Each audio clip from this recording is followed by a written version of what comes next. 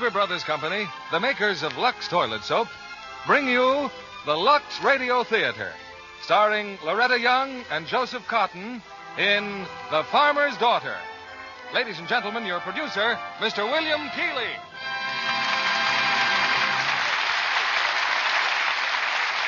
Greetings from Hollywood, ladies and gentlemen. The other day, I received a visit at the studio from Claire Booth Luce, a lovely and glamorous lady who, in addition to her many other capabilities, recently represented her native state in Congress. And her charming presence made me think of tonight's Lux Radio Theater play, in which another captivating lady makes her way to Washington. It's RKO's refreshing comedy, The Farmer's Daughter, starring Loretta Young in a role ideally tailored for her talents, and another box office favorite of this theater, Joseph Cotten. Together, they demonstrate what happens when romance gets mixed up with that great American heritage, the right to vote. Of course, there's another example of romance and voting, and that's the daily preference that women show for Lux soap. They know that Lux soap care is a help to what you might call a romance complexion.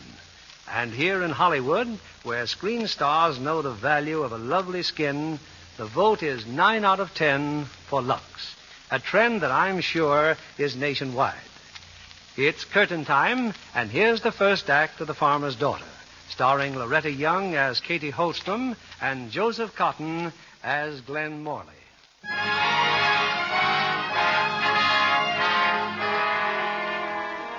It's late afternoon on Election Day.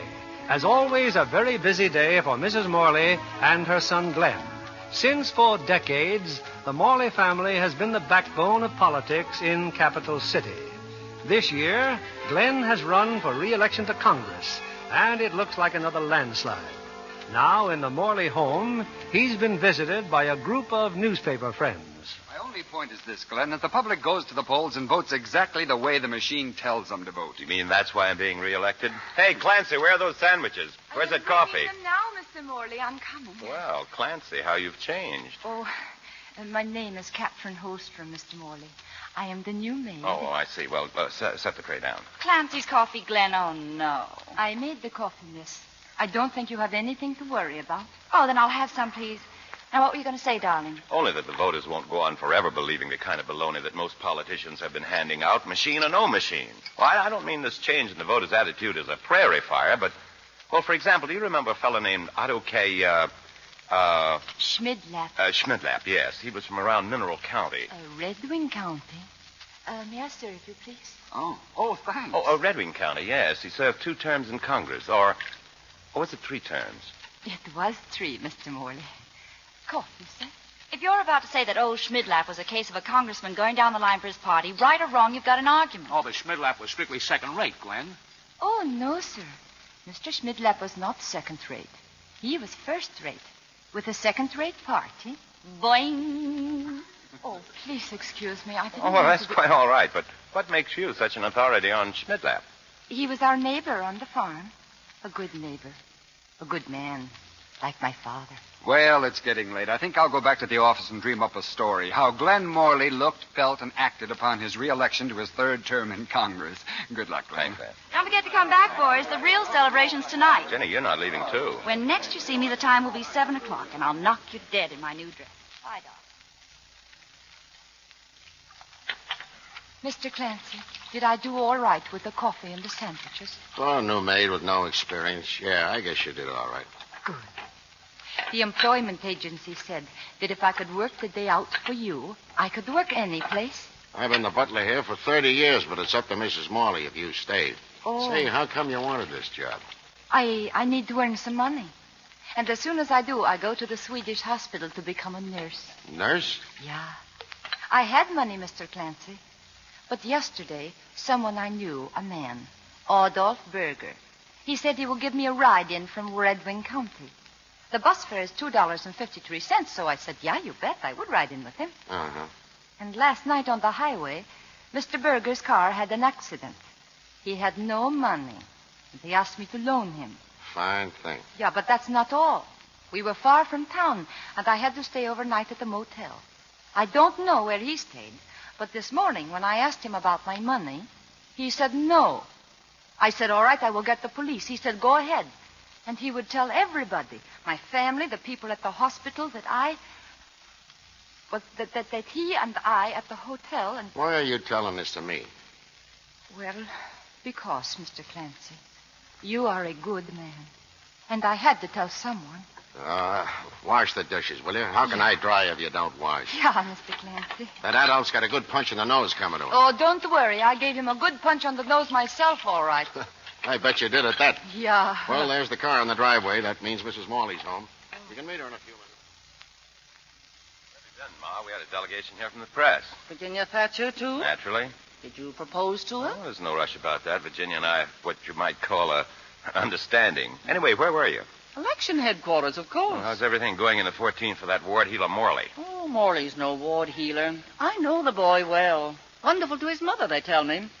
Unless I miss my guess, he'll be re-elected by the usual majority. Hooray for the party. Party my foot. The voters did it themselves. Should have come home sooner. We had coffee, real coffee. Sent out for it, huh? Oh, no, it's that new maid Clancy hired. Oh, here she is now. What did you say your name is?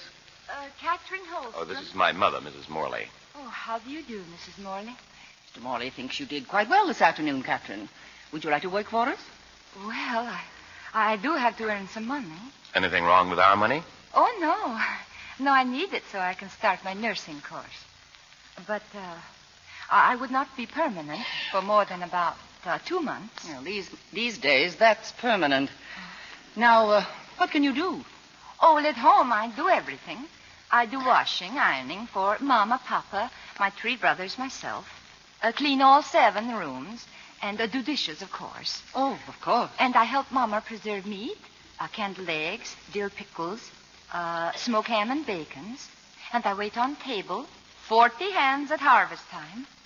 Oh, and I make glug.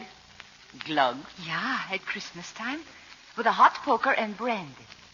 You want to know what I do outside? Well, I don't know about my mother, but I'd be fascinated. Well, I plow with horse and tractor.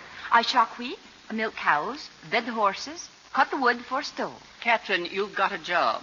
Oh, thank you, Mrs. Morley. And now I help Mr. Clancy prepare for party tonight.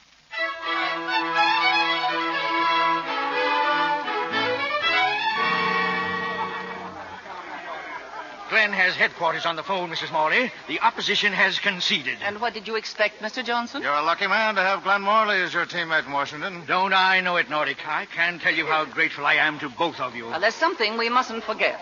You and Glenn have been elected, Mr. Johnson. But we'll all have to do some fence mending by the time the next election rolls around. Some hors d'oeuvre, Mrs. Morley. No, thank you, Captain.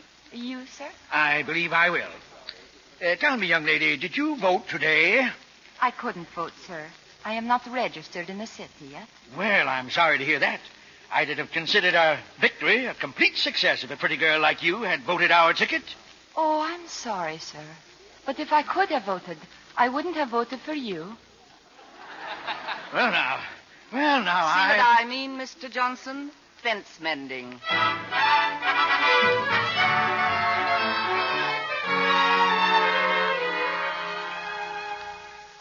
Good morning. Morning. Come in. Mr. Clancy said you liked your breakfast in bed. Yes, I do. This coffee, yours? Yeah. And your morning paper. Yeah. Oh. Oh, don't you like it? Your picture in the paper. Oh, do you? Well, it's better than that Mr. Johnson. Say, what is this feud between you and Mr. Johnson? Oh, I don't think he has a good heart for the people. Oh, what way? Well, why is he against the higher minimum wage? How do you know that he is? Because I heard him on the radio. He said it was up to everyone to look out for himself, and I believe that, too. But I think everyone has a right to a living wage. Well, just what, in your opinion, constitutes a living wage? Well, I believe the man who said a living wage depends on whether you're getting it or giving it.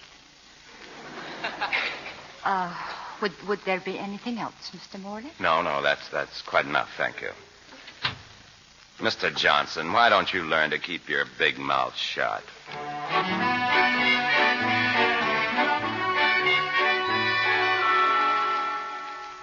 Good morning, Ma. Ma, wasn't that Katie I just saw going out the door? She's not leaving us. No, she's just going downtown to buy some uniforms. Oh, you sure she knows the way? I wrote the directions down. Oh.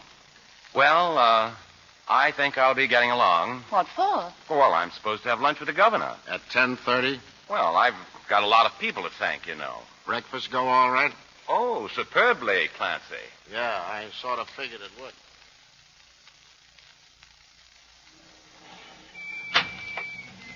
Hop in, Katie. I'll save you 10 cents bus fare. Oh, the last time I saved bus fare, it cost me $75. You must tell me the story of your life sometime. I will, Mr. Morley.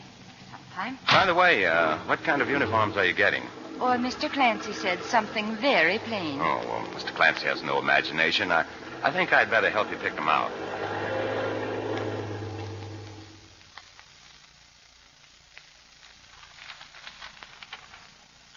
Quite a large package, Katie. How many uniforms did you get? I'm afraid there are 12, Mrs. Morley. Exactly what I ordered. 12. Let's see. 2 blue, 2 black, 2 gray, 2 maroon, and 4 simply charming informal numbers for housework in the pre-luncheon periods.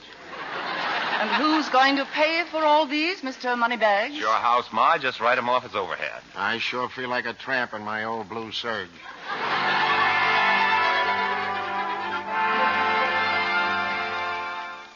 Mr. Morley, your mother, what did the doctor say? Oh, nothing serious. Just a head cold. She'll probably be all right tomorrow. Oh, good. Then it will be all right for me to speak to her. Huh? What about? Well, I've been in this house for 6 weeks, Mr. Morley. I have saved enough money. What are you talking about? My nursing. Oh, I thought you'd forgotten all about that. Oh, no. Well, aren't you happy here? Yeah. Is the work too much for you? No, there's nothing wrong. Want more time off? No, I just want to be a nurse. Oh. Well, if you want to be a nurse, there's a very sick woman down the hall who needs you. Oh, someone besides your mother? Well, you know perfectly well that a cold can lead to something very much worse. It can easily turn into... Well, if you're leaving us, you're leaving us. I am sorry, Mr. Morley. I have been very happy here. You certainly seem in an awful hurry. You mean now or in general? Oh. Well, today is my day off. Where are you going? Skating. The pond in back of the house. The ice looks very good. Well, I hope you have a good time. Thank you, Mr. Morley. I always do. Come in. This just came a Well, look at you going ice skating, huh? Yeah. I just asked. Well, if she's if I'm leaving for Washington after New Year's, what chance will I have? Well, give me the telegram. Yes, sir. Well, what do you know? I'm leaving for Europe tonight. Your what? This telegram. Come on, let's tell Ma. Wait a minute, Glenn. Say that all over again. Well, here, read the wire. I'm leaving for Europe tonight. In that outfit? Skating all the way, are you? Let's see. House Subcommittee on United Nations Economic Planning. What time are you leaving? I'll see if I can get a plane to New York right after dinner. Virginia's coming to dinner. Better phone her to come early. Call her for me, Clancy. I've got to get some exercise. Just be careful. Remember, you're no kid anymore. You realize, of course, you're talking to the captain of the greatest hockey team Yale ever had? Uh-huh. Well? Clancy, push a chair over the window. This I want to watch. If you've got a cold, you... Hand me that quilt and stop worrying. Say, that's Katie out there, isn't it? Well, so it is. What's she running for? She claims that running keeps her in shape for skating, and skating keeps her in condition for running. It's a vicious circle. Aha, there's our captain. Oh, there seems to be a discussion out there. Is Katie going to skate, or is Glenn going to run? Glenn is going to run. Poor boy. He won't last a lap. You are not going to run anymore, Mr. Morley? I think I'll skate now and limber up afterwards. Oh. Put on your skates. I'll give you a few pointers. Oh, thank you. Mr. Morley, are you really going to Europe tonight? Of course. But if you're so worried about your mother... Oh, she'll be all right. I was just trying to think of some way to make you stay. Oh. Would it make you happier if I stayed until you got back? Oh, would I? Well, yes, I would. All right, I stay. I was just trying to think of a good reason to stay. Well, my skates are on. Good. Now, take my hand. No. No, first I show you how I skate, and then you tell me what's wrong. There. How's that? Uh-oh. I Yeah? forgot you're Swedish. You win. Oh, no, but No, really. the pond is all yours. Oh, you're not going to skate? How big a fool can I make of myself? Oh, please. Well, okay, now, no fancy stuff. No. Just skate. Yeah, just skate. Of course, I used to be a pretty fair hockey player, but... Hockey? Oh, you want to play hockey? My brothers No, and I... no. Look, just let's skate. Oh, yeah, we just skate. Making a sucker out of him. Look at that girl skate. Poor Glenn. He's trying so hard to show off. I hope he doesn't forget the ice gets awfully thin down to the boathouse. Oh, he went through the ice there last year. He couldn't be such a dumbhead as to... Oh, no. Get the brandy, Clancy, and the hot water bottles. He did it again.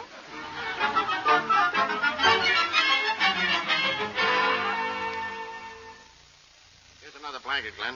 Still feel cold? Oh, no, not very. My shoulder's a little stiff, though. You drink this, Mr. Morley. It's glug. Huh? Oh, glug. Yeah. Oh, no, not so fast, Mr. Morley. Drink it slowly. Oh, so this is glug, huh? Well. Clancy, throw away the hot water bottles. What about that shoulder? What you need is a good rub down. Yeah, call the athletic club. Tell them to send a man right over. Oh, there won't be time, Mr. Morley. I'll do it myself. Great idea. Now, you lie right down here at the foot of the bed. Now, wait a minute. Now, one pillow here, and this pillow under the chest. There. Now, we begin. Ooh. Oh, you must relax, Mr. Morley. You are much too tense. There. That's better. Now, look. Yeah. Is there anything you can't do? Oh, yeah. Too many things. Oh, you have 3 of the most unusual talents I ever heard of. Oh? I'll bet you're the only girl in Capital City. Oh, I'm so sorry. Can give a Swedish massage and bed horses and make glug. I don't mind that you tease me, because I know how different I am from, Miss Thatcher, for instance. Would you like to be like Miss Thatcher? Oh, in many ways, yeah. But when I'm around her, I feel strange. I know I talk different from all of you, but around her, I talk worst. Why don't you go to college, Katie?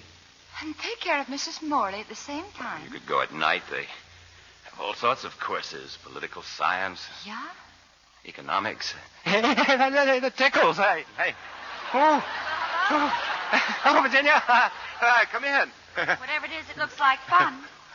Tell me, Captain, is this restricted to the family, or do you take outpatients? Well, I'd be glad to give you a massage anytime, Miss Thatcher. Oh, I'm sorry. You're finished, Mr. Morley. Oh, thank you. Your mother told me you fell through the ice. Yeah, lucky thing Katie was there. No doubt. She saved your life. I'm grateful to you, Captain. Katie, where are you going? To see your mother. I think I'll give her notice after all, Mr. Mohr. No, Katie, no.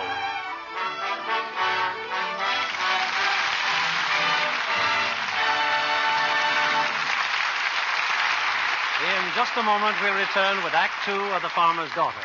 Meanwhile, here's our Hollywood reporter, Libby Collins. What's the picture news tonight, Libby? Well, Metro-Goldwyn-Mayer is certainly starting the year with a bang, Mr. Keeley. Cass Timberlane, adapted from Sinclair Lewis's famous novel, is scoring a hit. It has a remarkable fine cast and tells a love story of real depth and tenderness. And Spencer Tracy is the perfect choice for the title role. It seems to me that Lana Turner gives the best performance of her career as the heroine. There are other distinguished stars in the cast, too. Yes, the attractive Zachary Scott as the other man and the lovely Margaret Lindsay as the other woman. The glamour department is also well represented, as I think John Kennedy here will agree. With Lana Turner as the leading lady of Cass Timberlane, how could it be otherwise?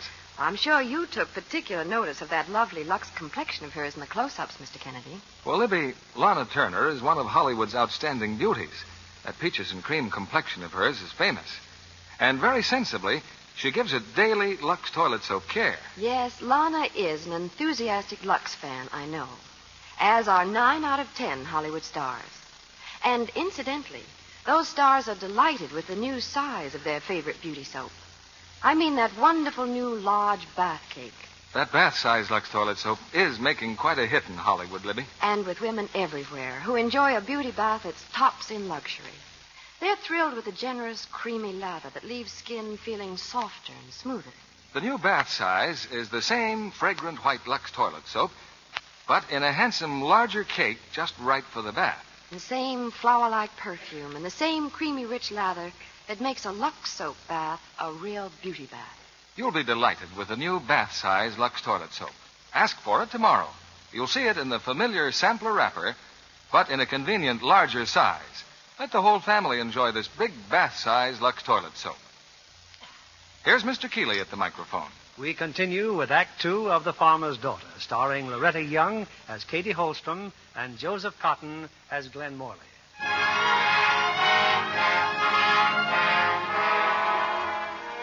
Glenn Morley went to Europe, and Katie changed her mind. She remains in the Morley household as a maid. For weeks, almost every evening, she's been going to night school. And now, in the Morley library... Last night, we learned why those nations went off the gold standard, Mr. Clancy. You did, huh? Yeah. Why? Well, it was a move toward the nationalization of the world banking system through the social control of credit policies. Oh, that's so. Yeah. How's the diction getting along? Oh, that worries me, Mr. Clancy. Tomorrow night I have to have a speech memorized, and I don't know what to do. A speech, huh? Yeah. Well, come here. Maybe I got one that'll help you. The letters and speeches of Senator Morley. Oh, I'll never forget this one. A lot of speeches had already been made that day. Good speeches, too. Then the senator got up and, well, here, read it, Katie. Today, I don't want to make a speech. I want to tell you a story about a doctor named Sorensen. Dr. Sorensen practiced in the poor section of town, where people didn't always have the money to pay. His office was a small room over a livery stable. The shingle over the stable was a simple little sign that read, Dr. Sorensen upstairs. Well, even doctors get sick, and after working years with these poor people, Dr. Sorensen died. And all those people who loved him and whom he loved wanted to put up a fine marble monument, but they just couldn't afford it. So they took the sign from the stable and put it on the doctor's grave. There it stood. And that was his monument. Dr. Sorensen upstairs. Today, a president has died, but his dream of a League of Nations shall never die. It will live in the hearts of good, common people.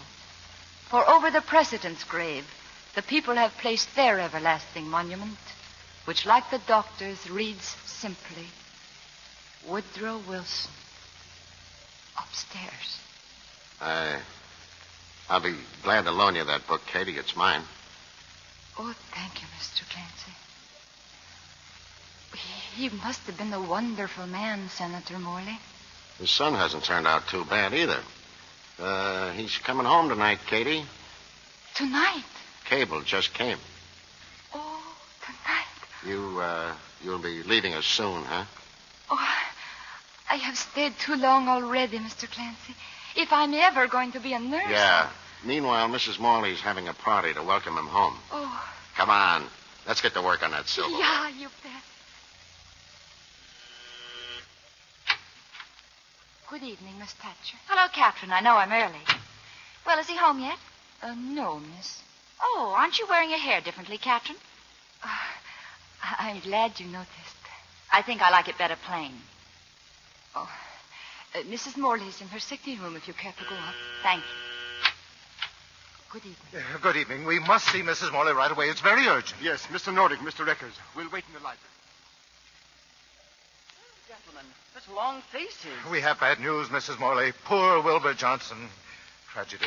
A great I tragedy. beg your pardon, Mrs. Morley. No, Katie. What happened? When? He dropped dead an hour ago. Dropped dead? Oh, no! Oh, here now. Don't do that. Look, she's fainting. Katie. What on earth? Virginia, we were just talking about Wilbur Johnson. Katie came in to tell me something, and when Mr. Nordic said he dropped dead, Katie fainted. Hi. Glenn. I'll get some water. Welcome home, Glenn. Hey, Clancy. What's going on here? Come on in, Glenn. Katie, dear. Hello, Ma. What's she doing on the floor? She just fainted. I think she thought you were the one who dropped dead. Dropped it? Oh, you mean Johnson. They told me at the airport. Look, she's coming too. Katie, are you all right? Oh, Mr. Morley. I'll take care of her, Mrs. Morley. Come on, Katie. Yeah. You better lie down. Telephone the guest, Clancy. The party's off. Well, all in all, quite a homecoming. Give me a kiss. Now, you look fine, Glenn, and I'm fine, so sit down and start thinking. Who's going to take Johnson's place? I guess you'd rather I waited outside. Sorry, Virginia, this may take hours. I'll go quietly if you'll give me a scoop on who's replacing Johnson. I think you'll just go quietly. I'll call you first thing in the morning, Virginia. You better, darling. Good night, everybody. Good night, Miss Hyde. Good night. Shameful, gentlemen, that we have to talk politics before Johnson's even buried. But this is going to mean a special election, so we'd better start naming names. Who are we going to run to take Johnson's place? We've been at this for 2 hours, and if you still insist that Finley's the best man, all right, I withdraw my objection. Thank you, Mr. Nordic. Well, then that's that. As soon as the governor has announced this special election, we'll call a mass meeting and introduce Finley as our candidate. And now let's have dinner.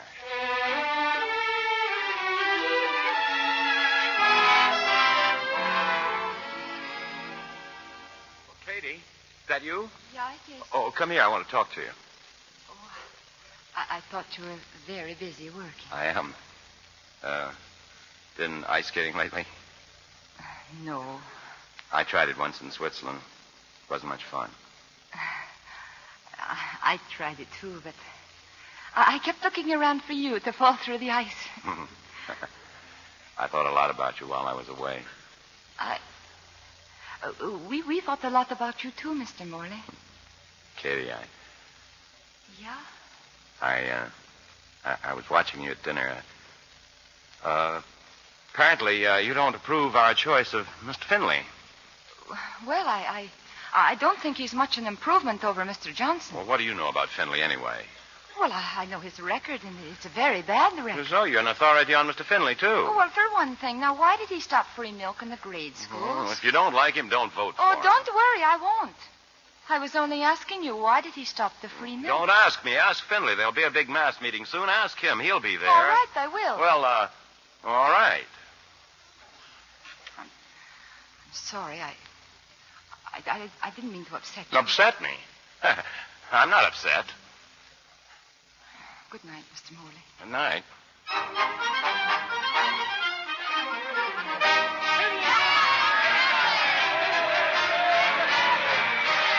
What are they yelling about, Mr. Clancy? Haven't you ever been to a political rally before? They'll yell at anything. Listen. Fish for sale! See what I mean? Oh, no. Well, they'd better start quieting down. The boss is going to introduce your pal, Ladies Finley. and gentlemen. It's now my privilege to introduce your next speaker. Your former alderman, your former commissioner, your next congressman from the 13th District, Anders J. Finley. I don't know how much more of this I can stand. But Mr. Morley, why does he have to have a part of all this? He doesn't like it any more than we do, but things like this bring in the votes. Ladies and gentlemen, there have been a lot of speeches made here tonight. I'm going to make mine very short.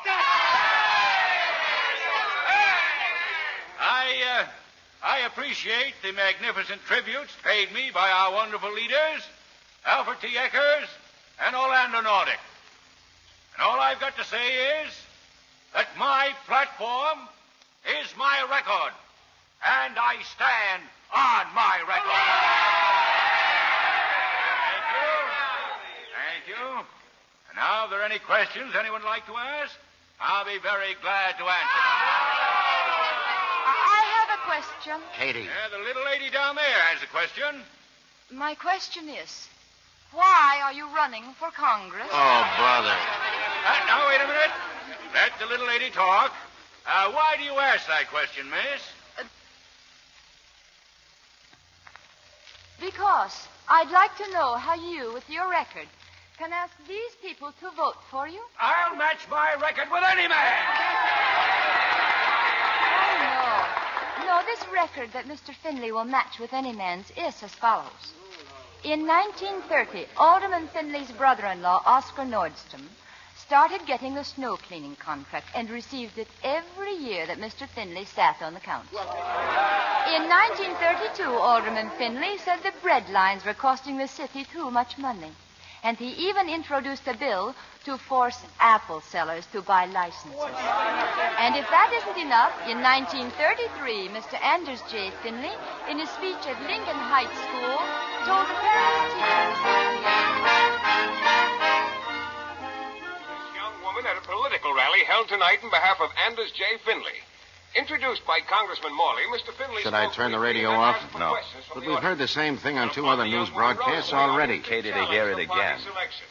I've been checking on her identity, and this beautiful blonde is employed as a maid in Congressman Morley's home. She couldn't have been more of a bombshell if she'd been planted there by the opposition party. Or was she? Well, were you? Neither Mr. Nordick nor Mr. Eckers... I've been thinking, Mr. Morley, ever since I got home. I better turn this off. I'll leave here tonight. Leave here? Well, that's great. You know what they'll say about me then, don't you? No, what? They'll say I threw you out. They'll say I'm against freedom of speech. Right. I need an aspirin. Ought to do as he says, Katie. Just keep your mouth shut until this election's in the bag. You're all right, Mr. Clancy. I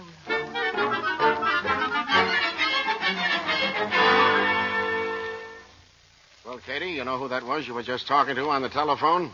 He said his name is Mr. Hughes. That's right, Mr. Hughes. Well, why do you look at me like that? If you didn't want me to talk to him, why did you call me to the phone? What did he want? He wants me to come to his office this afternoon. Who is he, Mr. Clancy? Merely the head of the opposition party, that's all. The opposition party. But he's a good man. If he wants to see you, well, go ahead. But what would he want to see me about? It's hard to read the mind of an honest politician. I don't know. Well, that's the situation. I phoned Katie Holstrom, and she's here in the outer office now, waiting to see us. Bring her in. Now, I don't know anything about this girl, except what she did to Finley last night. But sometimes, if you're lucky, you can put over a freak. Well, she's wholesome looking for the women. The serving girl and it is the labor vote. She's corn-fed for the farmers. Swedish for the foreign-born. What have we got to lose? Well, shall we give her the pitch? Sure. Okay. Yes, Mr. Hughes. Send in Miss Holstrom. Maybe the answer to what we're looking for. Come in, Miss Holstrom. Thank you. I'd like you to meet Mrs. Ford. How do you do? Mr. Jackson. Mr. Raines. Mr. Collins. How do you do? I won't waste your time, Miss Holstrom. We've been talking things over, and our party simply doesn't have a candidate strong enough to beat Anders J. Finley. At that rally last night, you were pretty positive about what kind of a congressman you didn't want. We're hoping you'd be just as positive as to what kind you did want. Oh, well, what I think doesn't matter so much. But I feel what is needed is a man to represent all of us. And not just the people who raised the money that helped him in his campaign. He should know what all the people want and vote for what they want.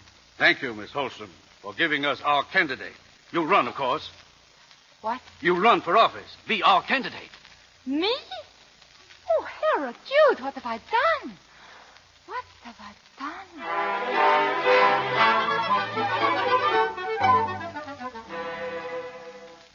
My taxi is here now, Mrs. Morley, so I want to say goodbye. You're really going to go through with this? I have to. Don't let her do it, Ma. She won't listen to me. How can I stop her if that's what she wants to do? Why, it's ridiculous. Here's a girl. Catherine Holstrom. Catherine Holstrom, right. A bunch of opportunities. Give her some song and dance about being able to elect her to Congress. Uh-huh. Well, she doesn't know the first thing about politics. Mm-hmm. I ask you, how can she be expected to sound off on such things as a minimum wage bill, the full employment bill, a permanent FEPC, atomic bomb control, 100 other things? Can you? Well, that's beside the point. I'm already a congressman. Oh. Go on, Glenn. Well, what right is she to run anyhow? Ma, you've got to stop her. We have no right to stop her. Katie, you start running for Congress. I give up. My dear, I don't think you're remotely qualified either. And I mean to use every device in my power to defeat you. But goodbye, Katie, dear, and good luck. Thank you, Mrs. Morley. Clancy, she's leaving. Oh, Mr. Clancy's waiting at the cab. Goodbye. Oh, it's a rotten shame to take a nice girl like that and toss her in a den of lions. Your concern wouldn't be because you're in love with her, would it? Of course I'm not. It's Just that she's a very sweet girl and fair play and... Well, it's none of my business, but she's worth a dozen Virginias. Of course she is. Why, a girl like that, in love with her, me...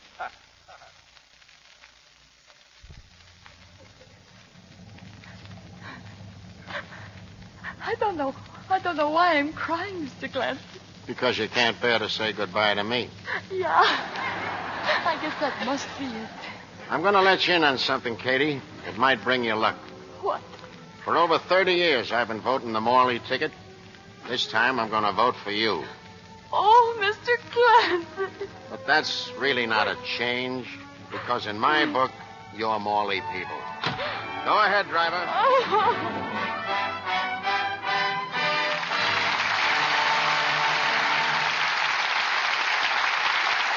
We pause now for station identification. This is CBS, the Columbia Broadcasting System.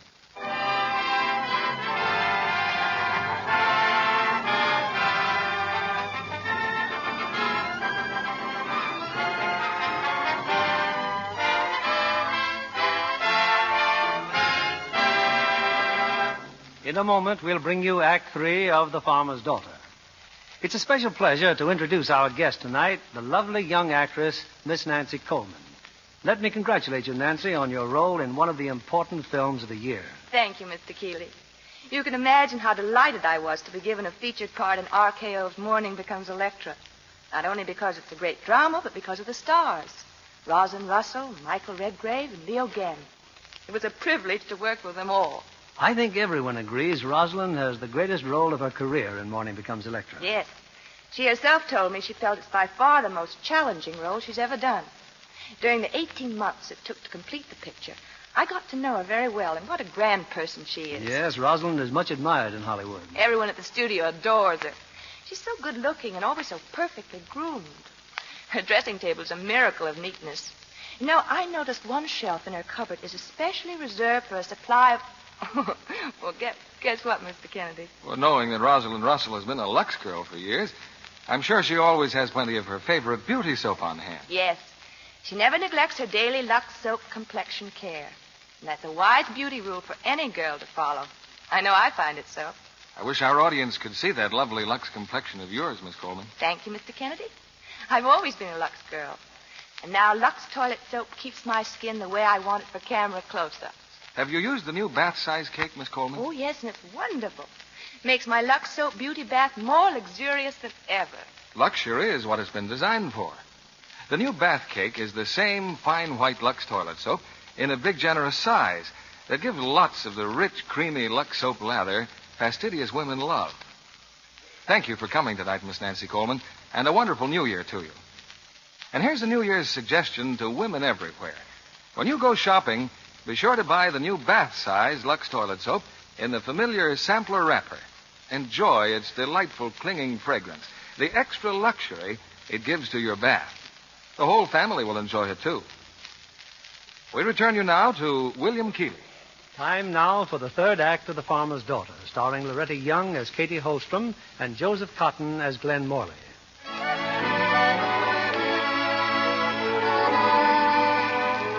Several weeks ago, Katie Holstrom came to Capital City to become a nurse. Instead, she became a maid. And now, overnight, she's turned into a candidate for Congress.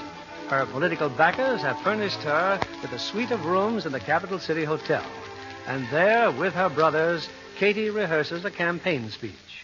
And only in cooperation with the rest of the world can we achieve a lasting and happy peace. If elected, I shall work for the rights of all people, no matter what their color or religion, and support every measure that advances those rights. I thank you. Well, boys. It's too loud, Catherine. It's too young. But the diction teacher says I must project my voice. How can I project my voice if I don't... You come in? Hello, Katie. Mr. Morley. Well, I'm on my way to Washington. I just thought I'd drop by. Oh, I've been practicing a speech. Yes, I was listening in the car to... Oh. These are my brothers. Congressman Morley. This is Peter. Hello, Peter. And Sven. Nice to meet you, sir. And Olaf. How do you do? Oh. Did you like my speech, Mr. Morley? Well, I'm hardly in a position No, to... go ahead. Tell us. We want to know what you think. I did it exactly as the diction teacher told me. Then the first thing to do is fire the diction teacher. What did I tell you? It isn't the speech, Katie. It's just the way he's making you say it. I think it's ridiculous. That's what I've been telling you for 3 days, Catherine. So you're going to Washington? I came to say goodbye because at the house I didn't say goodbye the way I wanted to. Oh, thank you, Mr. Mohr. Good luck, Katie. Every kind of good luck. Congressman, wait. Tell Catherine what she is doing wrong in her speech. Oh, now, Olaf, Mr. Morley has to catch a train. Well, But she needs your help. Well, look, Katie, I saw you at the rally. You spoke simply and honestly about how you felt. And that's the way you've got to talk through the entire campaign. You can't win by yelling and waving your hands. You've got to talk like... Well, Clancy told me how well you read one of my father's speeches. Talk like that, Katie. Just be yourself. Now start the speech again. And now? Now.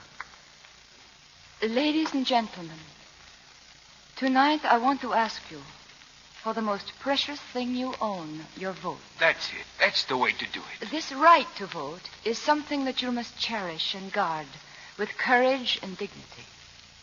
When someone asks you for your vote, you must be jealous of that vote. You must ask yourself, who is it that I'm voting for? What does he stand for? And what does he believe in? Nothing wrong can happen to you, the people, if you will use your vote properly. And no man... Go on, Katie. Say it. And no man or group of men can hurt you if you will use your power of a free and honest election. Katie for Congress. She's from the people. She's for the people. Vote for Finley. Experience, foresight, integrity. Capital City Evening News. Forecast poll of special election. Brandis J. Finley, 84%. Katie Holstrom, 16%. Come on in, Eckers. What's the matter? Well, Nordic, did you see the evening news? 2 weeks ago, Finley was walking away with that public opinion poll. Well, look at this. Finley, 52%. Katie Holstrom, 48%. What's happening to those people? Have they gone nuts? With our machine and all the money we've spent, Finley ought to be at least 80%. Do you realize it's just 2 days before election? What did Mrs. Morley say about Glenn? He's due back from Washington first thing tomorrow. Come in, Miss Morley. Hello, Finley.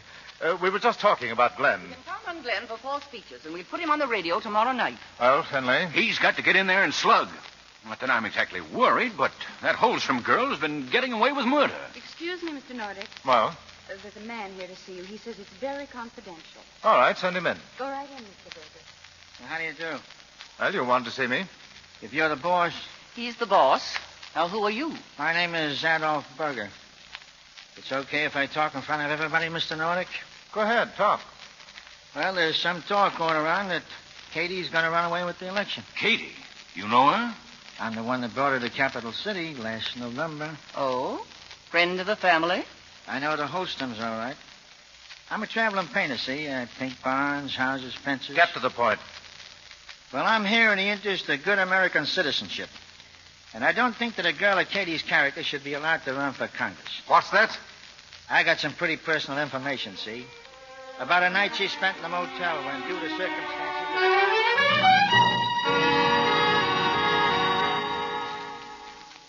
Why you think Katie should not be allowed to run for Congress. Is that it?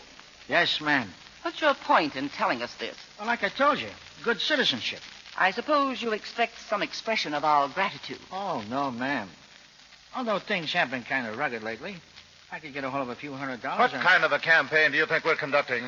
Get out of here, Berger, before I throw you out. I can prove everything I said. Get out of here. Okay, if that's what you want. I just thought you wanted to win this election. But he said he had proof. What goes on around here? Are we for me or are we for Katie? I haven't quite made up my mind, Mr. Finley. That may be funny to you, Mrs. Morley, but I've spent 20 years of my life in politics. I can match that and add 20. I'm sorry. I know if it weren't for your backing, I'd really be a dead duck. Well, if it's all right with you, I'll drop over to see Glenn first thing in the morning. We'll all be over in the morning. Without Glenn's help now, we're sunk.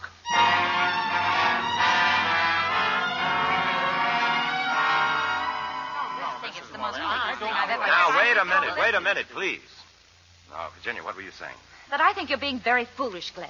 Don't you realize that this story of Berger's would cinch the election for Mr. Finley? You bet it would. Oh, I don't know what you're all talking about. Nordic, didn't you just tell me you threw Berger out of the office? Well, yes, I did. But Mr. Finley, however, happened to run into Berger last night. Why beat around the bush? I went after Berger, and I'm glad I did. Look at these signed statements. The mechanic who fixed his car, the woman who runs the motel. Sworn statements, Glenn. Hey, you've been busy as little beavers, haven't you? Now, just a minute, Glenn. This is a hot story, and I work for a newspaper. It's loaded with enough dynamite to blast that cheap Noah Shut up, Finley. we've got to be practical, Glenn. In politics, you use every break you can get. Virginia, don't print that story about Katie. Why, Glenn, I seem to remember you on the platform saying, quote, I'll fight for free speech and freedom of the press. And I remember that the polls open tomorrow morning at 7 o'clock. As things stand now, it's a 50-50 bet we're going to get our ears pinned back. Mrs. Morley, will you please ask your son, do we want to win this election or not? I must assume that Berger's information is correct, Glenn. And I suppose we have to win an election. I'm phoning this story to my office. If that story's printed, I quit the party. Well, I hate to think of Morley leaving the party, Glenn. When your father died, it was a little tough for us for a while.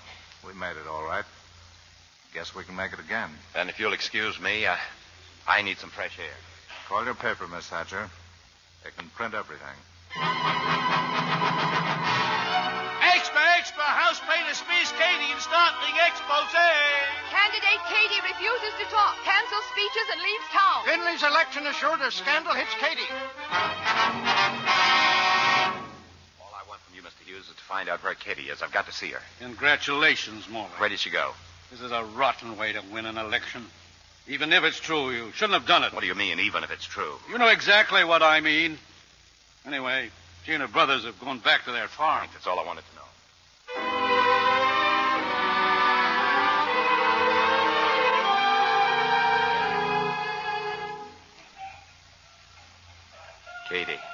Katie, say something, won't you? You can feed the chickens later. Katie, look, I saw your brothers. I tried to talk to them. They walked away from me, too. You don't think I believe what was in the newspaper? You don't think I'd stay with a party that would countenance a thing like that, do you? I've quit the party. That's what I've come to tell you. Well, that's all I wanted to say. No, it isn't all. I'm in love with you. Glenn. Oh, darling. I love you. I love you so much. Katie. Oh, darling. How would you like to come to Washington with me? You'll be the happiest girl who never got elected to Congress. Of course, darling, of course. Glenn, Papa's old-fashioned. You'll have to ask him, too. Sure. I'll ask him. Where's the kitty? Where's Papa? It's important, Catherine. I'm trying to plow. It's important, Papa. This is Glenn Morley. Yeah, I know from your picture, Mr. Morley. Now, Mr. Holstrom, I want you to know I had nothing to do with what was in the paper about Katie. Yeah, I know from your picture. It is sad this had to happen. Sad for Catherine and sad for the people that love her. I know how they feel. I love her, too. We want to be married, Papa. And you come for my permission? Yeah. Did you come for my permission when you ran away from Capital City? I told you before. You told me lots of things. You asked me nothing. You want her to quit too, Mr. Morley? I thought it would be the easiest thing for Katie. Yeah, the easiest thing. So you want to get married. Well, go ahead. I don't care whether you get married or not. Are you trying to make me feel ashamed, Papa? Yeah, but ashamed only for quitting. If you want to be in Congress, then you must fight. How can she fight the kind of lies they've been printing about her? He's right, Papa. I don't care what it says in the papers or anywhere else. Woman or man, if you don't want to fight for truth, then you shouldn't be in Congress. Oh. Will you help me fight, Glenn? Oh, you bet I will. Oh, darling. You know, Mr. Holstrom, I wish I had you for my campaign manager. Good. I think you make fine son-in-law. I hope so. I know so. From your picture.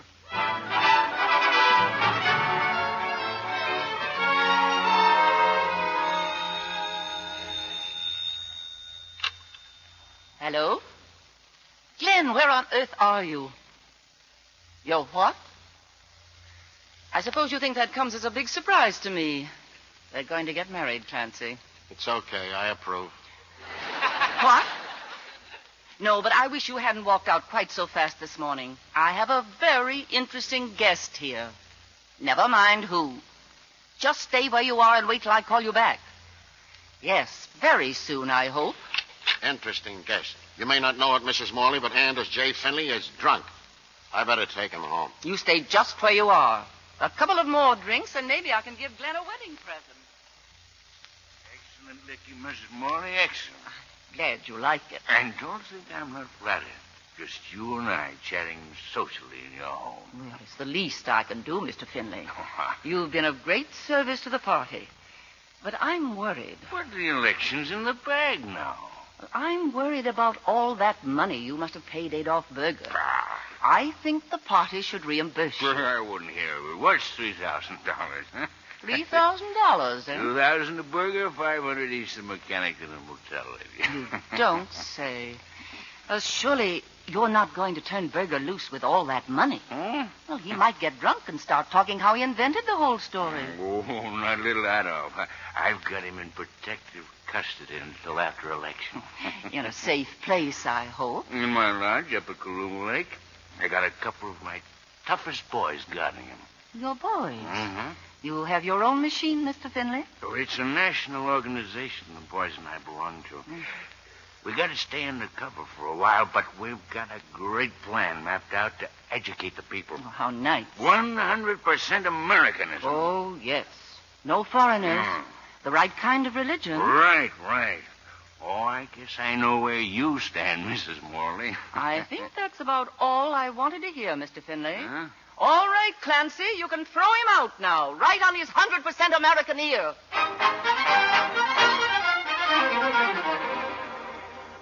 Hello? Hello, Ma.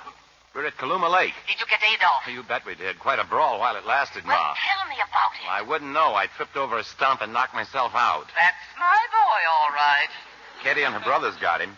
We'll be home in a couple of hours. Better have Nordic at the house. I may have a statement to make.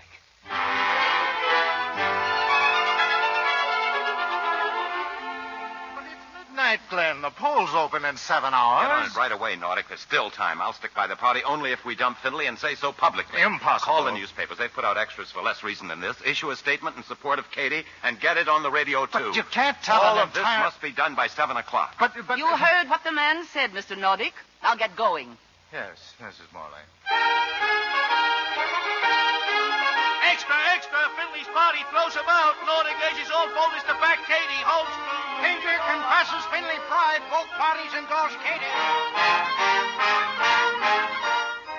And speaking to you from his room in the hospital, here is Adolf Berger. I lied, and I'm sorry I lied. Everything I said about Katie is a lie. Mr. Finley gave me $2,000 to lie about Katie.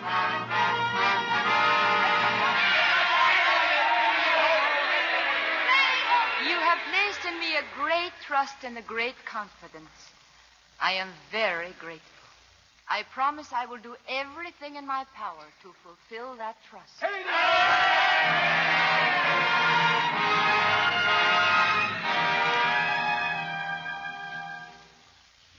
Well, there it is, Katie.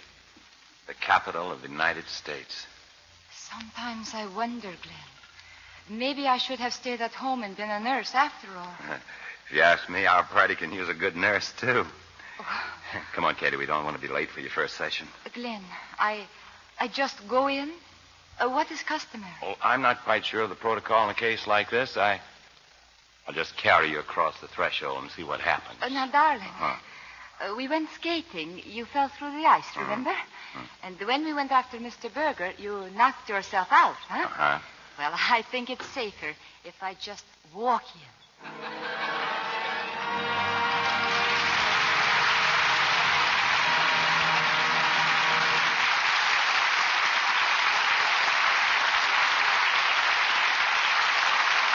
So Katie goes to Congress, and our thanks go to tonight's delightful stars who've helped us start the new year so auspiciously.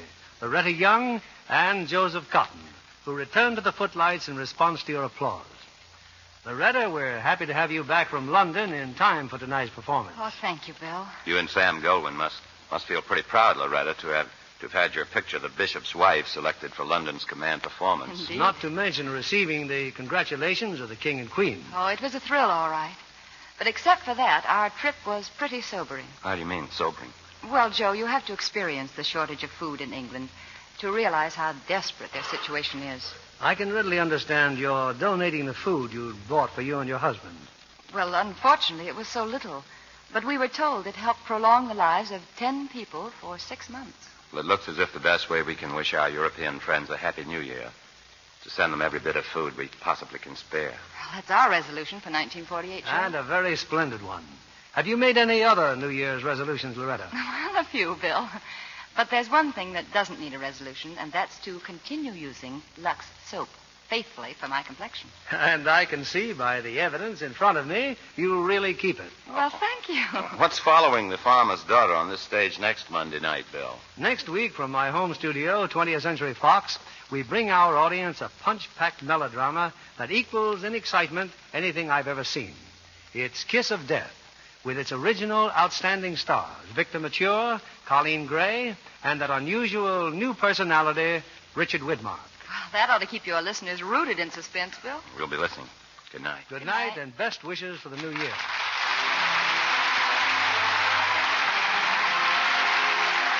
Lever Brothers Company, the makers of Lux Toilet Soap, join me in inviting you to be with us again next Monday evening when the Lux Radio Theater presents Victor Mature, Colleen Gray, and Richard Widmark in Kiss of Death. This is William Keeley saying good night to you from Hollywood.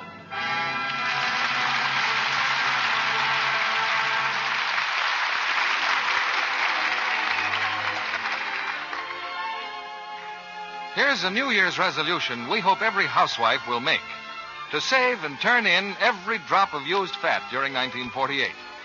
The need is still great because world production of fats and oils is still far below requirements. So it's up to the kitchens of America to make up the deficit. It can be done easily if we all do our share. Many stores are now paying higher prices for used fats, so turn in a tin as soon as it's filled. Your dealer will pay you for every pound. Joseph Cotten appeared by arrangement with David O. Selznick, producer of Alfred Hitchcock's The Paradine Case.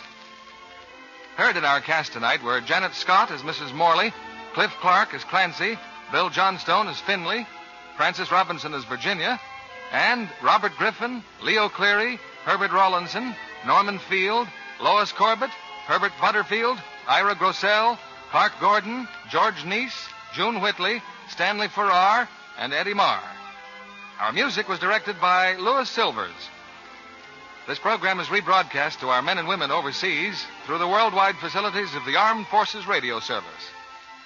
And this is your announcer, John Milton Kennedy, reminding you to join us again next Monday night to hear Kiss of Death with Victor Mature, Colleen Gray, and Richard Widmark. Pepsodent won by 3-1. Yes, in a recent survey, families throughout America compared new Pepsodent toothpaste with the brands they'd been using at home. By an overwhelming average of 3-1, they preferred new Pepsodent with Irium over any other brand they tried.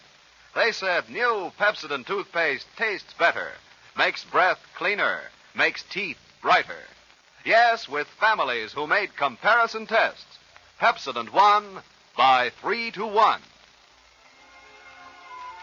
Be sure to listen next Monday night to the Lux Radio Theater presentation of Kiss of Death with Victor Mature, Colleen Gray, and Richard Widmark. Stay tuned for My Friend Irma, which follows immediately over most of these stations. This is CBS, the Columbia Broadcasting System.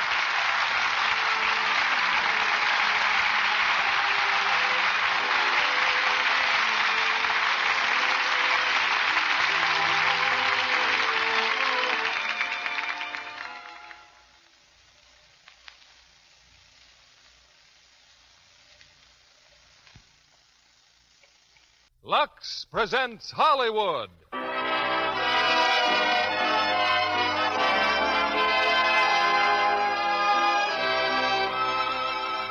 Lever Brothers Company, the makers of Lux Toilet Soap, bring you the Lux Radio Theater, starring Victor Mature, Colleen Gray, and Richard Widmark in Kiss of Death. Ladies and gentlemen, your producer, Mr. William Keeley.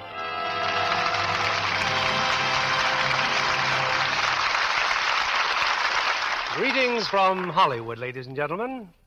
In recent years, a number of Hollywood producers have departed from the field of fiction in favor of portraying facts. Facts filmed where they actually took place. By doing this, they attain a reality that is powerfully dramatic. I'm using the same technique in the picture which I'm making now. 20th Century Fox employed this factual technique, too, in filming their recent screen hit, Kiss of Death, which we present with its original stars, Victor Mature, Colleen Gray, and that exciting new actor, Richard Widmark. Kiss of Death is an absorbing tale of love and crime detection based on the original narrative by Eleazar Lipsky, a former assistant district attorney in New York City, where our play unfolds. I think you'll agree there's no substitute for beauty facts, too, which is why screen stars themselves, who must be sure of a radiant and lovely skin for camera close-ups, depend so faithfully on Lux Soap Care. In fact, I'm sure that goes for lovely women everywhere. I see by the clock it's time for Kiss of Death. And here's our first act, starring Victor Mature as Nick Bianco, Colleen Gray as Nettie, and Richard Widmark as Tommy Udo.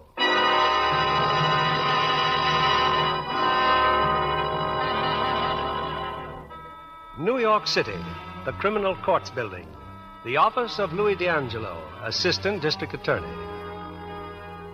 You can sit down, Bianco. You know who I am? What difference does it make who you are? Never mind getting pressed, Bianco. All right, you're the DA. Assistant DA. Nick Bianco, age 29, indicted for grand larceny, armed robbery of the Peacock Jewelry. Why can't I have my lawyer here? Mr. Earl Hauser? Because I want to talk to you alone. Go on then, talk. You pulled your first job 12 years ago, Nick. You were 17. 60 days in the city reformatory. You've gone a long way since then, haven't you?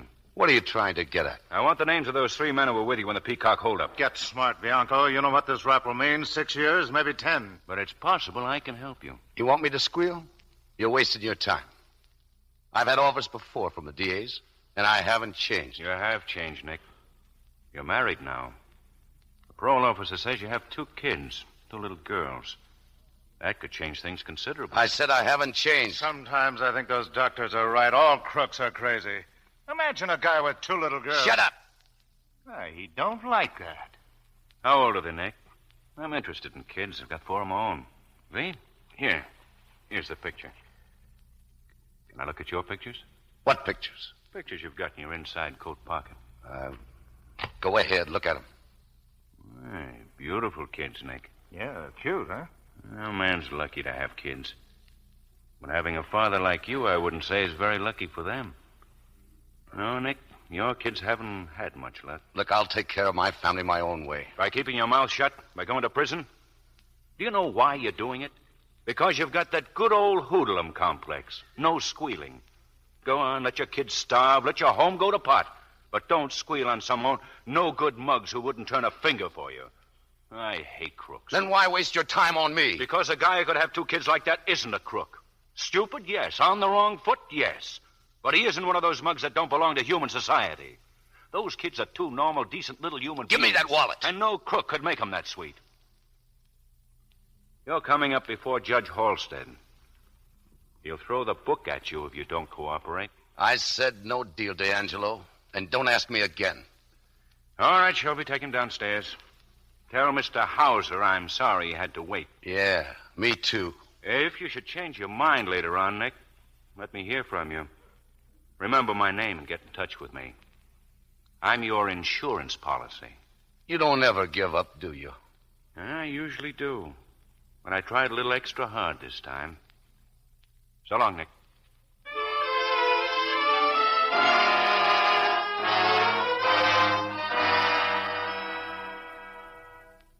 Hello, Mr. Hauser. Hello, son. So you've been talking to D'Angelo, huh? You don't have to worry. Good, Nick, good. Your word's all I need. Not that the boys were worried you'd squeal. So, did they pay you? Everything's been taken care of. Good. Now, I don't want you to expect very much in court, son. We have no defense at all. So what do I do? You trust me. Even when the judge gives you the works, just stand pat and rely on Earl Hauser. That's when I really go to town. On the parole? It may take a while, but I'll get you out, Nick. You won't serve a third of your sentence. Have you seen my family? Yes. And don't worry about your kids. They're fine. Good. You can rely on me. They'll be taken care of. Thanks, Mr. Hauser. Thanks for everything.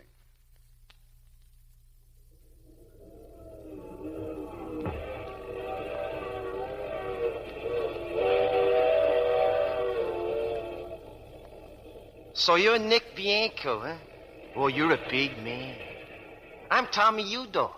Yeah? Imagine me in on this cheap rap, 6 months, big man like me. Picked up just for shoving a guy's ears off his head. Traffic ticket stuff. You talk too much. You mean these dopey cops here? Just because we're handcuffed to a couple of cops, I should shut up? I don't even know they're sitting here. A real tough guy, aren't you, Tommy? Yeah. Hey, Nick, today's my birthday. Yeah, today. Congratulations. No kidding.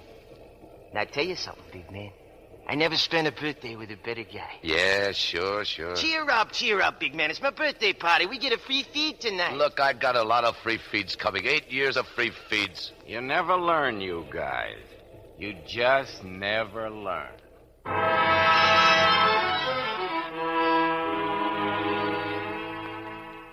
Hey, guard. What's the matter, Bianco? This letter you just gave me. Yeah, what about it? Well, look at the envelope. It says, party no longer at this address. That's crazy. She's got to be there. That letter's there, the one I sent my wife. Did you ever think she might have moved? Look, I wonder why she didn't write me. She hasn't written me for a month. It just doesn't make sense. Nothing I can do about it, Bianco. Relax.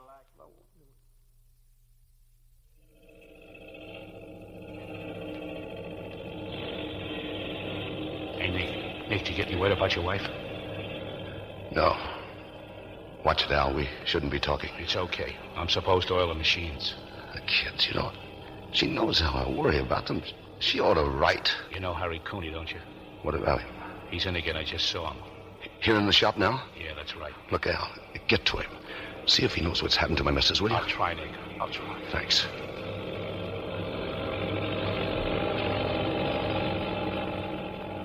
What did he say, Al?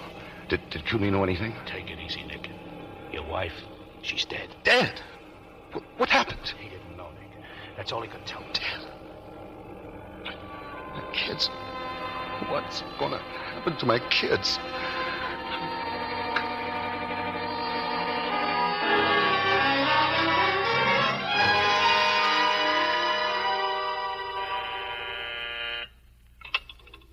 Hello, prison library, Russell. Number A-106-180, Nick Bianco, permission to visit the library. Yes, sir. What time? 3 o'clock. He wants to look at some newspapers. 45 minutes. Yes. I'm through with the newspapers, sir. I found what I was looking for, and I'd like to go back to my cell. What's the matter, Bianco? Don't you like our library? Well, just a minute. All you looked at is newspapers. Old newspapers.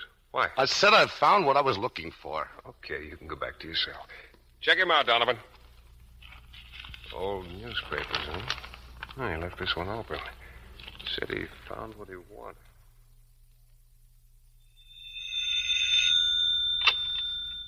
Hello? This is Russell, sir.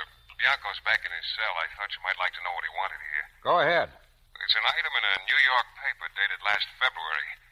Marie Bianco, 28, mother of 2 small children, committed suicide yesterday in her flat at 627 Pearl Street. Mrs. Bianco's daughters, aged 4 and 5, were taken to an orphanage. Neighbors said Mrs. Bianco had been brooding over lack of funds.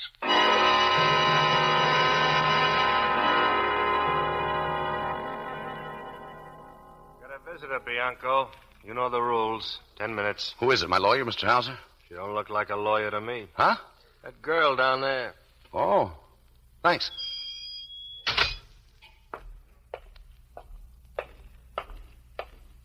Nick. Hello, Nettie. How are you, Nick? Oh, I'm okay, Nettie. How are you? I'm all right. Nick, you heard about your wife? Yeah. I saw it in the paper a few days ago. You knew I was living with Marie and the children. In her last letter, she said you moved away. Why did you move, Nettie? We had sort of an argument, Nick. I thought it would be better if I got out. I didn't know about what happened to her until a couple of weeks ago. I met Mrs. Harris, you know. She lives across the street. She told you? Yes. Oh, Nick, I felt so bad about the kids. I went to the police station. They told me they'd been sent someplace. But they're all right, Nick. The kids, you saw them. Where are they? In an orphanage on Long Island. I was going to write and tell you about it, but then I thought maybe I better come and see you. I feel so sorry about everything. Tell me about Marie. She wasn't feeling so well when I saw her the last time. What did you fight about? I don't remember anymore. Okay. I don't. Honestly. Was she unhappy? Oh, yes. Drinking? Yes. Anything else? No. No, what no. What really happened, Nettie? You came here to tell me. Why did you change your mind? Was it about me? Marie was jealous. She always thought that you and I... No, Nick, no. Something else, then? Don't be scared of hurting me. Nothing can hurt me, Nettie. Oh, Nick. I think I know what happened. Marie and another guy? Who was he? Pete Rizzo. Rizzo? I had to come and see you. I don't know why. I'm sorry. I don't want to cry. Nobody's cried over me for a long time. Rizzo. When did it start? About a year ago. No, never mind. I don't want to know. Is there anything I can do for you? Yeah. Would you see the kids again? Of course, Nick. They're such good kids. Tell them you heard from me and tell them I'm working in South America. Yes, Nick. Yes, that's what I used to tell them before I moved away. You're all on your own now? I found a good job in a music store. I live uptown now. Just a rooming house, but it's very nice. Nettie, thanks for coming to see me. I'll write you, Nick. I'll write soon. Nettie, Bye. Nettie. Yes? Nothing.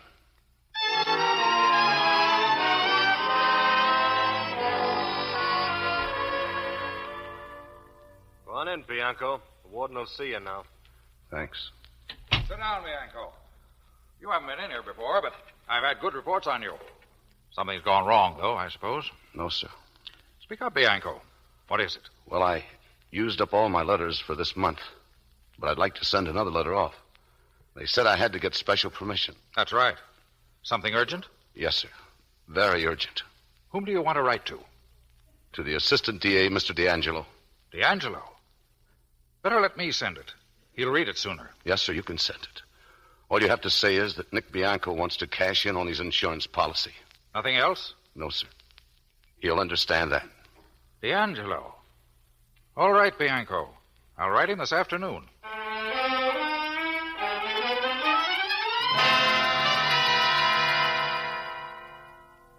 Hello, Bianco. How are you?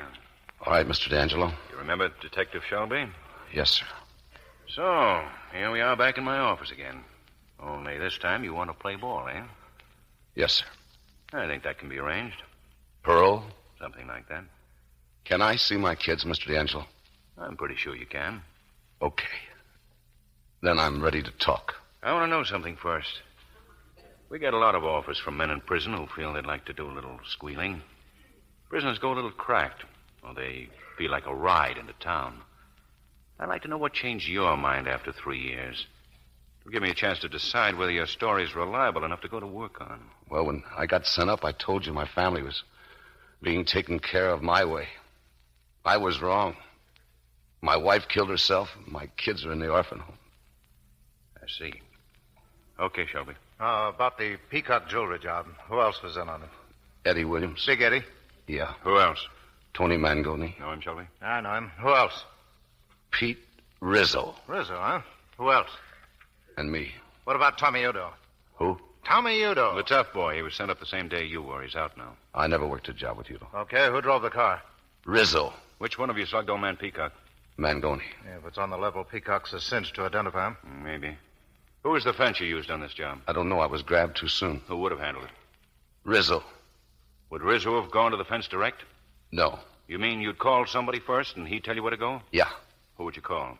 Earl Hauser. Earl Hauser. Another eminent shyster with connections. Nick, I better keep you down here in the city jail for a while. I want you to go on cooperating with me. You mean go on being a stoolie? That's what I mean. Okay. If what? If I could see my kids once in a while. You can see them. When your pals get pulled in, they're going to be pretty sure you did the singing. I don't care what but they I think. do. No sense in getting you killed. Now, one or two things we can do to throw them off. What's some job you pulled that you didn't get caught on? You think I'm You've nuts? got to trust me. Well, Thompson Fur Company. 4 years ago last March. Were any of those mugs in on it? Only Rizzo. All right, Shelby. We booked Nick on the Thompson Fur job. That's our excuse for bringing him back to town. And I take another rap Stop and look... worrying now. We'll drop the case later for insufficient evidence. But why? I'm just trying to cover you up. And I told you why. I'll want to use you again.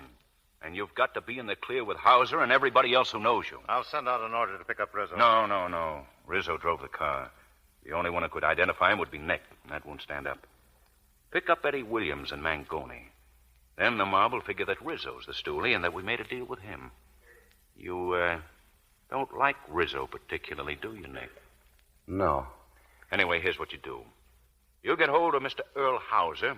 Tell him about the Thompson rap. Tell him you think somebody squealed. Sure. Your side of the fence is almost as dirty as mine. With just one difference. We hurt bad people, not good ones. Yeah, and that's watch right. your step. Just watch your step with Hauser. He's a sharp operator. And remember, you're no good to me if he tumbles. He won't tumble. When do I see my kids? I'll take care of that tomorrow. Thanks. Well, I'm a squealer now. Feel bad about it, Nick? I haven't any feelings, Mr. D'Angelo, one way or another.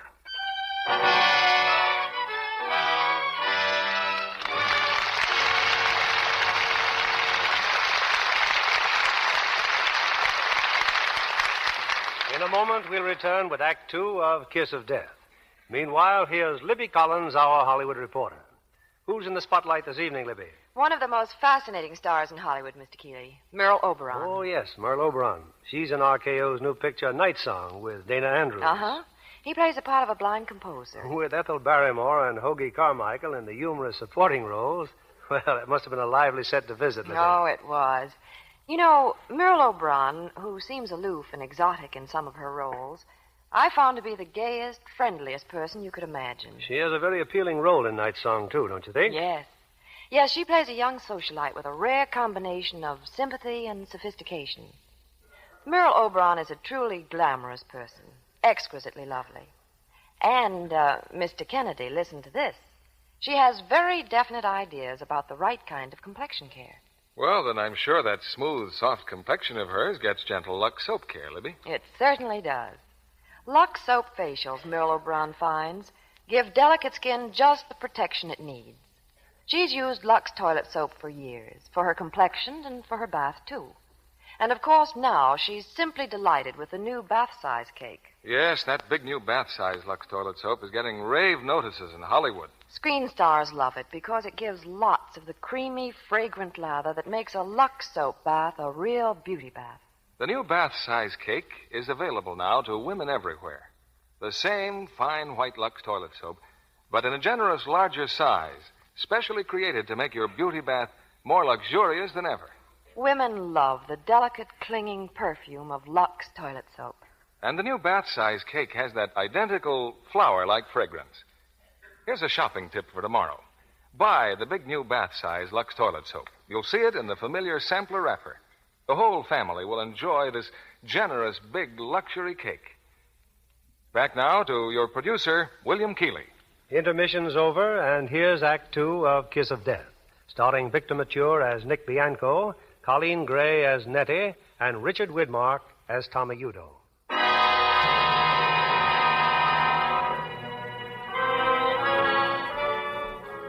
Nick Bianco has made a deal.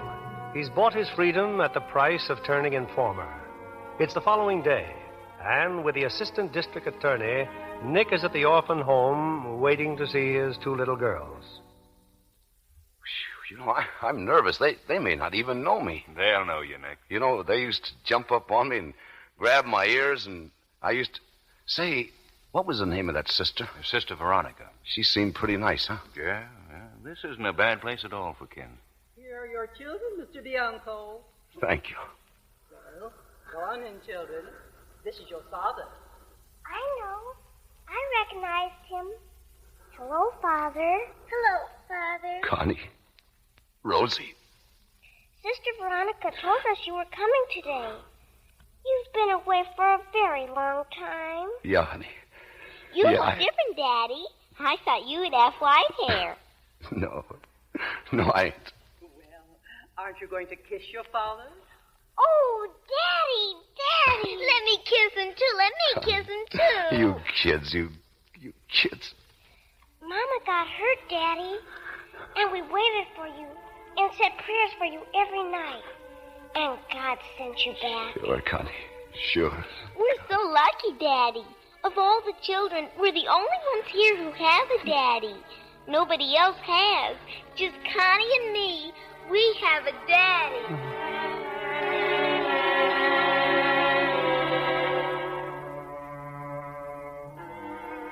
I can go back sometime, Mr. D'Angelo. I can see him again, can I? Sure. Thanks. They're swell kids, Nick. What I've done, it's worth it. Just to see him again, it's... Nick, as soon as we get back to town, we put you in the city jail. You call your lawyer. The Thompson fur job, right? Don't worry. I'll keep my end of the bargain.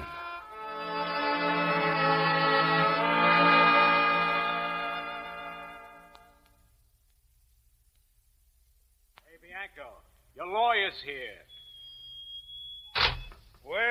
Well, we meet again, Nick. How are you? Okay, Mr. Hauser. When I received your message, I dropped everything. Came right over. Thanks. Sit down, son. Sit down. How long have they had you here? Since yesterday. Well, we can say this much for it. It's a change, at least. I don't like it. Course not. Just making a bad joke. You've had quite a bit of trouble, I hear. Besides this, I mean, your wife. Maybe it wouldn't have happened if you'd done your job like you said. Your parole? Yeah, my parole. Well, I've been pushing it, Nick, and I'm going to get it. I gave you my word, and I still give it to you. I'm going to put that parole through. Now, let's hear about this new trouble. Have they made any specific charge? Yeah. The Thompson Fur Company heist 4 years ago. That's reaching back, isn't it? Somebody must have had it in for you. That's one way of looking at it. How do you look at it? Like you said, somebody's been doing some squealing. I see. Who's handling this upstairs? D'Angelo. Our old friend, huh? Think he's finally got hold of a squealer? That's what I think. Were you under suspicion for the Thompson job at the time? No. Ah. Who were you running around with in those days, Nick? I used to hang around with Pete Rizzo. He was your partner? Yeah. Rizzo was my partner. Pete Rizzo. Did D'Angelo mention him when he talked to you? Nobody mentioned his name. Oh, I don't think they've got much of a case. When D'Angelo finds that he's not going to scare you out of anything, I'll wager he drops it. That'll be all I need. Another rap, and I'll never get my parole. Everything's going to be all right, Nick. I think I'll do a little checking on Pete Rizzo. Oh, say, if they start roughing you up here, you let me know. I can take care of myself. Fine. Goodbye, Nick. Goodbye. And don't worry about a thing. Yeah.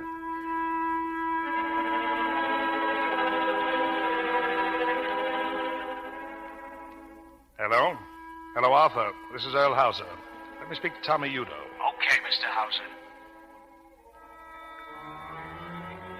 Hello, Early.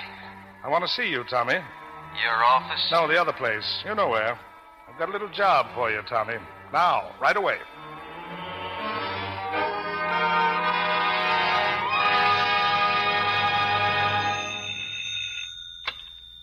Hauser speaking. This is Tommy. Pete Rizzo ain't gonna squeal again for a long, long time. Good. Not too good. He ain't in town. He skipped before I got there. And how do you know Because that he's gonna read something in the papers. His old lady, see? She's had an accident. Fell down the stairs. I think maybe she's dead. Oh. That's too bad. Yeah. And when that squirt Rizzo reads about it, he's gonna keep moving. Well, just as long as you're sure there isn't going to be any more talking. Good work, Tommy. Any time, Early. Taking care of squealers I really like.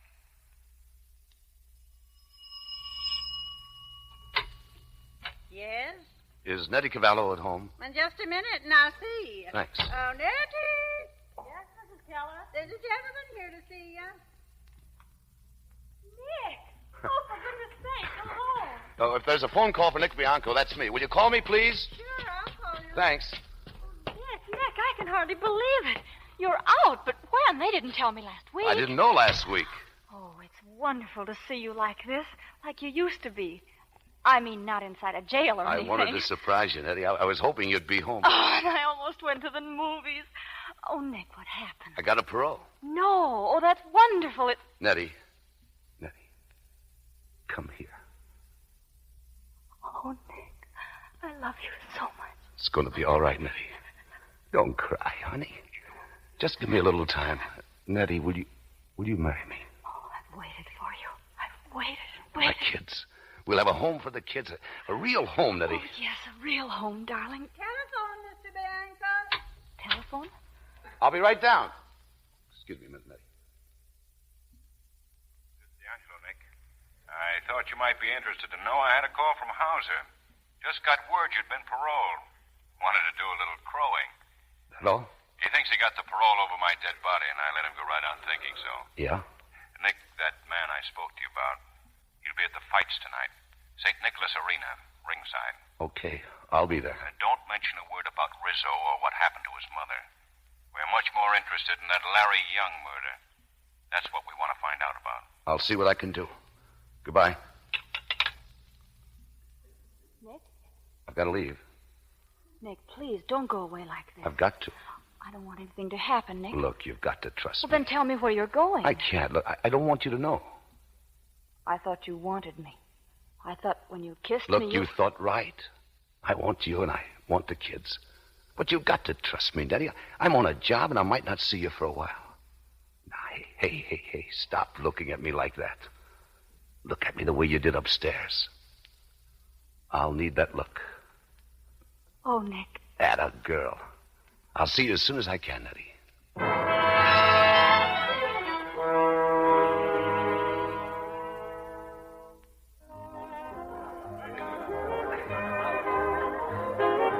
No, I still can't figure out how you spotted me over there at the fights, Tommy. I'm Tommy Udo. I got eyes in the back of my head. I'm a big man. Hey, Squirt, champagne. We're celebrating. Yes, Mr. Udo. Mr. Udo. How you like that, huh? That's class, huh? Would you like to dance, Mr. Bianco? No, he wouldn't like to dance. Just sit, Buster, and keep your mouth shut. Haven't I met you somewhere before, Mr. Bianco? I said think don't so. stick your nose in. We're talking. We're pals. Champagne, Mr. Udo. No, that ain't gonna be enough. Bring some more, lots of bottles. Don't you worry, big man. You'll be jumping in a couple hours. It's always hard when you first get out. Hey, get a load of that music, huh? Sounds great, huh? Right upstairs. Always come here when I get sprung. Oh, what a big man that early house, man. Remember what I told you, Nick? Take your rap and leave it to early. Always gets you out. Oh, that music. Come on, Jack. Stand it, Jack. Beat it up.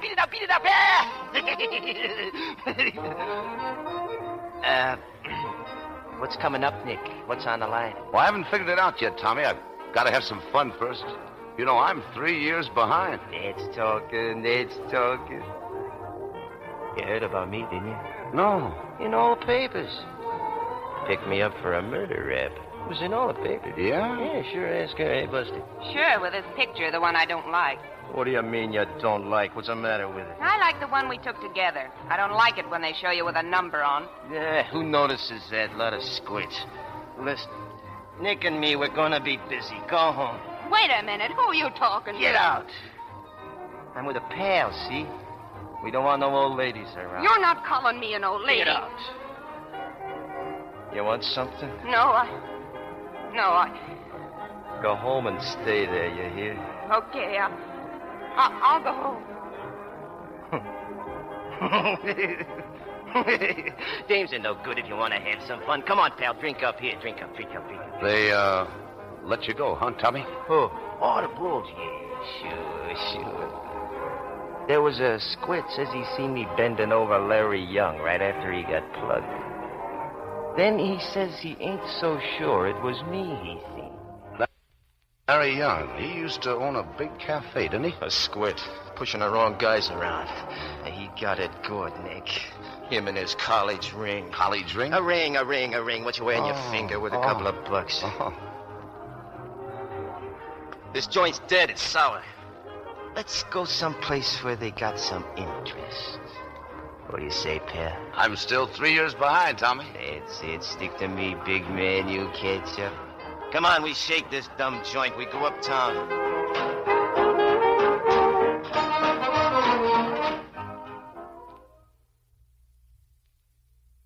I met Tommy Udo, like you said, Mr. D'Angelo, at the fights.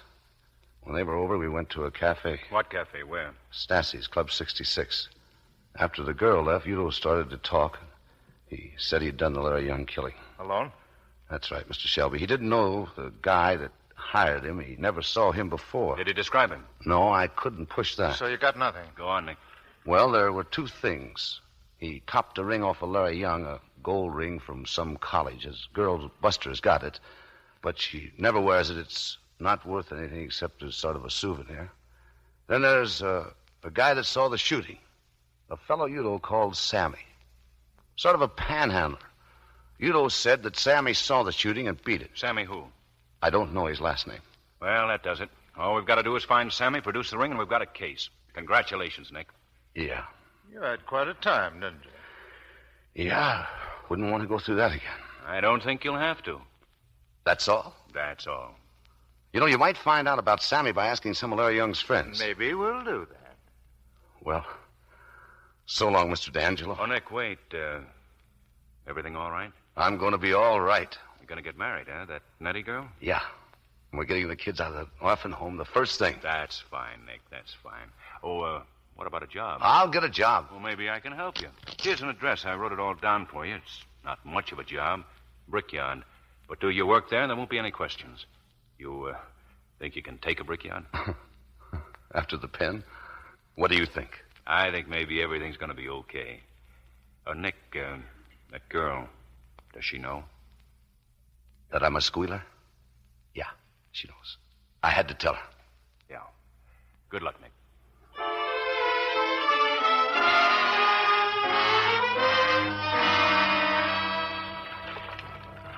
You know, Nettie, there may be worse jobs than in a brickyard, but there ain't any dirtier. It must be awful. Yeah, that's not really awful.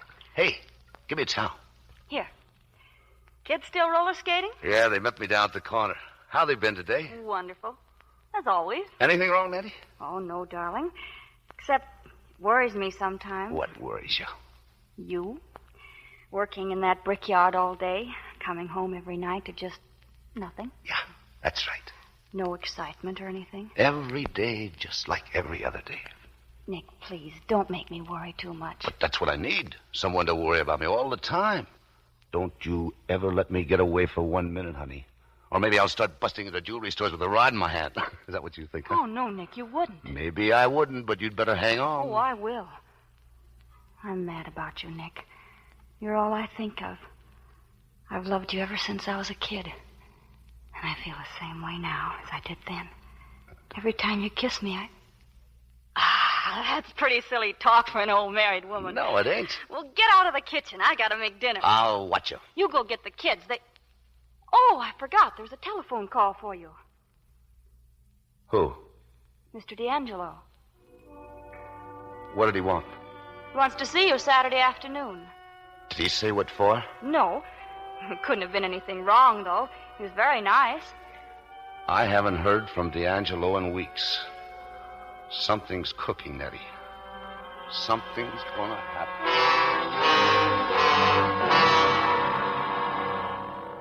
Well, that's the situation, Nick. We grabbed Udo a few days ago. It goes to trial on Monday. I've arranged for you to get off from work. You said you had a sure case against Udo. Well, I wouldn't go to trial otherwise. Then what do you need me for? I need your evidence, Nick. I'm building my case that way. Evidence from a stoolie, a squealer? That's not going to help. We've got that ring, we've got Sammy. And they'll verify everything you say when we introduce them. Look, I got to go on the witness stand, huh? Yes? What if I don't? You haven't any choice, Nick. You mean if I don't, the DA will kill my parole? What would you expect? Look, I've got kids. I got a home up in Nyack. I don't care about myself, but why do you have to take it out on them just because I was a mug once? Will you listen to me? Go ahead. It makes no difference. I've got no other way out. You're talking like a fool. At your job in your town, you're known as Nick Cavallo. Your kids go to school under that name. Who's going to connect you with Nick Bianco, and how? My picture's in the newspaper. We'll see that no pictures are taken. That'll help. Well, what's the matter, then? Well, Nothing. I was just thinking of Udo. When Udo finds out that I... Look, I know it's going to be pretty tough. It isn't going to be any fun. But remember this. When it's over, you'll be through. Clean. Yeah. That's something. I'll try and remember that when I'm on the witness stand looking at Udo. DA, confident of conviction in Udo murder trial. Bianco testimony vital, blow to defense. Udo jury's still out. Verdict expected tonight.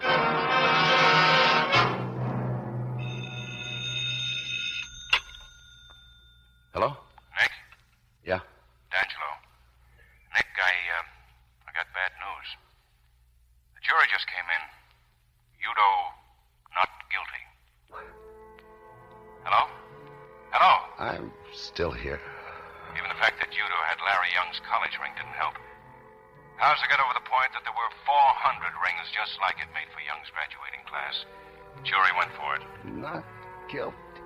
Udo went free as soon as the verdict was read. We got a tail on him, but he's pretty fast. Udo might shake him, so keep your eyes open. He'll be looking for me. I squealed on him. I tried to send him to the chair. You better come in and see me tomorrow, Nick. We are ready to do everything we can to help you. You'll need protection. Yeah. Goodbye, D'Angelo.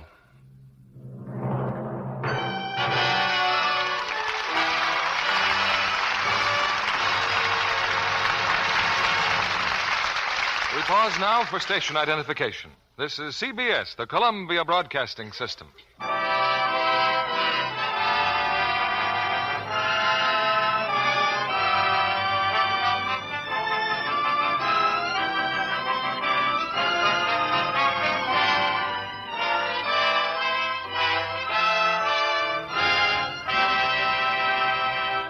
In a moment, we'll return with the third act of Kiss of Death.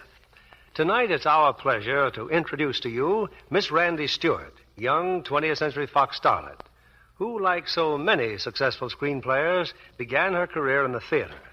A good preparation for the screen, isn't it, Randy? I think so, Mr. Keeley, and so do other Hollywood actresses. June Havoc, for instance, made her first great success in a New York musical. And now she's playing an important dramatic part in 20th Century Fox's new production, Gentleman's Agreement. The day I dropped in to visit my friend June Havoc on the set, I was introduced to Dorothy McGuire and Gregory Peck, who play the leading roles. Both stars said how thrilling it was to appear in a picture that dramatizes the fight against intolerance. Without doubt, their portrayals helped Gentleman's Agreement win the New York Critics Award for the Outstanding Picture of 1947. June Havoc proves she can handle a serious dramatic role, too. Yes, indeed. When I watched her do a scene with Gregory Peck, I was impressed again with her beauty. Mr. Kennedy, there's a Lux girl for you. Indeed she is. June told me she never realized till she came to Hollywood how demanding camera close-ups can be. She was grateful that she'd always given her complexion the right kind of care. 9 out of 10 Hollywood stars have discovered those gentle Lux soap facials really do the trick. They give million-dollar complexions such gentle, protecting care. Screen stars use their complexion soap as a bath soap, too. I just love that new bath-size cake, Mr. Kennedy. Thank you, Miss Stewart. I'm sure women everywhere will be delighted with the new bath-size Lux toilet soap. This generous big cake gives you lots of the rich, creamy Lux soap lather. Has the same delicate, clinging perfume. For a truly luxurious beauty bath, try this new size. Look for the big bath-size Lux toilet soap in the famous sampler wrapper when you go shopping tomorrow. We return you now to William Keighley. We continue with the third act of Kiss of Death, starring Victor Mature as Nick Bianco, Colleen Gray as Nettie, and Richard Widmark as Udo.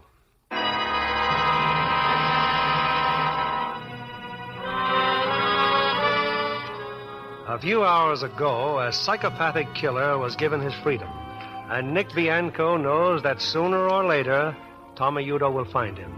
It's late at night, and in his home, some 50 miles from New York, Nick enters the bedroom. Nick, Nick, where were you? I just went in the kids' room. I thought I heard something. Are they all right? Yeah. But I know Listen. That's just the screen door, Nick. The wind. You haven't slept all night. What is it? Can't go to sleep, that's all. Ever since Mr. D'Angelo phoned. Nick, if something's happened, I'll read about it in the papers. Maybe I can help you. Just forget about it, will you, honey? You've been listening for something. All night you've been lying here listening for something. Yeah, you're right. You'll read about it in the papers. Maybe you can help me. They let Tommy Udo off. Oh, Nick. He's loose. After what you did. Yeah. But listen. Nick. I can't help it. I'm jumpy. It's... The police. We'll call them. The police can't help me. Look, honey, I gotta get up. I gotta go downstairs. Then I'll go with you, Nick. Nick, this isn't like you. For one thing, he doesn't know where we live. You'll find out. Not in time to come tonight. Nettie, I gotta talk to you. No use hiding it. He's gonna come sometime. You can go away. Pete Rizzo went away. Remember what happened to Rizzo's mother? Tommy Udo did that. Yeah. We can all go away together, Nick. No. Some other town. No, too many mugs know me. All the heisters I've known since I was a kid, they don't stay in one place. They're in every town, coming and going. The minute they saw me, they go straight to Udo. Wherever we went, we'd be just like this, waiting and sitting and waiting for it. Oh, it won't happen. We won't let it happen. Take it easy. It won't happen if you will help me. Anything. Then start packing, Nettie. Turn out the lights. That's a car. It's all right, Nick. It's just the people next door. Start packing. You and the kids. You take a train first thing in the morning. The country. I don't know where. Just someplace, anywhere away from here.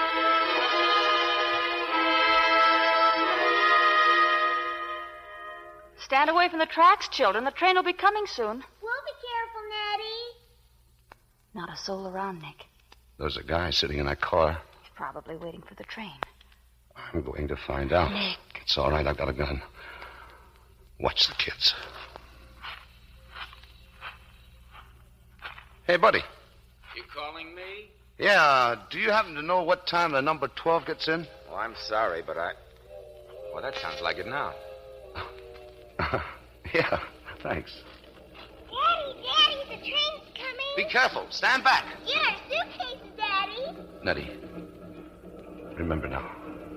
No letters until I call you. I'm to wire Mr. D'Angelo and tell him where we are. Yeah.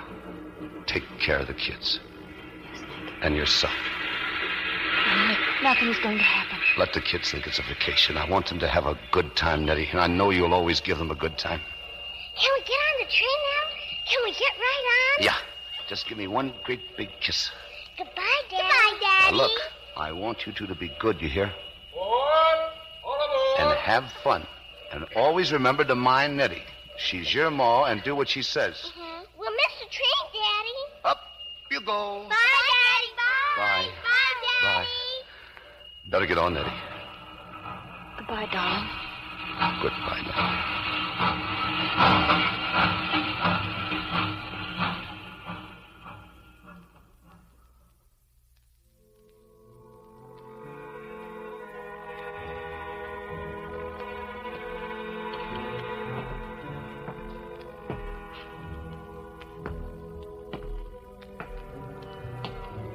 All day long, all night long, walking up and down, jumping at every sound I hear.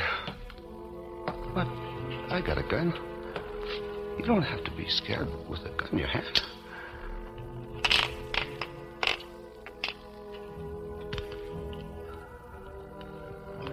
Six shells. I ought to have more. No, if 6 ain't enough, 600 wouldn't matter. Cornered in my own house. Why don't he come and get over it? I'll go nuts if he don't. A car. I can see him. Get away from the window, sucker. They're walking up the sidewalk. Okay. Let them come. I feel good. I feel better than I felt ever since D'Angelo. Nick. Mr. D'Angelo. Come in. Shelby, you and Lawson wait in the car. Better give me that gun, Nick. Yeah. Why didn't you come to my office today like I told you? I had things to do. Sent your family to the country. Oh, so that was your guy in that car at the station. Yeah. Nick, a man lost you early tonight. I came as soon as I heard. Sorry, but I've got to take you in. For what? For protection. I'll protect myself. It's him or me now. I can't connive with murder, Nick.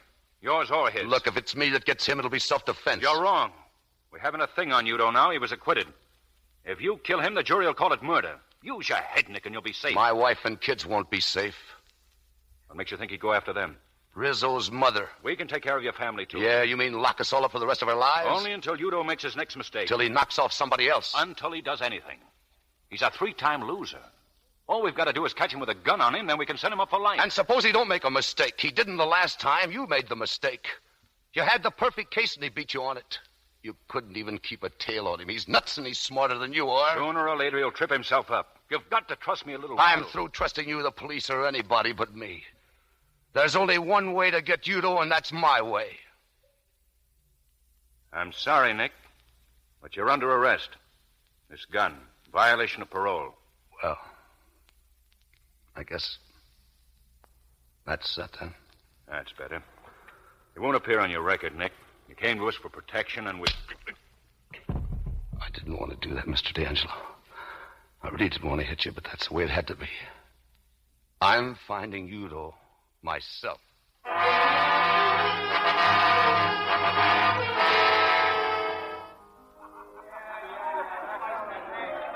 I don't think we got any tables tonight, Mr. Bianco. I'm not looking for a table. Is Tommy Udo here? No. Thanks. I'll see you again. Take a tip, Bianco. Don't ever.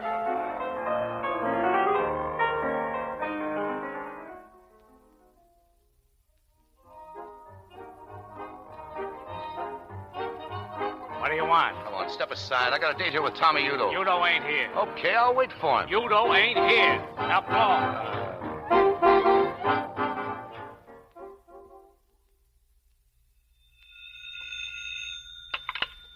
Hello? Mr. D'Angelo? Nick, where are you? We've got a general alarm Never out for mind you. that. I'm in town. I've been looking for Udo, and I've found him. Where is he? I told you you were going to play this my way. Udo's my job, Nick. You keep out of this. Take it easy, Mr. D'Angelo. The only reason I'm calling you is that I may need some help. I want you to go to the 37th Precinct Police Station. Bring some men along. If my plan doesn't work, I'll be calling you there. How long will it take you to get uptown? About 20 minutes. But, Nick, listen. Look, I'll give you a half hour. When you get to the police station, just wait for my call. Hey, you. I said okay if you want to use the telephone, mister, but you're too late to eat. We close at 12. You see, there's nobody here. I'm looking for Tommy Udo. He's not here. I saw him come in a few minutes ago. Udo and a couple of others. They're in that room back there. Just tell him that Nick Bianco wants to see him.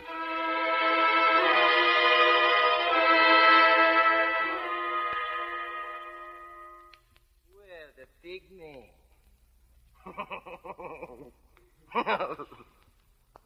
My pal. Hello, Tommy. Tommy, I got to talk to you. Go ahead, talk. I'm listening. I'd like to talk to you, not these characters. Are you crummy Who stony up? asked you anything? My pal wants to talk to me. Go on, beat it, both of you. Well, wait over here, Tommy. Okay, pal, what's on your mind? I've got to square myself with you, Tommy. There's nothing to square. You're my pal. You're smart, too. I didn't know how smart till I saw you in court. You fooled me, Nick. And that takes a big man. Yeah, big man. Okay, play it straight, Tommy. I squealed on you. You got a right to be sore. Now, what are you going to do about it? I ain't gonna do nothing. You did nothing to me. They let me off, didn't they? We're going right on being pals, you and me. We're gonna have some fun together. Lots of fun. You got a wife and kids, ain't you, pal? Yeah. They're gonna have some fun, too. I'm gonna enjoy meeting your family. Lay off of them, Tommy. Why, huh? Kids like to have fun. You and me and your wife and your kids. From now on, lots of fun. I'm telling you, lay off of them. Is that all you got to say to me? I thought you'd listen to reason. But if it's trouble you're looking for, you're going to get it. Leave me and my family alone, or maybe I ain't through singing. What of it, pal? I'm clean. They can't try me twice on the same rap. No, not on the Larry Young killing. Maybe I know some other tunes. When we were together, you told me a lot of things. You got your eyes full of smoke, and you talk plenty just like the squirt that you are. You talked your fool head off, and I ain't forgetting any of it. You saw, huh, pal? You gave me enough to burn you 100 times over, if I can get the other witnesses to back me up. You even gave me a pretty good idea where to look for those other witnesses. Take your hand out of your pocket. You're dumb, you know, but you're not that dumb. You'd get life if they found a gun on you. Now remember this. Touch my family, and you will hear singing like you never heard before. Now beat it. Peddle your papers. Go on, blow!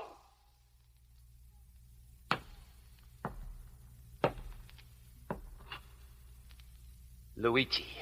Yes, Mr. Udo. This is my pal, Mr. Bianco. He's a big man, biggest man in town. I want to show him what I think of him. I want you to give him your deluxe short dinner. Oh, but, Mr. Udo, the kitchen is closed. Then open it, you squint! Yes, Mr. Udo. Nothing's too good for my pal. Your best short dinner and a bottle of that good wine. Yes, right away, Mr. Udo. Enjoy yourself, big man. Enjoy your dinner. Everything's on me.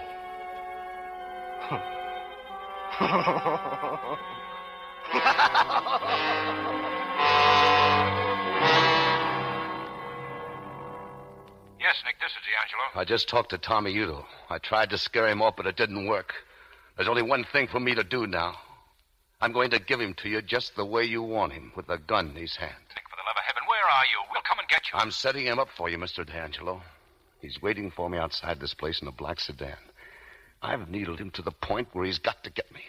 It'll take you 2 minutes to get here. In exactly 2 minutes. I'm walking out to that black sedan. I'm having this call traced, Nick. You might as well tell me where you are. I'll tell you. Udo will shoot to kill. Maybe he does. Maybe he doesn't. Come in from both ends of the street. Forget the sirens or he'll throw his gun away. Now get it. The name of the place is Luigi's. It's on 125th Street, just around the corner from where you are. Luigi's. Okay, Nick. Then come on. You've got exactly 2 minutes. Don't miss. Luigi. Yes, your dinner, we fixed it now. Eat it yourself. Something wrong with me. Here. Gun? No. Why you give me a gun? Take it. I won't need a gun anymore. Keep it as a souvenir. And in case anybody asks you, remember I gave it to you.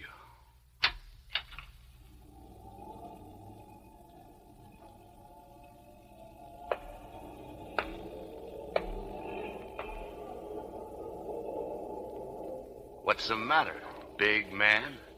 You turned yellow? You used to do your own shooting. Just say the word. Start the car. Give me that gun. All right, pal. Start running. Why? Why, he says. Why, he says. You squint! Get out of the car. Head for the subway.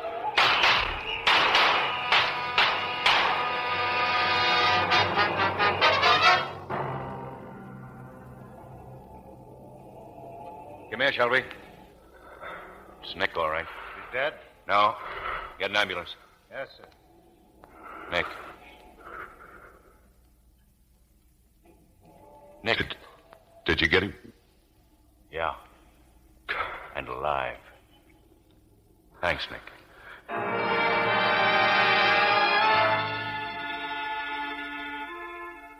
I'm glad you got here, Miss Bianco.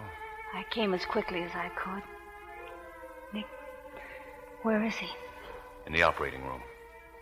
Is He may die. I don't know. The doctor, well, they say he has a 50-50 chance. Nick would settle for that. Yes, I think he would. Sometimes out of the worst comes the best. You got what you wanted, Mr. D'Angelo. Nick got what he wanted. And I got all I ever wanted. I got Nick.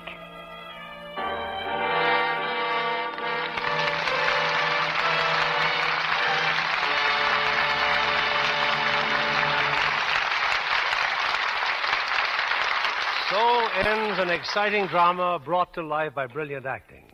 And I'm sure that all of us are eager to hear again from tonight's three stars, who return to the footlights in answer to your curtain call. Victor Mature, Colleen Gray, and Richard Widmark. I'm sure our audience will long feel grateful to you for tonight's performance. Well, Mr. Keeley, tonight's show was certainly a pleasant contrast to what we went through when we made the picture. Well, I can imagine it was pretty rugged. Shooting scenes in places like the New York Tombs and Sing Sing. It was the first time I was ever put behind bars for acting. No, you couldn't even send out for a sandwich without getting the warden's permission. Well, I imagine you and Dick Widmark have been going through a pretty tough schedule on your new picture, Bill, The Street with No Name. Yes, for nearly 3 weeks now, we've been filming scenes from 7 at night till 5 in the morning. In fact, we're off for a downtown location as soon as we leave this stage. Dusk to dawn. Sounds like a good cure for insomnia. Yes, sir. In one picture, they keep me in jail all day, and in the next, they keep me up all night. Well, for that matter, Vic Mature went through a pretty rough shooting schedule in his latest 20th Century Fox production, Fury at Furnace Creek. Yeah, that's right, Bill. This picture business sometimes makes me wish I were back in that soft job of selling refrigerators. If Daryl Zanuck is listening, I'm only kidding. Sometimes makes me wish I were back in Minnesota. That we'd never stand for, Colleen. I'd hate to deprive picturegoers of the chance to see that lovely Lux complexion. You're right about the Lux complexion, Mr. Keeley. I use Lux soap faithfully. It's a wonderful beauty care. What's Lux presenting next week, Mr. Keeley? Next Monday night, we have the kind of play that Lux is always proud to bring its audience. One that I'm sure every member of the family will crowd around the radio to hear. It's Metro-Goldwyn-Mayer's great screen version of The Yearling. That's a great story, Bill. Say, I hope you have the original fine stars of The Yearling. Yes, all three of them. Gregory Peck, Jane Wyman, and Claude Jarman, Jr., who, incidentally, won a special Academy Award for his performance. Marjorie Rollins' book was always one of my favorites, Mr. Keeley. And MGM has done a magnificent job of faithfully bringing this warm drama to the screen in what was selected as the best picture of the year by the school children of America and their parents. Well, that's something to tell your friends about, Mr. Keeley. I'm sure nobody will want to miss it. Good night. Good night. Good night, and many, many thanks.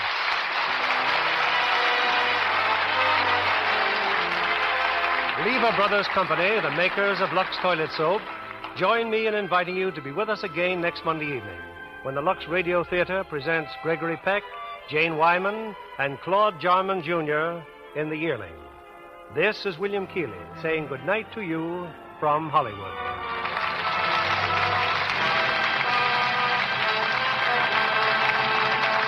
Colleen Gray appeared by arrangement with 20th Century Fox, producers of You Were Meant for Me.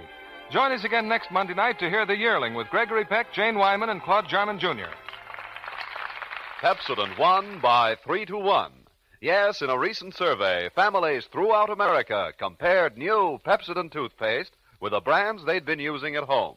By an overwhelming average of 3-1, they preferred new Pepsodent with Irium over any other brand they tried. They said new Pepsodent toothpaste tastes better, makes breath cleaner, makes teeth brighter. Yes, with families who made comparison tests, Pepsodent won by 3-1. Be sure to listen next Monday night to the Lux Radio Theater presentation of The Yearling with Gregory Peck, Jane Wyman, and Claude Jarman, Jr.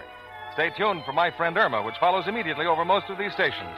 This is CBS, the Columbia Broadcasting System.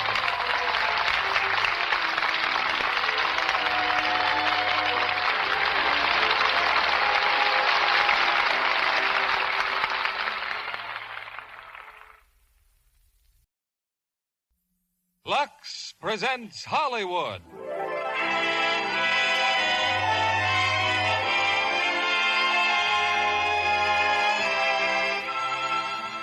Lever Brothers Company, the makers of Lux Toilet Soap, bring you the Lux Radio Theater, starring Gregory Peck, Jane Wyman, and Claude Jarman Jr. in The Yearling. Ladies and gentlemen, your producer, Mr. William Keeley.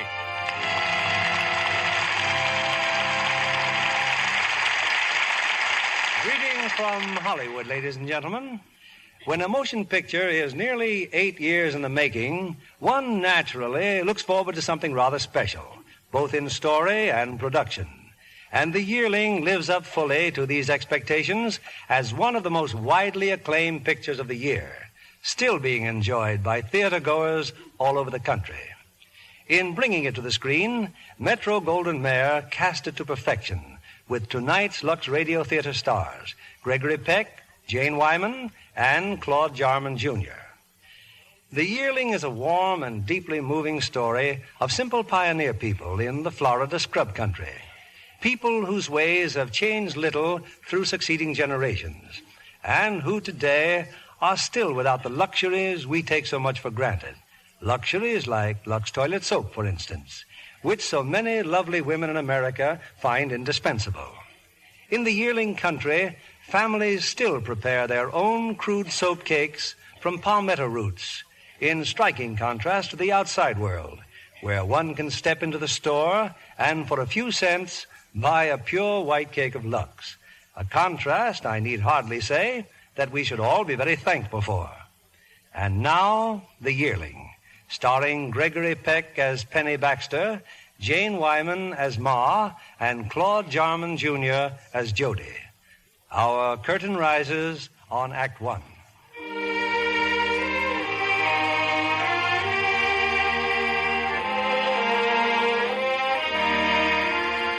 I come here to the scrub country after fighting in the war with the Yankees, for this were a place to live in, deep in the woods and wild, and far from towns and wars. Not many people live here, but longs the river there's a village, and 'twas there I found my wife. Between us, we cleared and cultivated these few half-fertile acres. Here we brought 4 children into the world, and buried 3 of them. We've had our hardships and our happinesses, but this is home. For Ori, my wife, and the boy we call Jody, and for me, Penny Baxter. Hello, Pa. Oh, Jody, where you been? Your ma's been bellering for you, boy. Been to the creek, Pa. It just been a rambling, is that it? Reckon it is, Pa. Well, it's a fine day for it, son. But women folks can't see for their lives how a boy loves so to ramble. I seed a sight down to the creek, Pa. A mammy coon with 2 babies. Prettiest little fellas you ever seen. Coons is pretty. Pa, if night you snare me one of them for a pet, I bet even Ma'd love it. Your ma ain't gonna go loving no coon, boy. You reckon she'd rear up? Was I to mention it? I need a bucket of water, and supper's most ready. Yes, Ma. I reckon she'd rear all right. But I wish I had me something to pet and play with. Get along, boy. Fetch your ma some water. Hey, old Ma, I like you, Ma. Huh. You and the rest of the livestock get mighty loving when I got victuals in my hand. Now set, both of you. Yes, ma'am. Dear Lord, thanks again for the victuals. Amen.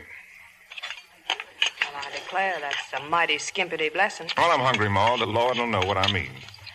Saw an old coon today, Ma. She had a couple of babies. I bet if you'd seen one of them little old baby coons, you'd have loved it to death. Jody, we ain't having no coons around here. What about a little old bear cub then? Or baby panther? Jody! But, Ma, I just gotta have me something for a pet. We got milk aplenty. They ain't an extra drop from sun to sun. But I just want something all my own, Ma. Something to follow me. Something with dependence to it. Going on 12 and still wanting some kind of a play dolly. But, Ma... Now stop pestering before I take a brush to you. Yes.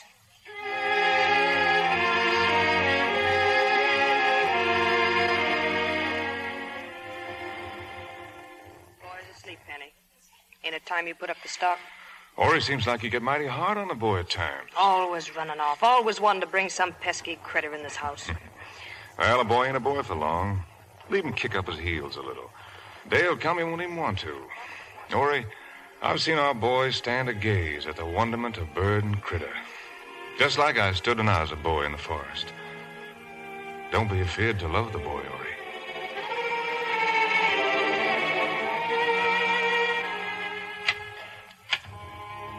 Pa, I ain't asleep. I didn't figure you was, son. I heard Ma go out, Pa. Where'd she go? Ellie Moss walked down to the burying ground. Now, she still frets for her young'uns, Jody. She never talks about him, does she? Or Ezra, or David, or little Laurie. No, she never talks. Are they part of Ma's rearing, Pa? You figured that out all by yourself, did you? I was just wondering. Your Ma's a wonderful woman, Jody. Yes, Pa. When we first come out here, she was that pretty and full of the fun of life. She was a thing to see. She worked as hard as I did clearing this here place we got. A man couldn't have had a better wife. Then when we lost your sister and brothers, one right after the other, well, it ain't easy for a woman to have her young'uns taken like that. Make something inside of her close up tight.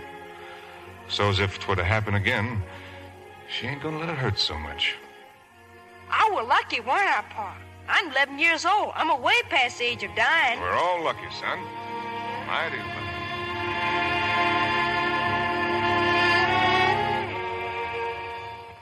Well, what happened, Pa? The dead on Pa killed? Use your eyes, boy. Our calf in the show. You come right here in the barn, Jody, a bear. You see them tracks old Slewfoot last night. That dad-ratted no-count varmint. And them dogs that sleep right out there in the clearing. Ain't a dog born as smart as that bear, Ma. Not even Julie. You aim to go after that bear? I aim to get after him right now. Pa, can I go, Pa? Can I? Hunting bears is man's work, We Jody. gotta learn sometime. Get the dogs, Jody. Get that new dog, too. Ma, you best fetch my gun and some rations.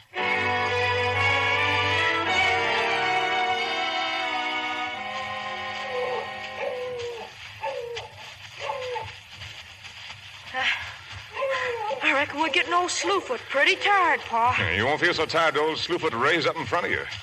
Old Slewfoot killed a man once, didn't he? That's what they say. Pa, you'll not be scared when we come up with him. Well, not unless things go mighty wrong. Pa, was I scared? I must have climbed a tree. Well, even if you ain't scared, you... The dogs, Pa! Towards the swamp, Jody. Keep running, boy. Don't get faintified on me.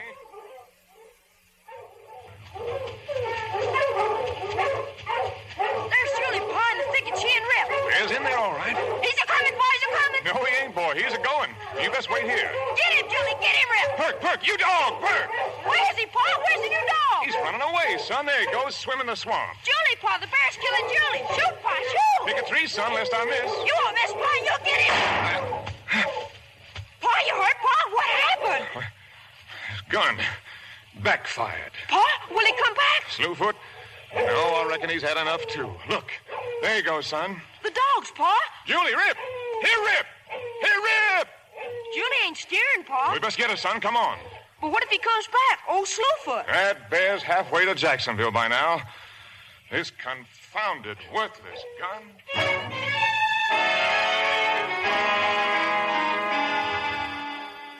You'll do the dog no good setting up all night. Get to bed, Jody. Your ma's right, son. Poor old Julie dog. She'll live, won't you, Pa? Oh, I'm certain she will, son. Pa, I can't stop walking. Yeah, we went up for a piece. How you like going after bear? Well, I like thinking about it. But the fighting's right fearsome, ain't it? It's mighty fierce. Well, it's got to be. It's the law, boy. Kill or go hungry. I was right proud the way you come along with me, boy. Now get to bed. Good night, Pa. Night, Ma. Night, boy. Night. Or I just got to get me a new gun or court trouble. How are you going to get a new gun? Where's the money coming? Well, Ma, I aim to trade that there new dog of ours for one. You said that dog were no count. Well, he ain't much on a bear hunt. But Lem Foster's a fool for dogs. Jody and I aim to go visiting the Forsters. You go trading with them sinful Forsters, you do good to come home with your britches. Waterwing ain't sinful, Ma. He's my friend. A fine friend. He's crazy as a loon. I'll go visiting in the morning. Jody and me and that worthless dog. We'll be at the Forsters soon, Pa. You glad you're going to see Father Wing? I like Waterwing. He ain't crazy like Ma says he is a tall, Pa. Ma and Pa Forster, they had 5 boys all growed up before Father Wing come along. He ain't to blame for hatching out peculiar, I guess. Get along, you dog. Shut up! You're worse than the dogs.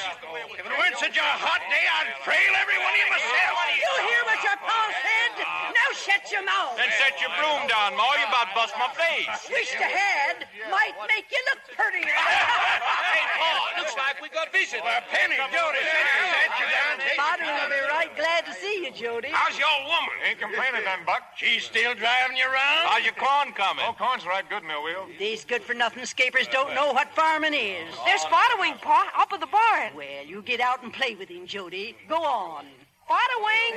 Spiderwing! Hey, Jody.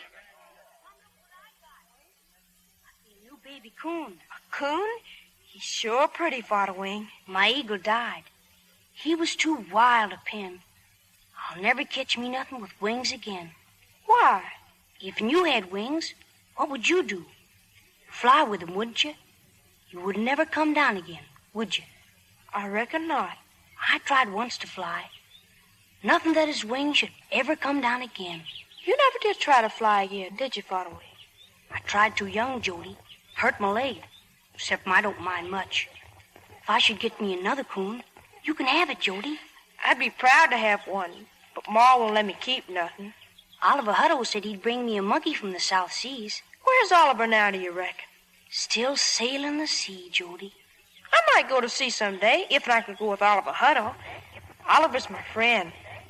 I got 3 friends. Oliver, my Pa, and you. I got lots of friends. Spaniards, too. Spaniards? They ride by on big black horses. They's tall and talk, and they shiny helmets. There ain't no Spaniards left around here, Spiderwing. They all gone, like the Indians. They's here. You listen to me. The next time you go to your sinkhole for water, you know that big magnolia tree? Just you look behind it. There's always a Spaniard on a big black horse riding past that magnolia. Guess we'd better go in, Spiderwing. If you fancy to, Jody. Sure glad you come visiting. Well, sir, that bear took off across the south scrub, through the thicket, and finally right to the edge of Juniper Creek where the dogs caught up with him. 'Twas old Slewfoot, all right. Tarnation, wished I'd been there. Raring up, was he, Penny? Well, was he? This here dog go with him? Perk? Oh, yes, he went with him. Do we track good? Do we hold that bear at bay? Lem, I tell you the truth, this here's the sorriest bear dog I ever followed. Got himself lame, did he? No, not as I know of. Well, get on with the story, Penny. Well, there's Slewfoot. Ran up on his hind legs. Well, I pulled the trigger, and that old muzzleloader, she backfires. Get on with it, man. Well, there I am. Old Julie's getting killed, and this here Perk dog no good, and my gun no good, and I'm in a pure fix. Quit that car stopping all the time. Well, old Slewfoot figures he's had about enough. The last me and Jody seen, he's heading for no man knows where. I'd have give a gallon of whiskey to been there. Heading for no man knows where. Penny Baxter, you're a liar. Why? Ain't no man ever said that to me afore, Lem. Just 2 dogs don't make a bear like old Slewfoot turn tail. How come you never mentioned this here dog? I told you, Lem, the dog is worthless. I notice he come out pretty good shape. Not a mark on him, is there? No, nary a mark on him. It'll take a mighty clever dog to fight a bear and not get no scratch on him. Penny Baxter, I want that dog. When I want a thing, I gets it. Now look here at this gun. It's made in England. And no muzzle loader neither. You fill your own shells easy as spit. Now look at it. Sure a pretty gun. Take it. Take the gun for the dog, or by thunder, I don't figure to get myself murdered if that's the way it stands. That's the way it stands. Well, you got to promise not to beat the pudding out of me after you hunted the dog. Shake. It's a trade, Lem. Settle down, the whole lot of you. Let's have some victuals.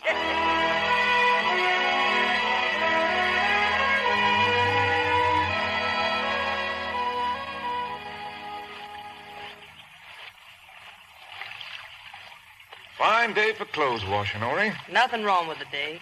It's just having to tote things so far to this here sinkhole. Oh, ain't Jody been helping you none? He helped. How long since you and him went visiting the foresters, Penny? Oh, must be more than a week now. Them foresters will be making track here one day. The way you greased that gun out of his hands and him so purely mean. 'Twas his own doing, Ma. He'd leave Killia's not for cheating him. Don't fret on it, Ori. Jody, what you doing? Pa, I can see him, See what? An old Spaniard riding along. Right behind the magnolia, Pa. Spiderwing said I could find here. That's nice. What's he seed? A Spaniard. What Spaniard? I don't know. There, now, look at this dress. I knew it wouldn't stand another washing. What else you got that's cool to wear? Nothing. Excusing my wedding dress. Well, that black alpaca's nice. That went to pieces last year. Pure rags. Doing work just like this. Toting washing half a mile from the house. Toting water to wash in. Toting water to cook in. Or you'll get your well one day and right outside your door. After all these years, I believe it when I see it. Ori, I think maybe Jody and me will make us a trip into Volusia. Where you want to go to town? You got your gun. Oh, we got furs and venison things to trade. Yes, ma'am. I figured day after tomorrow, Jody and me will go into town.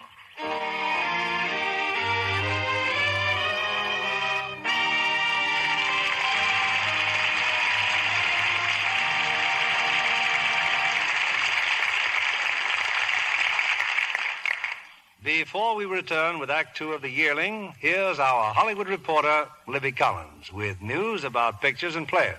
Good news, isn't it, Mr. Keeley, when a best-selling novel makes a picture voted the most outstanding by the New York Critics Poll? I presume you mean Darrell F. Zanuck's production of Gentleman's Agreement, Libby. Uh-huh. It's a picture with a compelling theme, the fight against intolerance. With Gregory Peck and Dorothy McGuire playing the leading roles. And the supporting roles are exceptionally cast, too. I was delighted to see Jane Wyatt on the screen again. So was I. You know, Jane divides her time between the New York stage and Hollywood. And while Gentleman's Agreement was being filmed, you might say she commuted across the country. Flying trips they were, literally. Sounds like a strenuous schedule. No, but you'd never suspect it to look at Jane Wyatt.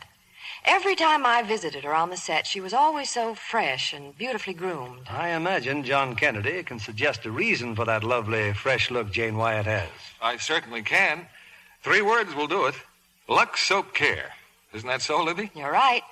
Jane is an ardent Lux girl. Has been for a long time. She tells me she never travels without a supply of her favorite beauty soap. That's a good rule for any woman to follow who wants to be sure her skin gets gentle, protecting care. Beauty facials with Lux toilet soap are so quick and easy. But my, how effective. You know it's a beauty care that works when 9 out of 10 screen stars recommend it. Here's something women everywhere should know. Fragrant white Lux toilet soap is as fine a beauty soap as you can buy. For years, it's been Hollywood's own complexion soap, the beauty soap of the stars. So if you haven't tried this gentle white soap, why not get some tomorrow? Use Lux toilet soap regularly and be delighted with the fresh new loveliness, the softer, smoother look it gives your skin. We return you now to William Keeley. Act Two of The Yearling, starring Gregory Peck as Penny Baxter, Jane Wyman as Mohr, and Claude Jarman, Jr. as Jody.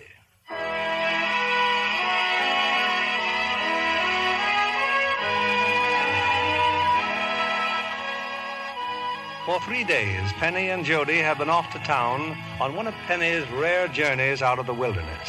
It's late afternoon now as the travelers return home. Their clothes ripped and torn, their faces more than slightly battered.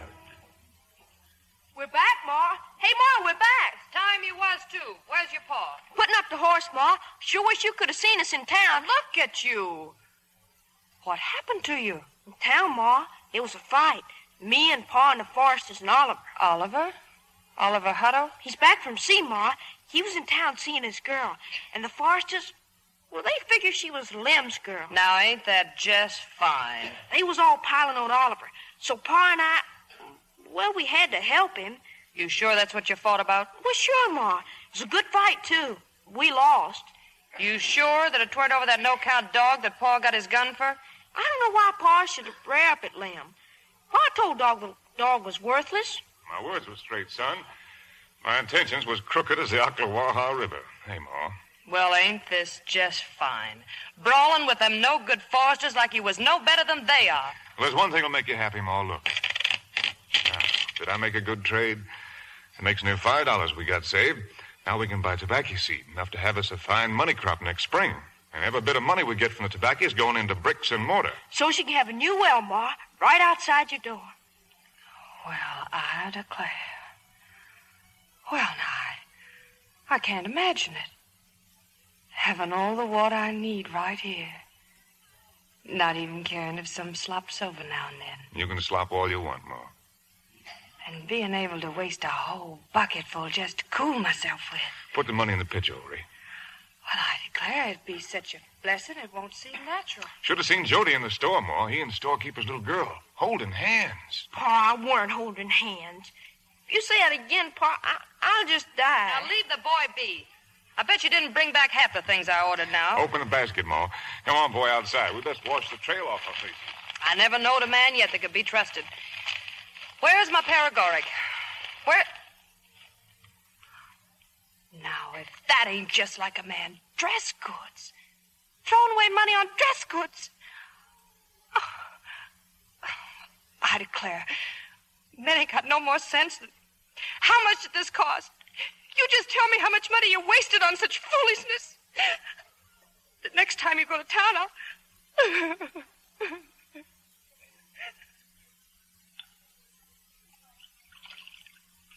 She's around, Pa. Don't she like the dress goods you bought for her? She likes it fine, boy. Then let's go in No, and... leave her be, Jody. We best take a look at our corn. We got ourselves a day's work tomorrow in the field.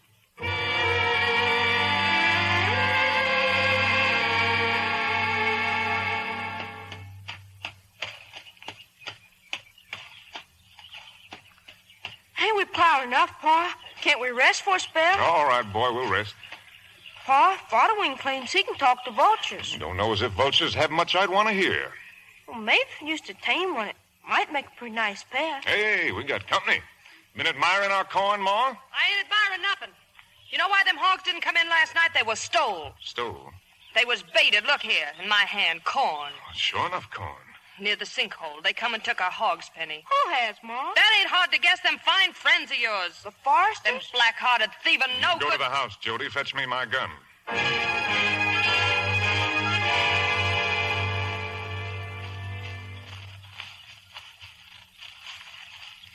You was right, boy. See them tracks? Dogged if I can understand cold out meanness. But, Pa, town and them foresters said he'd shoot if we come around. I'd rather let him keep the hog. How are we going to live if we don't protect our rations? You want to beg off going? Reckon not, Pa. Reckon I'll go with... Pa, look out, rattlesnake! Get back, boy! Pa! That's my arm, Jody. You got me, boy. There's a big one. There's a deer yonder. Now, mind what I tell you. Pa, toward door you shot. Yes, boy, yes. Now, you take your knife and open up the belly. Cut out the liver and the heart. Maybe we got a chance this way. Hurry, boy, hurry.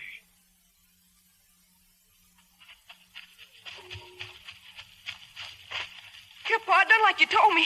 Your knife. Give me your knife. There. Pa, you'll bleed to death. Well, I'd rather that than swell. I've seen a man die from snake bite. Do it hurt, Pa? Like a hot knife. Now, give me the heart, boy. The liver. Pa, the dough's got to fall. Can't be helped, boy. Now, listen. I got to try to make it for home. I hate to ask it of you, but you get on to the Foresters. Get one of them to ride for Doc Wilson. It's my only chance. Can you do it? I can do it, Pa. Now, call out to them quick saying I'm snake bit. Before they chuck something or maybe start shooting. Yes, Pa. And you'll make it, Pa. You hear me? You're obliged to make it.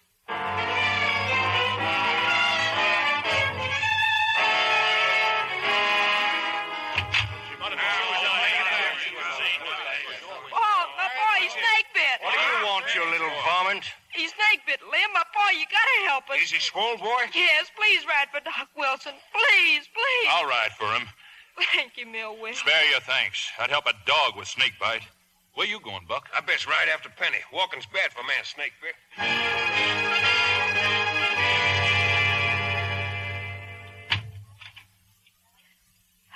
How's my pa? He's bad. Better stay here, Jody. Your ma's in there. Doc Wilson. Thanks for doing what you did, Buck, Millwell. Seem like we'll make it, Jody, and again seem he won't. Jody, how come you and your daddy was up on our road when he was bit? We's a-hunting our hogs. Sure. I wouldn't fret none over them hogs. I just got an idea they'll be home by sundown tomorrow. Yes, sir.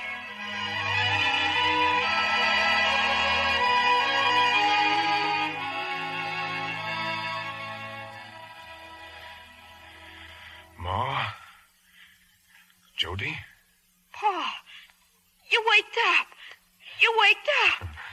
Old Death got to wait a while on me, boy. Where's Ma? She's here, Pa. And the doc, they're dozing, Pa. They've been sitting by you for so long. What's this? Pa, he's alive, Doc. Lord of Jeepers. He made it. Ma, wake up, Ma. Penny, he's dead. Not by a long shot. He's pulled through. Oh, Penny. I could sleep for a week, Ma. That's just what I want you to do. Let's get out now and let the man alone.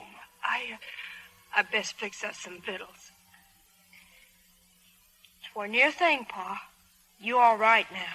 I think so, boy. I'm proud the way you done what was needed. What is it, son? Pa, you recollect that doe you shot? Can't never forget her. She saved my life. You recollect that little fawn she had, Pa? Most likely it's mighty scared and lonesome and hungry. Yes, boy. Won't take much to raise a little old fawn, Pa. We taken its mammy, and it weren't no ways to blame. Don't seem grateful to let it starve, do it? Pa, you figure out to go out and find him. Boy, you got me hemmed in. You tell your ma I said you was to go and get the fawn.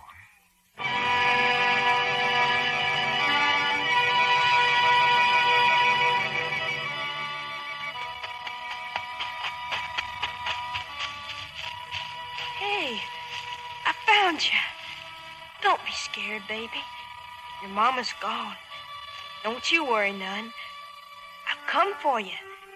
It's me, see? It's me, Jody.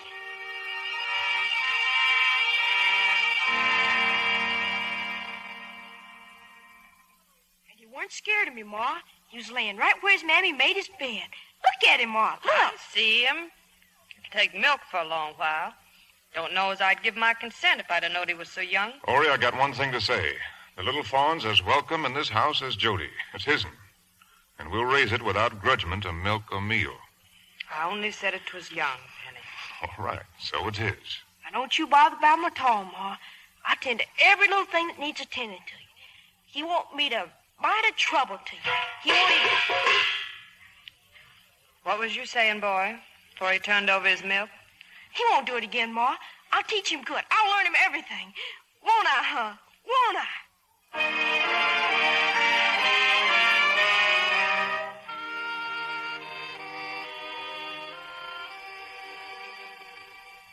Jody, where you been? Just a rambling, Ma, the fawn. Ain't his eyes pretty, Ma? Ain't he got a cute foolish tail? Look at it. All deer's tails look the same. Want to pet him, Ma? You can. I ain't petting no fawn. Got a name for him yet, Jody? Can't think of one that's good enough, Pa. Why don't you call him Rover? Ma, Rover's a dog's name. Well, call him Joe, then. Ma, Joe Baxter sounds like a man. You know, get me a good name? Wing. Following's ailing, boy. Buck said he's been mighty poor of late. Oh, but he'd love to see my little old fawn, and he gets wonderful names for critters. Yeah. Following's got an ear for such things, the way some folks got an ear for fiddle music. Can I go see Wing, Ma? Can I? Well, all I know is my voice don't mean nothing around here. Thank you, Ma. I sure like you, old Ma. Jody? Yes, sir? Either you don't hug me no more, or you quit sleeping with that fawn. Dog to find out what ails, Ma. Come here, little old fawn. Why, you smell just fine.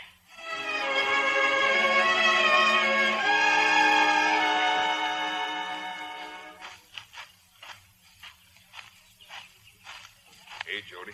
Hey, Buck. We come to see Wing, Buck. Me and my fawn. See him, Buck? Ain't he cute? Ain't he something? Jody, best you go home, boy. Wing's dead. But I come to see him. You come too late, Jody. I'd have fetched you if there'd been time.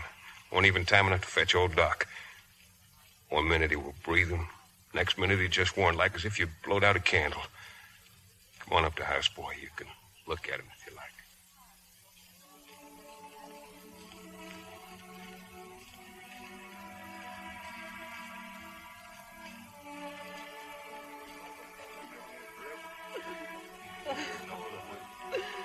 I lost my boy.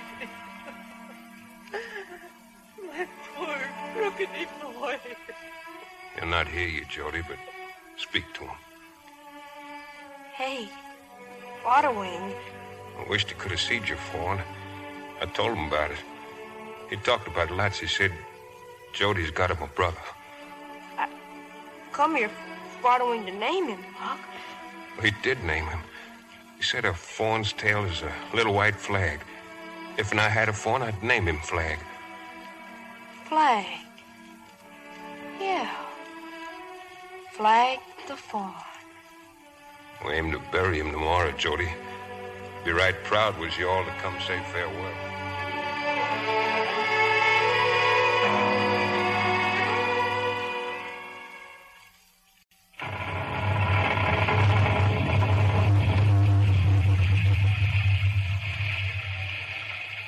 Flag, over to the fireplace. Get in there, dog. Get in. What's all this? You can't leave the critters out in a storm like this, Mohr. 2 dogs and a deer. Why don't you let in the cow and old Caesar horse and have everything to suit you? Ain't it nice in here, Ma? Hearing the wind and the rain, us in here safe and cozy? Oh, get you dry now, both of you. Supper's waiting. Go on, Pa. What happened? Go off the tail. Well, sir, Uncle Miles looked at them 2 panther cubs, and he says, I'm going to catch me one of them. But he didn't have nothing to tote 'em home in. But Uncle Miles, being from Georgia, had on long underdrawers, so he taken them off, tied knots in the legs, and made him a sack. Hey, now. Now, he putting the cub in it, and just as he's reaching for to put on his breeches again, here comes old Mammy Panther crashing out of the thicket. Jody, boy, fetch me my pipe. Oh, Pa, right in the middle of the tail. What you grinning at, Penny Baxter? Oh, nothing, Ma. I look all right? You look just dandy, sweetheart. Here, Pa. Thank you, boy. Well, sir, Uncle Miles, he lit out through that swamp and dropped the cub. And the old mammy, she gathered it up, drawers and all. But she's so close behind Uncle Miles, she stepped on a vine, and it tripped him and throwed him flat amongst the thorns and brambles. Oh, Pa. Now, Aunt Ma was a kind of muddle-minded woman, and she never could make out how Uncle Miles come home without his drawers on a cold day and his bottom scratched. But Uncle Miles always said that warn't nothing to the puzzling that Mammy Panther must have done over them drawers on her cub. Oh, Pa, you got all them tales in your mind and hardly ever tell them. I ain't much for dogs, but there was a dog once I'd taken a notion to.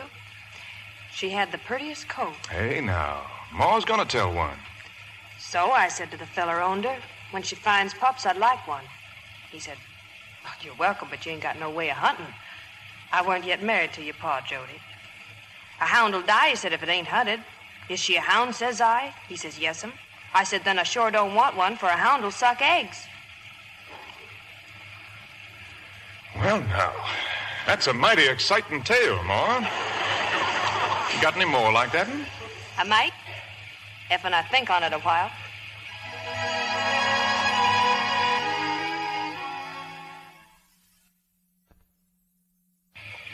I've seen rain in my time, Ori, but nary such a thing as this. Nor'easter for sure. It's been 4 days already. 4 days constant. Well, we'll give her one more day. Then you're going to stop it, I suppose. And then we'd be obliged to get out in the fields and save what we can. 4 days, there ain't no good in it. There ain't nary a thing on earth a body can call his own.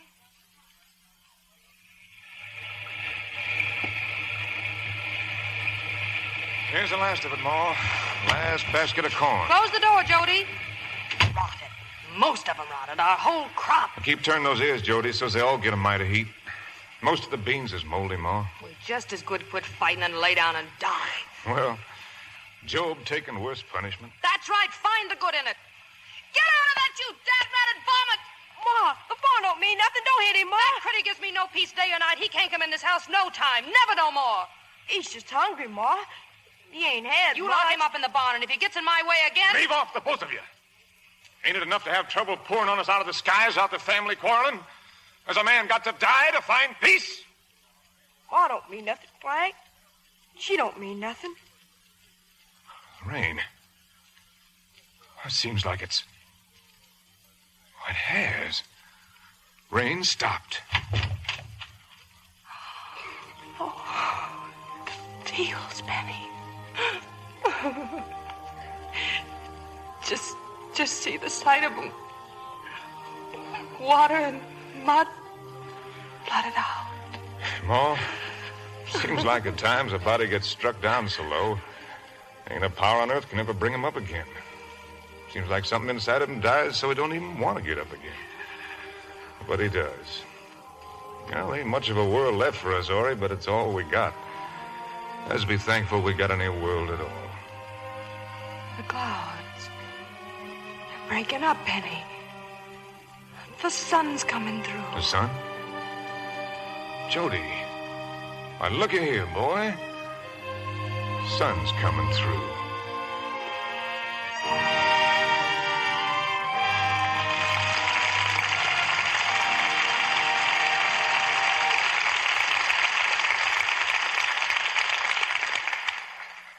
We pause now for station identification.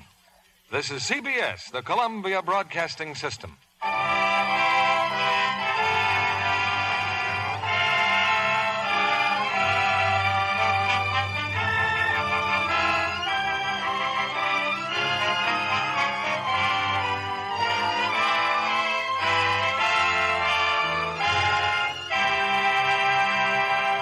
In just a moment, our stars will return with Act 3 of The Yearling. Meanwhile, we're happy to welcome as our guest tonight another distinguished actress from Metro-Goldwyn-Mayer, Miss Selina Royal. Miss Royal adds to a list of memorable screen parts her latest role in the picture from Sinclair Lewis's best-selling book, Cass Timberlane. And I imagine you're excited about the Hollywood premiere tonight, Miss Royal. I certainly am, Mr. Keeley. Well, not to see myself on the screen, but because it's a benefit premiere for the John Tracy Clinic. And destined, from all reports, to be one of the most brilliant openings of the year. Well, I sincerely hope the audience will like the picture. The studio gave us a wonderful play to work with. And a top-notch cast, too, not excepting present company. Oh, well, thank you, Mr. Keeley. I'm sure you're really thinking, though, of Spencer Tracy in the title role and Lana Turner in the role of the woman he loves and Zachary Scott as the other man. Lana Turner gives a remarkably fine performance, as always. Well, a fine performance is something you can expect from Lana, and beyond that, she has breathtaking beauty. More than ever as the leading lady of Cass Timberlane. Don't you agree, Mr. Kennedy? Oh, there can be only one opinion about that. Lana Turner is simply gorgeous. And gorgeous is the word for her Lux complexion, too. Yes, peaches and cream describes it. And I know why. She depends on Lux toilet soap care, too. It's such an effective beauty aid, certainly one that I'd never be without. If the ladies in our audience could see you, Miss Royal, I'm sure they'd be convinced that gentle Lux soap care is the right choice for lovely complexions like yours. Thank you, Mr. Kennedy. Well, no actress who faces the camera can afford to take chances with complexion beauty. No wonder, then, that Lux toilet soap is Hollywood's own beauty soap. This fragrant white soap really makes skin lovelier. Recent tests by skin specialists prove it. In actually 3 out of 4 cases, complexions became softer, smoother in a short time. So here's a beauty hint from Hollywood. To give skin fresh new loveliness, use the soap 9 out of 10 screen stars recommend. Get some fine white Lux toilet soap tomorrow. Here's Mr. Keeley at the microphone. Act 3 of The Yearling, starring Gregory Peck as Penny Baxter, Jane Wyman as Mohr, and Claude Jarman, Jr. as Jody.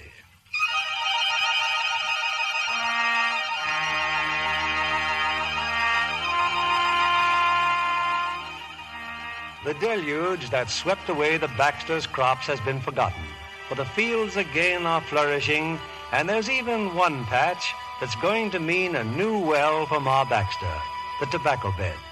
For days now, Ma's been working the dress goods that Penny brought her from town, and Penny himself, in perspiring mortification, stands on the porch as Ma uses him as a dressmaker's model. Oh, a day like this, I ought to be out cultivating. Now, hush up! How am I to figure the sleeves whilst you squirm like that? Oh, the boy's coming. Him and the fawn. It's like poor little Fodwing said. Jody sure has got him a brother. Hey, Ma. Hey, Pa. Now stand still, Penny. You'll bust one of these seams. I done all the hoeing, Pa. All right, all right. And I got the tobacco plants watered, and I...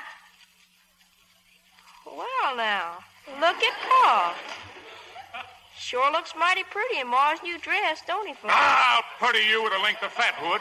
You get out of here. How am I going to get this done in time for the wedding if you don't stand still? What wedding, Ma? Oliver Hutto's. He's getting married. Oliver? That girl in town, boy. That ain't the worst of it. They're going to live in Boston. You mean We ain't gonna see Oliver no more? I'm afraid not, boy. When's the wedding? Tomorrow. We're going into town, all of us. Flag too, Ma? You crazy, boy? Oh, you can see storekeeper's girl, Jody. Hold hands again, maybe. Oh, Pa. Come on, Flag. Let's sport. Let's ramble. I figured that'd get him going. Hand me my needle, man. And settle down. Now, settle down.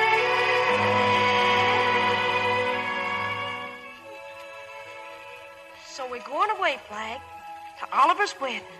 You gotta be good, see? Take care of yourself. Look at you. You're sure getting big. Me now, I don't never aim to get married. But when you get a little bigger, maybe you're gonna want a doe. So someday I'll get you a doe. We'll all live together down by the glen. You like that, huh? Me living with you? We're gonna take care of each other fine. Just fine, Flag. Fine.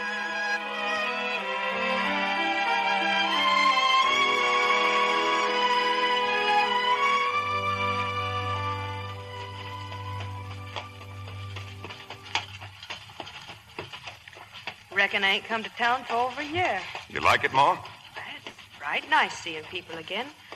And the buildings and stores. My, how it's growed. Ma don't get out enough. I don't, and that's the truth. Why? How you do? Why, how do, Miss Saunders? How do, Miss Saunders? Oh, she won't recollect me. How do you do, Miss Baxter? How do? Well, I declare.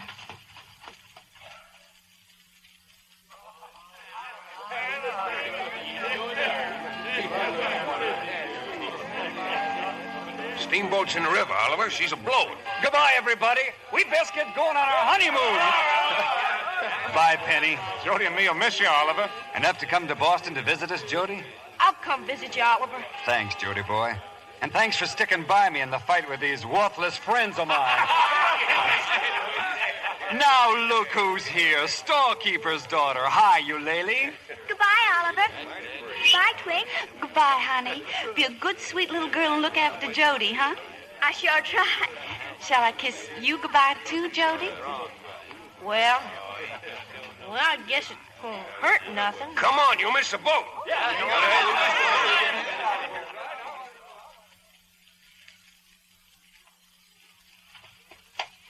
I vow you had the prettiest dress at the wedding, Norrie. I sure had a time. I sure had a time. How about you, boy? I don't like folks going away, Pa. It's like they was dying, the way Father went in time. Well, that's life, boy. Getting and losing and getting. So you're going to Boston and visit Oliver? I don't reckon I will after all. I couldn't. I just couldn't leave Flag.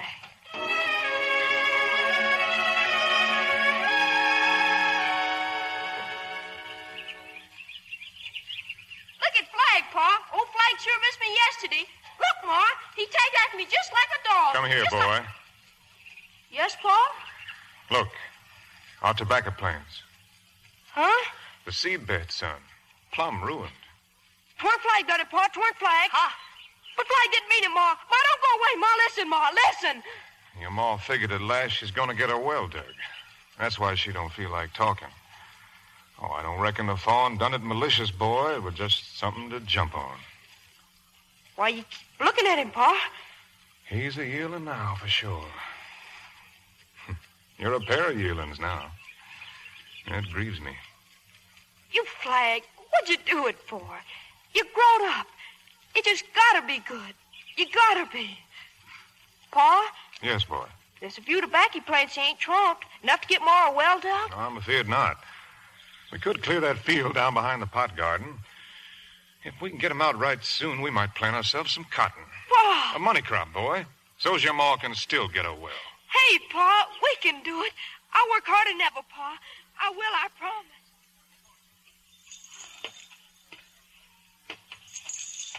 This is the last stop, Pa. Have I spaded her enough? I reckon, son. That chain around her good? She's good, Pa. Now stand clear, boy. Now get up, Caesar. Get up, boy. That stump ain't budging. Come on, Caesar. Get up. Pa!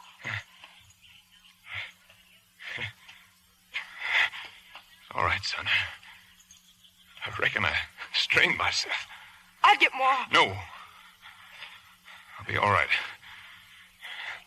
You want to hit Caesar? I best ride him in.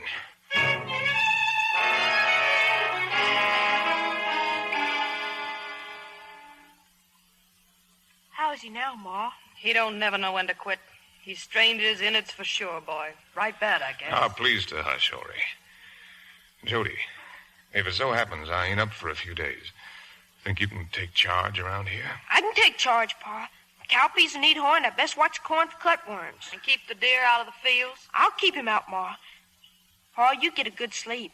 Gotta get your strength back. All right, son. Night. Night, Pa. Ma, I reckon you best get to bed, too. What's that? I said you best get to bed. Now, Mr. Impudent Big Mouth, you just get to your room. Yes, ma'am. Some people getting mighty important around here. Yes, ma'am. Night, Ma. Night, son.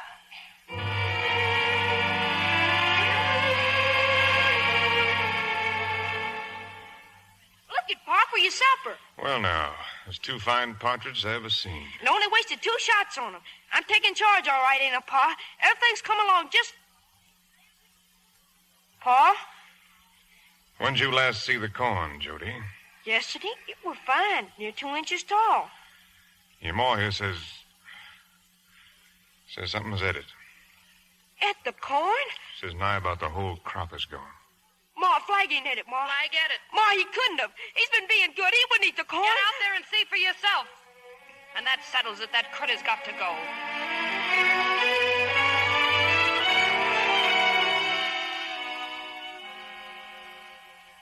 Well, boy.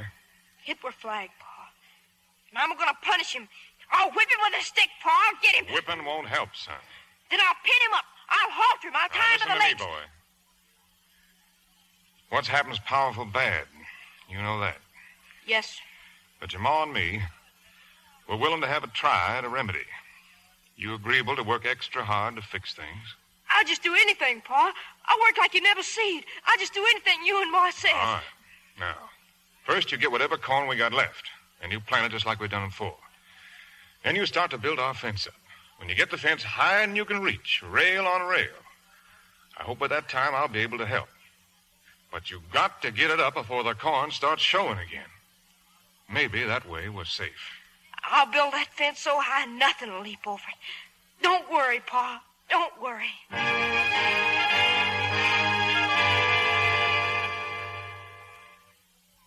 Last evening, Jody, when you and Ma come in and tell me you got the fence built, I was that joyful. But all that work and all them hopes for what? He got out again, didn't he? Flag. He must have jumped over, Pa. All our corn's ate up again. Jody, come close to me. You know we depend on our crops to live. We can't go on having them destroyed, one after the other. And you know there ain't a way in God's world to keep that wild yearling from destroying them. Yes. I'm sorry. I can't tell you how sorry. But you got to take the yearling out in the woods. Tie him up and shoot him. Pa. Now, Jody. Now.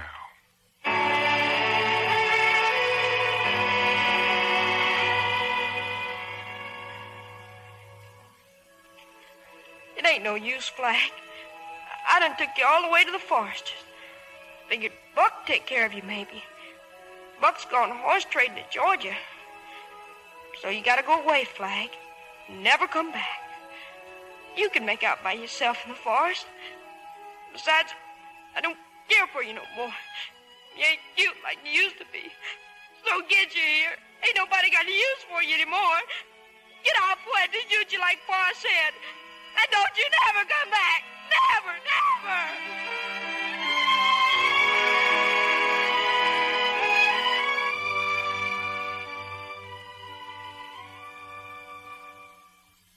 Yearling's back again, ain't he? Why didn't you do what I told you, boy? I couldn't shoot him, Pa. I just couldn't. Set my gun down. Yes. Tell your ma to come here, then go to your room and shut the door.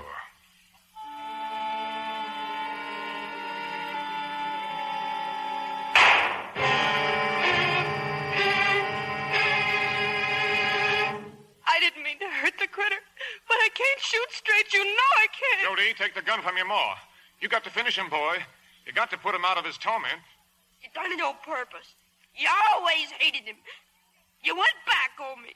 You told her to do it. I hate you. I hope you die. I hope I never see you again. Take the shells and do like I say.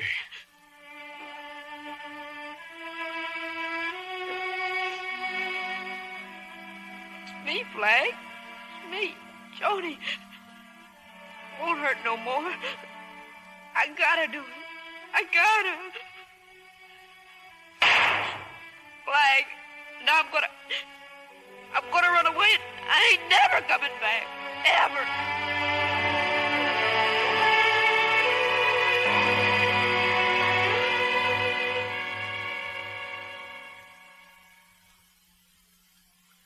How's he, Doc? The boy, will he? Yeah, most I can tell, Penny, he's took it out. Starved to death. Eaten up by swamp gnats. Where in sun's he been? He run away. 8 days he was gone. Rivermen found him most 100 miles downstream. He'll be all right another week. Fill him up with soup and give him with poultices. I'll stop by again one of these days.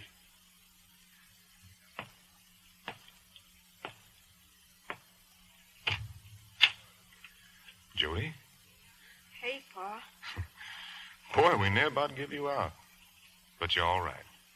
I reckon, Pa. Glory be. I had to come home, Pa. Why, sure you did. I ain't meant what I said about hating you and Ma. Oh, sure you ain't. When I was a child, I spake as a child. Where's Ma? As you walk down to the graveyard, son, reckon she's praying her thanks. Mohr searched for you day and night. She ain't done nothing else. Jody, I'd be proud to know where you've been. To the river, Pa. I aimed to go to Boston. Were you hungry? Didn't get nothing to eat for 4 days. I'm sorry you had to learn it that way. Now you know. Old starvation. He's got a face meaner than old Slewfoot. It's fearful, Pa. Boy, you figured I went back on you. That's why you run away. But 'twarn't only me. 'Twarn't only your yearling deer having to be destroyed. Life goes back on you, boy. Yes, sir. I reckon. I wanted life to be easy for you. Easier than 'twas for me. A man's heart aches seeing his young'un face the world, knowing he's got to get his insides tore out the way his was tore out. I wanted to spare you as long as I could. I wanted you to frolic with your yearling. But what's a man to do when he gets knocked down?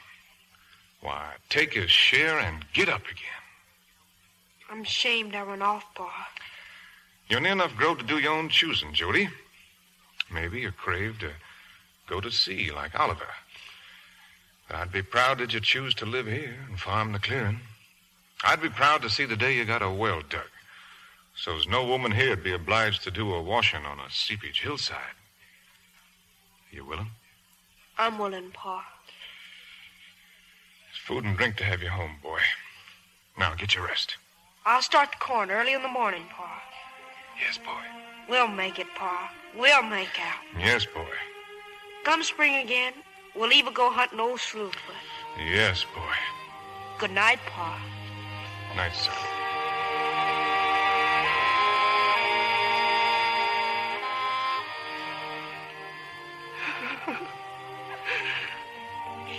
He's back, Penny. Our boy's back. He come back different, Ma. He's taken the punishment. He ain't a yearling no longer. I thought we'd lost them all, Penny. All the young ones.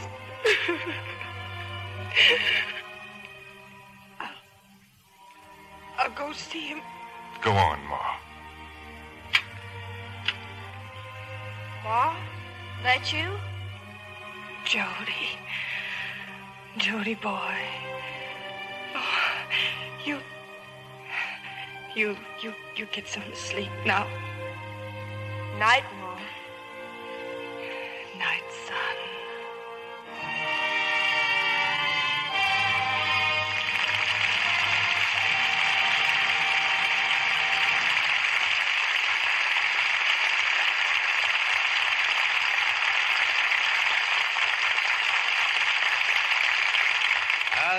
curtain falls on the unforgettable Baxters, I'm quite sure that Sidney Franklin and Clarence Brown, who produced and directed The Yearling for the screen, are more than proud of tonight's three stars who brought it to the air.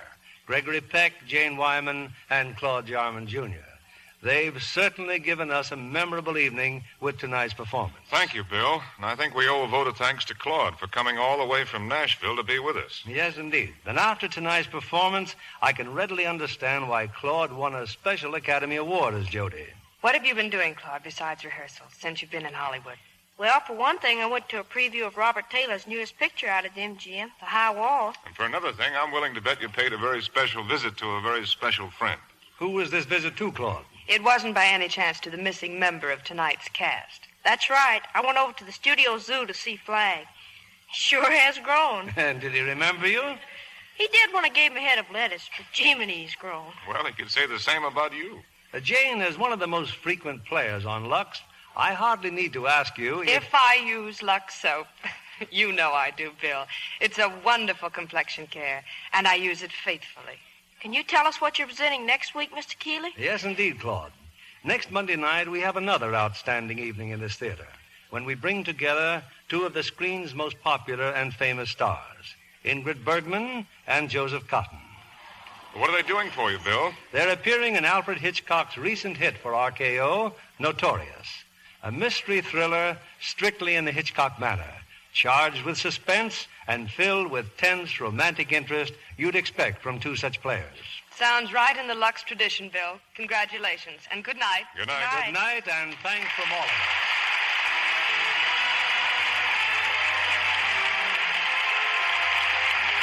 Lever Brothers Company, the makers of Lux Toilet Soap, join me in inviting you to be with us again next Monday evening when the Lux Radio Theater presents Ingrid Bergman and Joseph Cotten in Notorious. This is William Keeley saying good night to you from Hollywood.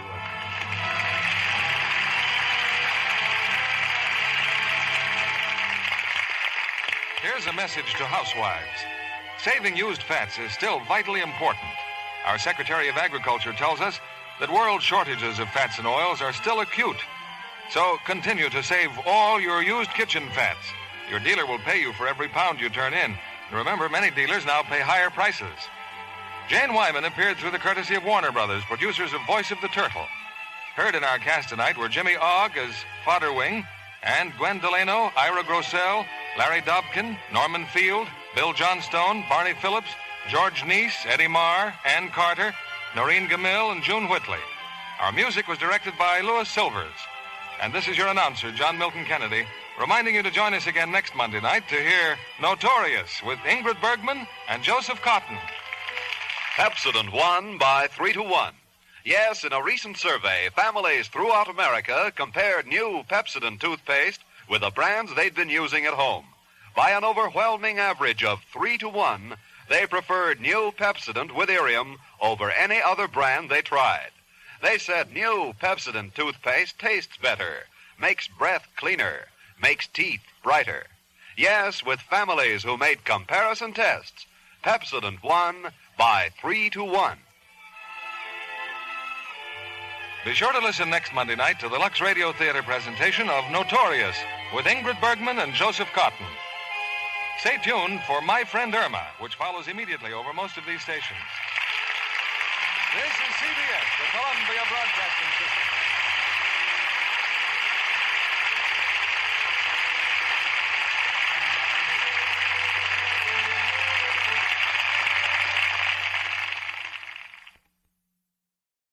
Lux presents Hollywood.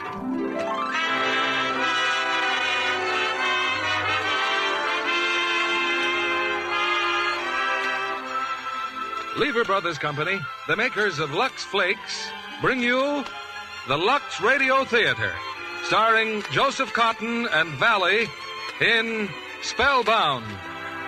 Ladies and gentlemen, your producer, Mr. William Keeley.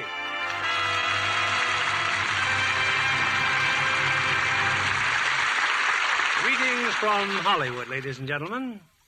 While most people think of motion pictures as typically American, it's nevertheless true that our neighbors overseas have contributed much to their development, in new ideas, new technical approaches, and new stars.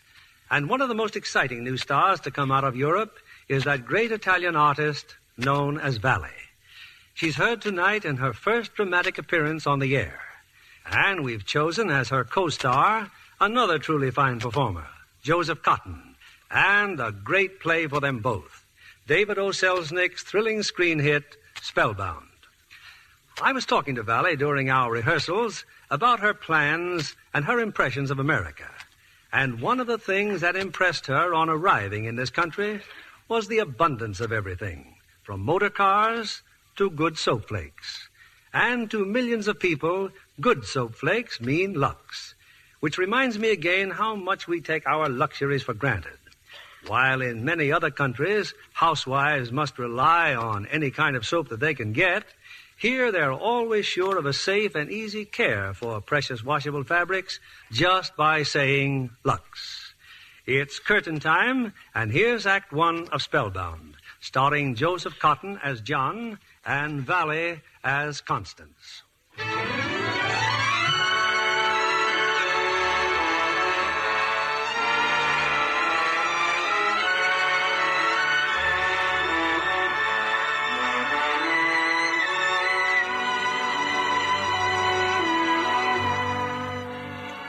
In the secluded Vermont countryside is an old established sanatorium, Green Manors, noted for its treatment of mental disorders. On the staff of psychiatrists is a young woman, Dr. Constance Peterson. May I come in, Dr. Peterson? Dr. Murchison, of course. I thought I'd spread the tidings. My successor, Dr. Edwards, will be arriving here any moment. I just can't imagine Grand Manors without you, Dr. Murchison. I sort of go with the fixtures, I suppose. It's so much more than that. You are Green Manors. Well, the old must make way for the new, Miss Constance.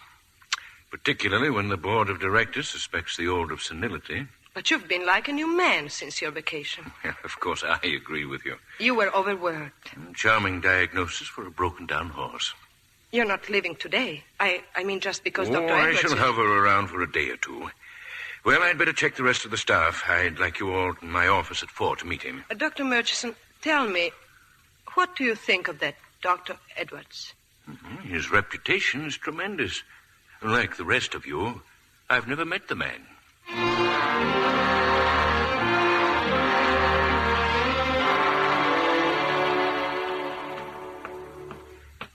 What's your hurry, Connie? Oh, Dr. Fleurot, I just had a note from Dr. Edwards. He wants to see me. Oh? He's been here all of 24 hours and he's writing you notes? He's interested in one of my patients. Oh, you mean Mr. Gomes, the one with the guilt complex? Yes. I think you have a guilt complex yourself. Oh? Take last night at dinner. A dimple appeared in your cheek that was never there before. I detect decided amorous outcroppings toward Dr. Edwards. If you knew how he detests that sort of high school talk. Ah, but how are you to know that Dr. Edwards would turn out to be so young and handsome? Is that all you have to say about him? No. No, he's a strange man. Jealous of him? Maybe. I mean of his position here. He seems so unsure of himself. As you pointed out, he's been here only a day. Please, he's waiting for me. Sure. Just see the conversation is confined to your patient. Don't take me too seriously, Connie. Of course, I haven't had time really to study Mr. Gomes' case, Dr. Peterson, but I gather he's thoroughly convinced that he killed his father. Yes, Dr. Edwards. Actually, his father died a very natural death. But his conviction is very curious. But you've encountered such cases very often. You describe them so perfectly in your book. Yes, my book, Look, would you mind doing me a favor? Not at all, Doctor. I have a headache, and I understand you're not on duty till after dinner. Well, Now, please, I need some fresh air, and you look as though it might do you some good, too. Excuse me. Hello? Yes, this is Dr. Edwards. Who? Sorry, I don't get your name. Norma Kramer? Please, Miss Kramer, I'm very busy, and I don't know you. I assure you, I'm sorry, Miss Kramer. Someone claiming to be... Well, I don't like practical jokes, do you? Maybe an ex-patient of yours. They can be rather coy at times. Let's get out of here. We'll look at some sane trees, normal grass, and clouds without complexes. How about it? Thanks. I'd love to.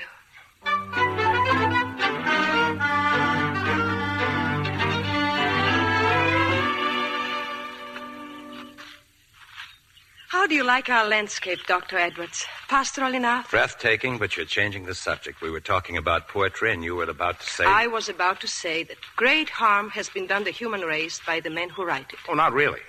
The way they delude people about love, writing about it as if it were a symphony, a flight of angels. Which it isn't, of course. Certainly not. People fall in love, as they put it, because they respond to certain hair colorings or vocal tones. Or mannerisms that remind them of their parents. Oh, sometimes for no reason at all. The point is that people who read about love is one thing, and experience is quite another. They expect kisses to be like lyrical poems and embraces like Shakespearean dramas. And when they find out to the contrary, they get sick and have to be analyzed. Yes, very often. Professor, you're suffering from mogo on the go-go. I beg your pardon? Come on, let's sit down over there. I see just what you were looking for. Trees, grass, and clouds. All very normal.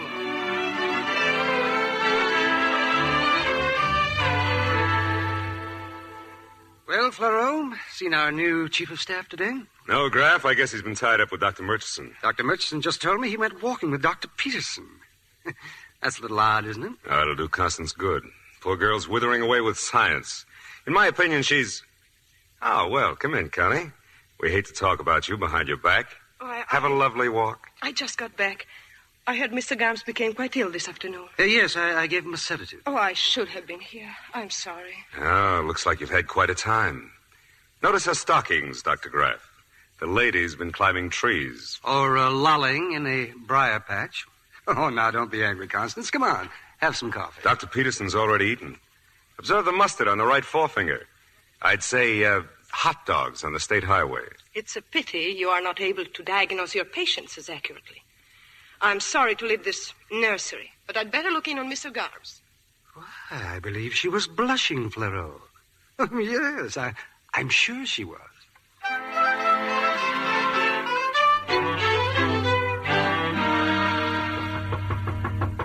Come in. Oh, Dr. Peterson. It's very late, I know. Am I disturbing you? Oh, no. How's Garn? I saw him at 10:30. He seemed much better. Good. I came to ask if I may borrow your book. The one on guilt complexes. Dr. Murchison had a copy. Oh, yes, it's here on the shelf. The autographed edition. What do you want with the book? If there's a problem you want to discuss, what... Oh, no particular problem. I'd like very much to discuss your book, though. I've never discussed an author's work with him. I sound nervous, don't I? Mm-hmm. Are you? I'm amazed at my subterfuge. I don't want to discuss your book at all. It's ridiculous. My coming here like a distracted child. You're lovely. Please don't say that. You'll think I'm here to... I know why you're here. Why? Because something's happened to us. But it doesn't happen like that. In a day. It happens in a moment sometimes. I felt it this afternoon. It's like lightning striking. It was... What is it? Why are you looking at me like that? Here. Something about your dress. My dress? Forgive me. I've been having a rather bad time with my nerves lately. Your dress, I mean those dark stripes. You're ill. No, I'm all right.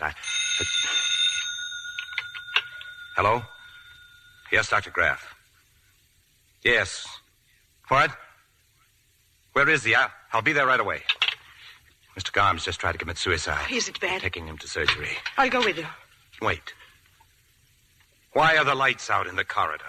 But they're always off this time of night. It's dark. That's why he did it, because the lights are out. Doctor, Turn on the lights in the doors. Unlock the doors. You can't keep people in cells. You are, you Fools, Doctor. all of you, babbling about guilt complexes. What do you know about them? Turn on the lights. Turn on...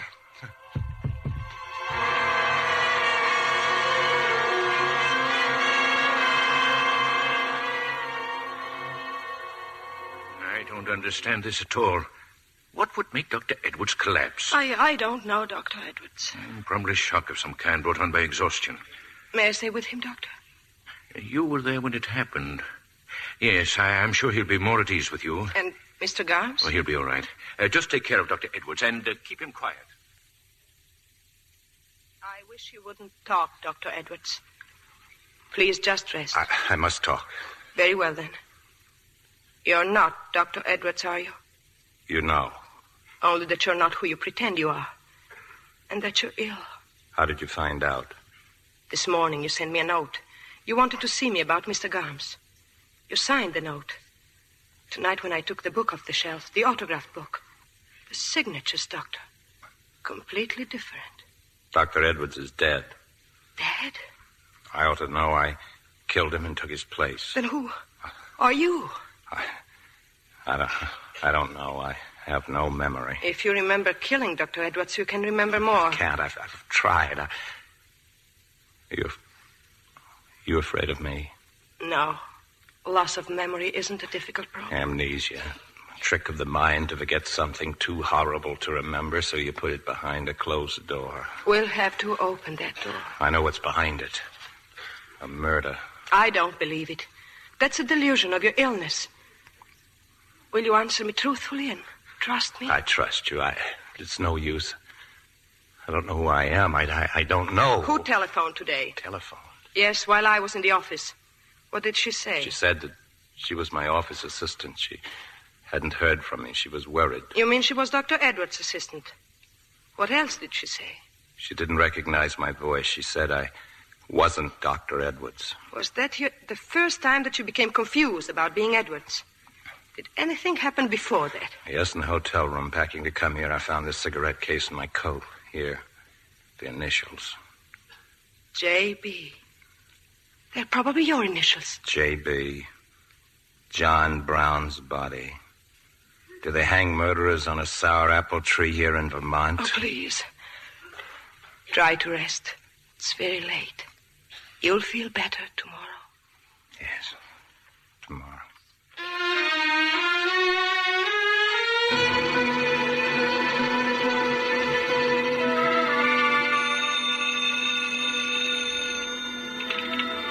Hello? Yes, this is Dr. Murchison. Who? Oh, yes, Miss Kramer. You what? Well, of course. Come over right away. Who? Very well, then. Bring the sheriff with you.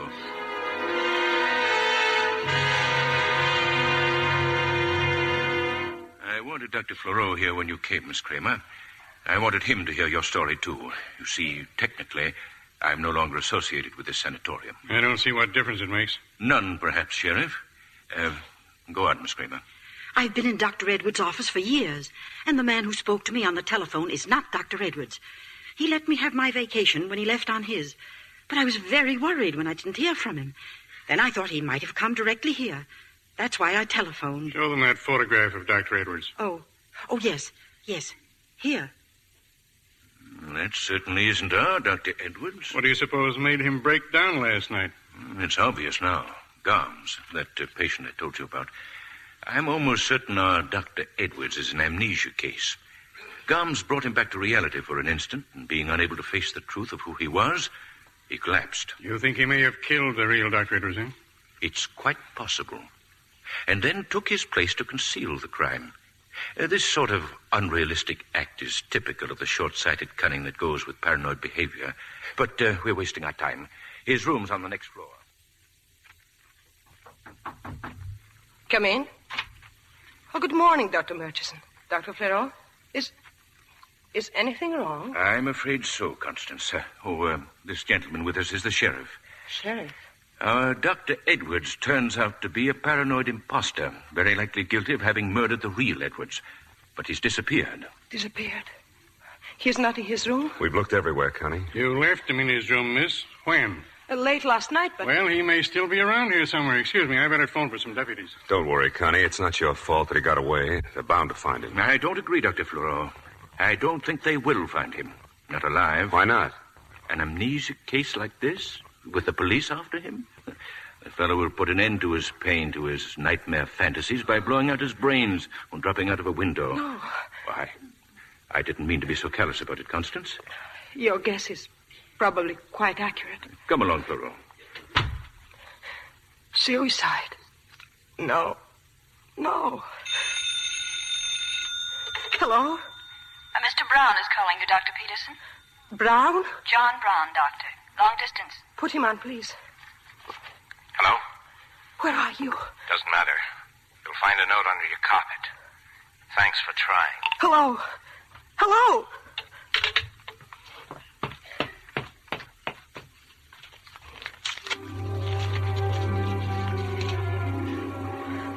I cannot involve you in this for many reasons. One of them being that I love you. When the police step in, tell them I'm at the Riverside Hotel in New York. I prefer to wait alone for the end.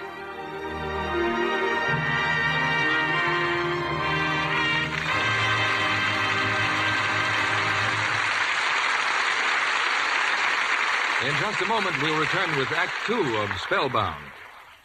Libby, you're practically bubbling over with excitement. What's up? Well, who wouldn't be excited about a picture that brings Van Johnson and June Allison together again? They're such a wonderful romantic team. What a picture they have this time. Metro-Goldwyn-Mayer's rollicking new comedy, The Bride Goes Wild. Rollicking is right. Van and June get involved in some of the most hilarious situations I've seen in many moons. June Allison proves herself a top comedian in that picture. And Van Johnson was never in better form as the young author trying to avoid matrimony. But he can't escape a girl as lovely as June Allison. Oh, she makes a stunning bride. The studio designed a trousseau for her that any bride would envy. Well, nowadays, it's easy for a bride to keep her nice things new looking longer. The same way MGM did for June Allison in The Bride Goes Wild. With Lux care. And easier than ever now, with the wonderful new diamonds of Lux. Women said Lux just couldn't be better, but it's more wonderful than ever. There's nothing just like these new diamonds. So sheer, so tiny, so white. They not only look different, they act different. They're so much faster. They fairly burst into suds at the touch of water. And make the richest suds ever. Just compare them with any other suds you've ever used. They're richer. And they keep pretty under things lovely 3 times as long. Tests show that. It's just like getting 3 pretty slips for the price of 1. So smart girls avoid harsh washing methods. Anything safe in water is safe in these new diamonds of Lux. We return you now to William Keighley. Act 2 of Spellbound, starring Joseph Cotten as John and Valle as Constance.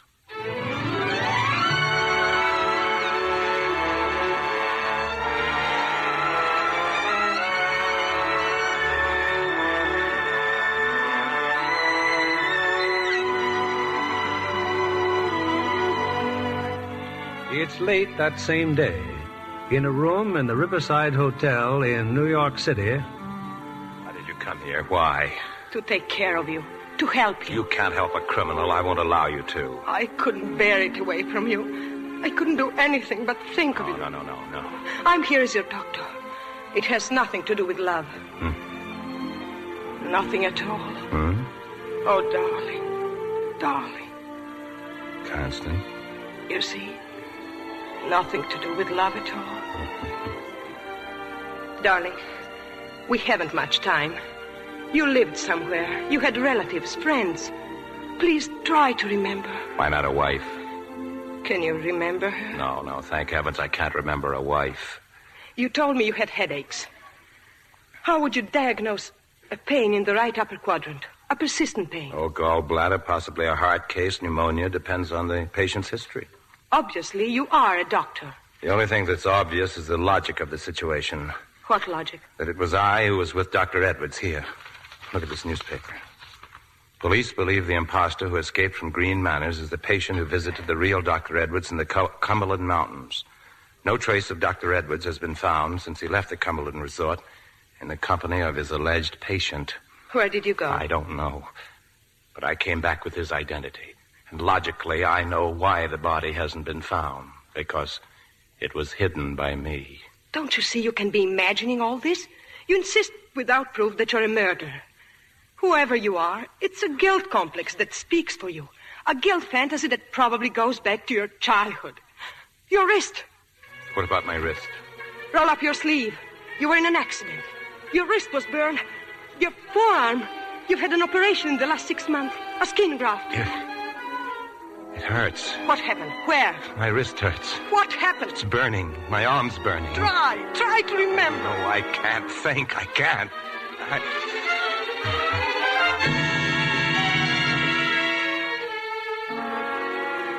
Darling, oh, I'm so sorry. Are you all right? Oh, I'm all right. Who could that be? The bellboy.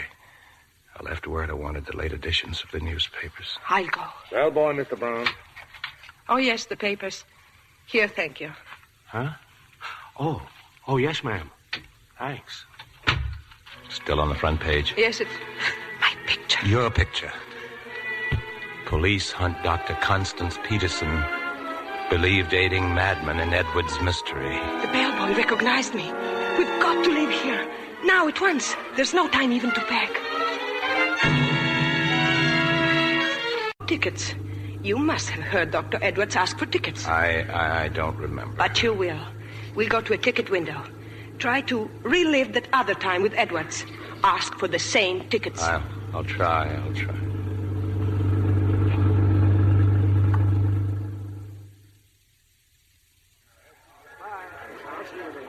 All right, please. Who's next? Washington, one way. You went someplace with Edwards. Ask for tickets to the same place. 46 including tax, thank you. Yes, sir? Tickets. Tickets to where, sir? 2 tickets. 2 tickets where to? Rome. Where? He means Rome, Georgia. Yes, ma'am. Just a moment, please. I feel so peculiar. Please, darling. A policeman is coming. Don't say anything. Anything wrong, lady? My husband's here, officer. Here you are, ma'am. 2 tickets to Rome, Georgia. You need any help? Oh, no, he'll be all right. Those dizzy spells go away quickly. Your change, ma'am. Birmingham Special, track 17 in 10 minutes. Thank you. I'll go to the train with you. Oh, no, he's better now, officer. Please don't bother. Track 17's right over there. We've got to get to an exit. Exit? The policeman. He may find a description of us posted somewhere. We'll be picked up at the first stop. We can't go back to the hotel. No, darling. We'll go to Grand Central Station. We're going to Rochester. Rochester? I have a wonderful friend there, Dr. Alex Bruloff. He was my professor at the university. He'll help us.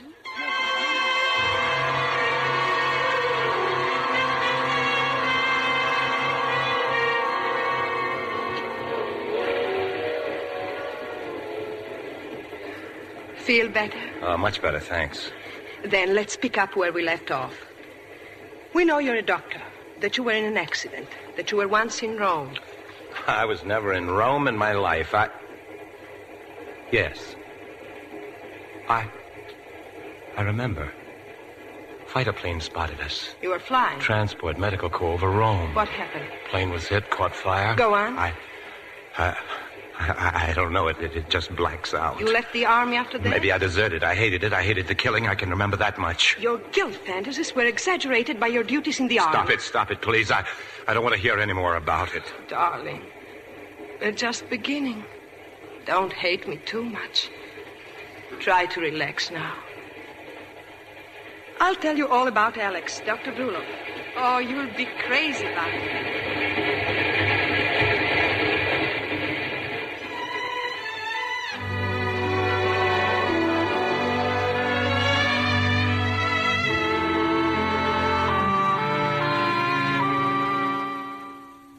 Constance! Oh, how good to see you again, my dear. Alex, you're busy. I should have let you know we were coming. And ruined this wonderful surprise. Now, who is this man? You are bringing me a new patient? Oh, no. This one's all mine. His name's John Brown. He's my husband, Alex. We were just married. Very glad to know you, Dr. Bruloff. So, married. You know who is waiting for me in there? 2 policemen.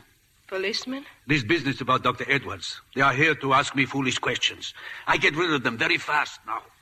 I'm sure they didn't see us come in. I'm not going to run away again. Sure, we can hear what they're saying. I told the police before. I know nothing about Edwards. I had some kind of a theory, Doctor. I said if Edwards took a paranoid patient along with him on a vacation, he was even a bigger fool than I thought he was. It's like playing with a loaded gun. Was Edwards a friend of yours? What are you talking about? I scarcely knew him. Please, no more questions. Sorry to have bothered you, Doctor. Good night. Good night. Police detective. What do you suppose they are snooping around me for? Because you're so old and wise. Married, huh? Come on in the kitchen. We have a glass of beer. Alex, the truth is, we're here to impose. The hotels, they're all so crowded we couldn't get accommodations. What do you want with a hotel? I live by myself in a big house. Cook me my coffee in the morning, and the house is yours. Mr. Brown. Yes. Make yourself useful. The beer in the icebox. Oh, yes.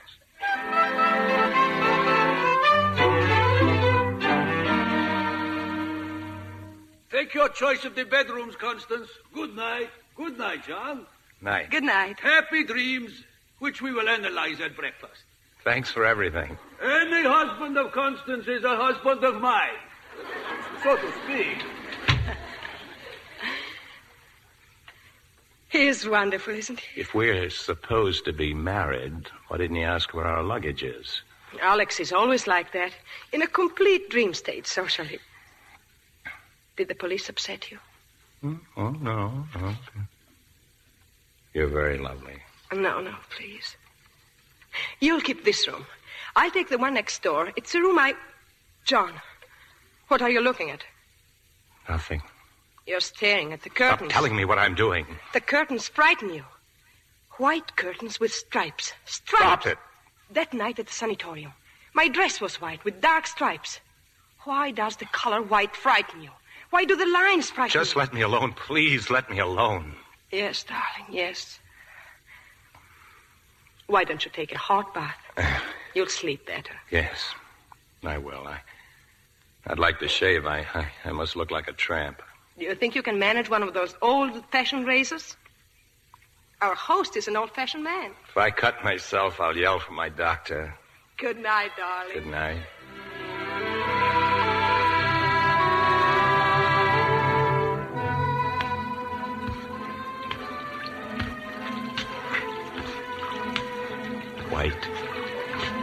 White tiles, lather, washbowl, medicine cabinet, bathtub. White.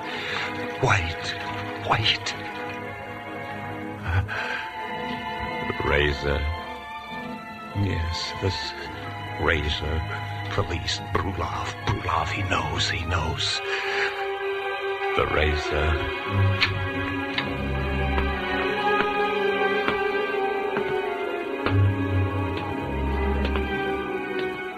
Is that you, John? Come, join me. I was unable to sleep, so I came down to do some work. I am having some milk and crackers. Have some. There's plenty. Milk. White. John, what's the matter? What's that in your hand? What is it?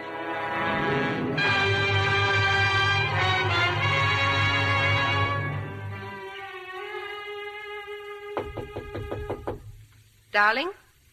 Better get up, darling. 7 o'clock. John, are you awake?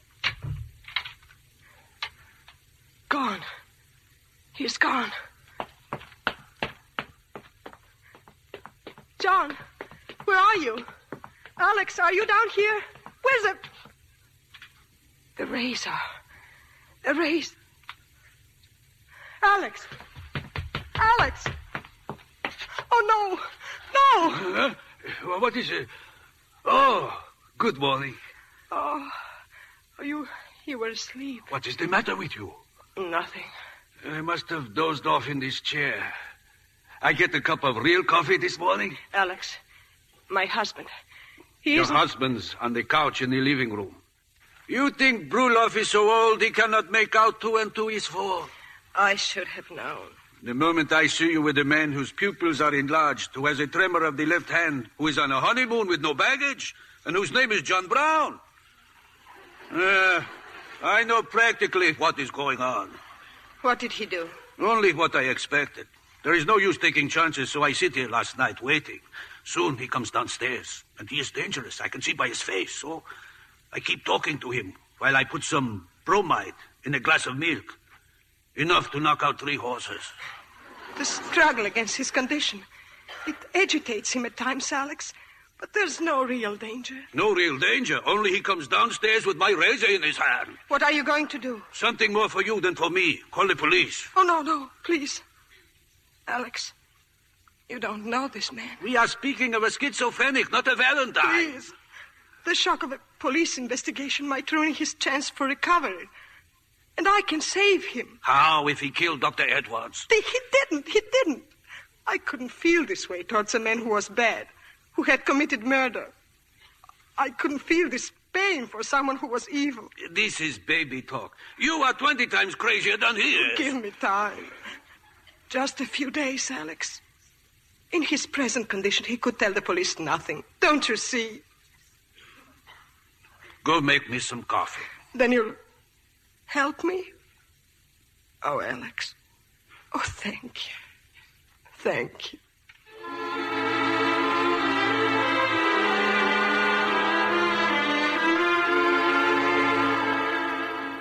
So, you're awake. Who are you? Oh, yes, I remember. Constance. In the kitchen making coffee. Bromides. Who's been feeding me bromides? What's your name? I don't... Oh, so Constance told you about me. Nobody had to tell me. And don't fight me. I'm going to help you if I can. I want you to look on me like your father. Trust me. Lean on me. This is a shortcut, but we haven't time for anything else. Go ahead, I'm leaning. Maybe you got something you want to tell me. A few words in the corner of your head. No. Go on, talk to me. There's nothing. Maybe you've dreamt something. I was dreaming just now. What did you dream? I don't believe in dreams. That Freud stuff's a lot of hooey. Do you want I should help or not? I'm sorry. Dreams can tell you sometimes what you are trying to hide. But they tell it to you all mixed up. The problem is to put the puzzle together. Constance with the coffee. John, how do you feel? Awful. The patient is going to tell us about a dream. You'll find a pencil and pad on that table. Take notes. Well? Oh, the dream. I seemed to be in a gambling house. There weren't any walls, just a lot of curtains with eyes painted on them. I was playing cards with a man who had a beard. He had just won when the proprietor came in and accused him of cheating. The proprietor yelled at him. "This is my place," he said. "I won't allow you here. I'll fix you." Details, John. The more fantastic, the better. Oh, this man with the beard, he was leaning over the sloping roof of a high building, and I yelled at him to watch out, but he fell over slowly with his feet in the air. And then I saw the proprietor again. He was hiding behind a chimney, and he had a small wheel in his hand. I saw him drop the wheel on the roof. How did you react to that? I started running. I heard something beating over my head, a great pair of wings, and they almost caught me when I came to the bottom of the hill. I must have escaped. I don't remember. Then I woke up and saw Dr. Bruloff. Have some coffee. I feel so strange again. Something's happening to me. Try to relax. Drink your coffee. He's staring out the window. What's out the window? It's been snowing. The light frightened him. Photophobia. No. It's the snow. And those tracks in the snow. Dr. Edwards was fond of sports. He mentioned skiing in his book as valuable in the treatment of mental disorders. Skiing. That's what those dark lines symbolize for him. Ski tracks in the snow. John, where did Edwards go skiing? Can't you tell us where? He has already told us. Let me see your notes. Sloping roof. That could mean a mountainside. And the bearded man was Dr. Edwards. Dr. Edwards plunged over the precipice while skiing. Those wings, chasing him down the hill. That could mean he was escaping from a valley. Skiing resorts often are called valleys, like Sun Valley. He was being pursued by a figure with wings. Wings? An angel? Angel Valley? John, do you remember an Angel Valley? No. We can call it travel agency. Check all the skiing resorts. Wasn't Angel Valley. It was a place called Gabriel. Gabriel Valley. What else do you remember now? The other man in your dream, the proprietor.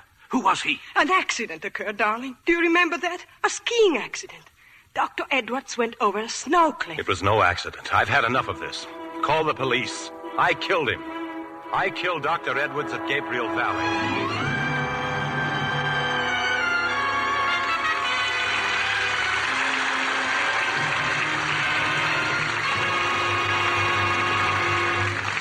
We pause now for station identification. This is CBS, the Columbia Broadcasting System.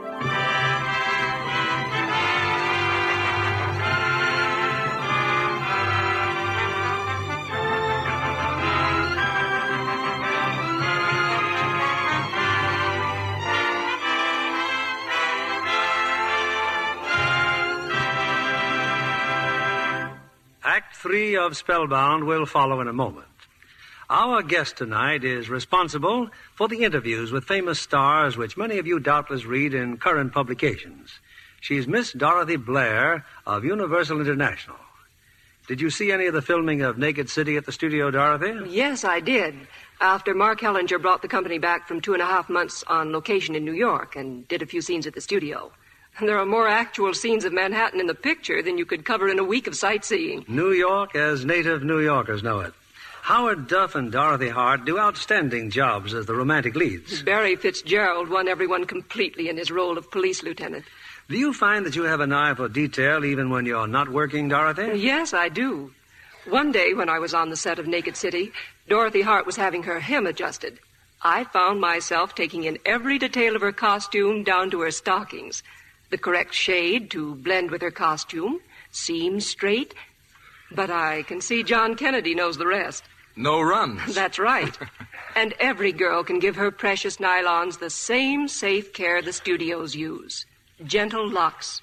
It really cuts down runs. Well, there's a new thrill in store for women when they try the new tiny diamonds of Lux. They're more wonderful than ever. They were a long time in coming, but now they're here. They're incredibly sheer and so tiny. There's nothing in the world just like them. They do more for you, too. In what way, Mr. Kennedy? They remove soil other kinds of suds can't, leaving things cleaner, fresher. I can hardly wait to get some. They make stockings last twice as long, too. Tests prove it. And that's just like getting an extra pair of stockings every time you buy a pair. Thank you for coming tonight, Dorothy Blair. Back now to our producer, William Keeley. Act 3 of Spellbound, starring Joseph Cotten as John and Valle as Constance.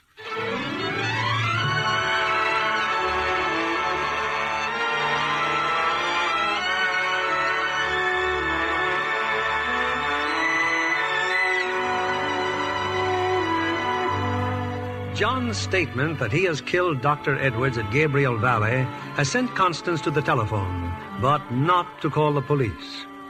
How soon does the train leave, please? 4:45. Thank you. We're going to Gabriel Valley, John.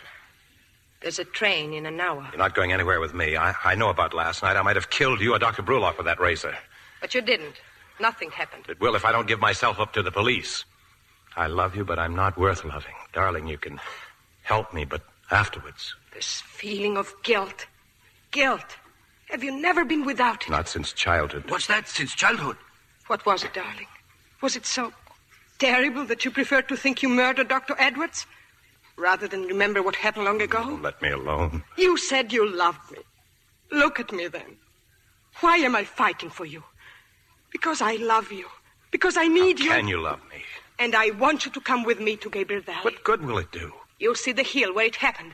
You'll remember things. How I killed him. No. You'll see your innocence.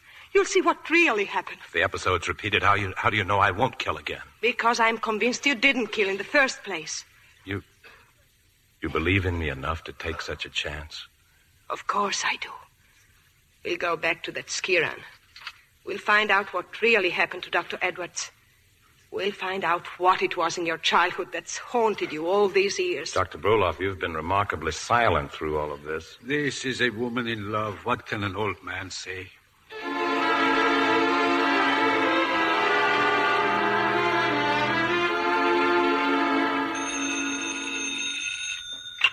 Hello? This is Lieutenant Cooley, Doctor, police headquarters. What do you want now? When I came to see you last Tuesday, you had visitors. One of them was a girl. Well? I've just received a bulletin from Vermont. They're looking for that girl, Constance Peterson. And what has she done? She's wanted for questioning. Where is she? She left yesterday afternoon. Where did she go? I don't know. You know what you're doing, don't you? Obstructing justice? Come down and arrest me there. I think I obstruct some more.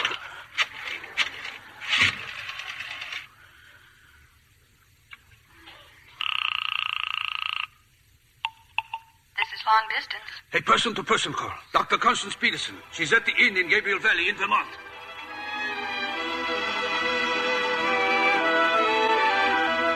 I'm sorry, sir. The inn at Gabriel Valley says Dr. Peterson has gone skiing. Do you wish her to call you when she returns? No, never mind.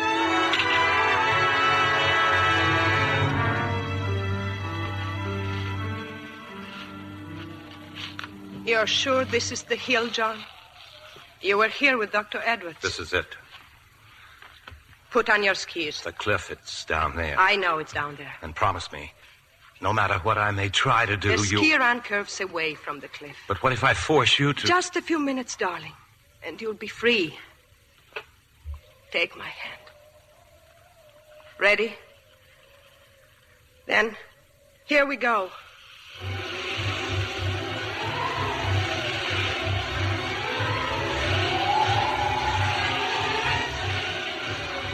Slow down. Slow down. We're going too fast. No, we're not. You're too close to me. Cut over. I want to be close to the you. cliff, you can see it now, just ahead of us. I know, darling. I know. Yes. I remember. Wait. He was where you are, and I... You wanted this. Everything must be the same. All right, then. Constance, no.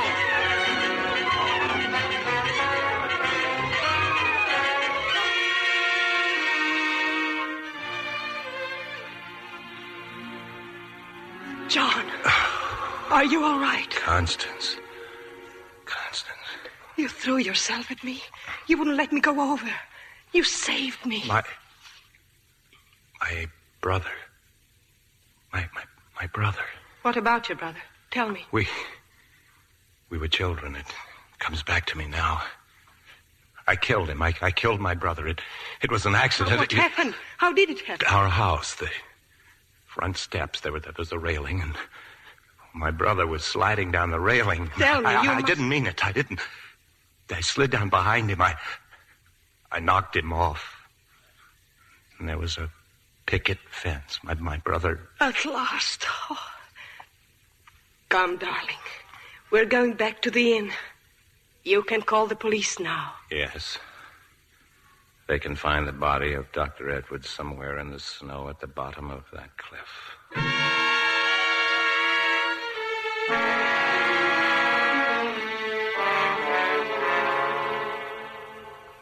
Some more coffee? Oh, please.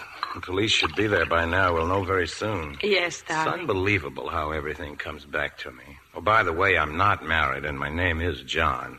John Ballantyne. I'm very pleased to meet you. Another thing, my Army record's all right. Medical discharge. How did you meet Dr. Edwards? Well, I met him in the Cumberland Mountains. I went there to rest. My nerves were still pretty ragged from the war, and he was vacationing there, and I asked him to help me. How did you happen to come here? Still a little hazy, darling. He invited me. A few days skiing. He was coming to Vermont anyway to take over the sanatorium. We had to change trains in New York and left the station. Went somewhere for lunch. I can't seem to recall just where. Anyway, we came on, and the accident happened at that spot. Where you saved me. Now, let's not have any confusion about who saved whom. Edwards was about 50 feet ahead of me when he went over. You saw it happen. You thought of your brother, and that awful feeling of guilt came over you again. You had to run away. You assumed the role of Dr. Edwards to prove to yourself he wasn't dead.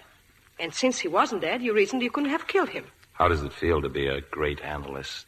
Wonderful. And madly adored. Very wonderful. Hello. I'm Sergeant Hickson, State Police. Oh, yes. This is Lieutenant Cooley. He's from Rochester. We met Lieutenant Cooley before, so to speak. How did you find us, Lieutenant? No thanks to Dr. Brulov.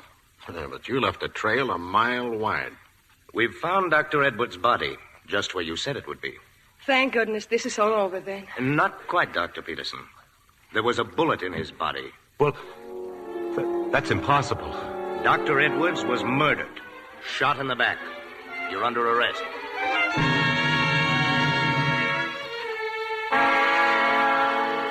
And I brought you back here to Green Manors, Constance, because there is nothing more you can do for John. Alex, there must be Something I can do. You cannot keep bumping your head against reality and saying the evidence is not there. The evidence is there. John has been indicted for murder. He trusted me, Alex. I led him into a trap. I've all but convicted him. Is that real enough for you? But don't ask me to stop. I can't stop. I won't stop until he is free. And how will you free him? I don't know. I haven't seemed very grateful to Alex, have I? Thanks for straightening things out with Dr. Murchison and everyone. I'm sorry the prison hospital is so close by. This means you will see John every chance you get. It is useless for me to tell you not to. Yes. I hate to hurry, Dr. Bruno. I have been waiting for you to throw me out of your office, Murchison. The car's here. It's quite a drive to the station. Yes, I go back now to Rochester. Take care of my girl. We'll try to, Doctor. Goodbye. Goodbye. I'll write to you, Constance. Thank you, Alex. A brilliant man. I should go to the station with him. No, you're too tired. Constance, try to forget things better forgotten. You've a fine career ahead of you here. Thank you. Well, at least one good thing came out of all this. You're still here. Who knows what would have happened to this place under Dr. Edwards? I knew Edwards only slightly. I never liked him. Well, good night, Constance. I hope you'll feel rested in the morning. Good night, Dr. Murchison.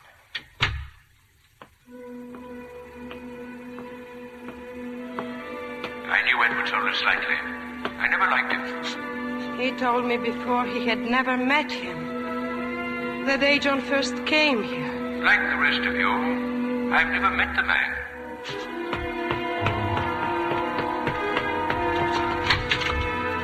Constance, did you forget something, my dear? I want to talk to you, Dr. Murchison. Well, of course. It's a problem. A dream one of my patients reported. Which patient? John Ballantyne. Well? Ever since John was arrested, he's been recalling more details of that dream. Anyway, he was playing cards in a gambling house, apparently with Dr. Edwards. Oh? What game were they playing? 21. John says he dealt Dr. Edwards a 7 of clubs. And Edwards said that makes it 21. Perhaps he was trying to mention a locale, an actual place, a club. There's a place in New York, the 21 Club. Oh, yes. Yes, so there is. The patient dreamed the proprietor accused Dr. Edwards of cheating. He ordered Edwards out. I won't allow you here, he said. This is my place. I'm going to fix you. The dream gives the locale a double identity. The 21 Club and Green Manors, perhaps. But the proprietor seems to belong to the latter. In fact, it might easily be myself. It seemed that way to me, Dr. Murchison. I presume you only arrived at this solution tonight? Yes, just now, in the corridor. Was there any more to the dream? Yes. The patient dreamed he and Dr. Edwards were on a high, sloping roof. That he saw Edwards fall from the roof to his death. He also saw the angry proprietor hiding behind a chimney. In his hand was a small wheel. He dropped the wheel. The symbolism of the wheel escapes me. It was a revolver.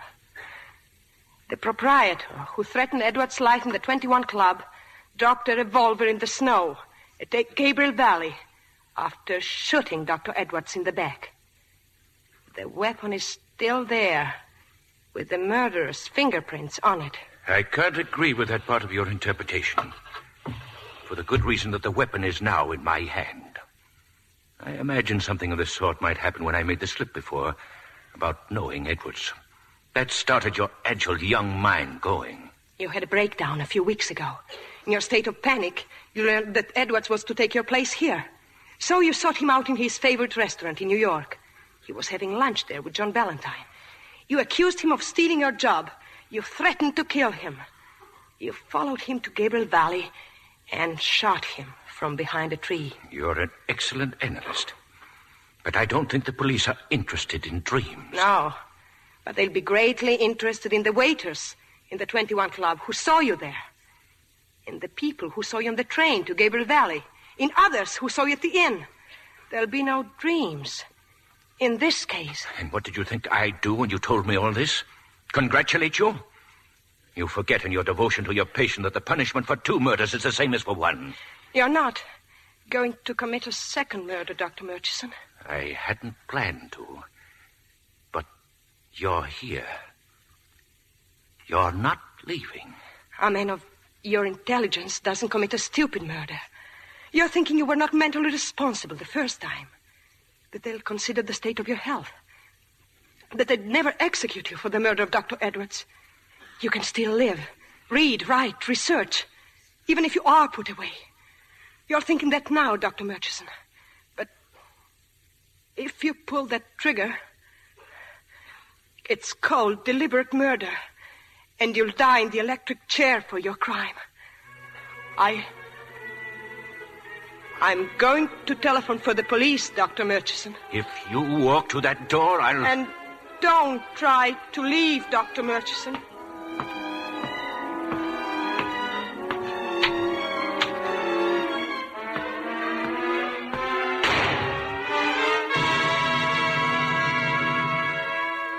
Sanatorium chief attempts to kill self after murder confession. Dr. Murchison shot rival. Valentine free. Girl risks life second time to save Valentine.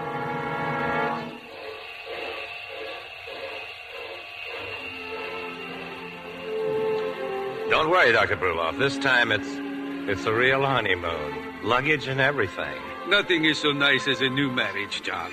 No psychoses, no aggressions, no guilt complexes. Not yet. Not ever, Alex. Goodbye, darling. Goodbye. And remember, John, for a happy marriage, never keep a secret from your wife. From her? A fat chance I'd have.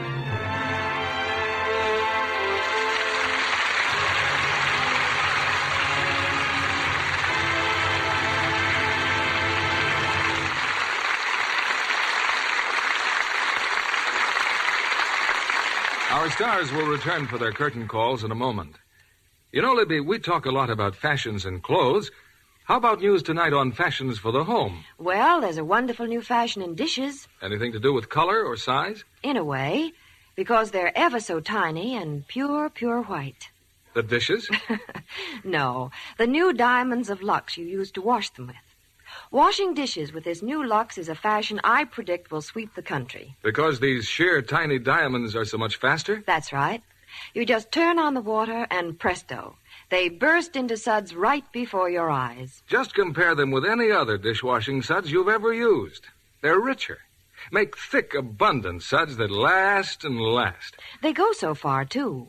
You can wash up to twice as many dishes with these new tiny diamonds of Lux. Careful tests using the same weight of soaps proved Lux washes more dishes than any of 10 other leading soaps. And you needn't dry the dishes at all. Just rinse them with hot water and let them drain. They'll dry bright and sparkling. Of course, every woman knows how gentle Lux is, how kind to hands. You can be sure the new tiny Lux diamonds will keep your hands soft and smooth and lovely in spite of dishwashing. Try these new tiny Lux diamonds for dishes tomorrow. Here's Mr. Keeley at the microphone. Our thanks now to Joseph Cotten and Valle, who returned to the footlights for a well-earned curtain call.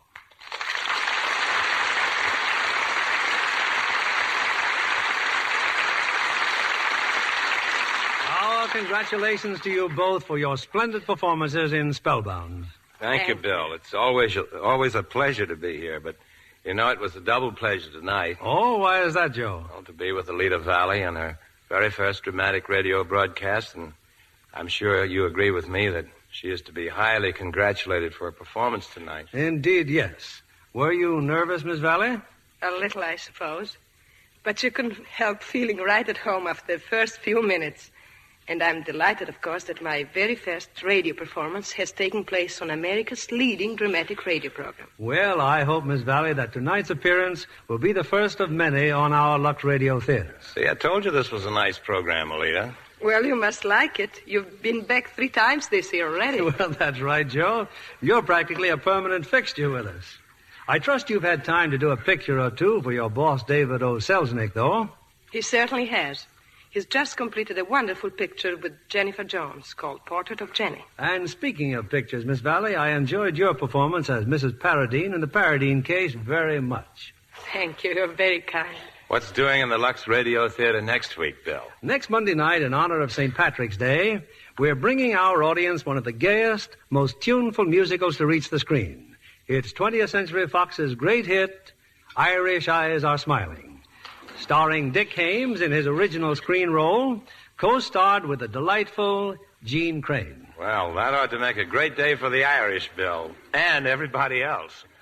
Good night. Good night. Good night, and thanks again for Spellbound.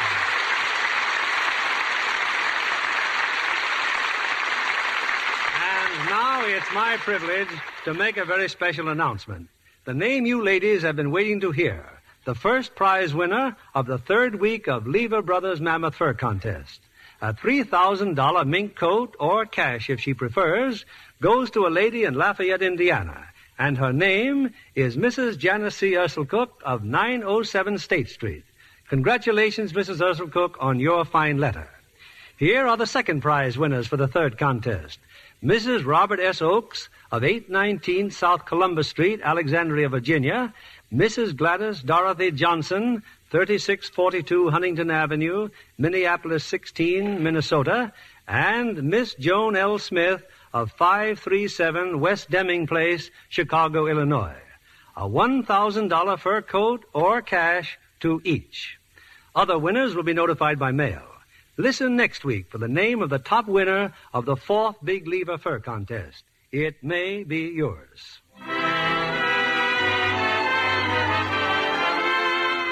Lever Brothers Company, the makers of Lux Flakes, join me in inviting you to be with us again next Monday evening, when the Lux Radio Theater presents Jean Crane and Dick Haymes in Irish Eyes Are Smiling. This is William Keeley saying good night to you from Hollywood.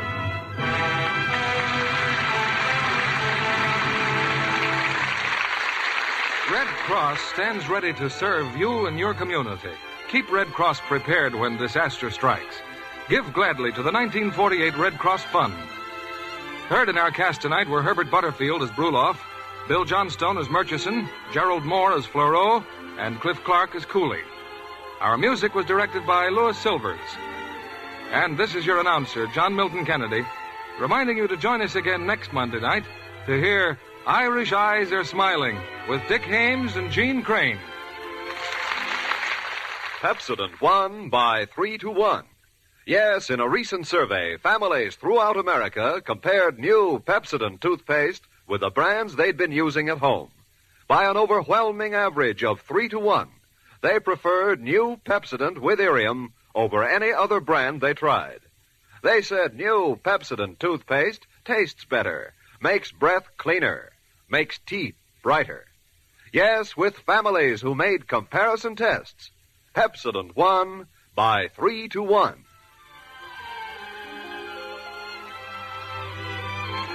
Be sure to listen next Monday night to the Lux Radio Theater presentation of Irish Eyes Are Smiling with Jean Crane and Dick Haymes. Stay tuned for My Friend Irma, which follows immediately over most of these stations. This is CBS, the Columbia Broadcasting System.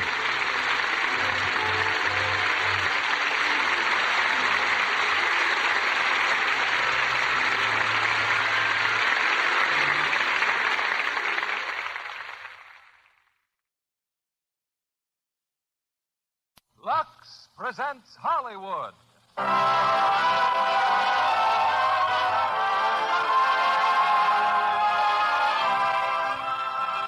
Lever Brothers Company, the makers of Lux Toilet Soap, bring you the Lux Radio Theater, starring Dana Andrews and Ida Lupino in Daisy Kenyon. Ladies and gentlemen, your producer, Mr. William Keeley.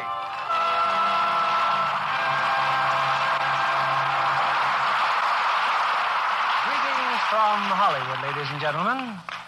Like many of you, I was among the 750,000 readers who made Daisy Kenyon one of the best-selling novels of its year.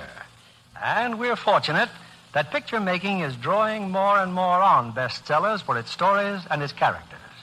We can also thank 20th Century Fox for their excellent screenplay of Daisy Kenyon, which we bring you tonight, starring that very fine dramatic actress, Ida Lupino, and Dana Andrews, playing the screen role to which he brought such rare distinction. I suppose it's only appropriate that one bestseller should be brought to you by another bestseller. The latter, of course, Lux Toilet Soap, which I'm sure is your favorite beauty aid, as well as the favorite beauty soap of screen stars. And it's equally appropriate that a story of romance, as is our play tonight, should be brought to you by a product that has meant romance to many, many women by helping them have that lovelier Lux complexion. It's curtain time, and here's Act One of Daisy Kenyon, starring Dana Andrews as Dan O'Mara and Ida Lupino in the title role.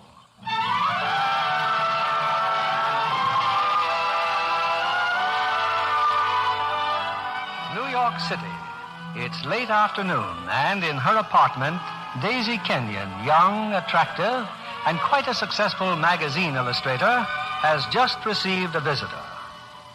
Dan, I told you I had a date for dinner. It'll keep. Who with, baby? Well, I met him at a party last night, and I have to get dressed. I only stopped by for a minute, Pet. I can't make it to Latimer's tomorrow night. Oh, Dan, do you realize this is the third time in a row we've broken a date with them? Change it to next week. I'll be there if it kills me. No, I won't. We just won't plan anything at all. I'm going to Washington tomorrow. Washington? How thrilling. Harry S. wants your advice on atomic energy? Now, look, Daisy, your being mad is silly and you know it. I've never broken a date with you unless I couldn't help it. Unless it was something really important. Oh, thanks. Oh, I don't mean that you're not important. But we can go to the Latimers next week and we can see each other almost any time. No, Dan. I don't think we can. I think we're through. Do we have to go through all this again? We don't have to go through anything again. I just have to fight to stay happy, that's all. Fight for everything. Oh, my life's all mixed up with you every way I turn. I've tried and you've tried, but it won't work out. You have a wife, 2 children, big law practice. You're going to be important in Washington. I only have my work. You've messed that up, too. Don't be mad, honey. Dan, I am mad, and when I am, I can't even paint. You're never going to marry me because you'll never divorce Lucille. That's not fair, Daisy. Dan, you're never going to be divorced because you don't want to be. Look, I'm not being sorry for myself. I knew it would be like this. It's just that I'm tired, that's all. Tired and through. I'll get out whenever you tell me to. But I want you to tell me because you mean it. Not because you're angry. Are you really telling me now, Daisy? I said I was. Oh, Dan, will you ever believe I really mean what I say? I've tried to break this off. Honestly, I've tried. And I will one day, too. All right. You will. Maybe next year, maybe next week. But not this week. No, not this week. Now go on, beat it. My date's due. Night, darling.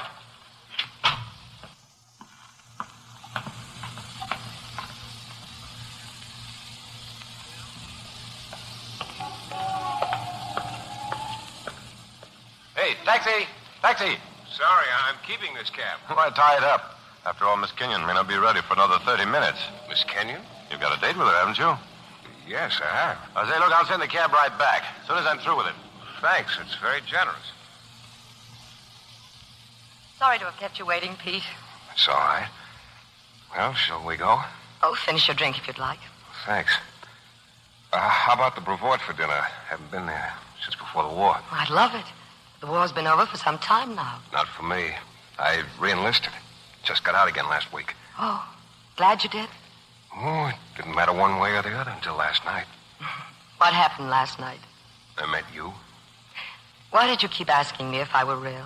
Why not? Nothing else is real anymore. Mary tells me you're a boat designer. Yeah, I used to be. Oh, yes, I remember now. You designed the Lapham 6-meter. And there were wonderful photographs of boats in the magazines by a Susie Lapham. My wife. Oh. Tell me something. Don't any of you ever go back to the wives you left when you went to war? Excuse me, Pete. Yes? Your cab, lady. That party said to come back here. Be down in a minute. Seems there's a cab waiting. Oh, you must have sent it back after all. He? That fellow who was leaving just as I got here said he needed a cab. Oh, yes. Yes, he can be very rude at times. He was, I suppose. Oh, I didn't notice. We were talking about your wife. You were? Yes, she's dead.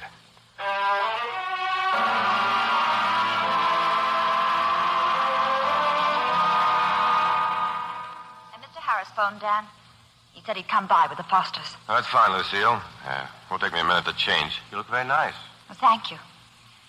Dan, why are you going to Washington tomorrow? You know, Father never discusses business with me. I'm going down to present a brief to the SEC on amalgamated gas. I so seldom know what you're doing. No one even expects me to know anymore. Do you think I know what I'm doing, honey bunch? Where are the kids? Oh, Rosamond's primping. Oh, really, Dan? I wish you'd consulted me before you told her she could go with us tonight. 13's no age for the stork club. What's the harm in it? Where's Marie? I'd better look in on her. She's supposed to be doing her homework. She's getting awfully impudent, too. I don't know whether... Marie, go to your room. And I meant what I said. Go to your room this instant. Daddy. Lucille, what is this? Marie's been insolent. I told her to stay in her room because I... Oh, Daddy. Oh, what is it, baby? She hit me. But she said things. I've never been spoken to like that in my life. And by my own child. Couldn't be that bad, Lucille. Oh, look, sweetie, Mommy didn't mean to hurt you, and I don't think you meant to be rude to her. That's one of the very worst things you can do, being rude to your mother. Dan, you don't... Remember the fourth commandment, don't you, Marie? The fourth. It's even ahead of murder and stealing. Now, what was it you wanted, anyway? I just wanted to come down when the company came. Well, maybe you can. Lucille, I'm sure she'll do her best to get her homework finished. That has nothing to do with the way she spoke to me. Marie, now say you're sorry, then go wash your face. I'm sorry, Mother. Thank you, Daddy. Don't ever hit that child again, Lucille. How can you have so little control as to let an 11-year-old child... Control? You see the children 5 minutes a day, just enough to spoil them. But if you could understand how thankless it is for Marie me... wants to see the company. You'll only be here a few minutes. Is that going to hurt her? How do you know what hurts her? What hurts anybody?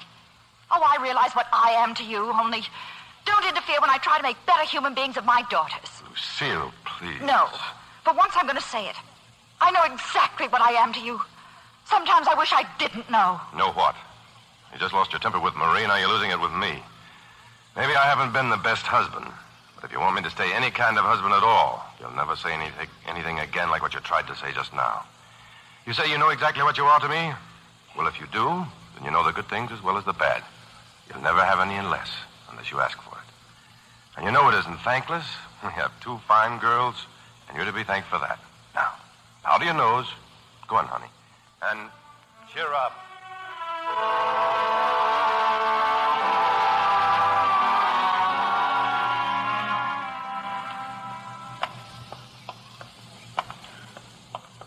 I had a fine time, Daisy.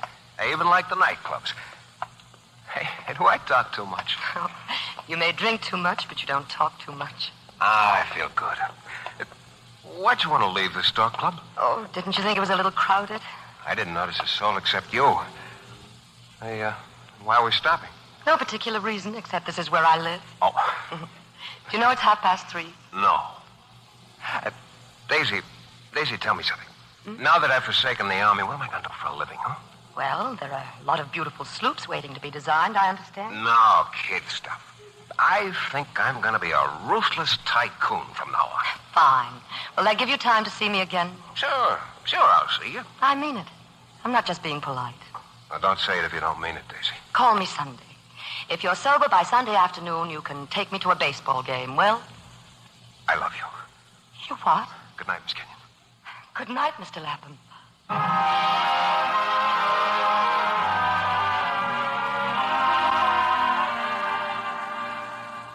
So I took a chance on finding you home and put in the call.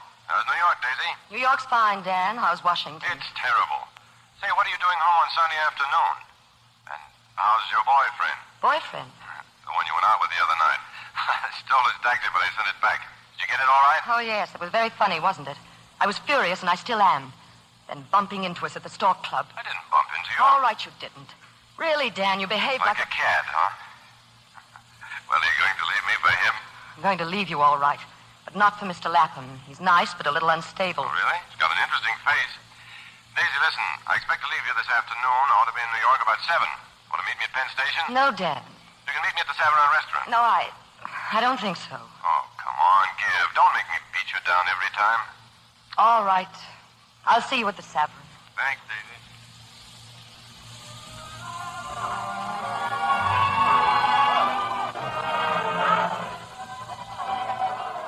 Well, hello, Counselor. Hello, baby. Thanks for coming. Oh, it was fun sitting here alone. You should try it sometime. I'm sorry, Daisy. I'm scared stiff you might not have waited. You see, I need your advice. Hey, waiter, 2 martinis. You need what? I've just taken a case that's going to make you feel you've had a very salutary effect on me. Why don't you just buy me a newspaper? If you took a case like that, it must be on page 1. You're very ungracious. I took it because it's going to make you proud of me. Do you want my advice, or do you just want to brag? A little of both. I want to know how I'm going to break this to my wife's old man. My law partner, you know. Oh. He's going to have a stroke when he finds out we've taken a case with no fee, no publicity, and representing a Japanese. Incidentally, I'll have to go to California. It's the case of a veteran, Tsuyo Noguchi. He fought in Italy. Comes home, a Purple Heart, Silver Star. Only there isn't any home to come to. Some smart operator out on the coast digs up a law written by Cortez, moves his farm right out from under him. Well, think I'm wonderful? I am proud of you, Dan. Then why don't you kiss me? I will. Now, where shall we have dinner? Oh, we won't, honey. I've got to see my father-in-law about this and a couple of other things. Which reminds me, there's some more advice I want from you. Daisy, seriously, Marie worries me. Lucille doesn't seem to know how to handle a child. What would you think of a boarding school for a while?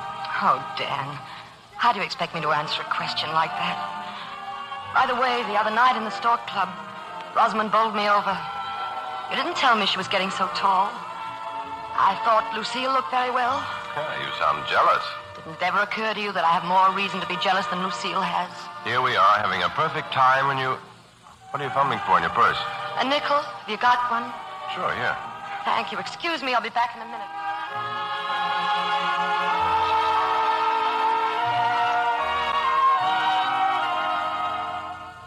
Oh, Daisy, open the phone booth. Who are you talking to? Neither am I, Mary. So I thought if you could meet me at my apartment, we'll have a bite and go to the movies. Daisy, listen, I don't have to leave for half an hour. What did you say, Mary? Now, please don't get mad again. Daisy, can't we be happy for just 1 minute? Just a second, Mary. Dan, I've had a bad day. I've been walking around all afternoon. 3 blocks north, 3 blocks south by north. I can't wander all my life. I've got to be going somewhere. Can't you understand that? Even if it's only to the movies. Hello, Mary. I'm sorry. I'll see you in 15 minutes.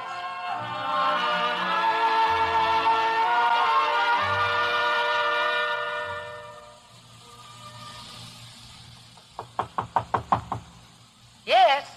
Me, Pete. Pete Lapham. Oh. Well, come in. I know it's awful late. I'm waiting in the drugstore across the street. I was going to a ball game this afternoon.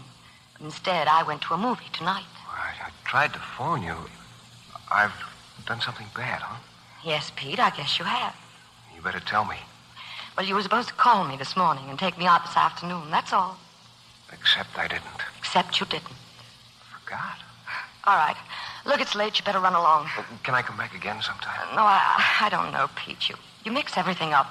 You don't sound mixed up, Daisy. You sound composed, certain. No, don't, Pete. I'm going. I just want to hold you for a minute. The world's dead. Everybody in it's dead but you. Daisy, did you ever let yourself get into a mood you couldn't find a way out of? What's the matter, Pete? My wife was killed 5 years ago. Automobile accident. That started at a kind of slow dying. I fought against it, but it happened anyway.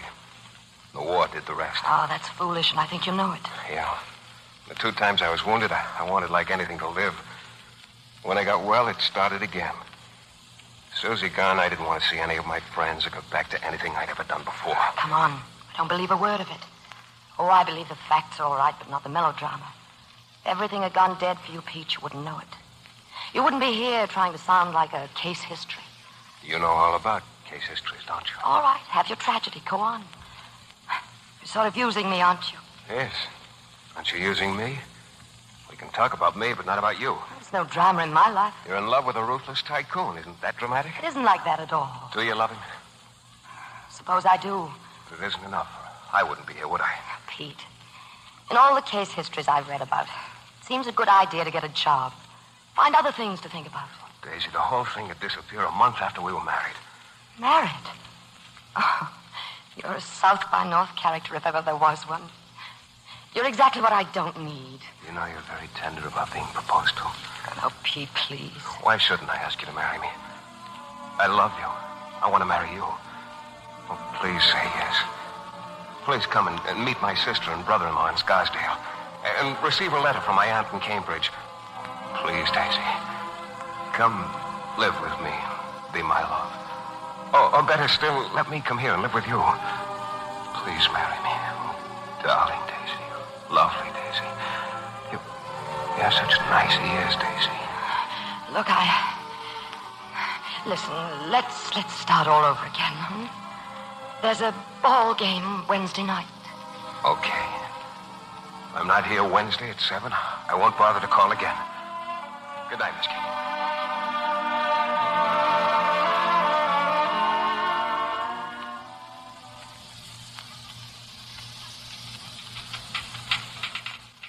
Dad, when did you get back from California? 10 minutes ago, Papa. Why? Now, see here, Dad. I'm not only your father-in-law, I'm also your law partner. Have you any idea what's been going on here since you've been away? How about that Chelsea number, Marcia? I'm still busy, Mr. O'Mara. Amalgamated Gas is retaining Stevens because we don't give them enough time. The SEC has postponed the hearing and the Buckley case... Can I go away for 18 days without you working yourself into a state? How are Lucille and the kids? They're fine. We're all having dinner tonight. And if you want a pleasant dinner, let's get our harsh words over with now. Oh, do we have to have harsh words, Sugar Plum? It was tough enough before you took on that ridiculous Noguchi case. When you shut yourself up for 18 days in Papa, California. Did you or I ever object when Coverley Sr. spent 4 months a year on his yacht? What's that got to do with it? We didn't object, did we? A man needs his relaxation. And I never object when you stand up in a trout stream looking like Calvin Coolidge 2 months a year either, do I? What's all this got to do with a grandstand play defending a Japanese? If it gives me pleasure to fight some race prejudices, including your own, that's my sport. Understand? All right, Dad. Who brought the SEC case in here anyway? Amalgamated Gas, National Motors. And why do we still have to have your papa's name on that door 10 years after he drowned himself in a boat race? I said all right, Dad. Okay, Judo. Now that the harsh words are over, phone Lucille for me, will you? Ask her if she'll meet us at the colony at 9. Very well, Dad. Tell her I'm back and happy and well and that I love her. And that you're happy and well and that you love me. What about that number, Marcia? Still busy, Mr. O'Mara. Forget it. I'm going downtown. I'll be back by 6.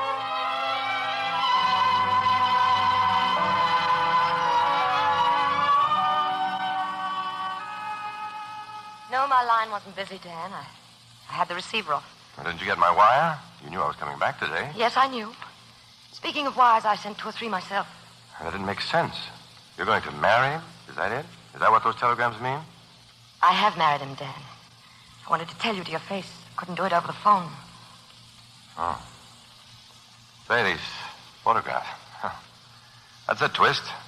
They're his. Pete's. That's what I mean. The guy moves in and brings his edgings with him. What's his connection with boats? He designs them. At least he did before the war, up on Cape Cod. We're moving there as soon as we can. Oh, well. Yes, I can get my magazine assignments here and do my work up there. After a few months, people know what he wants to do. Well, he doesn't think he wants to go back to boat designing. This photograph. This boat's the Sartatia, isn't it? Yes, his father designed her. It was a wonderful sloop. I used to sail her years ago with old Pop Coverley. I didn't know you cared anything about boats. A lot of things about me you didn't know. A lot I didn't know either. Well, have a good life, baby. You deserve it. Bye, Daisy. Goodbye, Dan.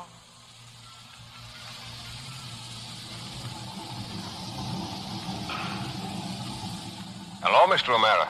You want this taxi, too? You hadn't planned to keep it? No. No, this is where I'm living. Yeah, I just heard about it. Your father designed the Sartatia, I understand. Yes. There was something about her I was never able to figure out.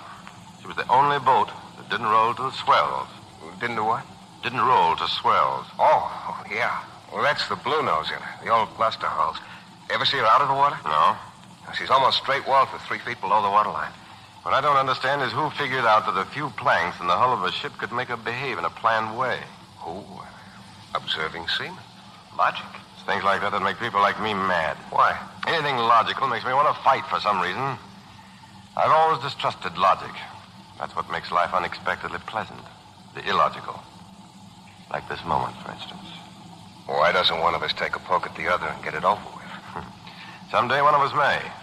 Meanwhile, good luck, Mr. Lapham. Thanks, Mr. O'Mara. Oh, the cab. I won't send it back this time.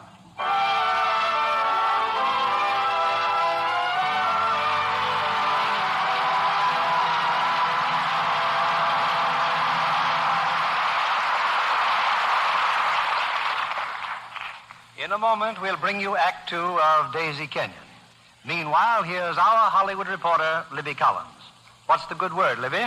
Well, Mr. Keeley, after hearing our guest reporter, Sheila Graham, last week praising Frank Capra's State of the Union, I made a point of seeing it. And I'm sure you found the picture a delightful experience, as I did. It certainly was. Naturally, a combination of stars like Spencer Tracy, Katharine Hepburn, and Van Johnson should make any picture an outstanding success. Especially a romantic and amusing comedy like that one. As Sheila said, it's so timely for Metro-Goldwyn-Mayer to release it now. Its political situations provide some of the best laughs of the year. What did you think of Angela Lansbury's performance as the lovely and ambitious publisher? One of the high spots of the picture, Mr. Keeley. She made the most of her opportunity to play with three such top stars as Spencer Tracy, Katharine Hepburn, and Van Johnson. And Angela comes off with flying colors. I knew you'd like her. Besides proving herself a fine actress in State of the Union, she's a really beautiful girl. I'm sure John Kennedy noticed that lovely complexion of hers. That's what most of us notice first of all, Libby. Angela, like so many Hollywood stars, is a Lux girl. Indeed she is, John. She told me so herself. Lux toilet soap gives her skin just the gentle, protecting care it needs. It's a soap made to care for million-dollar complexions. 9 out of 10 screen stars recommend daily beauty facials with Lux toilet soap. Yes, that rich, fragrant lather does wonderful things for the skin. Leaves it softer, smoother, screen stars say. Tests prove this beauty care really works. Skin specialists found that in actually 3 out of 4 cases, complexions became lovelier in a short time with gentle Lux soap care. I'm sure any woman who tries it will understand why Lux toilet soap is Hollywood's favorite beauty soap.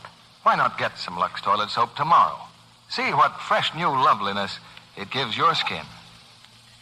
Here's Mr. Keeley at the microphone. We continue with the second act of Daisy Kenyon, starring Ida Lupino in the title role and Dana Andrews as Dan.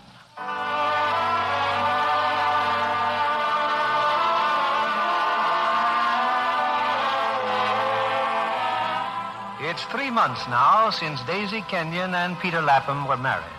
3 months since Ida has seen or heard from Dan O'Mara.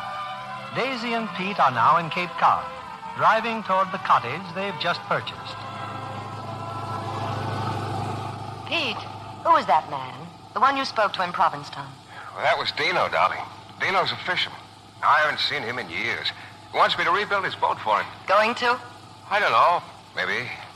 Dino says there's lots of work for me around here. Mm-hmm. I think I'd like to meet Dino. When I told him my wife was here, he thought I meant Susie. Oh? He knew her? Yeah. We had a cottage a couple of miles from where we'll be. I didn't tell you You because... didn't have to tell me, Pete. She's not of your life yet, is she? Of course she is. No, it's not that easy, Pete. Don't ever expect one person to replace another one. You sure you're talking about me, Daisy? Not entirely, no. You lost something in Susie, and I lost something in Dan. You've no right to expect the same things in each other. And it's no good thinking about what we've lost. It's a lot more fun to find out what we've gained. I love you, Daisy. Thank you, Pete. Now, suppose you keep your eye on the road. That's our new house we're going to.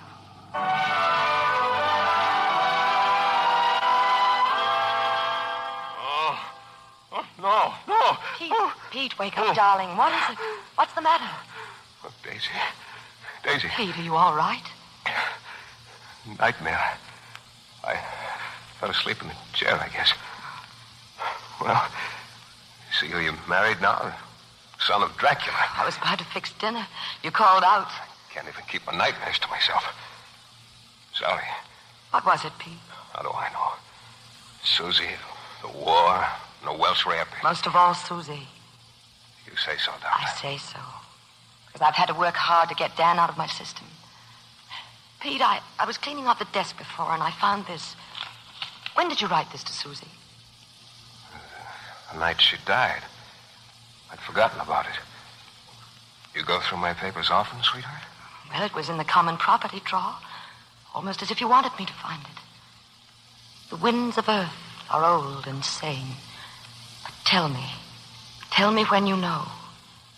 What happens to a hurricane that hasn't any place to go? I wrote that in self-pity. The whole nightmare was that. You know, you never told me that you loved me. Pete. No, don't say it now. I like you for not saying it. Let it grow. Let it grow until loving me means loving the earth. All that's sweet, green, and mellow and exciting. On the face of the earth, the face of the ocean. Let it grow, Daisy.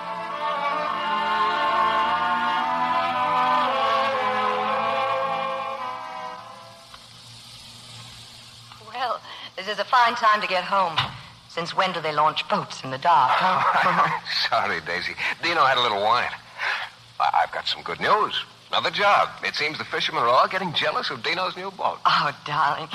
I have good news, too. The Thursday Review called. Want me to do a serial. Hey, it's really big time, huh? Pete, I'll have to go to New York tomorrow. Oh, I wish I could go with you. You can't? No, I promised Dino I'd finish rigging tomorrow. Oh, well, that's all right. I'll wire Mary. She took over my apartment. She'll have to share it with me for a few Who's days. this letter from, Daisy? Oh, that came from Dan. Seems he's back in California. Mary sent it from New York. It's not a letter, just a clipping. Look. Eastern attorney defending Jap attacked in courtroom fracas. It's a very becoming bandage he's wearing.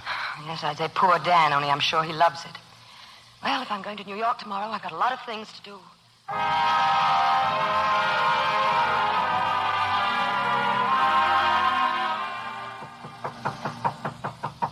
Coming. Dan. Hello, baby. You alone?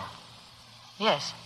Well, can't I come in? Dan, no, this isn't my apartment anymore. It's Mary's, and Daisy, I need to talk to you.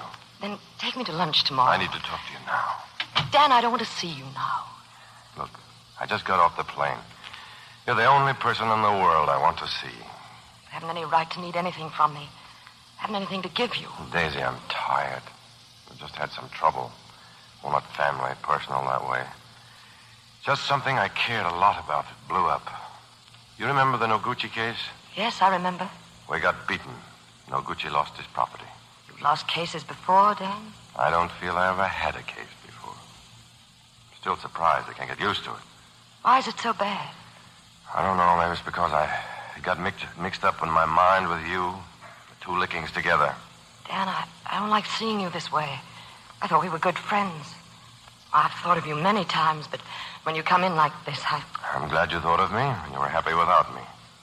Have you been happy, baby? Yes, terribly happy. Happier than I ever made you? That's a very stupid question. You never used to be stupid. You sound clinical. This is something new. I thought it was about time I began to run my life with some intelligence. Maybe that's what sounds new. I think it's a pose, and I wish you'd cut it out. Sound like Daisy Kenyon. Well, that's more like you. Start slapping, baby. That does me good. Shall I tell you what's been going on between you and Pete? Convinced yourselves that you love each other. That was easy. Both nice people, so logically, why shouldn't you love each other? You know just about everything, don't you? Sure. Oh, what good does it do me? I can't even win a simple case. Dan, most people take a beating every day. Who told you you were special? One time in your life you thought about somebody else you lost. Well, that's too bad. If you're really trying to do something that will change things for people, you've got to be humble. Don't tell me to be humble. I'm so far down right That's now. not being humble, Dan. That's being sorry for yourself. I liked you better before. You had friendship in you then that met mine at the door. In all the world, there was only one girl. Dan, let me go. Why should Let me go, Dan. Why can't you understand that I need... Let go of me, Dan. Let go of me. I'll never forgive you. Never. Daisy, please. Well, did I come home too soon or not soon enough? Oh, Mary. Hello, honey bunch. Daisy, please let me talk to you. Please. Get out. All right, I'll get out.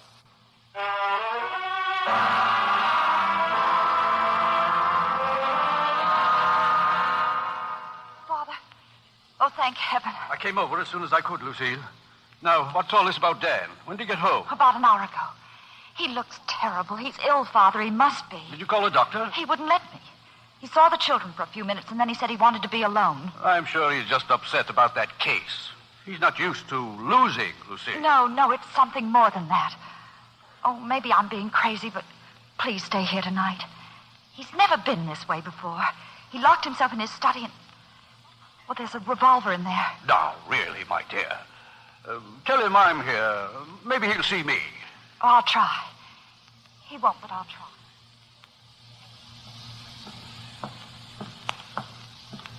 Daisy, listen to me. Please don't hang up. I don't know how all that happened, but it wasn't you. It wasn't me. Lucille, what are you doing? Isn't Dad in the study? He's talking on the phone. There's an extension here, Father. Wouldn't you like to listen in, too? Lucille. Daisy, darling, don't let it end like this. Dan, it ended a long time ago. Make me so ashamed. Daisy, I had to call you. This is the worst night of my life. What am I supposed to do about it? Shall I sit down, write a letter to my husband? Oh, no. No, Mrs. Lapham. Or should I say Daisy? What's that? Don't bother to write your husband. Lucille. It's none of his business, is it? We have a lot in common, your husband and I. Lucille. I'm sure your husband ought to know this thing's going to go on forever, that Give me that phone. You think I'll calm down, don't you, Lucille? You think if you can start me talking, I'll calm down? Well, you're wrong.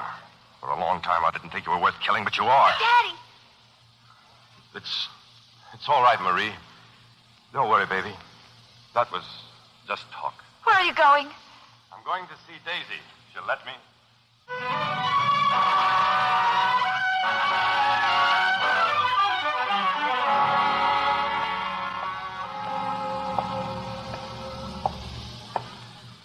Hello, Daisy. You've been out walking, too. Don't see how I missed you. I covered both waterfronts. I'm going upstairs, Dan, alone. Daisy, I think I'm humble now. Oh, I haven't started to straighten out the mess at home yet.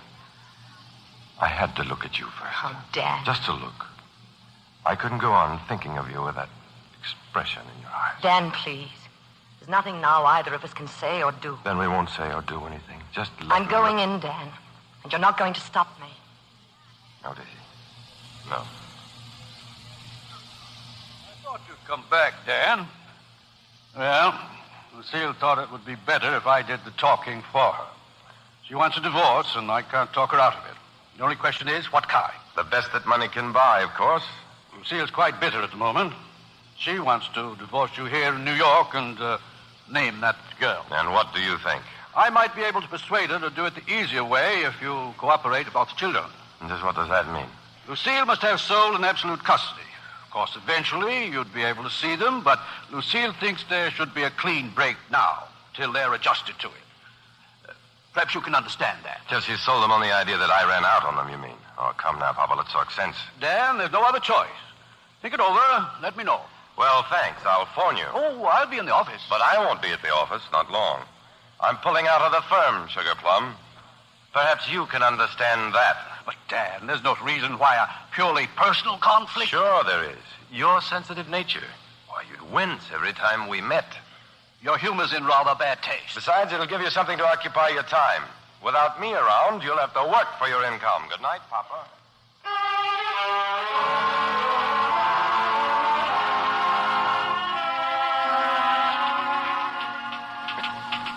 Marie, you came all the way to the office by yourself? Daddy, I had to see you. I took a taxi cab. Rosamond was coming, too.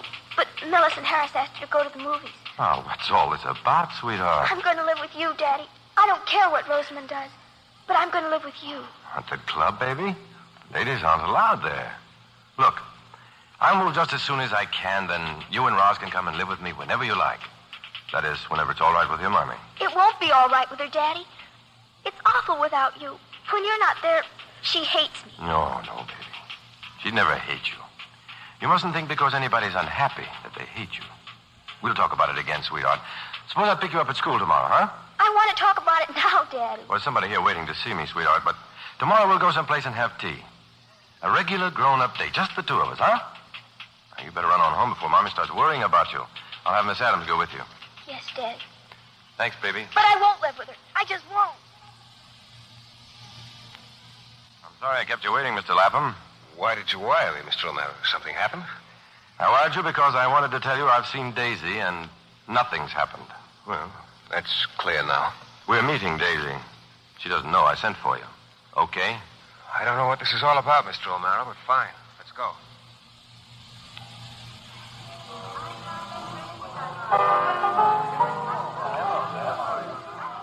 We thought you'd be surprised to see him, Daisy. Do you two get together often? Not as often as we should. Pete, why did you come down? Because I wired him. I have things to say to both of you, and there's no point in having to say them twice. I think misunderstandings are childish. We're grown-up people. I believe we are. Don't you know it?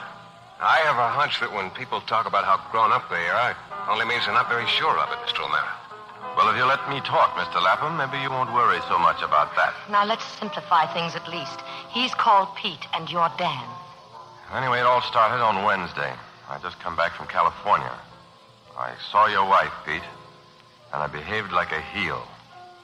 Any questions? No questions. Whatever happened, well, doesn't matter. Why doesn't it matter, Pete? You're not getting hostile, are you? That wasn't on the agenda, that you should get hostile. Honey Bunch, I'm not hostile. Honest. Now, go on.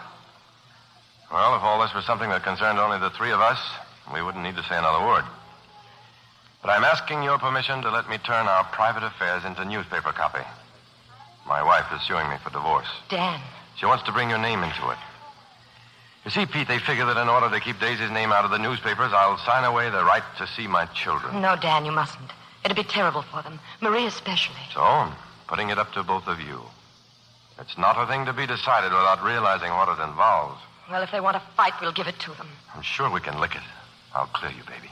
May I speak now, Mr. Chairman? I suppose so. I said it doesn't bother me, what's happened between you and Daisy. You see, I walked into this marriage with my eyes open. I knew what I was up against. It's a long shot, but I thought it worth the chance. Well, wasn't it? Oh, I can't complain. I pushed my way into your life, Daisy, because I needed you.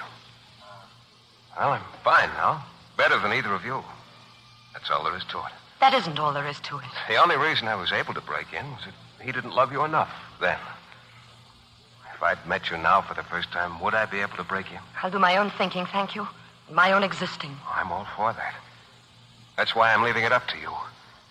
That you can work it out without being bothered by my being around. I'm sort of a formality we can dispose of any time you give the signal. I want to be married on formalities. How can you say a thing like that? I didn't plan for this, baby. You ought to know that. I'm almost glad it happened. It's nothing like a crisis to show what's really inside of people. You don't mean that. Don't tell me what I mean. Let's go. I don't like it here. Will you like it any better in a courtroom? Yes. Yes, I think I will.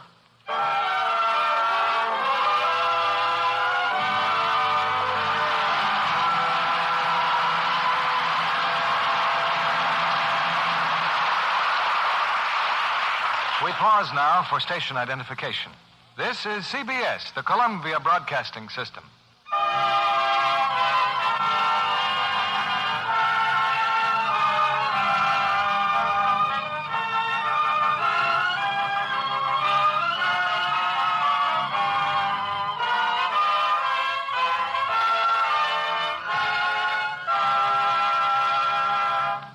In a moment, we'll return with Act 3 of Daisy Kenyon. If you could see Miss Loretta Lewis, our guest this evening, I'm sure you'd be as amazed as I was to hear that her theatrical experience began exactly 16 years ago. You were just 3, weren't you, Lorette, when you answered your first curtain call? Yes, Mr. Keeley. I appeared in a musical show that starred my mother and father. We made a complete tour of the Orient. And then you came to Hollywood and were signed by 20th Century Fox. Do you like working in pictures as well as you like the stage? I love my work at the studio. There's so much to learn. It's fascinating to watch famous stars before the camera. You must have many opportunities to do that.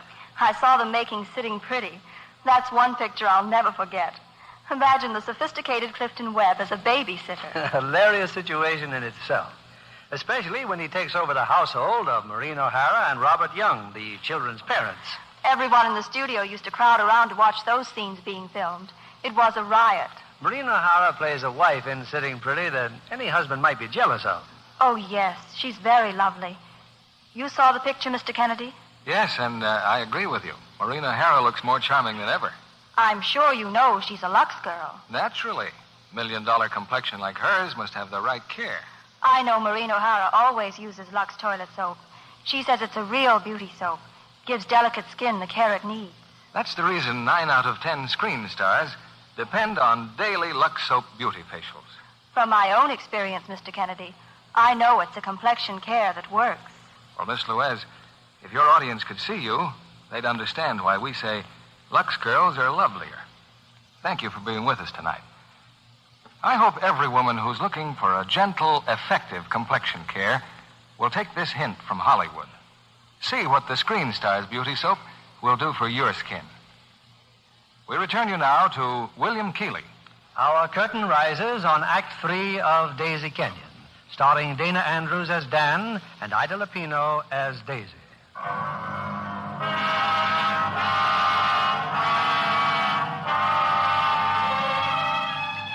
For 2 days, the divorce trial of O'Mara versus O'Mara has dominated the headlines, with a glare of flashlight bulbs directed at Daisy Kenyon.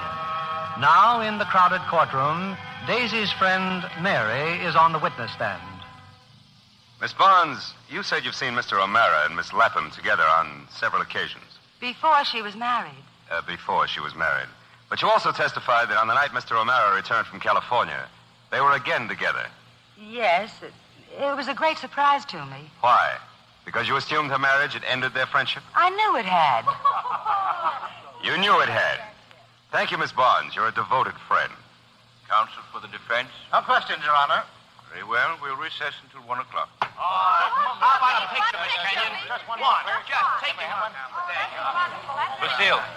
Lucille, wait a minute, please. Well, Dan, The kids, where did they go? they left with Father. Do they have to come to court to hear all this? I'm acting under advice. What about Marie? What's wrong with her? What do you mean? You know what I mean? She looked ill. Well, she's been having a little trouble with one of her ears. Why don't you take her to a doctor? She's been to the doctor. He says it's nothing. Did she have a blow of some kind? No, it's purely a nervous reaction. Don't let me detain you, Dan. Mrs. Lapham seems to be waiting. We can get a sandwich downstairs, Daisy. Oh, let's wait till the courtroom's empty. It's been a little brutal this morning. Building a case for the newspapers and nothing else. Oh, Daisy, did you see Marie? Yes, I did, Dan. There's something wrong with her ear. I remember now how it must have happened. When Lucille first heard about you, she took it out on that child. I don't think she meant to slap her quite so hard, but... Oh, Daisy, forgive me for this. Sure, baby. I forgive you. Now, come on. How about that sandwich?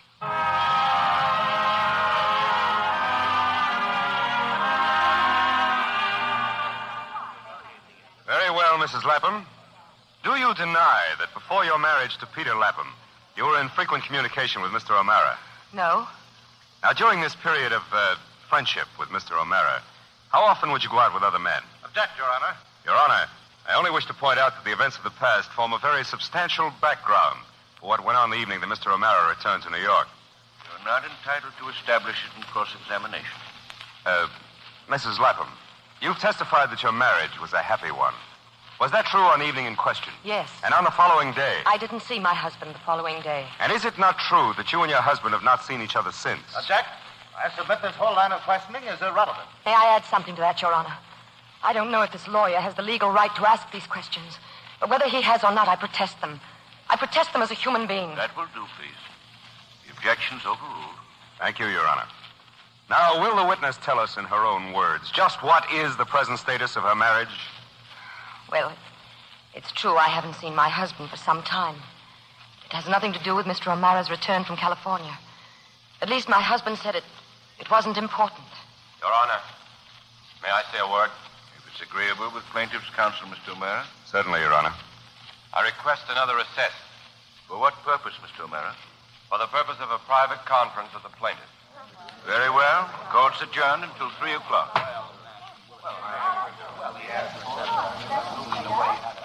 Why did you do this, Dan?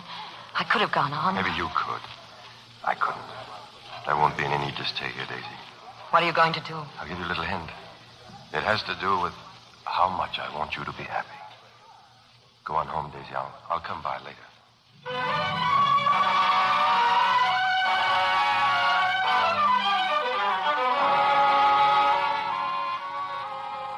Well, Dan, you asked for this recess. Well, Baba, I think we all realize there's no sense in prolonging this sideshow. Dan, Please, Lucy. Then, before there's any talk of a reconciliation... Skip it.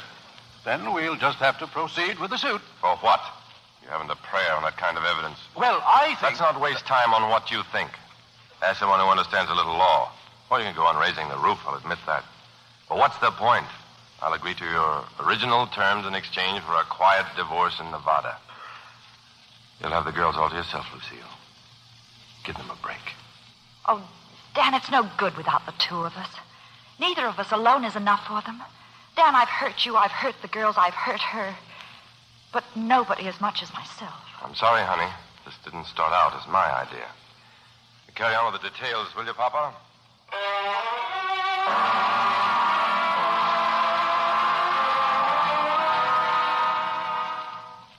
Very happy to see you, Pete. I've been trying to find you for 2 days. Been right here in New York, working on plans for a diesel fishing fleet. Oh, that's fine.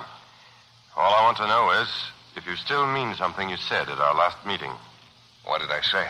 That you'd be willing to bow out of your marriage any time Daisy gave the signal. I haven't seen Daisy. Am I being signaled? I want to marry her. I've taken the liberty of drawing up these papers. Naturally, Where Daisy... do I sign? You know, I'm completely baffled by you. Well, I don't pretend to be able to explain myself in detail, but just what is it that bothers you? I was pretty sure at one time that you were in love with Daisy. Who said I wasn't? Well, here you are giving her up without a murmur. The least you could do is give me that punch in the nose I once talked about. These papers, did Daisy prefer that I sign first? Well, no, not exactly. The fact is I haven't asked Daisy yet. Well, don't you think we ought to go through the formalities in their proper order? Sure. You think so? Why don't we phone her at Mary's apartment and go and see her? Fine. Why don't... Yes, Dan, I heard you. Thanks for calling me first. But I couldn't. No, I'm not up to that kind of civilized nonsense. Oh, please, Dan, don't bring Pete here and don't come yourself.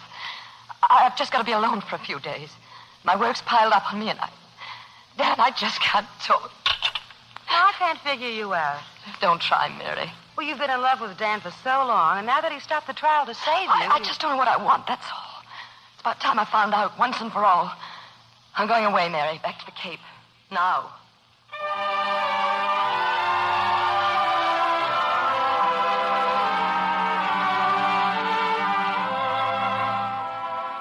Hello, sir. I'll have your party now. Go ahead.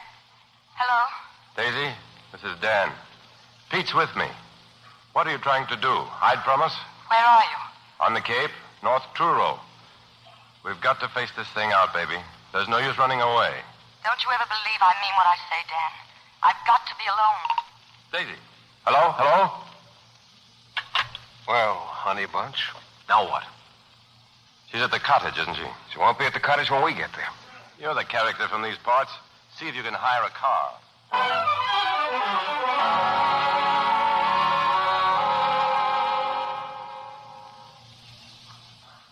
What time is it? How long have we been here? 3 hours. It's obvious she left right after we phoned.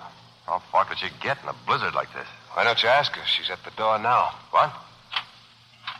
Hello, Pet. Where have you been? It's not very smart driving around these roads on a night like this. Not very smart. I was running away. Thanks for changing your mind, baby. I didn't change my mind. How'd you get back? I didn't hear the car. Had a kind of crack up. Daisy. Are you hurt? No. Car will have to be towed in, I guess. Turned over. Daisy. Oh, really, I'm all right. As a matter of fact, I feel better than I have in weeks. Maybe that's a good way to get clear on things. Shock treatment. Oh, but you're sure you're all right. Let's go on with the meeting. We've sent for a cab to take one of us back to the station. It'll be here soon. There isn't going to be any meeting. And you're both going back. And leave you here alone with nothing settled? All right. Who has the floor? Who do you suppose? Not necessarily, honey bunch. In fact, I yield. Well, it doesn't make much difference who says it, Daisy. Dan's asked me to give you a divorce. I didn't tell him to do that. No, it's his own idea. Apparently, he had reason to believe you'd go for it. Why did you come here, Pete? To have you ask me for it yourself. Oh, I see. There's a cab. Yeah, I guess so. I'll wait outside. Daisy, we need a fresh start. We've been through a lot, and we've never given ourselves a fair chance. Took me a long time to realize it, but I know now what I want. I'd give up everything for you, baby. As a matter of fact, I practically have. Marie and Rosamond. That was the only way to end it. Oh, but you shouldn't have, Dan. I could have gone on. I told you that. Nothing was so important that I could let them tear you to pieces like that. Lucille would have called off the whole business and gone back to you. It's too late for that. Can it ever be too late for your children? Don't you understand? It's all over, that marriage. No. No, it can never be too late as long as the children are a part of it. Marriage doesn't break up that easily, Dan. It's even later for us. You said it took you a long time to realize where you stood. Well, me too. But a little while ago, when the car went off the road, things somehow got much clearer. It's a funny thing about being in love. Sometimes it's easier to tell when you are than when you aren't. Dan, I stopped being in love with you a long time ago. But, well, the memory kind of lingered on, kept me mixed up. Whatever you call it, love or anything else, it won't be over till we're dead. I've got to kill it, Dan, for good. I'm sorry if I let the memory mix me up. It mixed me up, too, I guess. I was so sure. The things you put up with for my sake. Never would have worked. Really, darling. Because what you wanted wasn't anything more than wanting to run away from responsibility. The way you're doing now. Goodbye, Dan. Yes. I guess that's that. Maybe. So long, Daisy.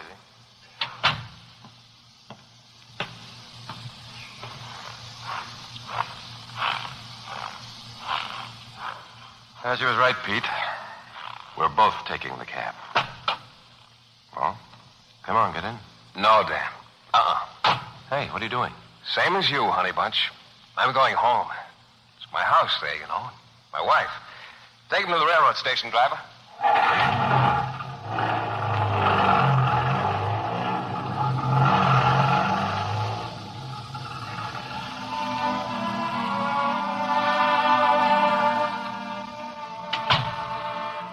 Pete? Yeah. That O'Mara put up a great fight. What do you know about fighting? When it comes to modern combat tactics, you're both babies compared to me. Oh, I love you, Pete. Now you know what happened to that hurricane. Didn't have any place to go. Yes, Daisy. Now I know.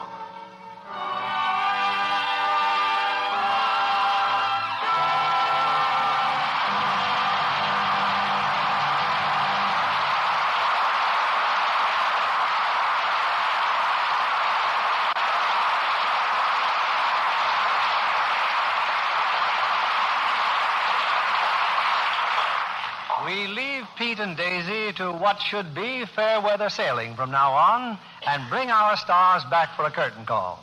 Dana Andrews and Ida Lupino, who in real life are themselves among our more accomplished sailors in Pacific waters.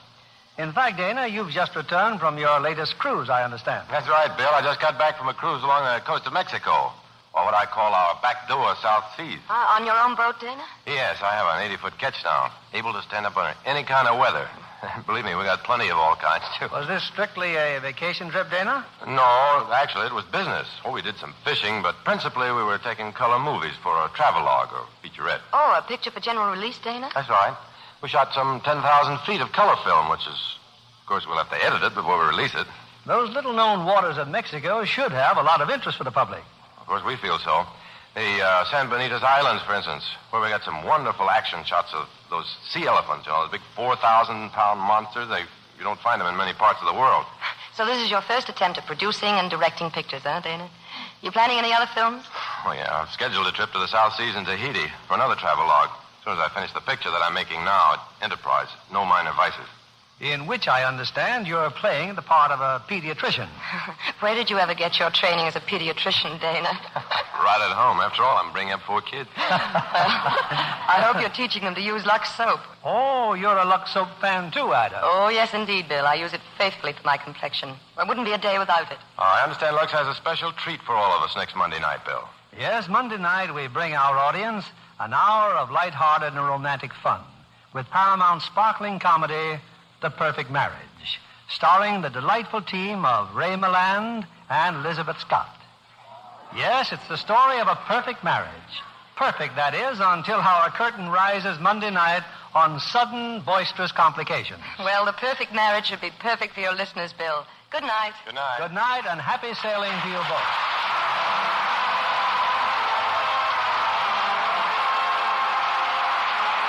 Brothers Company, the makers of Lux Toilet Soap, join me in inviting you to be with us again next Monday evening when the Lux Radio Theater presents Ray Milland and Lizabeth Scott in The Perfect Marriage. This is William Keighley saying good night to you from Hollywood.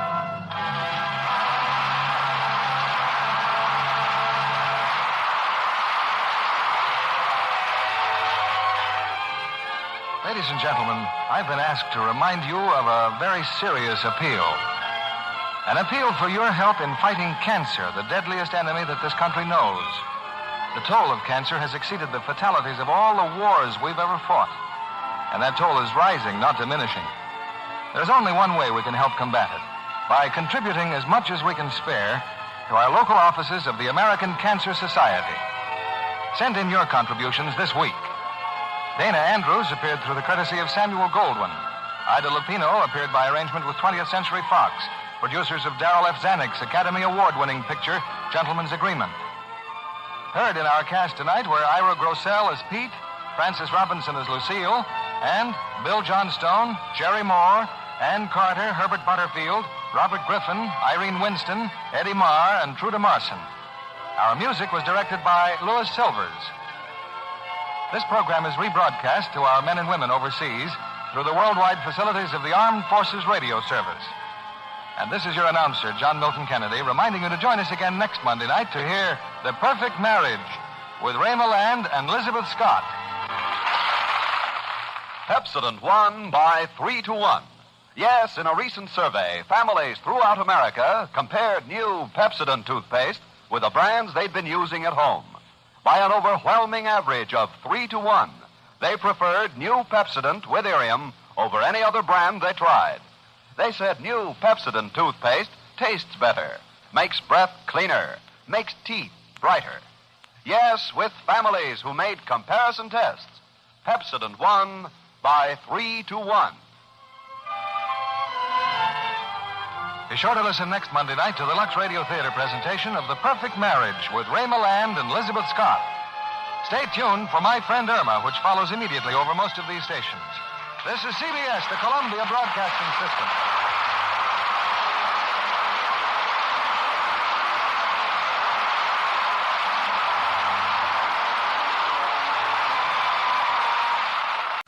Presents Hollywood.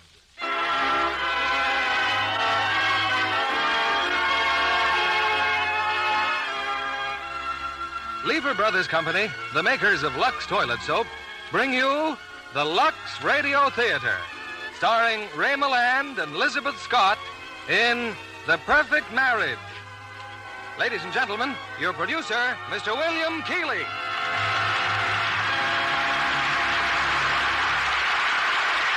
Greetings from Hollywood, ladies and gentlemen. And so they were married and lived happily ever after. Well, most motion pictures, like most books and stories, end on that optimistic note. For a change, we're going to start our play in the middle of a happy marriage and carry on from there, with some surprising happenings in Hal Wallace's new comedy, The Perfect Marriage. The ingredients of this union are a charming couple known as Dale and Maggie Williams, played tonight by Ray Milland and Lizabeth Scott. A perfect acting team for this romantic, slightly zany saga. I suppose we all have different ideas of what makes a perfect marriage. To a woman, it might be a husband who never forgets an anniversary. And to a man, it might well be a wife who never forgets her looks and grooming, which, of course, means Lux soap for complexion care.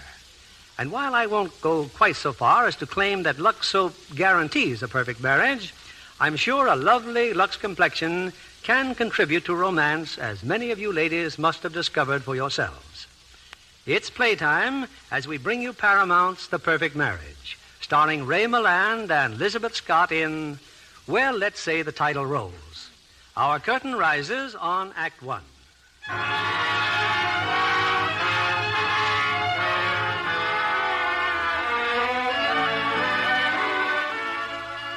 After 10 years of married life, Dale and Maggie Williams are the happiest couple in town.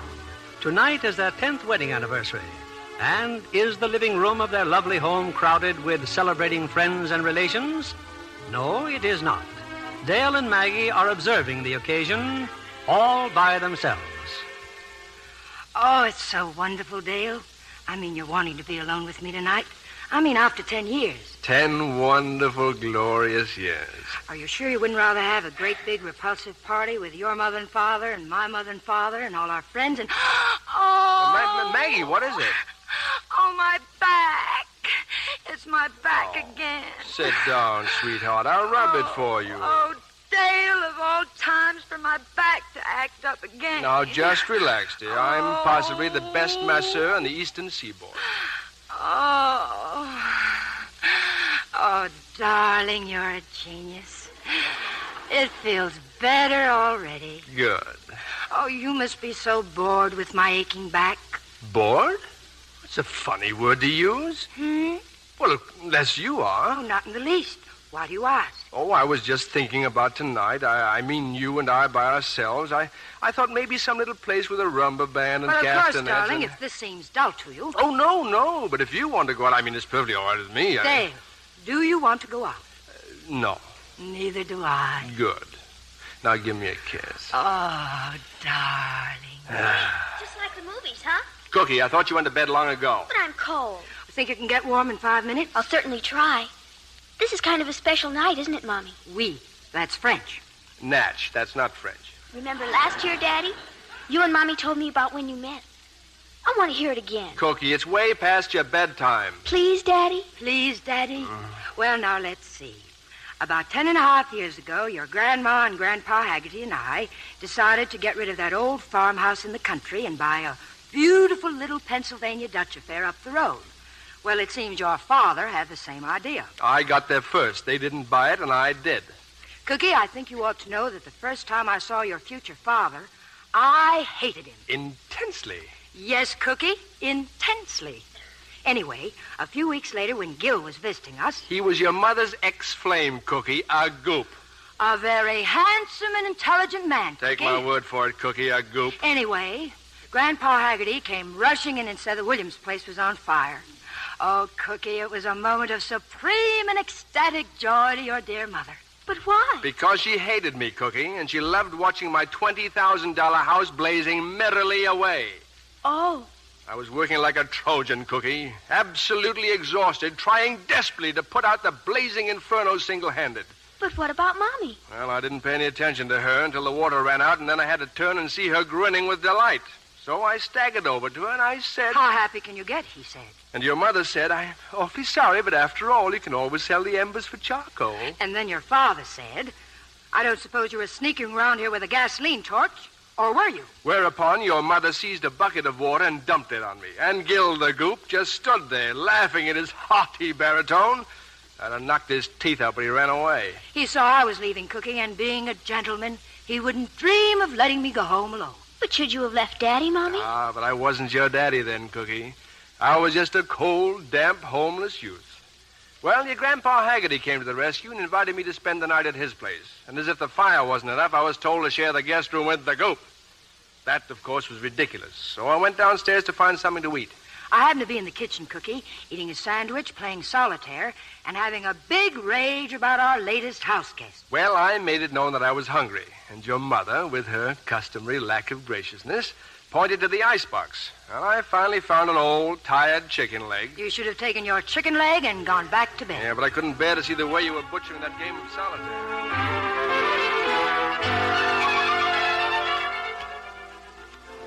Didn't you ever see a solitaire played before, Mr. Williams? Never like this, Miss Haggerty. How about the red 7 on the black 8? I have eyes. I was just going to do it. You were also going to put the deuce of diamonds on the ace? Certainly I was going to put the deuce of diamonds on the ace. Well, don't. It happens to be the ace of hearts. Look, I'll show you a much better game. Now, you make 13. If you think you're going to run me out of here before I finish my sandwich, you're crazy. I'm not interested in your sandwich. Now, the idea of this game is to make 13. The king is 13, you see? And a queen and the ace are 13. A 10 and a 3. I can count. Maggie. What? Maggie, I'm in love with you.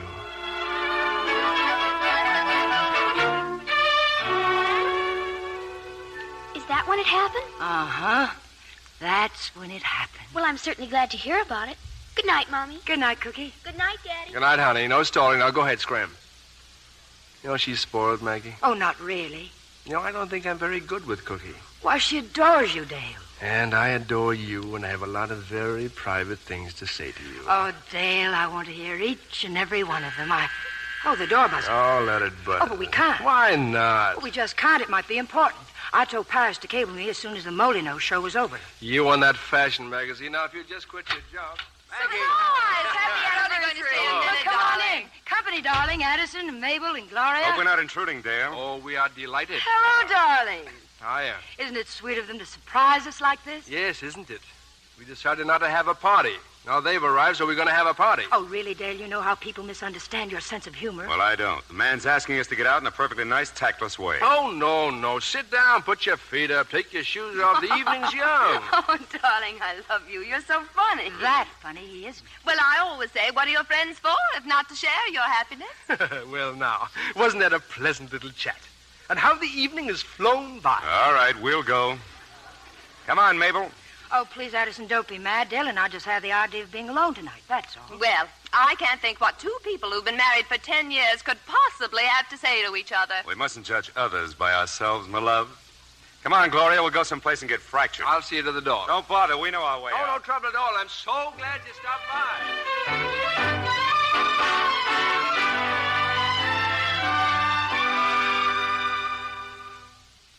Dale? It's after 12. Eh? Oh, I must have dozed off. Oh, our evening started off so beautifully. Yes, it did, until your friends barged in. My friends? Anyway, it was perfectly obvious you didn't want to be alone at all. Well, I practically threw them out of the house. You protested too much. You overdid it. Well, you clung to them like a life preserver. I was merely trying to be polite. And if there's something on your mind, There's Dale... nothing on my mind except a desire to stop this bicker... Well? Darling, you look beautiful. Oh, thanks, darling. It's the negligee. Oh, it's ravishing. Is it new? Is it new? You gave it to me this morning for our anniversary. Yeah. Yeah, I have good taste, huh? Mm-hmm. You haven't said anything about your robe. Oh, but darling, it's much too good for me. Your judgment is always impeccable. Dale, it wasn't my judgment. I cheated. Cheated? Well, we've been so terribly busy at the office, I just had to get help. Help? Yes, dear. Your father and my father. They picked it out. Oh.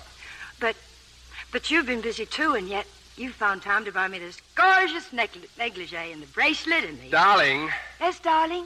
Well, as a matter of fact, my mother found the negligee and your mother found the bracelet. Oh, I see. Well, don't be so tragic about it. You did the same thing. Only I told you. Well, I told you. The point is you didn't want to tell me.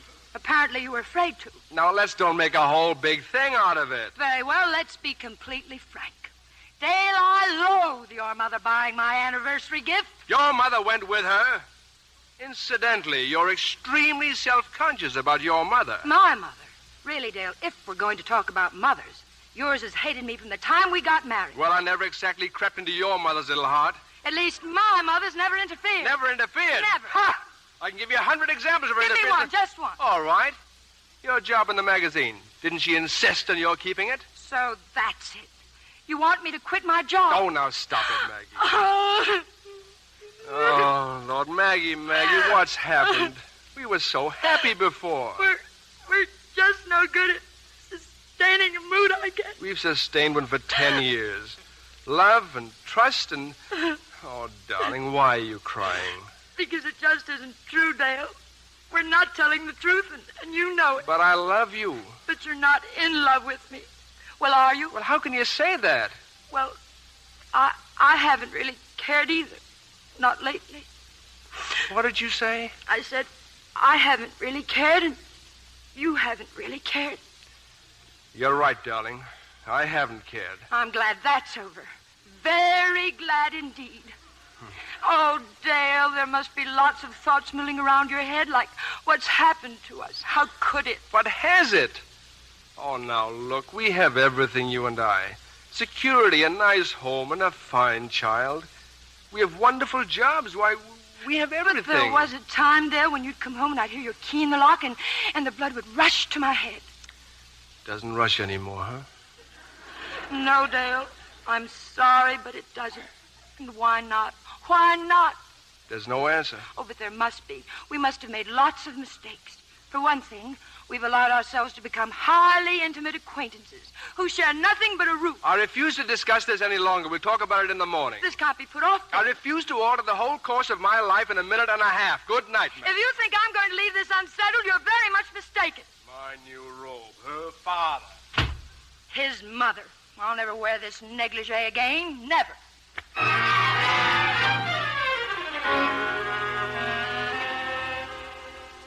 Why, Mother Haggerty, this is a very pleasant surprise. Surprise my foot. Huh? Dale, it's Sunday morning. You know perfectly well that your mother and I always stop by before church every Sunday morning. Oh, yeah, of course. Dale, you just came out of the study, didn't you? Well? Oh, you needn't look so guilty. Cookie just told me. Told you what? That you slept in the study all night. Well, as a matter of fact, I did. Why? Well, because... Well, Maggie suspected she was getting a cold, and with my sinuses, well, naturally, we decided not to take any chances. Maggie upstairs? Yes, I believe she is. Excuse me. Your son's in the living room, Cora. Dale? Oh, good morning, Mother. Dale, you don't look at all well. Well, I'm fine. And you look fine, too. You're haggard and preoccupied. Oh, nonsense. You and Maggie should go away for a nice, long vacation. I can remember when your father and I... Oh, but you couldn't leave, could you?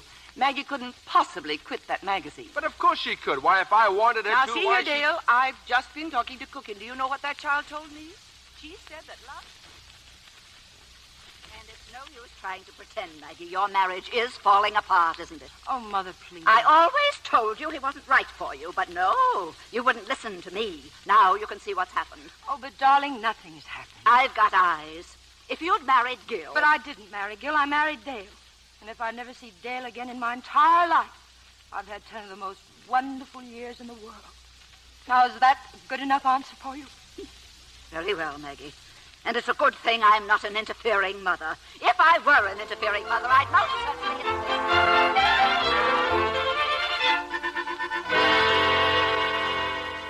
You can relax, Dale. They're gone. Well, what did your mother say? She thinks you dominate me. Mine was fascinating, too. I told my mother you had a cold, and because of my sinuses... That was my story, too. See? We've been together so long, we even tell the same lies. That must mean something, Maggie. Do you suppose, for instance, that... Oh, good morning, Rosa. Breakfast ready, Mrs. Williams. Cookie's had hers long ago. I'd sure appreciate it if you'd eat quick. We'll go right in, Rosa. It's Rosa's day off, Dale. Maggie, Well, let's talk in the dining room. Very well, but I know just what you're going to say. Let's forget the whole business. I guess you want to talk. I certainly do. You also wouldn't mind just a touch of a scene. With a bit of sobbing, too. I got little country sausages, Mr. Williams. Just coffee for me, Rosa, please. Pops on the table. Don't know why I bother to cook. Do you think I ought to go in there and make peace with Rosa? You'd like to, wouldn't you? It would postpone our little talk. Oh, Dale, last night you and I faced something most married people wouldn't dare to face. Let's go on with it. Let's shed all the lies that husbands and wives tell each other. I haven't told you any lies. Well, I've lied to you hundreds of times. I don't believe you. I don't believe you either. Oh, Dale, what are we saying? What are we doing to each other? Whatever it is, it's slightly horrible. Oh, but we mustn't. We just mustn't. Well, I'm glad you're coming to your senses, darling. My senses? What about your senses? All right. Mine, too. Oh, you were so right. We still have so many good things together. We do, don't we? Oh, let's try. Let's try with everything we've got. Everything. Darling, the first thing tomorrow, I'm going to buy Gloria Adams something really expensive. What did you say? Gloria, I was half awake the night thinking about us. And that made me think of Gloria. Look, I guess I'm not very bright, well, don't darling, you but see, Dale, if anything happened between us, I'd be just like Gloria. Well, is that bad? She's pretty. She's a swell job. Boyfriend? Gloria's been married twice, Dale. Twice. Sure, she's pretty, but she's getting older every day, just like I am. Oh, she dresses beautifully, but she told me why herself. She said she has to. It's her last resort. All this talk about the attractiveness of the modern independent woman in her 30s, well, it just isn't true. Well, if Gloria's made you realize all this, maybe I'd better send her something, too. Oh, yes, darling, please do. Oh, I just couldn't bear being in her shoes. I wouldn't let you be. No, don't ever let me be, will you? Never. Women are certainly funny. Why? Well, they haven't the same strength as men. They haven't the same ability to cope with the world. It's obvious, really, isn't it? Well, I don't think it's as obvious as all that. Well, look, wait a minute. Women over 30, like you and Gloria, it's the plain truth you have less of a chance of getting what you want than I have of getting what I want. And that's not fair. You see what I mean, don't you? Well, I think I'm beginning to. Why, I couldn't bear to think of you all alone without me. Cookie growing up and making it tougher for you each year to get a husband. After all, how many men want a woman with a child? Very few. You see? You'd be living in a sort of high-toned misery, all dressed up and no place to go. I wonder if you realize what you're saying. The truth. I'm being honest. That's what you said you wanted me to be. The soundest thing you can do is to hang on to what you've got. Oh, is it? Excuse me a moment. Fine time to make a phone call. None better. Whom are you calling? I'm calling Addison. Give him my love. Tell him... Addison, this is Maggie. May Dale and I come over this afternoon? Wait a minute. No, Addison, it's about business. You're a lawyer, and we want to get a divorce. Give me that phone. Addison! Be quiet. We'll be there at 2:30, Addison. Thanks. Have you gone crazy? When I want charity, Dale, I'll go to the proper government authority. Maggie, what do you want? You heard me. I want a divorce.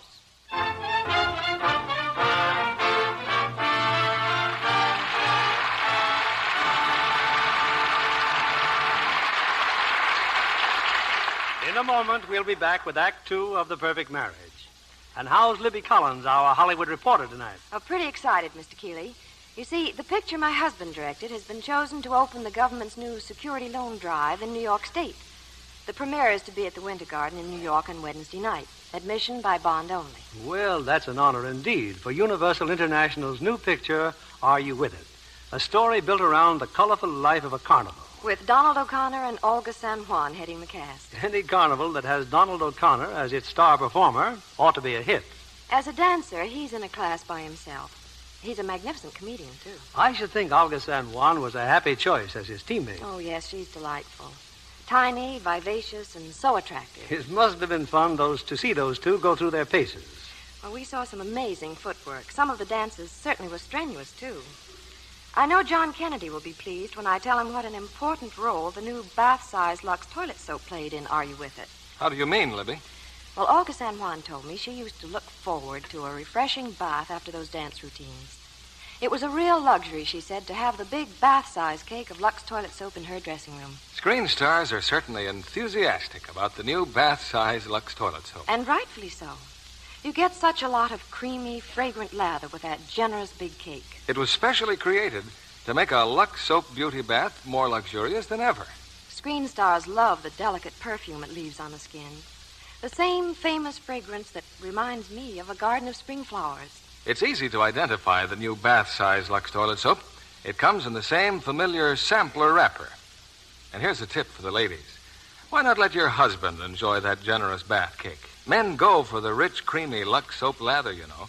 In fact, you'll find the whole family will appreciate it for a shower or bath. The new bath-size Lux toilet soap is at your dealers now. Here's Mr. Keeley at the microphone. Presenting Act 2 of The Perfect Marriage, starring Ray Milland as Dale Williams and Lizabeth Scott as Maggie.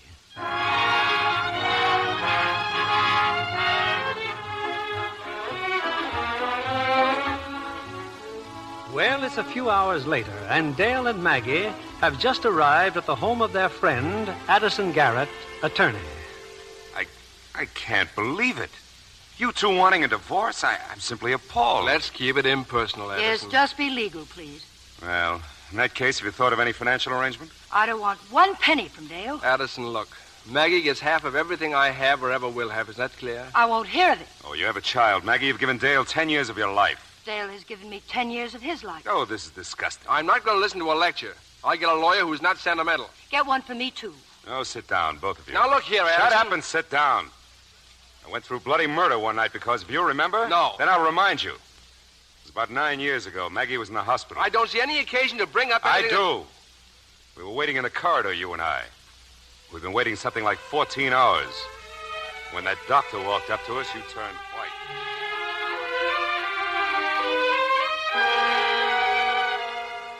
We'll have to operate, Dale. I don't want to, but frankly, we must. I have your permission? There's a chance, Dale. Whatever you think best. Try not to worry, son. Dale, don't look like that. Maggie's going to be all right. I know it. I feel it. I'm not quite sure I know what's happening. I can only tell you that if something happens to Maggie, it'll happen to me. She's my heart, Edison, and my eyes and my hands. I've no intention of doing without her. I've never known a man who loved a woman as you love Maggie. Well, you're both crazy. I'm as strong as an ox. And as stubborn. Well, what did you expect of Dale? Naturally, he was distressed and unhappy. He's a human being. Thank you, Maggie. But what happened 9 years ago has nothing to do with today, Dale. Absolutely nothing. Now, let me tell you something about Maggie. Dale, you remember before the war you were working on those medium bombers? Well? Addison, don't you dare. Well, Maggie called me one afternoon. Very nervous, in tears. I was nothing of the kind. She said you were going to make a test flight. Blind flying with radar and some special gadget for skip bombing. She was convinced they were going to bring you back in assorted pieces. But she insisted on going down to the airport.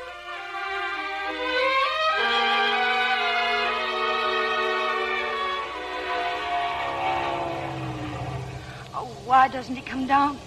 He's been up there for 20 minutes. And it was your idea to come out and watch. You've got to promise me something, Addison. You've got to. If anything happens to Dale, you and Mabel, you'll look after Cookie, won't you? Oh, you're just being hysterical. I'm just telling you, I couldn't live without him. Not a fraction of a second. Well, pull yourself together. He's coming in. Well, then let's get out of here. Oh, wait a minute. Don't you want to stay and see him? Oh, but Dale must never know I've been here, and promise me, Addison, you'll never tell him. Never. All right, I promise.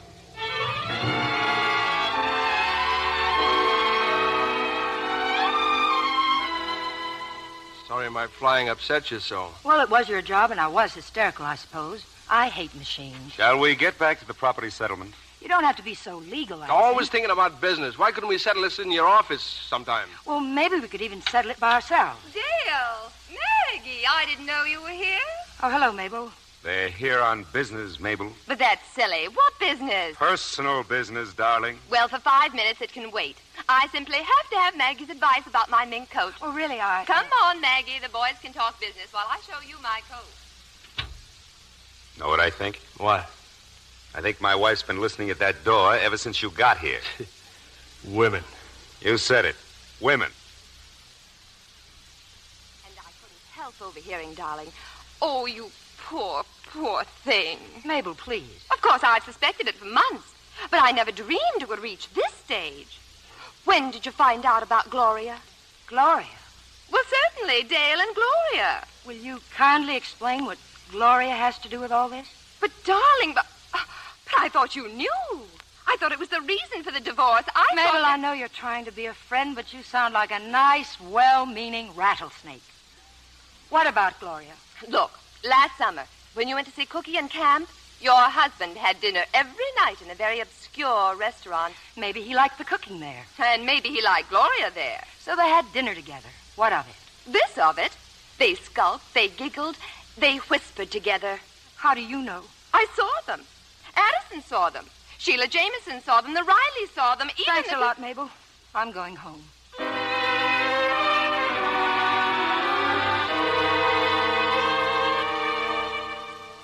Maggie, why did you rush away from Addison's like that? Because I chose to.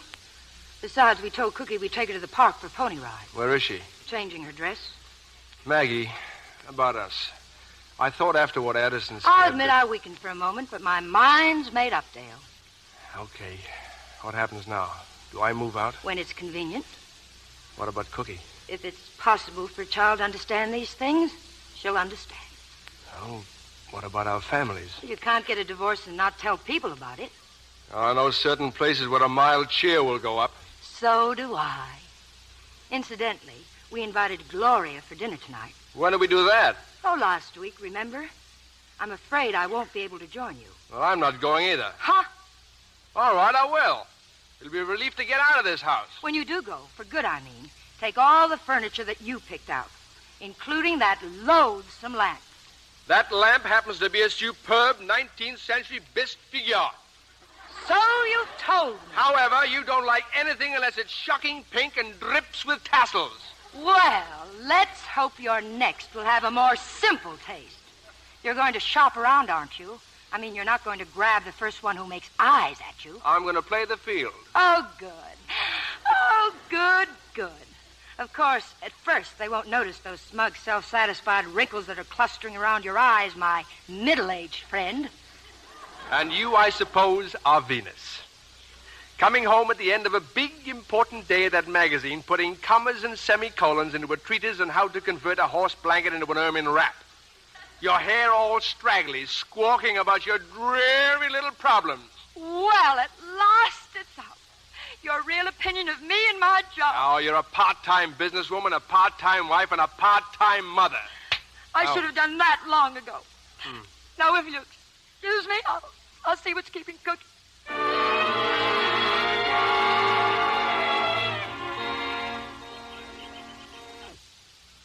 The ponies are this way, Mommy. Cookie, who's that little girl you just spoke to? Lola Greenan. She goes to my school.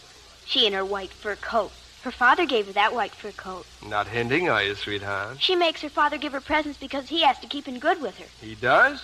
Well, Lola's mother and father are divorced, like Nancy's mother and father. And Lola's father once bought her a beautiful, genuine imitation pearl necklace that cost $10. I certainly wish I had a genuine imitation pearl necklace. Listen, are all your friends' parents divorced, for heaven's sake? Well, you're not getting any imitation pearl necklace, my friend. And you wouldn't get one even if we were divorced. Oh, yes, I would. You'd have to stay in good with me, too. Now, listen to me, young lady. Even if your mother and I didn't live together, nothing would be altered. Nothing. Mommy, are you and Daddy getting a divorce? What makes you think that? I don't know, but it sounds just like the way Lola's mother and father told her. They said, if this and if that. Then a week later, it wasn't if anymore. Darling, your daddy and I well, sometimes something happens. You don't want them to happen, Cookie. They just do. You are then, aren't you? Well, Yes, Cookie, we are. Well, I might as well take that pony ride, as long as we're here. We'll stand right here and watch you, darling. Oh, Dale, we mustn't ever let it spoil anything for her. We'll do our best. Maggie, I think I'll run along. Maybe you'd better. See you later? Of course. Give my best to Gloria.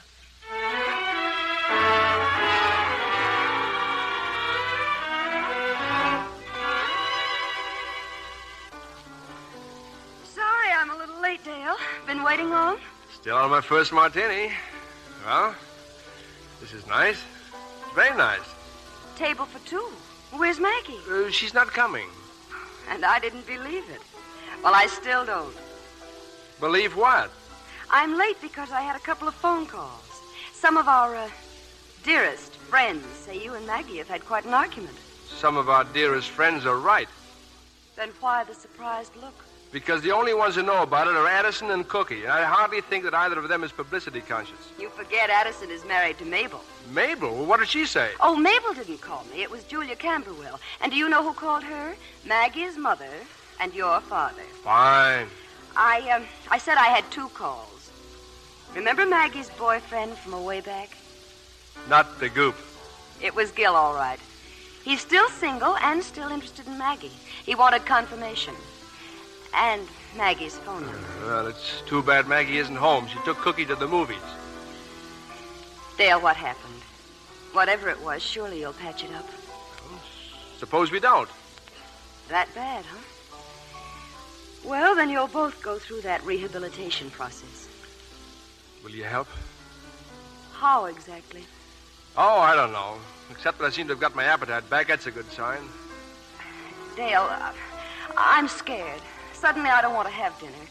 Look, when it's over, when it's really honest to goodness 100% over, give old Dr. Gloria a ring. Meanwhile, I'm disappearing. Thanks. Sorry, pal. Don't take any wooden divorces.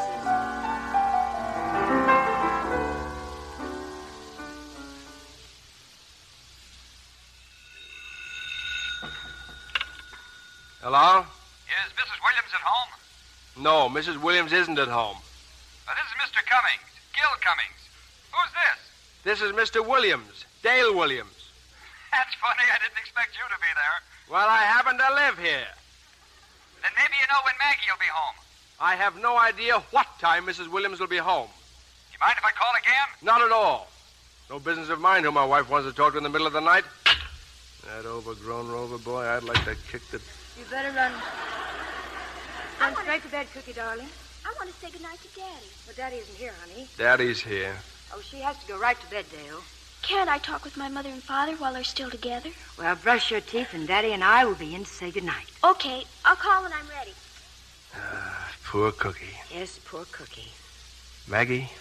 Now, look, Dale, please don't start it all over again. I'm just trying to tell you that Gil Cummings called. Well, when did he get into town? I haven't any idea. Where's he staying? I never thought to ask him, but he's going to call back. Did you have a nice time with Gloria? Excellent, thank you. Oh, that's nice. She's such good company, isn't she? Talk to me and Daddy. I always do, don't I? But you won't be anymore. Cookie, darling, we know this is awfully tough for you, and we're truly sorry, but it just can't be helped, that's all. Why can't it? Look, the circus is coming soon. Why don't we get all your friends and have a great big party, huh? I don't like the circus. Well, we could go away for Christmas vacation, go ice skating, tobogganing. I don't know how to ice skate. Well, you could learn. No, I don't think so. You know something? I've been thinking about that genuine imitation pearl necklace. You have? Now, if you're a good girl, I'll get it for you. Thanks, Daddy. Daddy? Yes, darling? Couldn't you try? I have tried. Believe me, I've tried. Well, couldn't you try a little harder? Yes, I could try a little harder. Sleep well, darling. Maggie? Yes? Want to talk to you. Oh, sorry, I'm in an awful hurry. Gil just phoned. Oh, well, come on in. We're going to the Mayfair Club. Oh? Well, why the evening gown? Oh, well, I thought it would be gala. After all, I haven't seen Gil for ages. Well, there's no need to get done up like a burlesque soubrette. Tell me, dear, did you send Gloria yellow orchids tonight? I hope not. They go so bad with her complexion. What are you talking about? Well, don't tell me you took her out to dine all those other times and didn't send her flowers. I can explain all that. Why bother? It's all perfectly innocent. Oh, what's it? Maggie. Well? Don't go out with that goop. Now, Dale, let's try not to embarrass each other, shall we? As your husband, I ask that you stay home. I will not have a scene. Okay. Okay. Now, if you'll get away from the door, I'd like to see Cookie. Is it all fixed, Mommy? You and Daddy? No, darling. I'm afraid it isn't. But Daddy said he was going to try. Oh, Cookie, you can't try to love someone. Either you do or you don't. But you used to love him once, didn't you? Of course. Then how could you stop? I couldn't stop loving you or Daddy no matter what. Oh, rats. Oh, Cookie, please try to go to sleep. Think about all the nice things you'd like to have. I don't want anything. Well, what about a genuine imitation pearl necklace?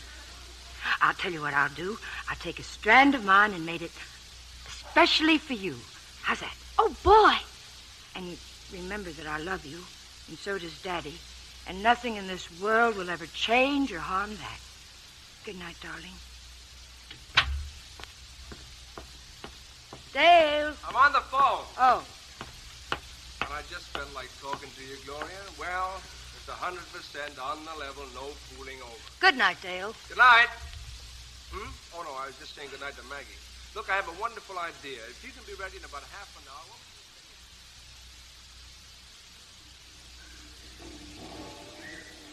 Maggie, well, for goodness sake, what are you doing standing here at the curb and alone? Mother Williams and Father Williams. As a matter of fact, I'm trying to hail a taxicab. Maggie, we've heard some rumors. I don't know what's happened, but this is absurd. Well, I should have thought you'd be hanging out flags. Oh, taxi! Taxi! Maggie, for years I thought I didn't approve. I was wrong. I can't imagine Dale without you. Don't leave him, Maggie, please. I'm awfully sorry, but I've got to. Where to, lady? The Mayfair Club, driver. Come on, Cora. Hurry up. Why? When a woman is dressed up like that, anything can happen. I'm going to follow her.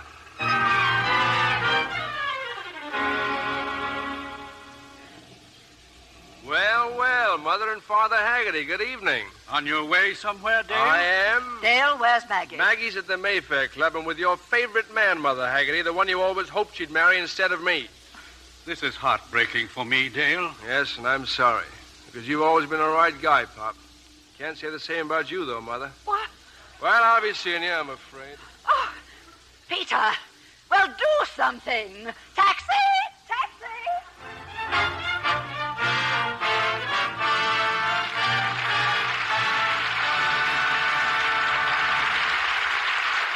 We pause now for station identification. This is CBS, the Columbia Broadcasting System.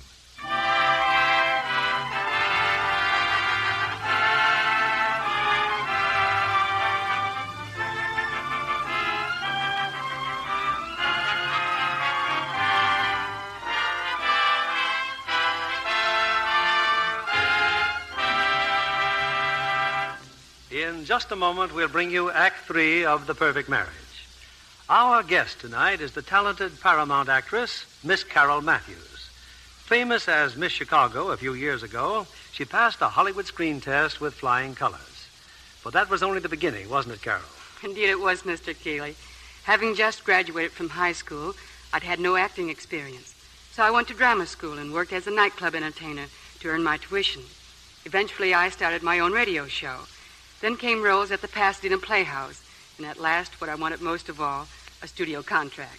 Looking back on your experience, I'm sure you'd do it all over again. Oh, yes. Being in pictures is never dull. Even now, I get a thrill watching a big production being filmed, especially when it has two such famous stars as Veronica Lake and Joan Caulfield. Ah, you're speaking of the Sainted Sisters. Paramount's new comedy with that wonderful actor, Barry Fitzgerald. He takes a hand in shaping the lives of the Sainted Sisters, doesn't he? Yes. And Veronica Lake and Joan Caulfield are cast as a pair of very clever gold diggers. But as you know, Mr. Keeley, Barry Fitzgerald reforms them. A delightful task, I'm sure.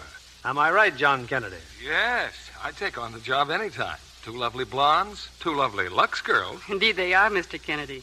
Veronica Lake and Joan Caulfield both have such lovely fair skins. Naturally, they depend on Lux soap care. It's a proven beauty care. In recent tests of Lux soap by skin specialists, actually 3 out of 4 complexions became lovelier in a short time.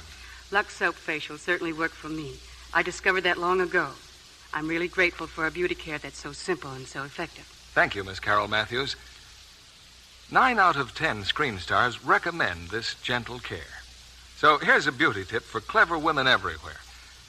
Why not try fragrant white Lux toilet soap for your precious complexion?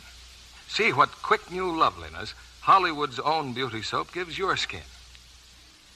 We return you now to William Keeley. It's time for the third act of The Perfect Marriage, starring Ray Milland as Dale Williams and Lizabeth Scott as Maggie.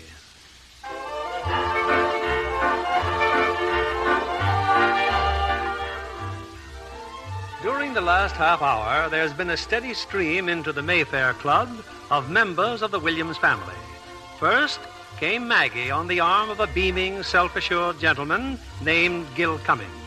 Then came Dale and Gloria, followed by Mr. Williams Sr., and now by Maggie's father. As yet, there's been no consolidation of the clan.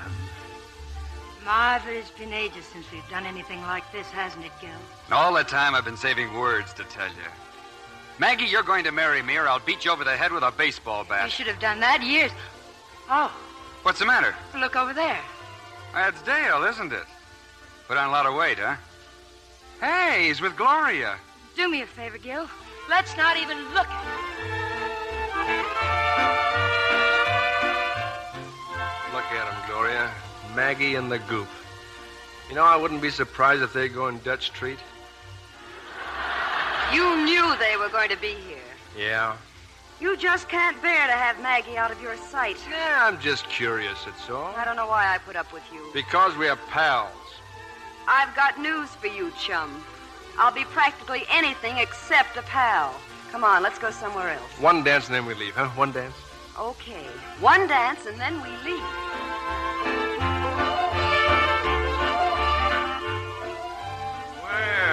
Well. And what are you doing here, Mr. Haggerty? Hello, Mr. Williams. I hope you don't think that I've been following anybody. Why, no, certainly not. Well, nothing's happened yet.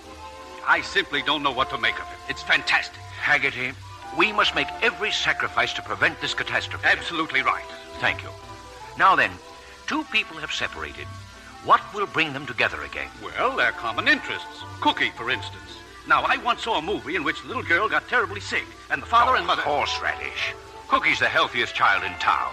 Now, I've got an idea.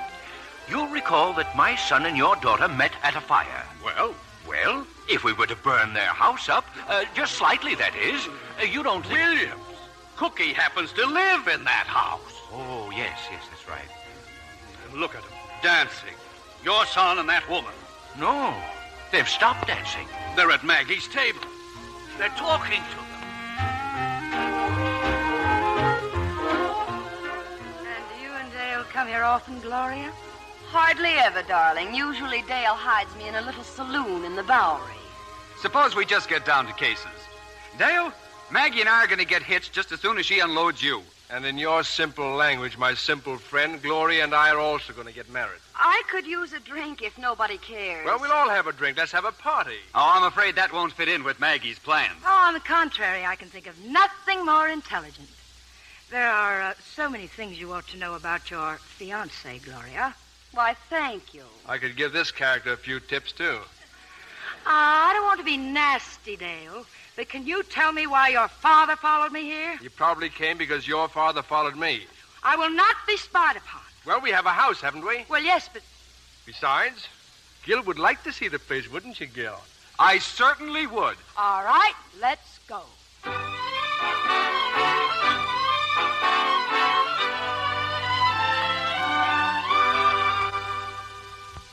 Well, I certainly don't like this room, Maggie. We'll do it all over, Gil. That lamp, though. Boy, I sure like that lamp. Sorry, old man, but Gloria and I are going to do a whole room around it. A huge, informal, cottagey room. You know Dale, darling. Chintzy. Dale hates chintzy rooms. I intend to like them very much. Oh, no, not you. He never changes, Gloria. Maggie, on the other hand, always changes. Tell me, Gil, did you ever catch Maggie with a backache? We never had time for backaches. Well, you'll have plenty of time now. Besides, we think that Maggie's backaches are just a great big fib that we use as a weapon. That's what we think. Maggie's had a weak back as long as I've known her. Well, you're going to have all you can do running off to Dale with a bottle of Synephrine. A bottle of what? Synephrine. Dale has sinus trouble. Didn't you know? Just keep thousands of bottles of Synephrine all over the house. I'll give you a case for a wedding present. I'm giving Gil a whole barrel of toothpaste caps because Maggie doesn't believe in them. She also doesn't believe that anyone else is entitled to a blanket. Well, I have to have something to cover my ears against your snoring. She also talks in her sleep. I don't think you're being very nice, Dale. He isn't usually so frank. Most of the time, he's just moody and secretive and... What's the matter, honey? Be quiet. I think I heard Cookie crying. I'll go and see. Never mind, I'll go. But that's ridiculous. Let her cry. But you can't let her cry. The worst thing you can do for a child is pamper her. You gotta be tough with kids. How would you know? Skip it.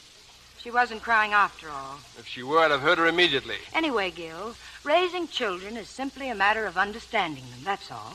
Then I wouldn't say you've done a very good job, darling. Oh, you wouldn't, would you? I think you dress Cookie outrageously. And when I have something to say that about will be the coldest day this world has ever known. Oh, let's be serious. Surely Dale is going to have Cookie at least half the year. Certainly not. I don't intend to have her life split into two pieces. Good. You and I together, Maggie, can correct any faults Cookie may have. Sometimes a good spanking is the entire answer to a problem child. Problem child? All Gil means is that he and I can approach the problem without hysteria. Hysteria? And if you'll kindly let me finish a sentence. I don't like any sentences you even begin about Cookie. Well, good night, folks. Oh, now, wait a minute, Gloria. Wait, I'm sorry. Are you? Well, this is where I came in. And this is where I go out. Gloria, wait a minute, please. Ha, ha, ha, ha, ha. Oh, the happy couple. Oh, Gloria's much too pushy for Dale. Honey, the last person in the world I want to discuss now is your ex-husband's future wife. Not quite ex, darling, but soon. Maggie.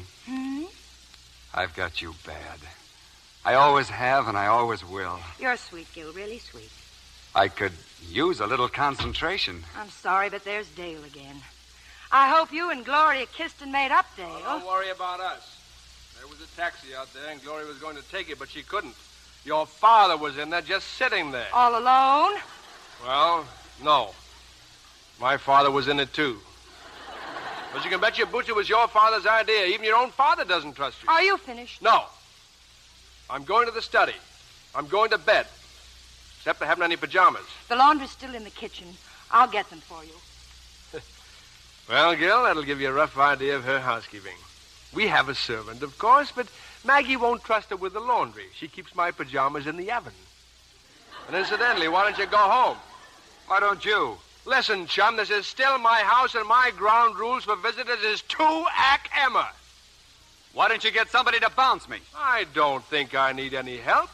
Care to try? I can think of nothing I'd like better. Here are your pajamas, Dale. Oh, excuse me. Thank you. How you ever put up with him for 10 years? Oh, he used to be so gay and really very affectionate. He doesn't even know the meaning of the word. I'll show you what it really means. Oh, Gil, dear, please. Why not? Well, Dale, he's peeking at us from somewhere. I know he is. But you've got to stop thinking about him, honey. That's all finished. Oh, of course it is. And show me. Show me just how finished it is. All right, Gil, I'm sorry to break this up, but my vitamins have disappeared. They're in the bathroom. They are not in the bathroom. Good heavens, I saw them there. Well, don't worry. I'll find them. Oh, now, look, simply because we're going to get a divorce is no reason for you to die of beriberi. Excuse me, Gil. Vitamins. He needs vitamins. I told you they were here. Those are not the right vitamins. I don't take C. I take a B complex. You take C, G, H, and X. I do not take X. Well, you'd better, the way you're losing your hair. I'll thank you to leave my hair out of this. Gloria will probably insist upon a toupee with a wave. Well, you don't have to worry about Gloria anymore. Oh, a lover's quarrel. Oh, what a shame. Just a change of plans, that's all. Well, I haven't changed mine. I'm not interested. I am now going to bed, and I'm going to sleep like a baby. Why? Because I'm free. Thank Gil for me, will you? Well, did you find his vitamins? Certainly, they were right under his big nose. Honey, I've been thinking. As soon as we're married, we'll go to Yucatan. Yucatan? Maybe even as far as Chile. Did you ever go hunting for condor's eggs? Not that I recall. Oh, you'll love it. We'll stay away for months. But what about Cookie and what about my job? Cookie will go to a girls' school.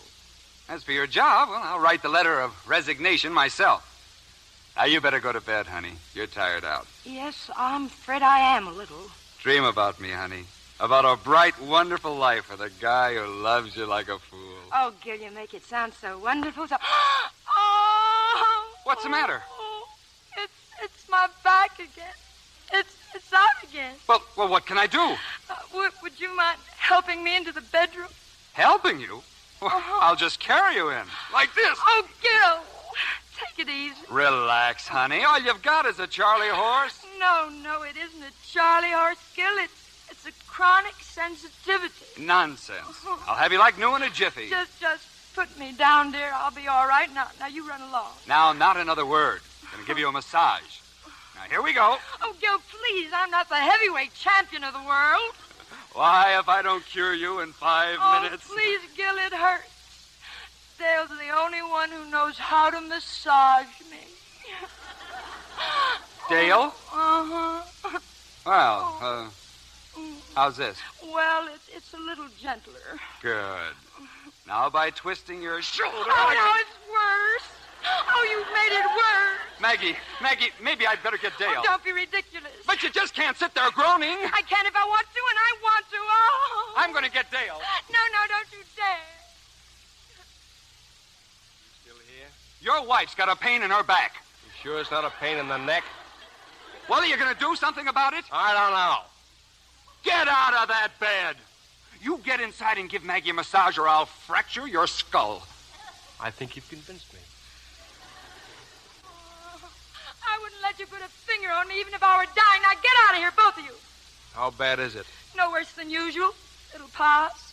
Maggie, I really think you ought to let him try. Well, if you think so, dear. Go on, get to work. I can't concentrate with people breathing all over me. Now kindly wait outside. I'll do nothing of the kind. Maggie, tell your fiancé to get out. I am not going to let you stay here alone with my girl. Who happens to be my wife. That's just a technicality. Oh, Gerald, do as he says. Wait outside, please. Well, okay, honey. Oh. But I'll be here if you need me. And shut the door. Yes. Oh. Now, just go all limp, Maggie, and just try to relax.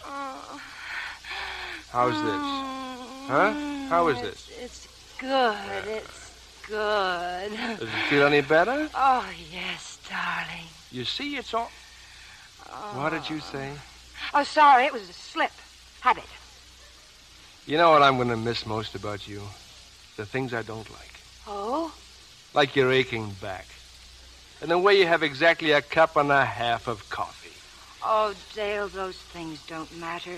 Well, maybe they matter more than our silly in-laws. Or you're taking Gloria out to dinner. Oh, Dale, why didn't you tell me about Gloria? Because there was honestly nothing to tell. Honestly? Honestly. And stop squirming. You know, if I don't know... I don't know whether I'm in love with you or if I just plain like you.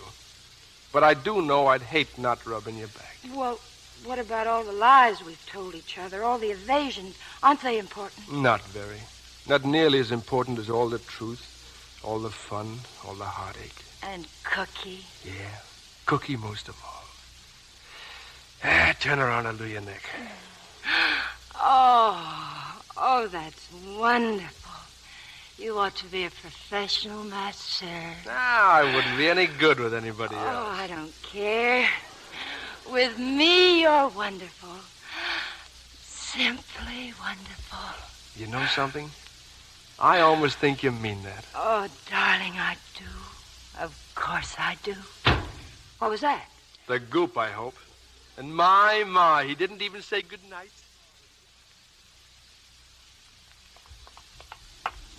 Hey, taxi. I want to go to the Biltmore Hotel. Oh, I beg your pardon. Hop in, son. Mr. Williams and Mr. Haggerty. Hello, Gil. Hey, Williams, look. The light. The light just went out up there. At last. Now we can all go home.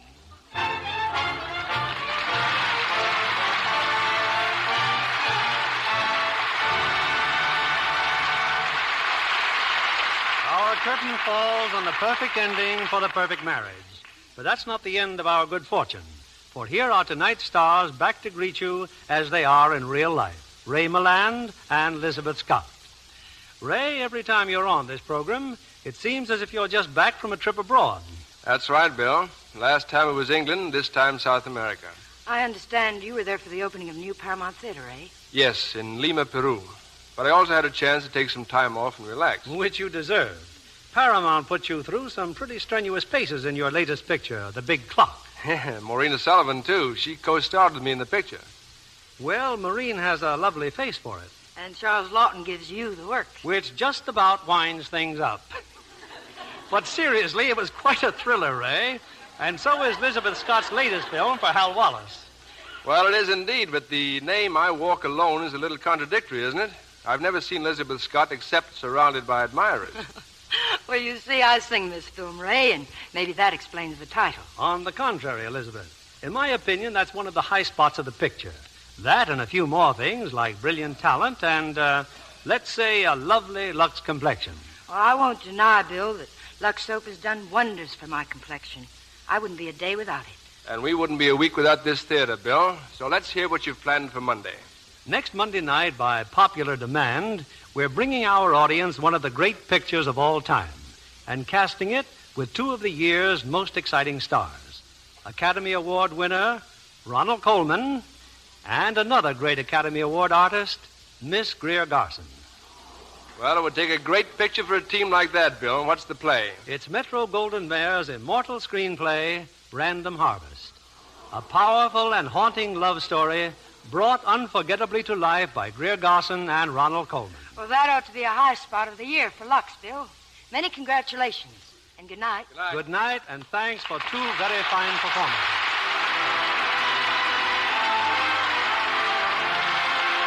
Lever Brothers Company, the makers of Lux Toilet Soap, join me in inviting you to be with us again next Monday evening when the Lux Radio Theater presents Ronald Colman and Greer Garson in Random Harvest. This is William Keeley saying good night to you from Hollywood.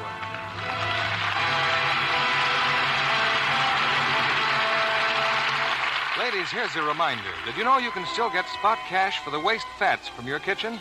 Dealers pay well for every pound you turn in. Even if you reuse fats for cooking, there's always some left which can be salvaged and turned into your butcher. World supplies of industrial fats and oils are still far short of needs, and this situation will continue for some time to come. So please keep on salvaging all waste fat possible. You'll be doing your country a service. You'll be helping your food budget, too. Remember, spot cash for every pound you turn in. Our music was directed by Louis Silvers. Join us again next Monday night to hear Random Harvest with Greer Garson and Ronald Colman. Pepsodent won by 3-1. Yes, in a recent survey, families throughout America compared new Pepsodent toothpaste with the brands they'd been using at home. By an overwhelming average of 3-1, they preferred new Pepsodent with Irium over any other brand they tried. They said new Pepsodent toothpaste tastes better, makes breath cleaner, makes teeth brighter. Yes, with families who made comparison tests, Pepsodent won by 3-1. Be sure to listen next Monday night to the Lux Radio Theater presentation of Random Harvest with Ronald Colman and Greer Garson. Stay tuned for my friend.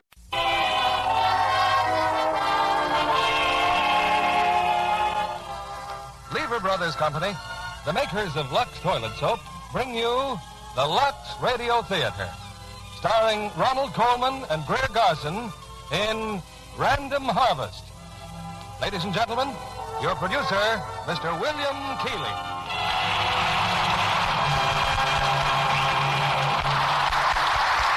Greetings from Hollywood, ladies and gentlemen. It seems only yesterday that I was at the Ambassador Hotel applauding a great actress who had just received that year's Academy Award, Miss Greer Garson. It was a similar thrill that I enjoyed again this year when the same high honor was bestowed on Ronald Colman. And it's a double thrill to have them here tonight, co-starred in a play that we present by popular demand, Metro-Goldwyn-Mayer's Random Harvest. Among my impressions of this year's Academy Award proceedings was the pageant of lovely women who attended it, including, of course, the screen's most stunning beauties. And it made me proud to be identified with Lux Soap on this program, for I'm sure that most of those lovely complexions owed allegiance to Lux Toilet Soap. And that's the highest tribute I can think of, as I'm sure you will agree. It's time for our play, Act One of Random Harvest, starring Ronald Colman as Charles and Greer Garson as Paula.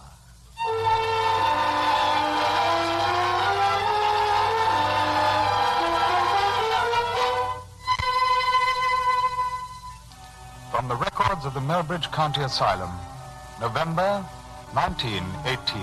Patient number 43652, name unknown, picked up by Germans in a shell hole near Arras, exchanged through Switzerland. Patient has no remembrance whatsoever of past life. Trouble with speech, the result of shock. Prognosis could be cured with patience and care in normal surroundings.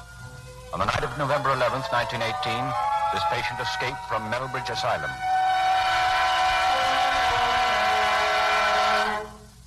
He hadn't escaped. Not really. In the excitement of the armistice, the iron gate of the asylum had been left open, and he had wandered into the town like a lonely ghost, buffeted by the crowds. I was at the tobacconist shop when he came in. When the proprietor spoke to him, he tried to answer and couldn't. He stood there, confused, helpless. Well, close the door. Close it, please. Well, what is it? Cigarettes. Well, what sort? Cigarettes? Oh, why, you're one of the soldiers from the asylum, ain't you? You wait here a minute, dearie. Wait here, I'll be back in a jiffy. You are from the asylum, aren't you? Aren't you? Yes, but I'm all right Really? Well, if you had given them the slip, I wouldn't stay here. She's telephoning them to come for you. You better run along. Go on. Yes. Hurry.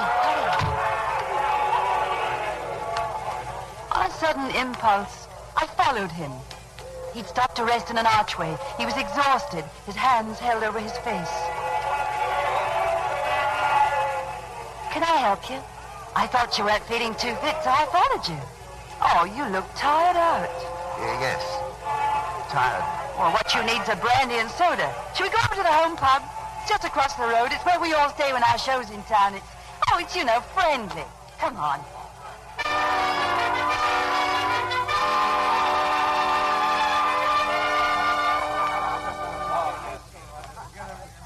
Will you have another? Will you? No, thank you. Well, I have to get back to the theater. Now, what are you going to do? Oh, dear, will you be all right? What am I going to do with you? I'll be all right. You sure? Listen, how'd you like to see the show? You can sit in my dressing room. We'll have a nice little chat. Eh? Just you and me. Good? Good.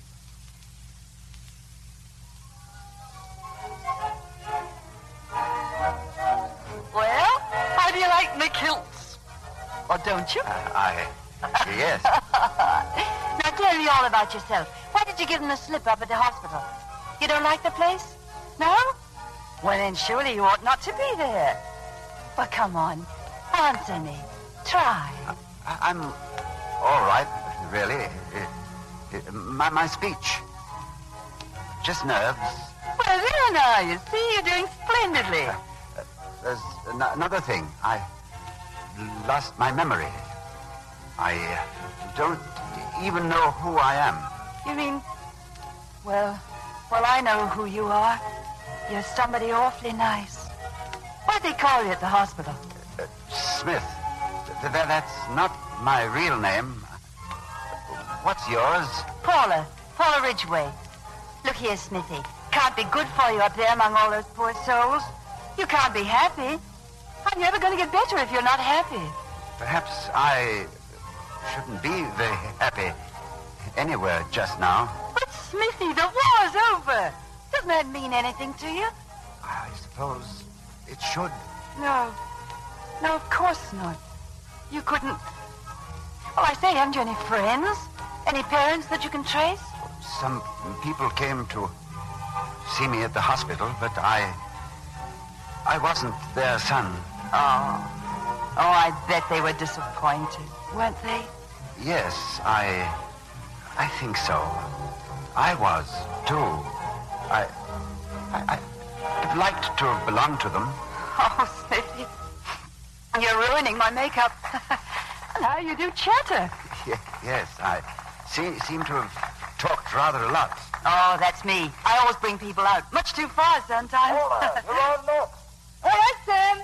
Smithy, look, I'll put your chair outside. You can see the front of the stage from there, and I'll be back in a couple of shakes. You'll be all right, won't you? Fine. Are you sure? Your head seems awfully hot. No, Come on. Coming.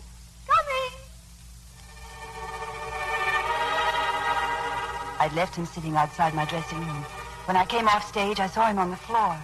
He'd fallen, unconscious.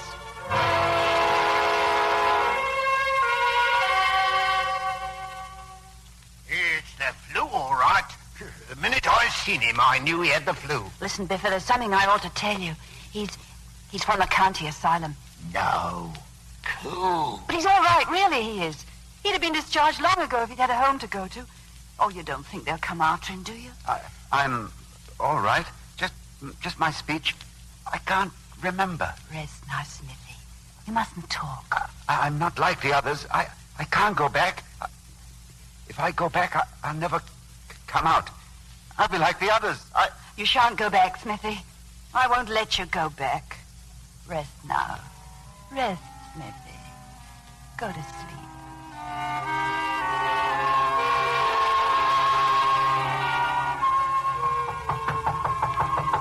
Smithy! Come in. Well, hello. Hello. How did the show go? Oh, splendidly. Last night, glad to get rid of us, I expect. How did you get on? I talked to the chambermaid today. Had quite a chat with her. You did? Wonderful. What about? The weather. Paula, you're sure I can be useful? Your manager isn't just taking me on because... Oh, you don't know Sam. What, the whole thing was his idea. I can't tell you what it means, Paula, to be someone again, to be wanted. It's all you're doing. Oh, nonsense. Come on, you've got to eat your supper now. I'll be up again in time for the train. I didn't know, but they were downstairs then, the men from the asylum. When I came back to Smithy's room, he was sitting on the edge of the bed waiting for me. His things were packed in a little paper parcel that he held on his knees, and he was smiling.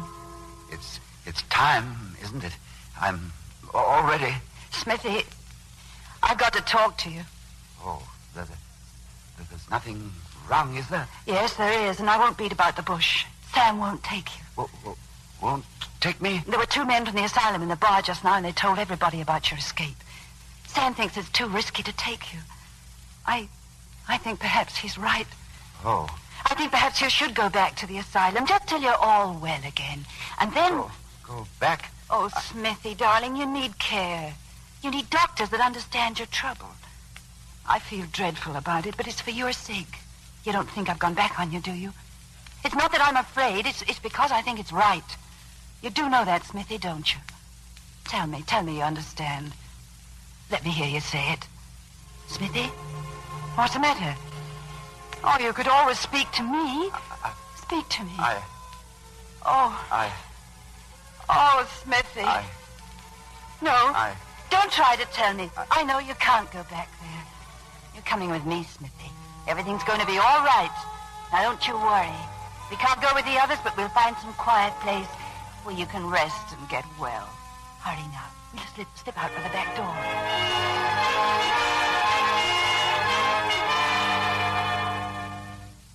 We took the train that night from Melbridge to Cornwall, and near the town we found a little inn beside a lake.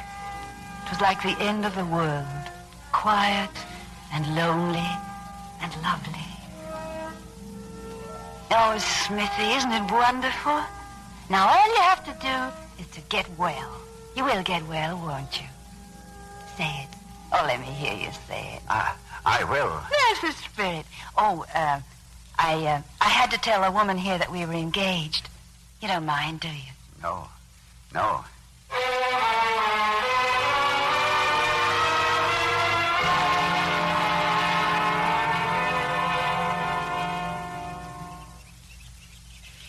Smithy! Hello. Here. Oh, I've been looking all over the place for you. I've been fishing. Did you catch anything? No, just fishing. Look, a letter. Just came for you. Look, it's from Liverpool. From that newspaper. I say, so it is. Must be about that article you sent them. Yes, I suppose it could be. Well, for pity's sake, Smithy, open it. Oh, yes, of course. I say, it's a check. I don't believe it. Let me look. It's a small check, but it's a check. Oh, Smithy, how wonderful. Yes. Oh, it means an awful lot. You didn't know you had an author on your hands, did you? Well, of course I did. I'm really not a bit surprised. Do you think I can sell another? Another and another and another.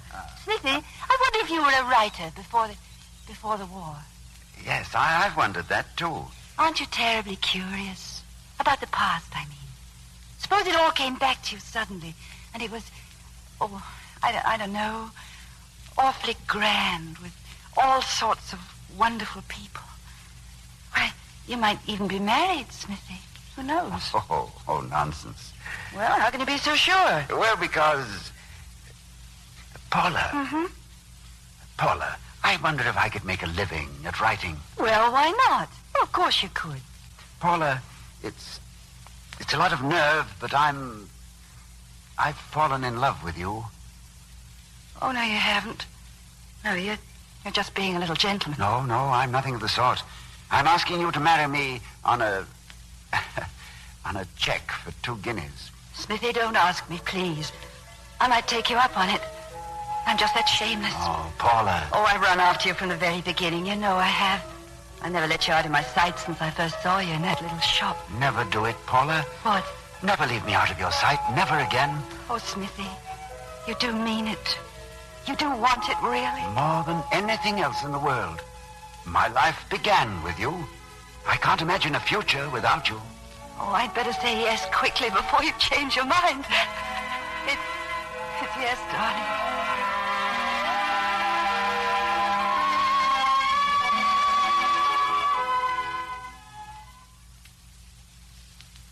We were married in a little church at Clevedon.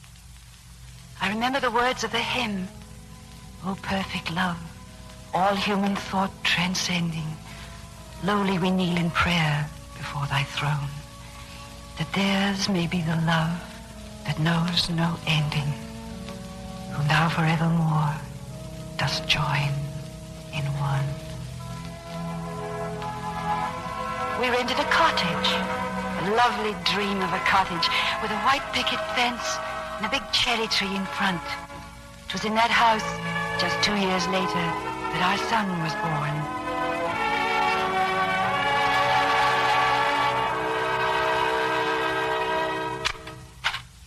Good morning. Are you the registrar of births for Clevedon? And vicinity?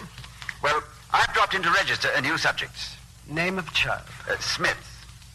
We're calling him John. After me. My wife thinks he's the image of me. Really?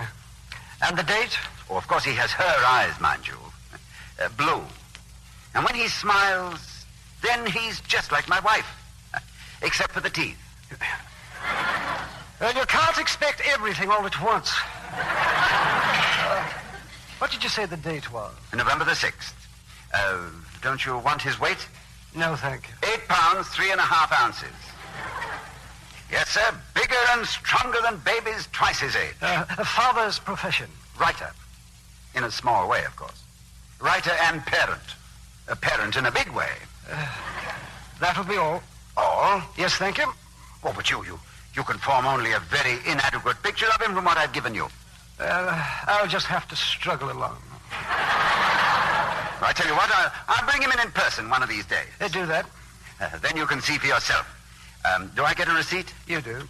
Here it is. Thank you. Thank you very much. Thank you. I'll bring him in. Do that.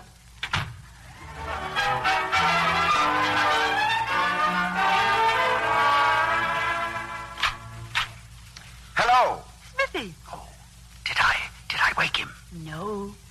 I've brought him a present. Here, young man. Will he know it's a cat? What's so wonderful about that fella? He just eats and sleeps. Much of the time he's not even friendly. Never occurred to you to buy me a present, did it? Never. Except these.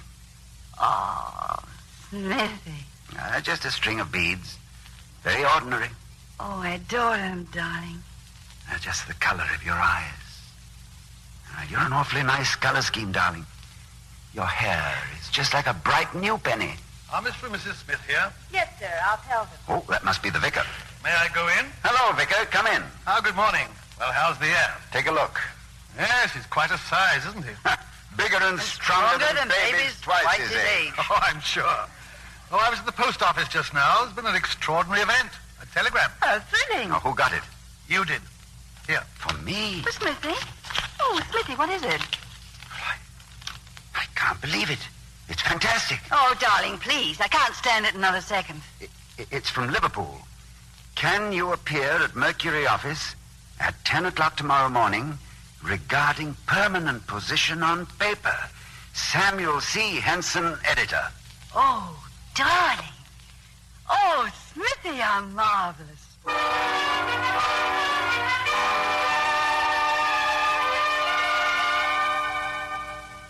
Goodness, you're a terrible packer. Shirt, socks, tie.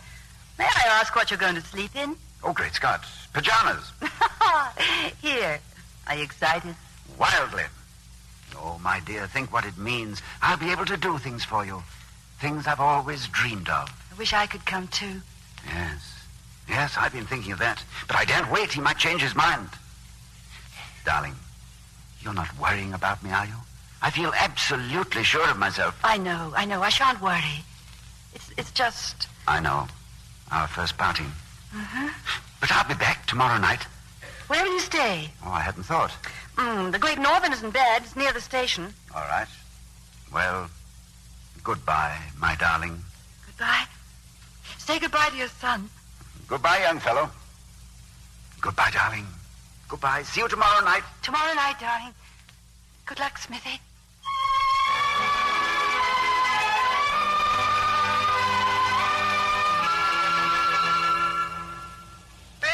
Paper! Read the Liverpool Mercury. Paper, sir? No, thank you. Say, can you tell me, I'm looking for the Mercury office. Right across the street, on the corner. Across the... Oh, yes, I see. Thank you. Thank you. Paper, sir. Hey! Look out!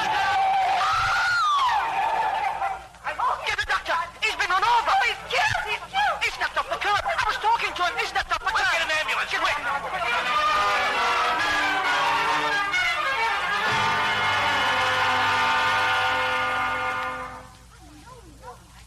He's coming around now. Feeling better? Oh, you've got an unholy bump on the head. Do you feel any pain? Well, my head aches a bit. It'd be funny if it didn't. What on earth? My clothes. I've no business to be in civvies. What should you be in? In uniform, of course. Well, where the devil am I, anyway? You're in Liverpool. In Liverpool? A chemist's shop. Yes, but in Liverpool, You've had a nasty shock. Is this the party had the accident? Yes, Constable. It wasn't my fault, Constable. He slipped in front of my cab. Is that the right of it, sir? That's the truth, ain't it, Governor? I think so. I'm not sure. Name, please. Rainier, Charles Rainier. Rainier. Profession, sir? Captain in the Wessex Regiment. Address? The trenches, Arras. Huh? Well, Random Hall, then. North Random, Surrey. Thank you, sir. Wish to lodge a complaint, sir? Thank you, no. I'm sure whatever happened was my fault. All right. Thanks, Mr. Rainier. Thanks, Governor. Well, I think I'd better be getting along. Thank you. Sure you feel strong enough to walk? Oh, yeah, I'll manage. What do I owe you? Oh, never mind that. Oh, that's very kind. Thank you. Thanks. By the way, would you mind telling me what day is this? Thursday. Thursday, yes, but the date? November the 14th. November the 14th, 1920. 1920. Oh. Thanks. Thanks very much.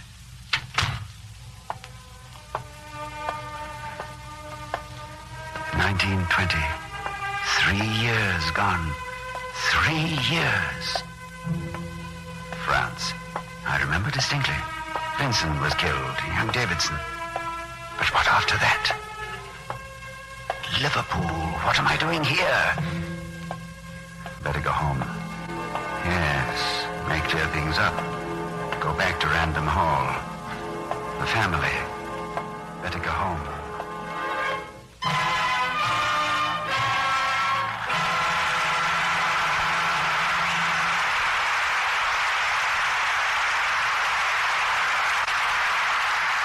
In a moment, we'll continue with Act Two of Random Harvest. Meanwhile, here's our Hollywood reporter, Libby Collins, with a word about a most exciting picture. Paramount's new suspense drama, The Big Clock. Whodunit fans will get a thrill out of this one, Mr. Keeley. The clock dominates the picture. 2 stories high, it's built into an enormous set that represents an ultra-modern publishing office. Well, actually, it's Charles Lawton who dominates the story. Oh, and he makes a marvelous villain.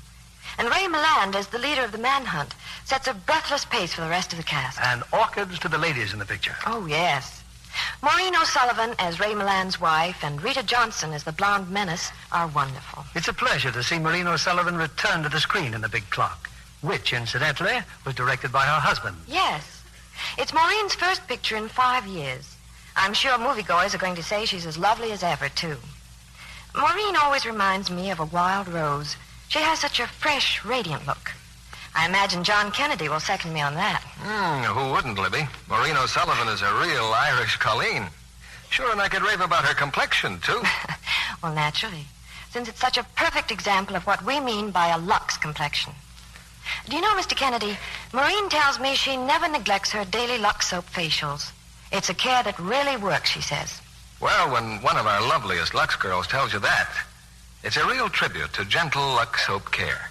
No wonder 9 out of 10 screen stars use Lux soap so faithfully. Those beauty facials really do the trick.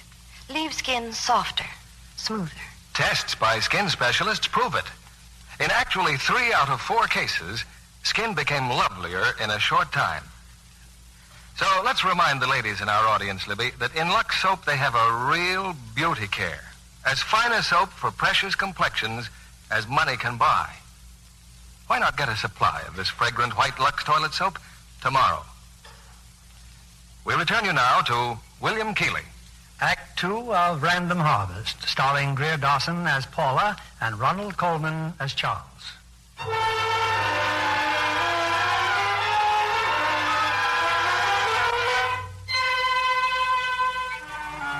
I waited for Smithy in our cottage in Clevedon for days and weeks. Then I knew he would never return. I went to Liverpool to the hotel where he had stayed. His grip was there, but there was no trace of him. Then I went to Melbridge to consult Dr. Benet at the county asylum. I can guess what has happened, Mrs. Smith. In some way, perhaps by shock, your husband's memory has returned. He's taken up his former life again. But his life with me. We were married. We have a child. Those years are a blank. His life with you is forgotten.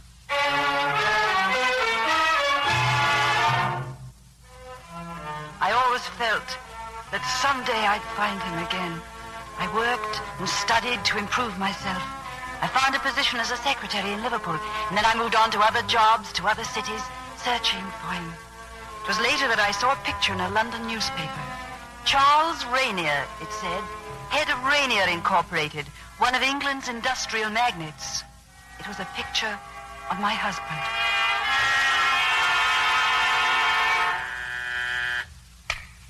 Yes? Miss Kitty Chilcott is here, Mr. Rainier. Oh, send her in, please. Hello. Hello, nuisance. I suppose you don't remember my telling you I'd be busy. Not a word. Well, how'd you like me? My dear, you look adorable. Then adore me over luncheon. Oh, sorry, Kitty, I can't possibly afford the time. Oh, yes, you can. Miss Hanson says so. Oh, just a moment. Miss Hanson. Yes, Mr. Rainier? Owing to lamentable weakness of character, I'm having lunch at the Savoy. With your approval, I understand. I thoroughly approve. There. I see. And have I any appointments for 2 o'clock? Yes, but I can postpone them. Thanks. All right, young woman, I can give you precisely 1 hour and a half. From door to door. Oh, no. Miss Hanson told me 2 hours. Now come along.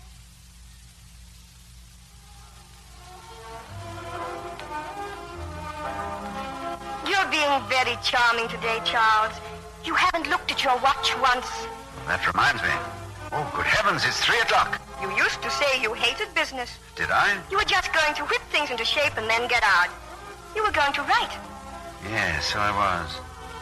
You know, I always had the idea that Charles, what is it? Was that man over there? Do you know him? No, but I thought I did for a moment. You know, that happens sometimes. I see a face or hear a voice. It seems to remind me of something. Oh, a sort of wisp of memory that can't be caught before it fades away. From those lost years? Oh, perhaps. Now, what were you saying? That you should take a holiday. Oh, I haven't the time. Oh, that's nonsense. Charles, how old are you? None of your business. You're awfully nice looking, Charles. Thank you. Oh, but it's not fair. What? Well, you've spoiled me for other men, that's what. Oh, Kitty. It's no secret, is it? I've always been mad about you. Kitty. It might be fun if you love me now. We're not alike, you know. We laugh at the same things and we have marvelous times together. I sometimes wonder why you don't. In my slow and careful way, I've wondered sometimes, too. Well, why don't you, just to be curious? I haven't said that I don't. Oh, no. Would it be too incredible? It would be fantastic. Well, then it is fantastic. But I don't believe it. I don't believe that you mean it. It's just a dream. No. You do want me. I'm not just a schoolgirl to you. Darling, you're very sweet and dear to me. I'm building a great hope on you, Kitty. I'll come to the office tomorrow and find you've forgotten all about it. Oh, no. Then I'll have Miss Hanson remind me. Oh, Charles, darling, take me out of here. Take me somewhere and kiss me.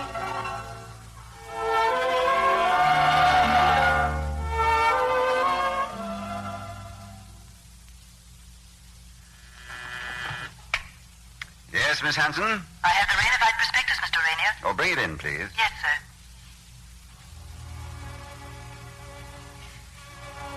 Miss Hanson. She was Mr. Rainier's private secretary. She'd been with him 3 years.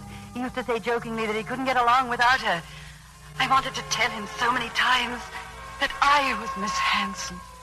I went again to Dr. Benet, the only one who knew. I pleaded with him to let me tell Charles. You must wait, Paula, until he recognizes you. I believe that somewhere in his mind there is a phantom memory of you that will always stand between him and any other woman. But he can't give you reality. You're just a fugitive shadow in a dream. That isn't much help to me, is it, Doctor? I'm real. These are real tears. And my jealousy is real. And my need for him. But if you tell him and he doesn't remember, I'm warning you. There's only disaster for you both. At best, he'd resent you. And the shock could leave him far worse than he ever was. Yes. Yes, I understand. I can offer only the slight hope that someday a miracle will happen and he'll come back to you. Much help to me, is it, Doctor? I'm real. These are real tears. And my jealousy is real. And my need for him. But if you tell him and he doesn't remember, I'm warning you.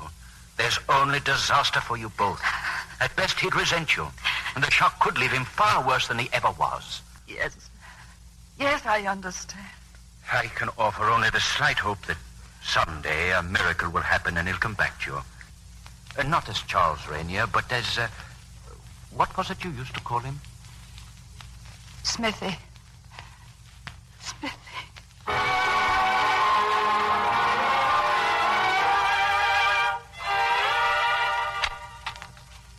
The prospectus, Mr. Rainier. It's all here, I believe. Oh, yes. I'm sorry, Miss Hanson. Daydreaming. You saw this offer from Harwood and Williams? Yes, Mr. Rainier. You worked for them once, I believe. Do you think they're bluffing? I think not. I used to know Mr. Williams pretty well. Oh, yes, I remember. He was quite annoyed when you came to me. He called me a pirate. Oh, well, that wasn't fair. It was really all my doing. Oh, indeed? How? Well, I'd come across a picture of you in a newspaper. Underneath it said, one of England's industrial magnates. Oh, dear me. Yes. I was impressed. I decided then and there I must better myself. Well, I'm sincerely glad you did, Miss Hanson. Now, what's all this? Oh, that's the report on that firm in the Midlands. Oh, yes. The Melbridge Cable Company. Melbridge? Yes, it's a town in the Midlands. Melbridge? Oh, yes, of course. I think Harrison mentioned it. I'll get him to run down. I'm taking a long holiday, Miss Hanson. Are you? Well, I think that's a very good idea. I may be gone a year, if things can be arranged. A year? I'm being married, Miss Hanson. Oh. And you're the first to hear the news. I'm afraid it'll mean a lot of extra work for you. It's Miss Chilcott, I suppose. Yes, it's Kitty. Was it so obvious? Oh, no, not at all. She's a very charming girl. Yes, I fully agree. Well, I hope you won't take it into your head to follow my example, Miss Hanson. I don't know what I should do without you. I have been married, Mr. Rainier. You may remember I told you when I came here. Oh, yes, to be sure. Yes, you had a child, I believe. Yes. A little boy. He died. Oh, yes. I'm sorry. A little boy who died. I couldn't tell him that it was his son. It was too late now to hope that he would ever remember me. I'd lived on that hope for 3 years. Now it was too late. Oh, I might have told him that I was his wife. He'd have accepted me. He'd have pitied me. And he'd resent me. There was only one thing for me to do. The law is quite clear on that point. If it is proved that for 7 years no news of a person has been received by those who would naturally hear of him if he were alive, then he may be legally presumed dead. You wish me to take the necessary steps? Yes, please. Very well. We shall have the marriage dissolved.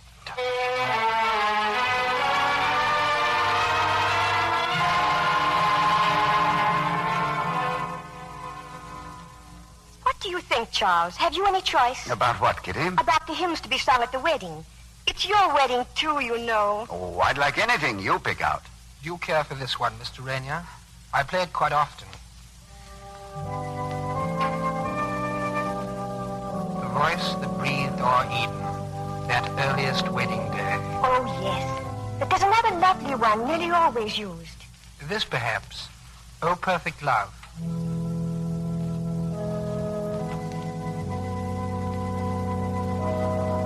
Oh, yes, that's it. I like that. Oh, perfect love. All human thought transcending.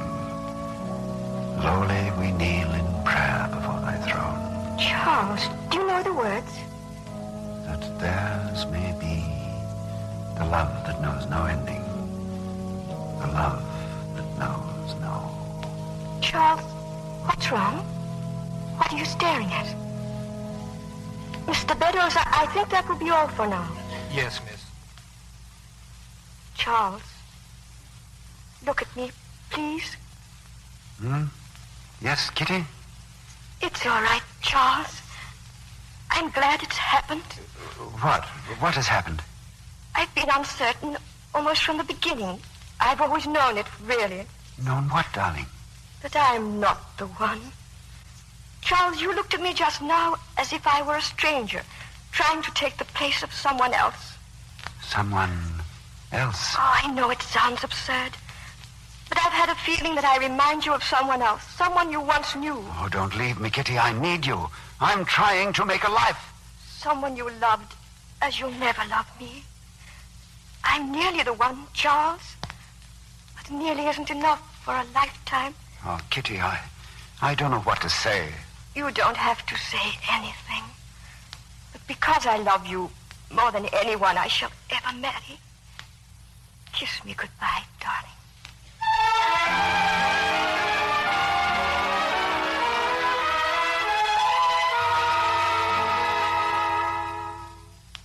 But Sheldon, where did Mr. Rainier go? I don't know, Miss Hanson. He just left. I don't quite know why, miss, but I sort of think he may have gone to Liverpool. Liverpool? It was from Liverpool that he came that night, that he came back from the dead, you might say. Sheldon, about that night, please try to remember. What did he tell you had happened to him? Well, miss, it was a wet night. He'd been knocked down by a taxi and carried into a chemist shop. He knew that much. But why he was in Liverpool or where he'd been before, he couldn't remember.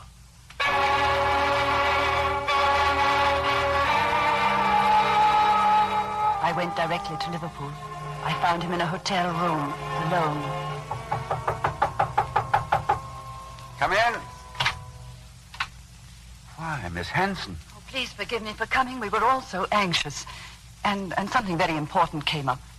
Well, how did you know I was in Liverpool? Something Sheldon said. I made inquiries. Oh.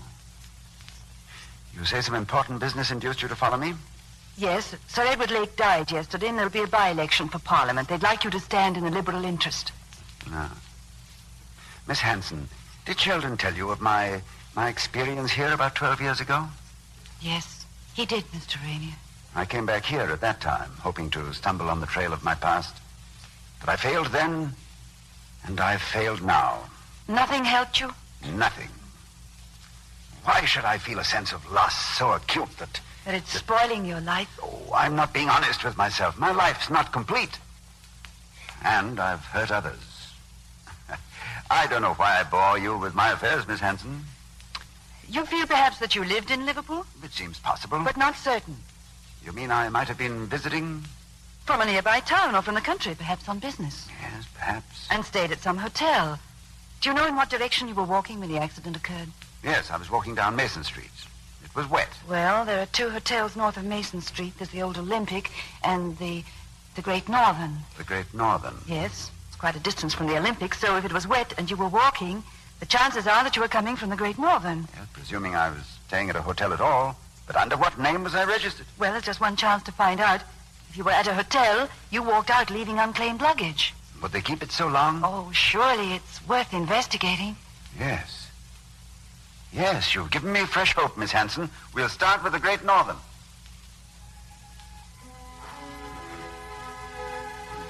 There was some luggage at the Great Northern, of course. A single grip, And the name on it, John Smith. It was his grip, the one I'd given him. We opened it and looked through it together. Well, that settles it. John Smith. A highly unimaginative incognito. And what could be more anonymous than those poor eggs? Nothing seemed familiar to you? No. There's a finality about that most unrewarding find, like a door slammed and bolted. I'm not sure what you mean by that. It means that I shall learn to accept myself for what I am. A psychological defective. As Kitty saw me, as you must see me. It means that I shall never know.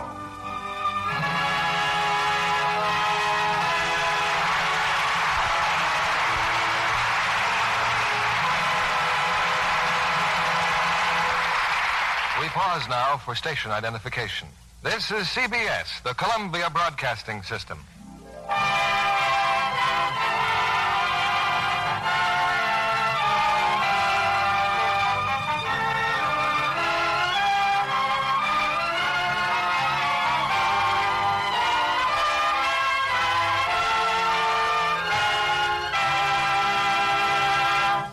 In just a moment, we'll continue with Act 3 of Random Harvest. Our guest tonight, Miss Lorene Tuttle, is walking on air, and with good reason. She's just completed a picture with one of the screen's most romantic teams, Clark Gable and Lana Turner, in Metro-Goldwyn-Mayer's outstanding dramatic production, Homecoming. Congratulations, Lorene. Well, Mr. Keeley, it was the thrill of a lifetime to appear in a picture with Clark Gable. I can well understand that. You know, Mr. Keeley, while we were making the picture, it seemed to us that Clark and Lana were really living their screen roles. Exactly what I felt when I saw the picture. And there are two other favorites of mine in the cast, Anne Baxter and John Hodiak. When I first read the script, I was fascinated by the story itself. It's the kind of dramatic conflict that's timely and always close to home. When I was studying my part, I could just see Clark Gable in the role of the doctor. He's wonderful. And I found Lana Turner quite irresistible as one of the two women in his life. In fact, Lana and Anne Baxter make a dazzling pair in MGM's Homecoming. John Kennedy here has something to say about that. I certainly have. Picture with two of our loveliest Lux girls gets rave notices from me. Check and double check, John. Wait till movie fans see those two beautiful complexions in the close-ups. They'll understand why Lux Toilet Soap is Hollywood's favorite beauty soap. 9 out of 10 screen stars tell us that Lux Toilet Soap is a care they can depend on. No wonder. Daily care with Lux Soap is the finest care you can give your skin. I've used it for years, and I know. Thank you, Miss Lorene Tuttle, for reminding our listeners that Lux Toilet Soap care really makes skin lovelier. The best way for any woman to prove it for herself is to try Lux Soap beauty facials for a while. She'll be delighted with the new freshness those facials give her skin. A practical beauty hint from a very charming authority. Tests by skin specialists, show that Lux Soap care really works. In actually 3 out of 4 cases, skin became softer, smoother in a short time. Why not try Hollywood's own beauty soap, fragrant white Lux Toilet Soap, tomorrow? Here's your producer, William Keeley. Act 3 of Random Harvest, starring Ronald Colman as Charles and Greer Garson as Paula.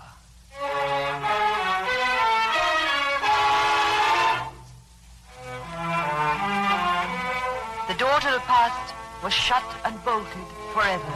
There was no chance now, no hope that he would remember me. I stayed on as his secretary because I couldn't live away from him. I was with him through the election. He took his seat in the House, and I was there the day he made his first speech. Hello. It was nice of you to come down for my debut. Was I satisfactory? Oh, very. By the way, I haven't really thanked you for your help in the campaign. I thoroughly enjoyed it. I'm glad. I'm very glad. You're staring at me, Oh, I'm sorry. It just struck me. Your hair is bright red in the sunshine. Oh, is that all? You were looking so intense. Was I? Did you ever have those feelings of having lived through certain moments before? You mean you have the feeling that you've known me before? Well, as a matter of fact, I felt it quite strongly the first day you came into my office. Oh, was that why you engaged me? Perhaps. But it was also your air of quiet efficiency. Oh. Miss Hanson, forgive me, but Is there any possibility that you might marry again? Not the slightest. I'm asking you because I have a proposal to make. It may sound outrageous to you, but it's not a sudden impulse. I've thought it over very carefully. You and I are in the same boat. We're both ghost-ridden. Oh, that sounds a bit dramatic, but I think it expresses it. We are prisoners of our past. Yes. What if we were to pool our loneliness and give each other what little we have to give? Support, friendship. I'm proposing marriage, Miss Hanson. Marriage? Or should I call it a merger? You know, I'm good at mergers. But a member of Parliament should have a wife, Margaret, so I'm told on all sides. You have exceptional gifts. Would it interest you to have a wider field for them? I don't know. You need have no fear that I would make any emotional demands upon you. I have only sincere friendship to offer, and I won't ask any more from you. Please think it over. It's a selfish proposal, but I can't have you giving me notice, you know.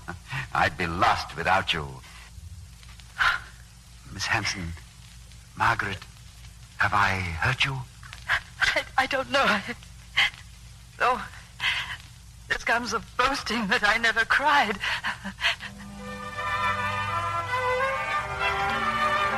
I married Charles Rainier. I don't know what I expected. Perhaps that he would someday fall in love with me. But I kept to the terms, and Charles did too.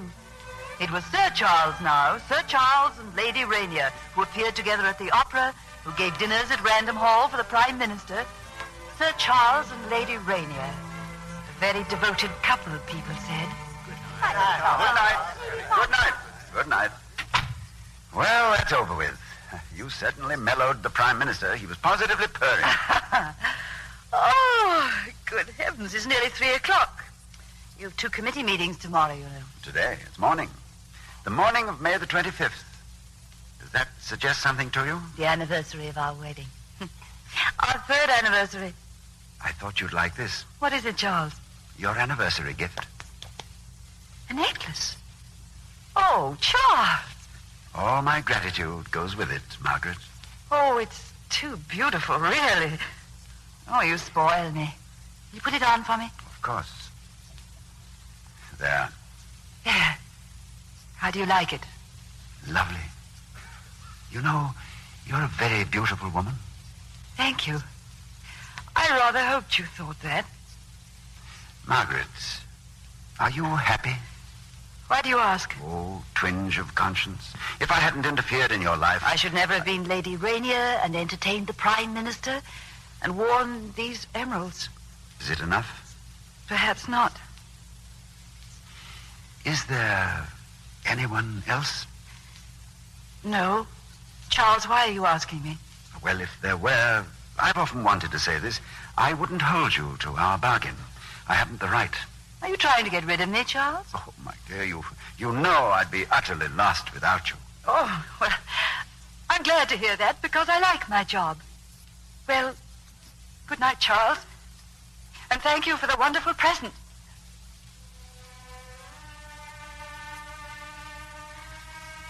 I cried that night. I sat at my dressing table and cried. In front of me was another necklace, the one he had given me so long ago. There were no emeralds in it. Yes? Oh, come in, Charles. Margaret, I'm afraid I didn't quite... Why, you're crying. Did I say something to hurt you? No, it's nothing, really. It's just nerves. I'm sorry. What is that? Another necklace? Yes. A very old one. A gift? Yes. He said they were the color of my eyes. They are, aren't they? Oh, Margaret, isn't there something morbid in burying one's heart with the dead? That's a strange thing for you to say. Is it? You haven't even a memory. No.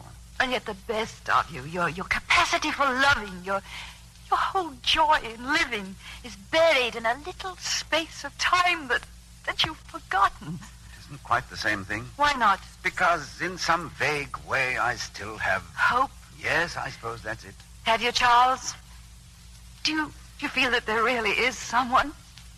Someday you may find her again. Oh, it's nothing I can put into words. But doesn't it frighten you sometimes? That you may have come so near her, even brushed by her on the street. Yes, I've thought of that. You might even have met her. It might be someone you know. Charles, it might even be me. Oh, Margaret. I'm talking wildly, Charles. You know, I've sometimes thought I'd like to travel. I think I need a holiday. Well, perhaps when the house adjourns... Oh, I don't want to drag you away. I'll take a maid or a friend, perhaps. Oh, Margaret, I believe you want to get away from me. Oh, no. It's just that it's been rather a strain. It's been harder than I thought, being the wife of Charles Rainier. If you wish, of course. Shall we talk about it in the morning? In the morning, yes. Good night, Charles. Good night, Margaret.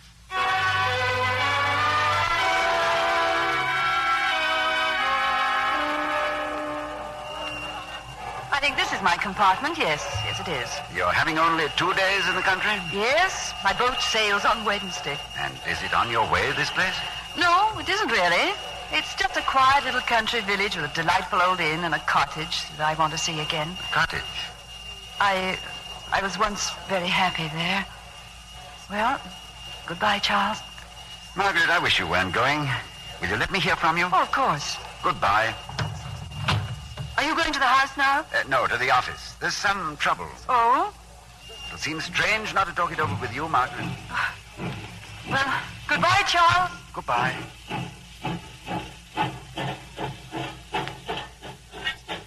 Sir Charles. Yes? Oh, hello, Harrison. I took the liberty of coming down, sir. This strike, you know, it's pretty serious. Strike, eh? At the Melbridge Cable Works. The men are out of hand. Melbridge? Oh, yes, of course. Well, perhaps we'd better run down there. Yes, sir.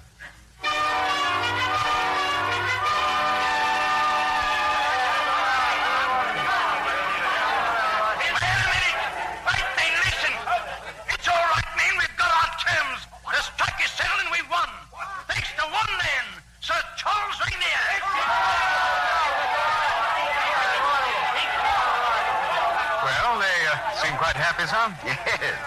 Yeah, well, there's nothing more we can do here. Melbridge.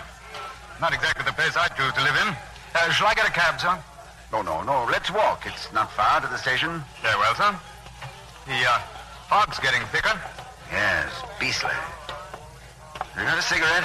No, I'm sorry. Oh, never mind. There's a little tobacconist just around the corner. Yes. I thought you'd said that you'd never been in Melbridge. I haven't. But you said there's a little tobacconist just around the corner. Oh, so there is, you see. Over there. Yes, but that shop is off the main street. You couldn't have seen it on the way from the station. Well, no, that's true. Well, then, how did you know of it? I don't know. You came straight to it. Yes. I was sure. But I don't know how. Melbridge. What's the matter? Melbridge. Are you ill, sir? Let me get a cab. No. Let me think. There's something that shop. The streets. Crowds. Well, there's a taxi. I'll get it. Taxi. Crowd. Now, why? Yes, sir? Here, Wazir, get in. Driver, where is the hospital? Hospital? You mean the old one or the new one, sir? The old one, I think. Big gates, a high wall all around it. Well, you wouldn't be meaning the asylum, would you, sir? The asylum. Take us there.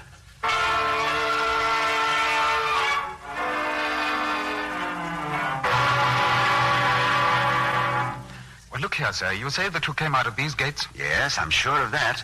There was some excitement and a great deal of noise. Well, then, let's start from here. Now, you must have gone into town. Yes, I did.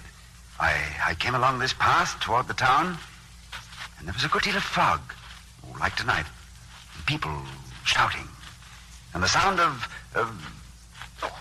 was trying to get away from something, trying to escape.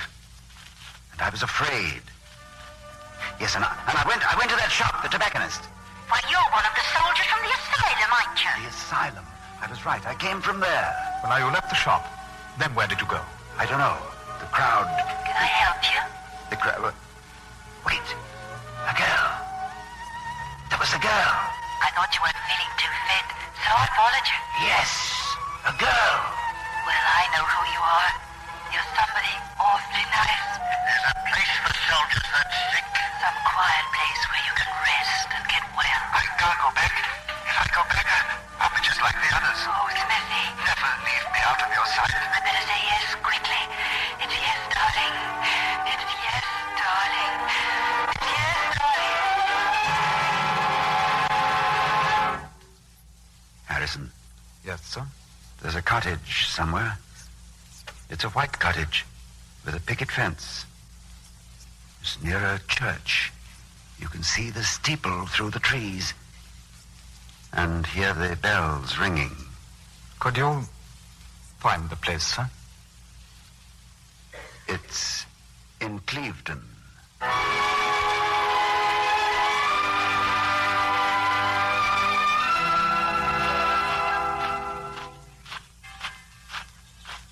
Charles!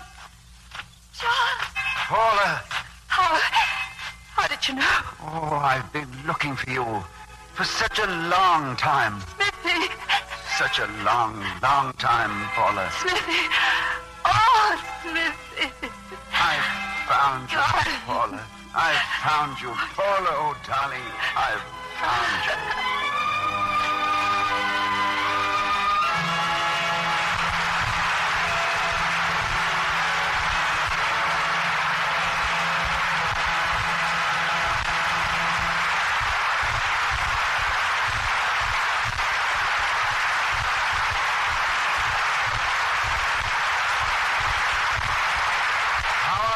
For an unforgettable hour to Greer, Garson, and Ronald Colman, who returned to the footlights for a curtain call.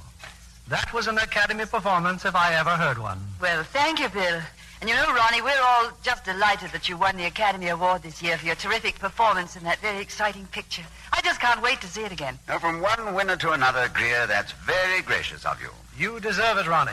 And A Double Life is one of the most thrilling pictures I've seen in years. Thank you, Bill. Thank you. Greer, I hear you've been having a lot of fun out at Metro-Goldwyn-Mayer. You and Walter Pidgeon. Yes, Bill. We'll be making a comedy together. In fact, I'm an acrobat in this picture. That really ought to kill him, Greer. Well, I don't know. It nearly killed me, Ronnie. You should see me hanging from a trapeze by my teeth. But it was wonderful fun. Coming back to you, Ronnie, I hope you've got that Academy Award Oscar prominently on display in your home. Well, as a matter of fact, I didn't have it very long, Bill. A neighbor of mine borrowed it. Oh, well, really? Well, did you ever get it back? Not yet, but he keeps promising every day. You know, that's funny, Ronnie, because I had a call from somebody who called himself the Walking Man and asked if I'd name a price for mine. You mean he offered you money? Oh, no, it's not the same man.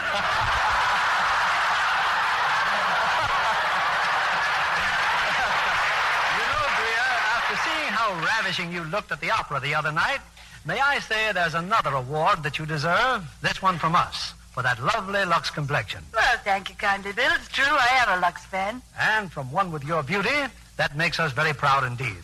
What's the play for next week in this theater, Bill? It's Paramount's great comedy success, Dear Ruth. The story of a boy and girl who become unwittingly entangled in romance through the mischievous wiles of a young sister.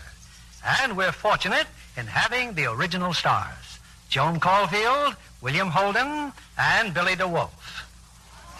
Dear Ruth is a most amusing play, Bill. Your listeners should love it. Good night. Good night, and congratulations to you both.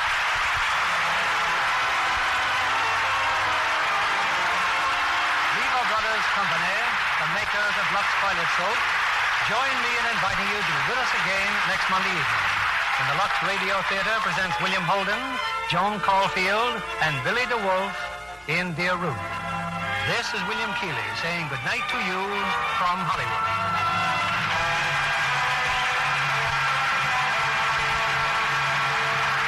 Greer Garson appeared by arrangement with Metro-Goldwyn-Mayer, currently releasing Frank Capra's production of State of the Union.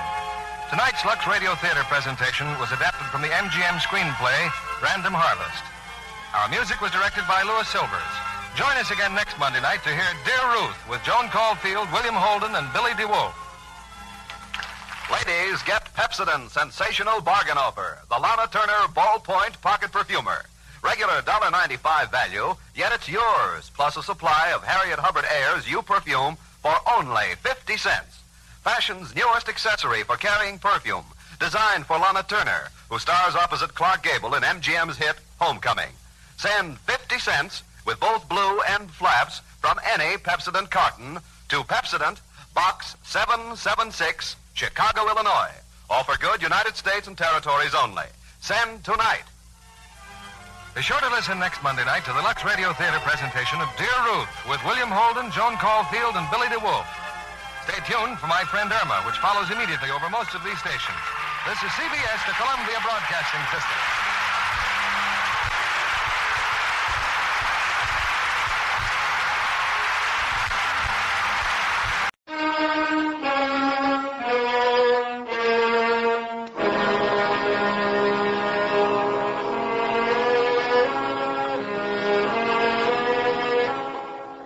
A few hours ago, after serving a term of 14 years, Frankie Madison was released from Sing Sing prison. Now, in a second-rate hotel in Midtown New York... Is it all right, Frankie? Rooms are kind of hard to get these days, but It's fine, Dave. Any room will look fine to me as long as it didn't have bars on it. And thanks for meeting me at the station. Forget it, will you? Town looks good to me, Dave. 14 years, and it's still the same. It only looks the same, Frankie. It better be the same. Oh, I bought some clothes for you. Everything's in the closet. Hope you like what I picked out. Thanks, Dave. There's some money for you in the bureau drawer. Dave, you haven't said anything about Niall. How is he? How's the nightclub doing? Things are okay, Frankie. All's fine. Frankie, I got to get back to the club. I got a lot of work to do. I'll see you later, won't I? Well, what's the trouble, Dave? Trouble? Yeah, you're scared. Me? No. I can smell it. I spent 14 years where everybody was scared. What is it? Nothing, Frankie, honest. Is it Niall? Has he got his teeth into you? Here, look at this. This magazine. Huh? Oh, that magazine. That was good publicity for the club, Frankie. Yeah, lots of pictures, huh, Dave? Pictures of Niall. Pictures of the celebrated Regent Club, one of New York's most exclusive night spots. Niall Turner and his famous Major Domo Maurice. Here, and this one. Niall with a dame so rich. What's he trying to do, crash society? Frankie, wait. Now, look at this one. Niall and another dame. That's Kay Lawrence, Frankie. She sings at the club. Niall Turner coaching Kay Lawrence.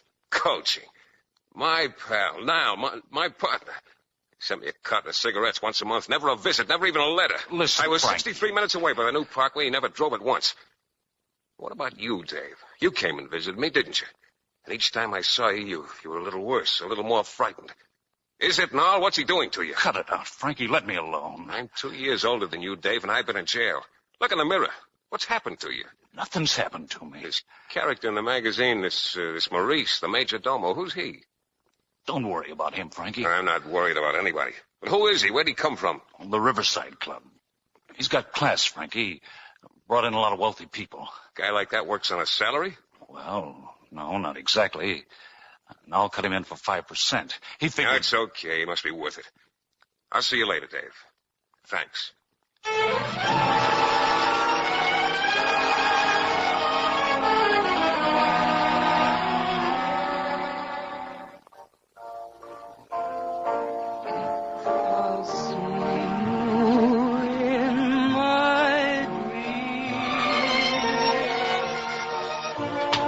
Stay where you are, Noel. What? Oh, Frankie. It's been a long time. Your man said I could wait for you here in the office.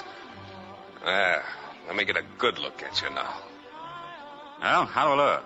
Not so good now. You're pale. Oh, really? Yeah, that's what you get for being cooped up in this nightclub. Now, take me. I got the sun every day. I had to hurry to get a spot in the right corner of the yard, but I got the sun every day. Yeah, I'll bet you're smoking too much. You know, I got along on a carton of cigarettes a month. Oh, and Frank, the hours you must keep. You know, you can't go on living this way, Noel. I'll have to see to that. And that picture on the wall. You and me, huh, Noel? 14 years ago. I've taken that picture along everywhere I've been, Frankie. I don't believe you. I think it just went up there tonight. I had the same picture in Sing Sing. After a while, I threw it away. All right. I should have written you, granted. Granted. I should have come up to see you. That's right. Would have done more harm than good. Why? Building this club's been a long, hard pull. If I come up to see you, some shutter-happy reporter might have taken a picture, written it up. They took a picture of me, front face and profile. All it would have taken would be one picture. Noel Turner, the famous Regent Club, visits criminal friend. Next night we'd fold. Frankie, listen. I got plans, Frankie, for you. Sorry if there's been any misunderstanding, but now that you know I'm on a level... I'm very sorry to bother you, Mr. Turner. I thought I left orders not to be disturbed. I know, sir, but the table All captain's right. Be with you as soon as I can, Frankie. We got a lot to talk about. Well, don't make it too long now. Why don't you have Dave show you around the club? You find him at the bar, Yeah, I'll do that. Well? He's smart, Maurice. But he's sentimental, always was. Shows a great concern for Dave. Get Kay in here. Kay? But she's got another song coming out. I'll have to skip it. Kay's a good listener. Nothing like a good listener to make a man talk. When a man talks, especially a sentimental man, he's bound to soften.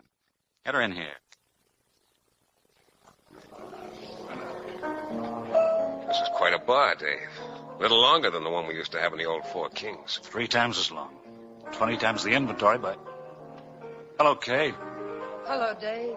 Frankie, this is Kay Lawrence. Miss Lawrence, Mr. Madison. Ah, so you're the famous Kay Lawrence who takes so well to coaching. I must be famous if you've heard of me. What song are you going to sing, Kay? Oh, does it matter, Dave? All the songs sound alike these days. Hey, your tie's crooked. Stand still and let me fix it. Kay, Mr. Turner wants to see you. Oh? Now, if you don't mind. Your hands are shaking, Kay. There. That's a lovely tie, Dave, if you'd only wear it straight. Thanks. Your hands are still shaking. They are, aren't they? See what you do to me, Dave? Niall's girl, huh? She's all right, Frankie. In love with him?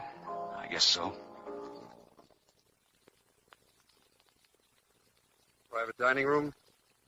Pretty girl. It's very nice, Noel. It's your welcome home dinner. Even I'm impressed now. Well, I'll see you later, Sure. Oh, I'm expecting someone. Let me know when he comes in, will you? Who is it?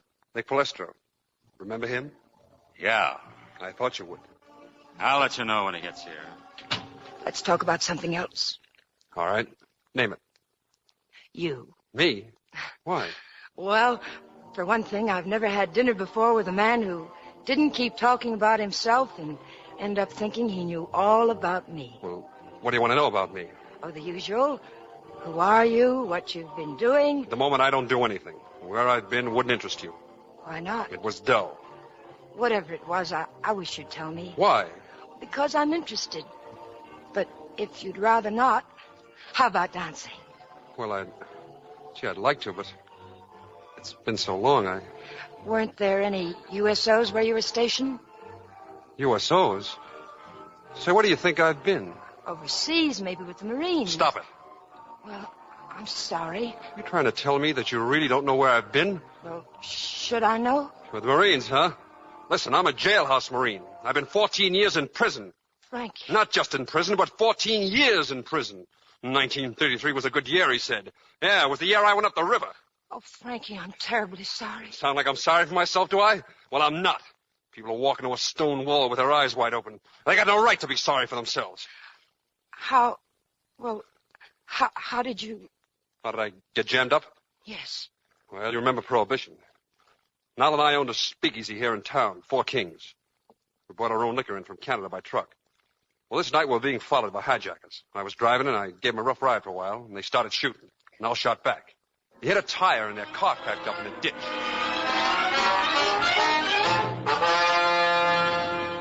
Step on it, Frankie. We're in the clear now. Yeah, after waking up every cop this side of the border. Look, we better split up. Why? It'll give us twice the chance. One of us is sure to get away. Then he helps the other one. Okay, get ready to hop off now. I'll stick with the load. Forget me, Frankie. I want Hayes for a lawyer. Keep the Four Kings going till I get out, and I'll have some place to come back to. Right. And I'll do the same thing for you. Everything 50-50, Frankie. Right down the line. Right, pal. 50-50. But you didn't get away. No. Cops picked me up a few minutes later. I took the rap, and, well, here I am. Except we shook hands on it. So everything is 50-50. Niall Turner and I are partners. Yes, I see. Maybe you'll be working for me from now on. Take an order. Supper with the boss after the late show tonight. Maybe we'll feel more like eating. Frankie, no. Thanks, but no. I beg your pardon. There's a man to see you at the bar, Mr. Madison. Nick Palestro. Oh, thanks. About supper. Why not? Frankie, I've been singing around this town for 6 years. In that time, I've learned more than just how to put a song over. Look, don't worry about me. I just got out of prison, not college.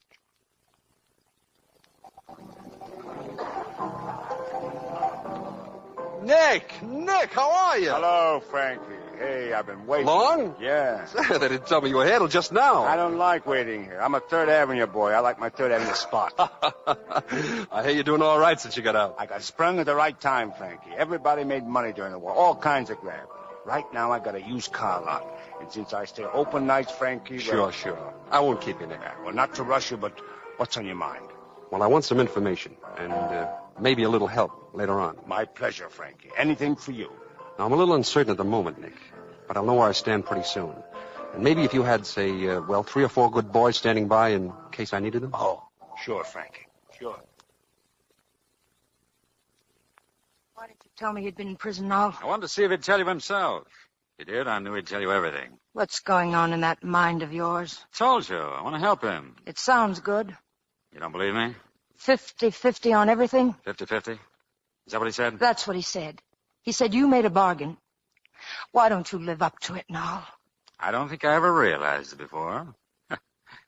Well, you're like Frankie. You're sentimental. 50-50, huh? Well, you found out what I had to know. Thanks. Nice talk you tossed at me, Noel. Have a drink, Frankie. Some champagne. Dinner with a girl.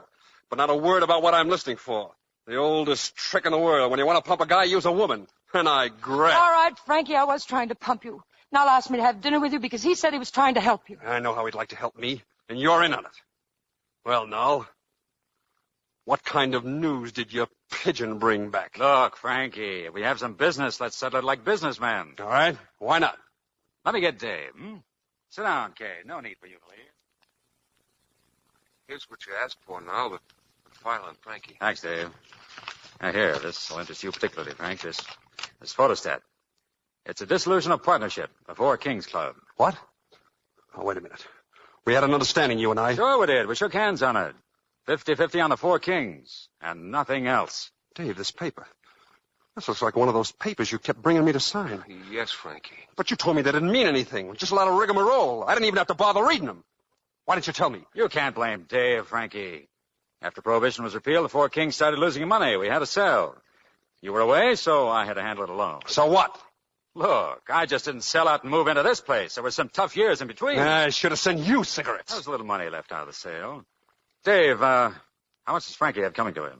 Well, with interest at 6%, a little over $2,800. Are you trying to tell me that I don't own any part of this place? How can you collect on a race when you don't hold a ticket? I had Dave make out this check. Here's $3,000, Frankie. Your half of the Four Kings. Marked paid in full. That's right. Why am I figuring wrong? Dave's a good accountant, all right, but there's one figure he forgot to add in. 14 years. He left out the 14 years I gave you. 14 years to be out in the sunshine. Eat good, sleep good. What's 6% of that? What a fall guy I am. 3 of a kind. No. Are you all right? Yeah. All right. Your face is bleeding. Now, let me get some ice. Never mind. You can go now, Dave. Okay. How low do you think I am now? You use me on Frankie like one would use a bar girl to make a man buy drinks. A stool pigeon, he said.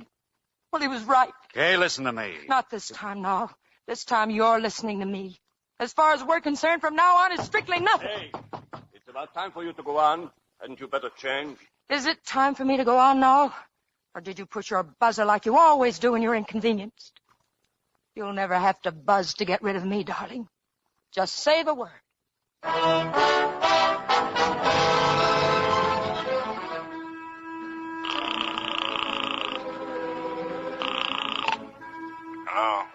Nick, this is Frankie. I'm going to need you sooner than I figured, Nick. You know me, Frankie. A pleasure. Get hold of those boys. Bring them over to my hotel as soon as you can. Tonight? That's right, Nick. Tonight.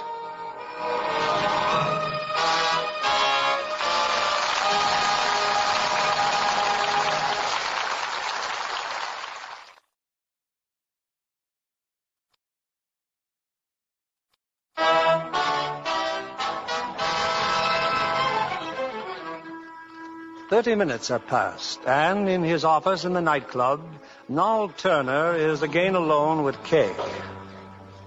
Please believe me, Kay. I'm terribly sorry. I had no idea you'd take it this way about Frankie. How did you expect me to take it? Oh, I don't know. Made a mistake, I suppose. Kay, I have something else to tell you. You know I love you, don't you? Right now, I'm not sure of anything. Kay, I'm going to marry Helen Richardson. You love me, but you're marrying her? Well, that makes sense, doesn't it? Well, there's a lot of things you have to do for business. She puts the club in the upper brackets, not just with money, but with a blue book, and that's real security. But it doesn't mean we can't go on seeing each other, Kay. Doesn't mean we can't. You're not in love with me now. You never were. For 2 years now, I've watched you grow more and more in love with the nightclub. It used to frighten me. Now it just makes me sick. I've given my life to this club. That's what's made it a big success, a big business. Big business. It's a place where people come because they don't want to go home, to show off or try to forget. It's exactly like you are now, exactly. Anything else? Yes, I'm quitting. But just for the book, you're firing me because I want that week's pay. So you're in Frankie's league now. Thanks, Noel. I couldn't ask for better company.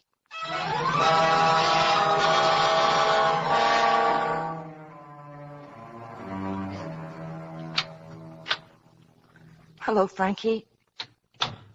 Dave told me where you were staying. I had to see you. They don't care who comes into this hotel, do they? You're going to tell Noel that Noel didn't send me. Please, Frankie, I just wanted to explain. Noel wanted me to get you to talk about yourself because he said he wanted to help you. I should have realized the only thing Noel ever built up was the Regent Club. Everything else he tears apart. I thought you were his girl. I thought so, too. It's all over.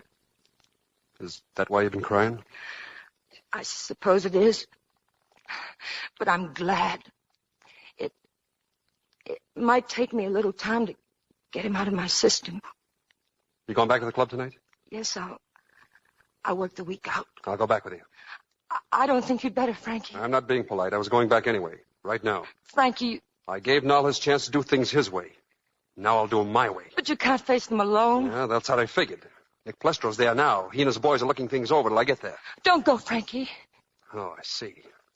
It's Noel you're worried about, huh? You said you hadn't got him out of your system. It's you I'm worried about. I like you too much to see you get hurt again. Noel's smart. And I'm dumb, huh? Well, maybe I am. Come on, we'll soon find out.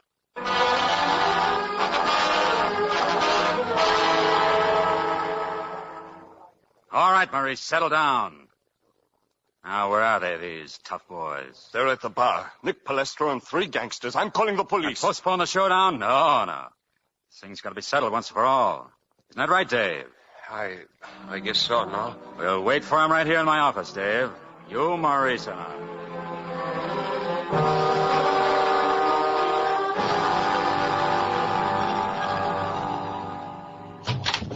Stay where you are, Noel.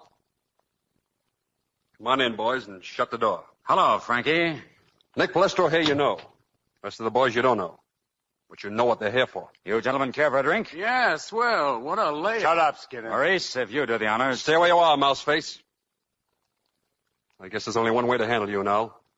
Kill me? If I have to, yes. Guy's got to fight for what's his. Dave, you and Mouseface, get out of here. Ain't on my business, they stay. You and your boys. This isn't the Four Kings, Frankie. Steel doors and a peephole. This is big business. Ask Nick. Today, everything is big business. We deal with banks, lawyers, and Dun & Bradstreet ratings. The world spun right past you, Frankie. You're finished, as dead as the headlines the day you went to prison. Nick? Yeah. You ready? Sure, Frankie. Heinz? All set. Skinner? Sure, that's what I'm getting paid for. Okay. Noel, you've got exactly 1 minute. 1 minute for what? To cut me in for what I own, the half that belongs to me. Now, listen, Frankie. You're mad, sure. I don't blame you. But I couldn't tell you half this place is yours if I wanted to. If I did, I'd be lying. I can tell to the second now. Comes from living in a cell, waiting for something to happen. 30 seconds now. But there's nothing you can take over.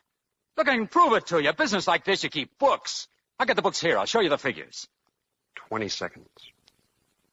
18. 15. That's what you want. All right, half the business. See, Nick, you had to be smoked out.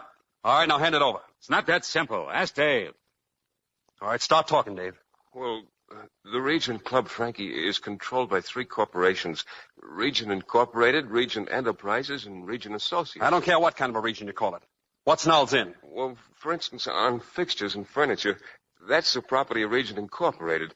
The equipment, on the other hand, belongs to Regent Enterprises and Regent Associates. Stop trying to dizzy me up. Now, I just want answers. Simple answers. Nol's got the full say around here, right? Well, yes. Okay, then. Except it's revocable by a vote of the Board of Directors of Regent Associates. Stop the double talk. I'm sorry, Frankie, but that's how it's all laid out. Just what does Nol own? In which corporation? Take them one by one. Well, Regent Associates is sort of a holding company, a desk. A desk? Yes, it owns 51% of Regent Enterprises. Regent Enterprises is a service company with assets like linen, silverware, glass. Ah, now we're getting somewhere. Linen and silverware and the liquor. No, Frankie, not the liquor. That's Regent Incorporated. Right back where you started. Shut up, Skinner. Brother, they got you swimming in it. Well, I'm through swimming. I know what I want now. Write out a paper that gives me half of everything you own. It wouldn't be legal, Frankie. Why not? Because in the Articles of Incorporation on file in Albany, no stock can be transferred without the consent of the Board of Directors. You did this to me, Dave. You're always so smart with figures. You put together all this paper I can't swim through. Okay, Nick. We're moving in. We take over right now. Nick, you heard what I said? Yeah, Frankie, I heard. Well, then start moving. I'm giving the orders around here. Frankie, I'm afraid there is no boss here. Not you, not even no Turner. I told you, Frankie, the old days are gone and you with them. I'm sorry about all this, Mr. Turner. It's all right, Skinner. Drop in sometime. I'll buy you a drink. Yeah? Swell. Come on, Hines. Let's breathe. Frankie, it's like that with my used car lot. I got a piece of it, my wife's got a piece of it. My brother-in-law, who never worked a day in his life, he's got a piece of it, too. It's on account of the taxes, Frankie. Get out of here. I'm sorry. Really, I'm sorry. Dave. You cooked this up, Dave. Yeah, you. It wasn't Nol you were scared of. It was me. You know what you've done, cheating me one cross after another. I'm going to kill you, Dave, so help me, I'm going to... Thanks, Nol. Well, that's that, I hope. Frankie, can you hear me? There's only one way to treat you, Frankie. I'm going to have some sense beaten into you.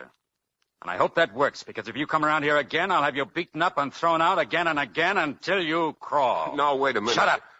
Get Dan and Mossy. Tell them to work him over in the alley. Okay, Nol. Dave has a lot of brains, Maurice, but not much stomach. All right, Nol, you won. But don't push things too hard. This can only lead to trouble. See that, Maurice. You've already said your 5% worth. Get back to your station.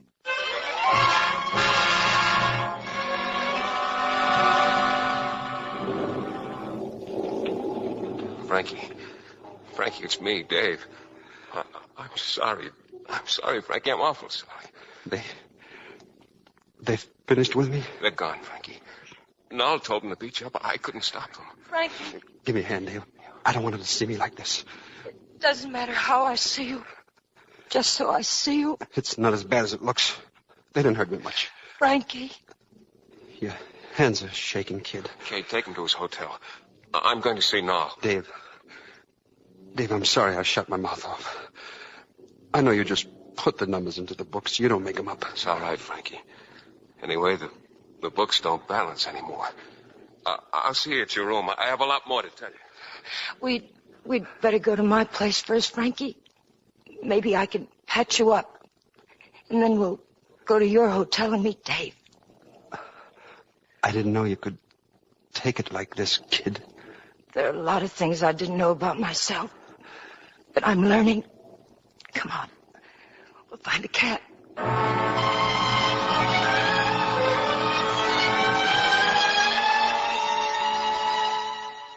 Well, Dave, what is it? About Frankie and all. They beat him up fine. I already had a full report.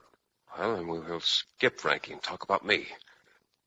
I've had all I can take. I'm fed up. Aren't you forgetting a little matter of forgery? I have 3 checks in my vault with my name forged, and not too well, by you. You don't seem to understand. I'm not scared anymore. Sure, you can send me to prison, but first I'm talking to Frankie. I want him to know how I built this setup for you and how I think it can be torn down. Maybe it can't, but it's worth a try. After all, there's one or two things like our real set of books that no one's ever seen except you and me. Don't threaten me, Dave. You know, I think you're the one who's afraid now. Frankie with his prison record, me with those checks I forged, and you with this setup here. Everyone trying to look out for himself. Maybe get something for nothing. How about Frankie paid now? And I've paid. Now it's your turn. Well, we'll see what happens. Good night, now.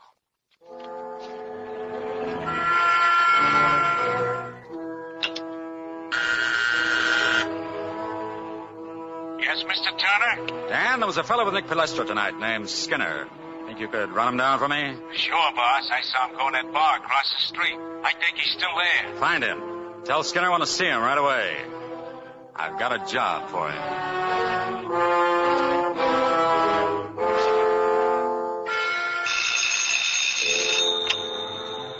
Yes? This is Skinner. About that job. It's been taken care of. You're certain? 5 slugs. I'm real certain, Mr. Turner. Okay? Yes. Yes, that's fine. Thanks.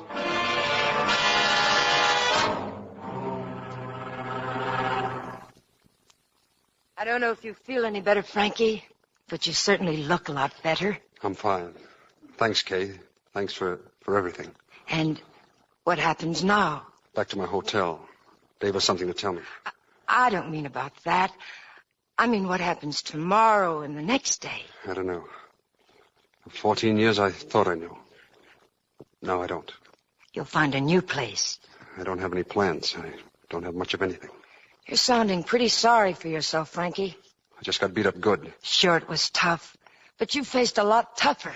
It's not the beating I feel. Well, you're not the only one. What do you think my life's been? You? You've got everything. Including a nice big hole where I used to have a heart. And I'll tore that out of me. So you see, I took a beating tonight, too. You'll do fine. I guarantee you. You'll do fine. The only reason I'll do fine is because I've got sense enough to face the facts.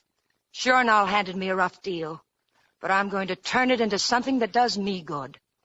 I'm not letting Nall win all the way around. It's okay for you, but it don't work for me. No, Frankie. I don't think it does either. I think he's won hands down.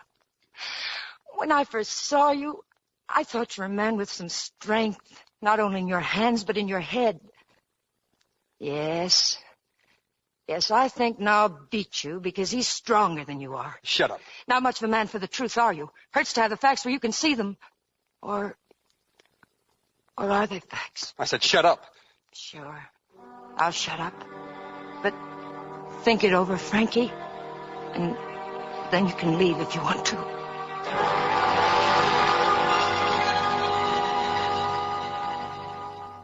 But I just can't believe it, Lieutenant. Dave dead. Murdered. That's right, Mr. Turner, about an hour ago. We got a few facts from your doorman here. I'd like to check on them. They're the police, Mr. Turner. I had to tell them what I knew about that argument. Dave and Frankie Madison. That was here, in this office? I'm afraid it was. And just what did Madison say? Maurice, tell him. He said, I'll kill you, Dave. So help me, I'll kill you. That was when you threw Madison out? Well, Frankie looked so wild. I was afraid he might try to go through with his threat right here. I had to get a little rough with him. Madison said that Dave had cheated him, huh? Can't you take Dan's word for it? Why not yours? Well, Frankie and I... He was my best friend, Lieutenant. Sure, I understand how you feel. Well, it's a clear enough case. Schreiber. Yes, sir. Start with Madison's hotel and the girl's place. Send out a general alarm for Frankie Madison to be booked for murder.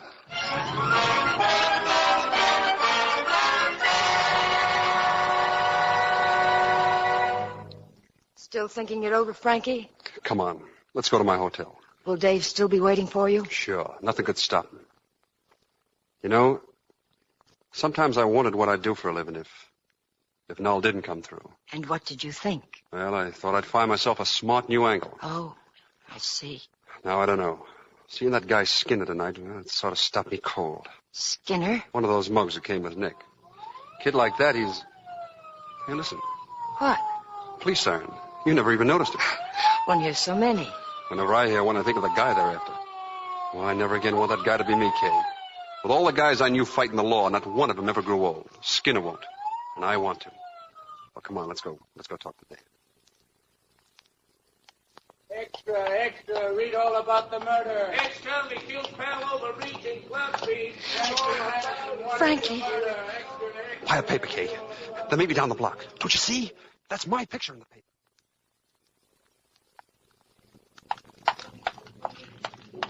Frankie, Dave's dead. Look. Shot in the back. That's not all right. No, but why? You remember what Dave told us in the alley? The books don't balance? He went to tell Nolly he was through. Why didn't he tell me? Why did the poor guy have to get himself jammed? I've got to get to Nolly and get the truth out of him. Where would he be? The club's closed now. He'd be home. You know how to get there? Yes, he lives in Jersey. The Millbank Road. We'll need a car. Yeah. Nick Flestro. He could get me a car. No. I don't dare go to him. He may be watched. I can phone him. Hey, that'll be fine. Look. Tell him to leave a car outside the old church. He'll know. It's a place we used to meet at in the old days. I'll wait here for you, Kay. Frankie. We'll make out. Keeping clear of the police is one thing I know. But hurry, Kay. Hurry.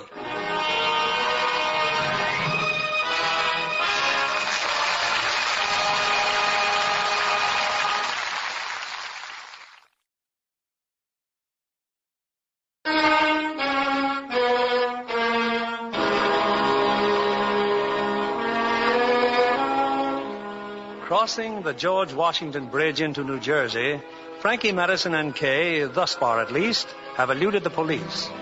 Now, in the half light of dawn, they draw up to Noll Turner's home in the country.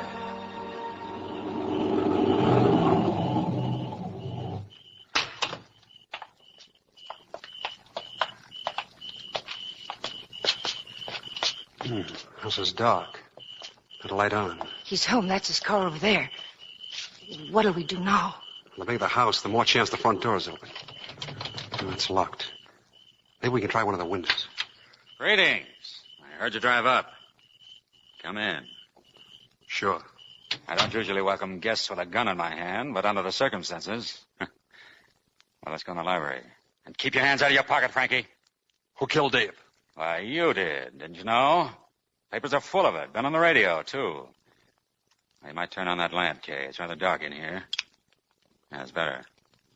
Yes, Frankie, it's my duty to call the police. I'm sorry, but... Take your hand off that phone. Frankie, I have the gun. That's where you went haywire.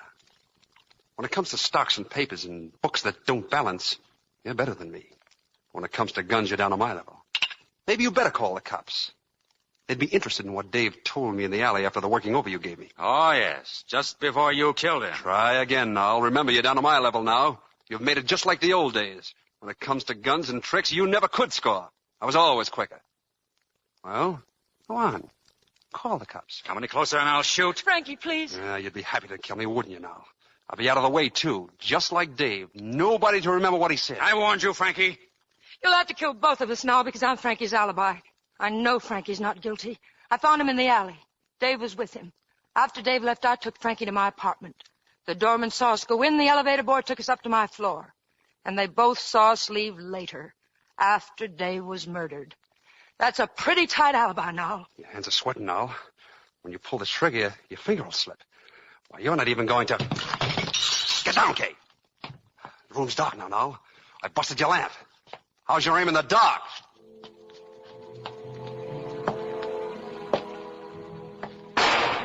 Miss me, Noll. 5 shots left. But it's a big room. Lots of furniture to duck behind. Kay, you all right? Yes, Frankie. Now, you're pretty rusty, Noll. I only threw a book at the wall. But don't give up. You still have 3 shots left. 2 shots. You ought to be more careful. It's hard to hit the sound of a voice in the dark.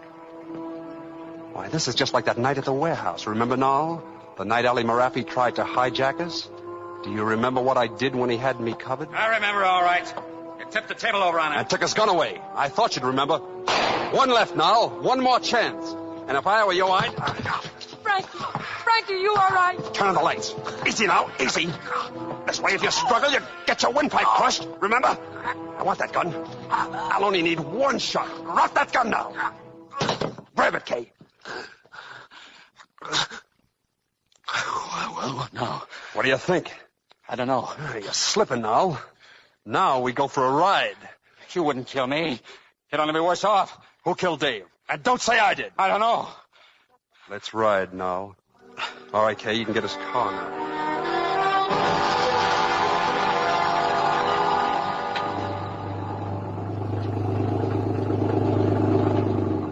Familiar country now? It was around here they found Walt Werner. They took gasoline from their car and they set him on fire. Where are we going? Kay, listen to me. I know I've been rotten to you, but make Frankie see that killing me won't help. Kay, please stop him. Do you still think Frankie killed Dave? I told you, I don't know who killed him. We're coming to the bridge, Frankie. Don't worry about the bridge. Cops are trying to stop me from getting out of the city. They won't be looking for me to come back in. Unless Nall talks. And if Nall talks, there's still that one shot in his gun. I won't talk, Frankie. I won't say anything. All right. Then we'll cross the bridge and go to the Regent Club. What do you want at the club? You'll see now. We'll be there soon. Nothing more depressing than a deserted nightclub. Well, where to, Frankie? Bar, the green room, or... Who's there? Oh, it's you, Mr. Turner. The watchman. I was just finishing up my rounds, Mr. Turner. Anything I can do for you? There's nothing he can do for you. Is there now? No. You can go, Ed. Thanks, Mr. Turner. We'll go to the office, Kay. Kay, do something. But I am doing something now. I'm wondering who killed Dave. You got a safe in here, haven't you, Nall? It's behind that picture, Frankie. And you can have anything. I'll transfer everything to you. But you can't do that. Why not? It's in the bylaws. No stocks can be transferred without the consent of the board of directors. Oh, but I can have... Open the safe. You got money in there? Yes, Frankie, a lot of money. Count out $2,800. Well, you can have more, all you want. I only want what you said I had coming to me from the Four Kings. Now, hurry up. Count it out. Yeah, sure, Frankie, sure. Now, get over to your desk. Here's a pen. Start right now to receipt. Receive from Nall Turner $2,800. Paid in full. I'll sign it. Frankie, look, I'd be glad to make it more. Believe me, I'll give you all I Do have. just what I said. And don't try to open any drawers in that desk. My hand's in my pocket now, and I won't miss. I've written it, Frankie. The receipt. Now walk toward the door. Oh, no, Frankie. No, don't shoot, please. Don't do it, Frankie. He's not worth it. Give me 10 minutes, Kay. Then call the homicide squad. Wait for me in here and keep the door shut. What are you going to do? It's all right, baby. Yes, Frankie. Open the door, Nall. Start walking. We're going to that beautiful, spotless kitchen of yours.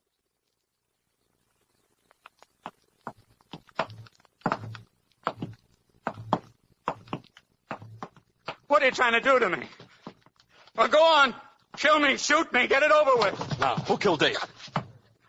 I don't know. Who killed him? All right. I had to do it. He was crossing me. I had to have him killed.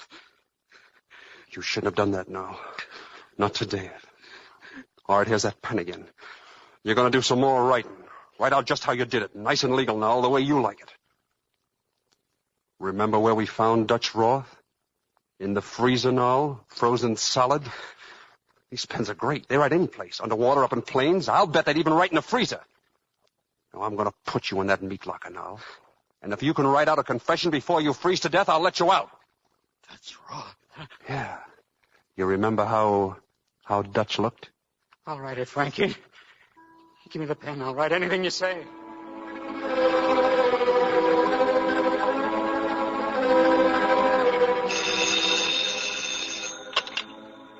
Homicide, Sergeant Carr. Frankie Madison. Where? Yes, ma'am. Never mind the details now. Yes, ma'am. Right away.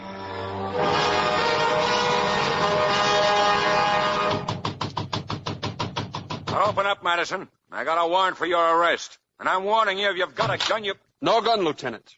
Just a confession. Turner just wrote it. Turner? I wrote it, Lieutenant. But there's not a word of truth in it. Why not? I signed at the point of a gun. He threatened my life unless I signed it. He's got a gun on him, Lieutenant. Driver. Put up your hands, Madison. There's no gun on him, Lieutenant. Just a roll of bills here. That's... No gun. You remembered Ali Marafi now, but you forgot the simplest trick of them all. The fountain pen gag. What? You pulled it on me the first time we met. That's one thing I learned from you. No, he's got a gun. Look, you don't think I'd sign a thing like that unless he had a gun. Nothing but the money, Lieutenant. I tell you, he It's has... a pen that I bought for Dave, Nall. But I never got a chance to deliver it. No. Get yourself a lawyer. Maybe he can enter a plea like Hayes did for me. You might get off with 14 years. This confession, Johnny Skinner, eh? Waters, phone in a general alarm for Johnny Skinner. Yes, Lieutenant. You better come along, Turner. He tried to get my club away from me, the Regent Club. I'll be back in a minute, Madison. Stay here with him, Matthews. Yes, sir. Oh, Miss Lawrence, you can come in now. Frankie. I did it your way, Kay. From here on in, the cops can take care of Nall. This way, Turner. Schreiber and I have a few questions to ask you. Where do you want to talk to me? I don't think it matters. I think out in the car might be best. Before we go, you boys mind if I have a little farewell drink? There's the bar. It's my favorite bar, you know. Ever been here before? Places like this are a little beyond my salary. Go ahead. Fix yourself a drink. Thanks. Won't you join me? No, thanks. Bartender keeps my favorite bottle in this cabinet. It's my only guarantee. Don't make a move, either of you. I never dreamed you'd fall for this one, Lieutenant. Are you crazy, Turner? Drop that gun. Put your hands on the bar. Sorry, boys, but I'll have to disarm you. You're being very stupid, Turner. You know what this means? Sure, you'll be walking up beating the Bronx. At least I'll be walking. I got nothing against you fellas, but I got a score to settle with Frankie Madison in there. I'm warning you. Stay right where you are and don't make a sound. I don't understand, Frankie. You had a gun. Noll's gun. I left it at Noll's house, in the bushes as we drove away. Then all the time, all the way down here, you... I've learned something, Kay. I've learned why I'll never use a gun again. Look out, Madison! Turner's behind the door. He's got a gun. Nice going, Walters. Turner must have forgotten about me going out there to telephone. You all right, Madison? Noll never could handle a gun. Is he dead? Yep, he's dead. It's all right, baby. Come on, let's get out of here. Is it okay, Lieutenant? I'd like to see you at headquarters for a while. Sure. Take over, Schreiber. I'll be back.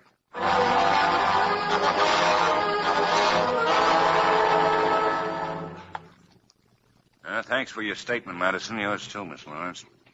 I don't think we'll want you at headquarters again. Well, I'm going back to the nightclub. Can I give you two a lift? I don't think so, Lieutenant. I think we'd better walk. Yeah. Good luck. Well, here we are. No strings attached. No place to go. And nothing to stop us. We can go anywhere you wish, Frankie. If it's together. It is.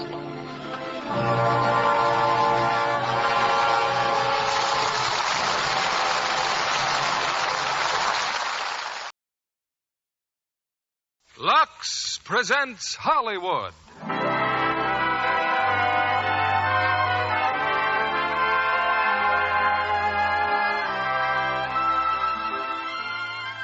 Lever Brothers Company, the makers of Lux Flakes, bring you the Lux Radio Theater, starring Ingrid Bergman and Robert Montgomery in Jane Eyre. Ladies and gentlemen, your producer, Mr. William Keeley.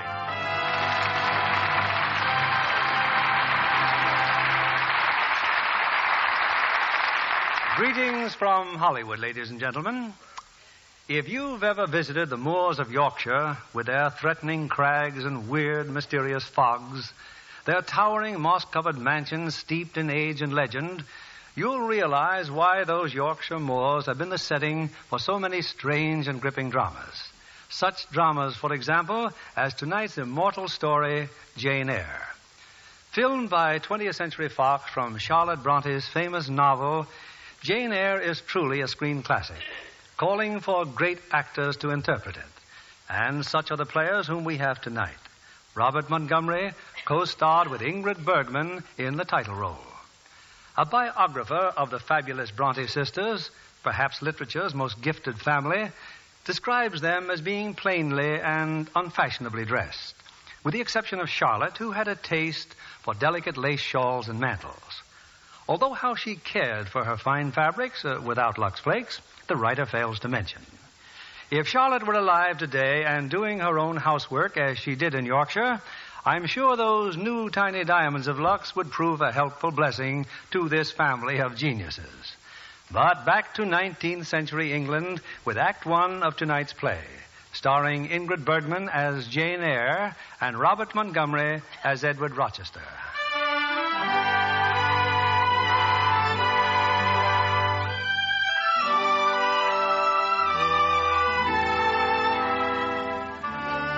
My name is Jane Eyre. I was born in 1820, a time of harsh changes in England. Money and position were all that mattered. Charity was a cold and disagreeable word, and religion too often merely a mask to cover bigotry and meanness. As a child, I had no one, only an aunt. I cannot remember that even once did she speak a single word of kindness to me. When I was 10, she sent me away to school, to a place called Lowood. What do you want? I am the new girl, sir. Jane Eyre. You are aware of my identity, Eyre? They told me you are Mr. Brocklehurst, sir. That is correct. I am the supervisor of this institution. Institution, sir? Did I give you leave to question me? No, sir. Perhaps the word institution annoys you. Excuse me, sir. I thought this was a school. Lowood is a refuge, Eyre. A refuge for paupers and orphans, who, but for these portals, are without homes. Here we give everything. In return, we demand nothing short of absolute obedience and humility. I have tried to be a good girl, sir. You have tried only to torment your poor aunt. From what she told, and from what is readily observed, you're a wicked and worthless child. That isn't so. In all the earth, there is no sight so terrible as a wicked child. But I promise, all wickedness will be driven from you here. There. Yes, sir. Get to your knees. We shall pray together for the salvation of your soul.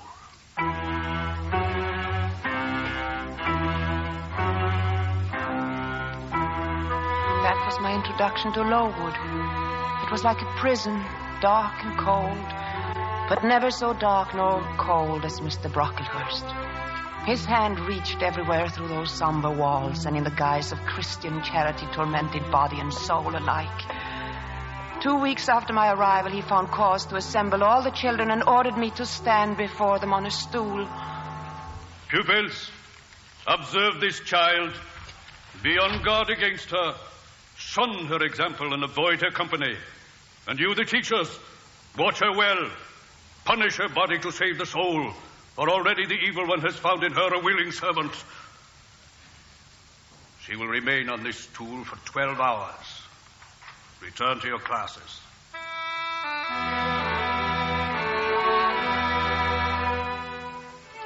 If we who were children at Lowood did not flourish, at least we survived. True, we had nothing to cling to, save each other. But the very anguish that was Lowood bound us together still more closely. Life was bearable. I know because I was there for 10 years. Shortly after my 20th birthday, Mr. Brocklehurst sent for me. This is a solemn moment, Eyre. Little did I imagine that the unregenerate child I received unto this institution would in 10 short years become one of its teachers. A teacher, sir? The trustees have seen fit to bestow that honor upon you. But I cannot accept the offer, sir. And why not, pray? I do not wish to stay at Lowood. This is unheard of. The ingratitude. I've had 10 years of harshness and drudgery, sir. For that I can have no gratitude. Willful. Stiff-necked as ever. I see we've been sadly deceived in you.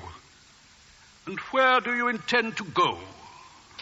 Into the world, sir. I have never seen it. And you know how the world treats young paupers? Friendless, without connections? I intend to find a position as a governess. I have advertised in a newspaper. Doubtless you have been overwhelmed with demands for your services. No, sir. This is ridiculous. You have no talents. Your appearance is insignificant.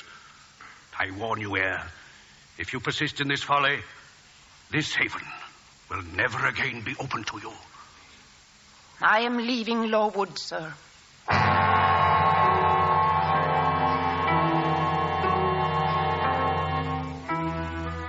My advertisement brought me a solitary answer, a letter signed by a Mrs. Fairfax.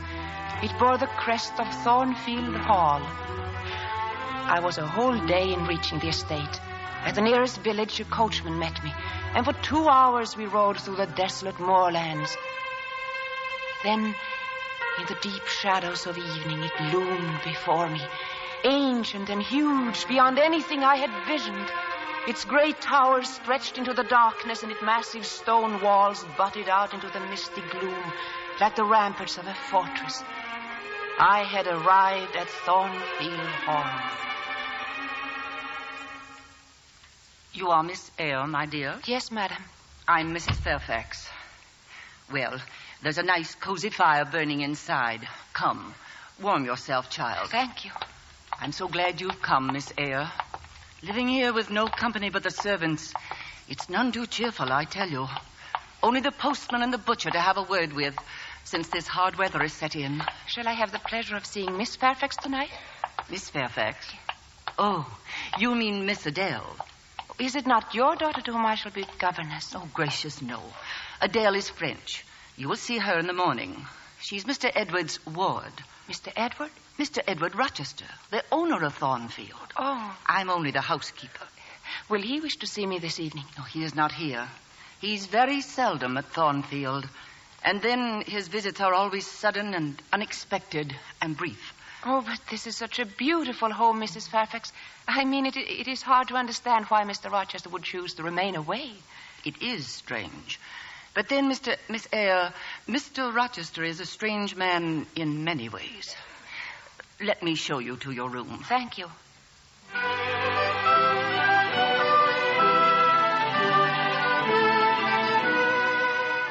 I spent all the next day with Adele, a beautiful and charming child.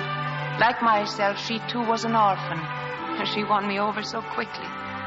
That night, as I was making her ready for bed, she showed me one of her dolls. This is Mimi, mademoiselle. Such a beautiful dress she has, Adele. Mama had it dressed like that. It is a dancing dress, mademoiselle. Mama was a beautiful dancer. I also can dance. Do you wish me to dance for you? Now, Adele? This very moment? Now you speak like Monsieur Rochester.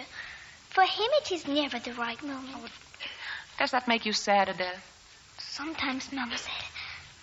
I love dancing. I should like it, too. A great many gentlemen and ladies came to see Mama dance. Where? Where was that? In Paris. But when Mama had to go to heaven, then Mr. Rochester came and brought me here. Mademoiselle, do you like Monsieur Rochester? I have not yet met him. That big, huge chair downstairs. That is his chair. He sits in it and stares into the fire and frowns. But I'm sure he's very kind to you. Oh, sometimes he brings me beautiful presents. But when he is angry, that is terrible. Oh. But do not be concerned, mademoiselle. Tonight, I shall pray to God to make him be polite to you, so you will stay with me forever. Thank you, Adele. Thank you.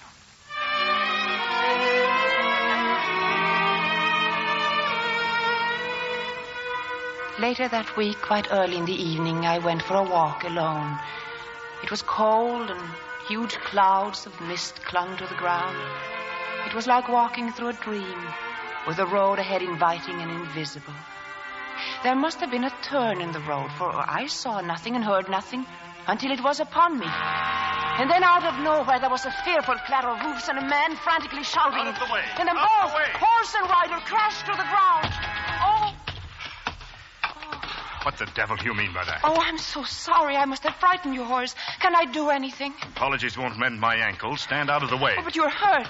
I told you to stand aside. Oh, but I can't until I see that you're fit to ride. Where are you from? From Mr. Rochester's house, just below. Do you know Mr. Rochester? No. I've never met him. You're not a servant at the hall? I'm the new governess. The new governess? Yes. Well, if you're satisfied now that I've broken no bones, hand me my whip and get out of my way. Here. Thank you. Now, if you will kindly stand clear for a moment. Yes, sir, yes.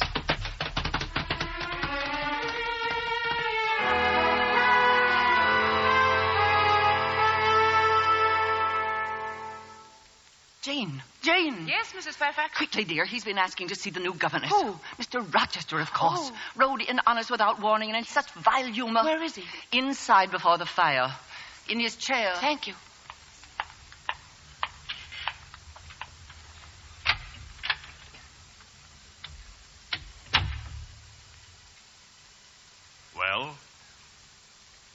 Well, Miss Eyre, have you no tongue? I was waiting, sir, until I was spoken to. Come here.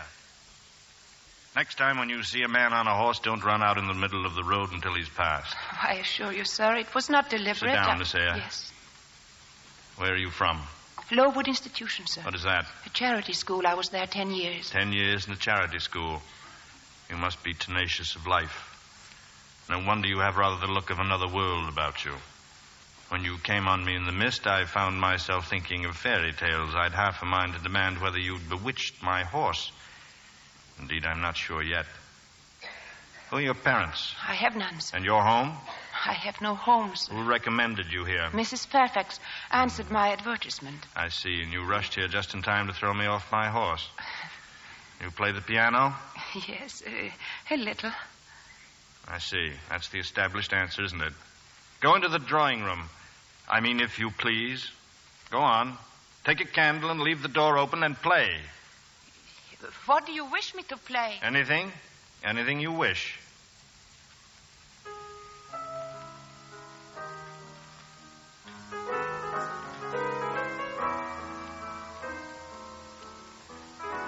That's enough. That's enough. You play a little, I see, like any other girl. Perhaps better than some, but not well. Good night, Miss Eyre. Good night, sir. What sort of man was this master of Thornfield? So proud, so cynical, so unmannerly. Instinctively, I felt that his harsh mood had its source in some cruel cross of fate. I was soon to learn that this indeed was true. After he said good night, I went to my room. I had scarcely fallen asleep when I heard it. Like a voice in a nightmare. A wild, insane laughter, a woman's laughter that seemed to come from somewhere in the tower of Thornfield Hall. I opened my door. At the end of the long hall, in front of the stone steps leading to the tower, I saw Mrs. Fairfax. She was talking to someone. You must be careful. I've told you time and time again. It can be heard all over the house. I know. Yes. Good night.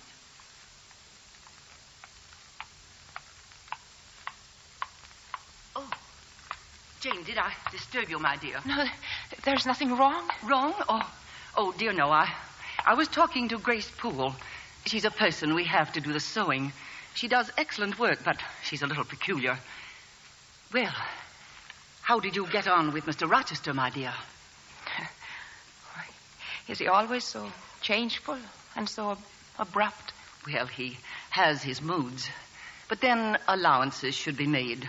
Why, for him more than anyone else? Partly because that's his nature, and partly because he has painful thoughts. Mrs. Fairfax, I don't mean to be curious, but... Family troubles, Jane. I think that's why he so seldom comes here to Thornfield. It has unpleasant associations for him. Good night, my dear. Good night.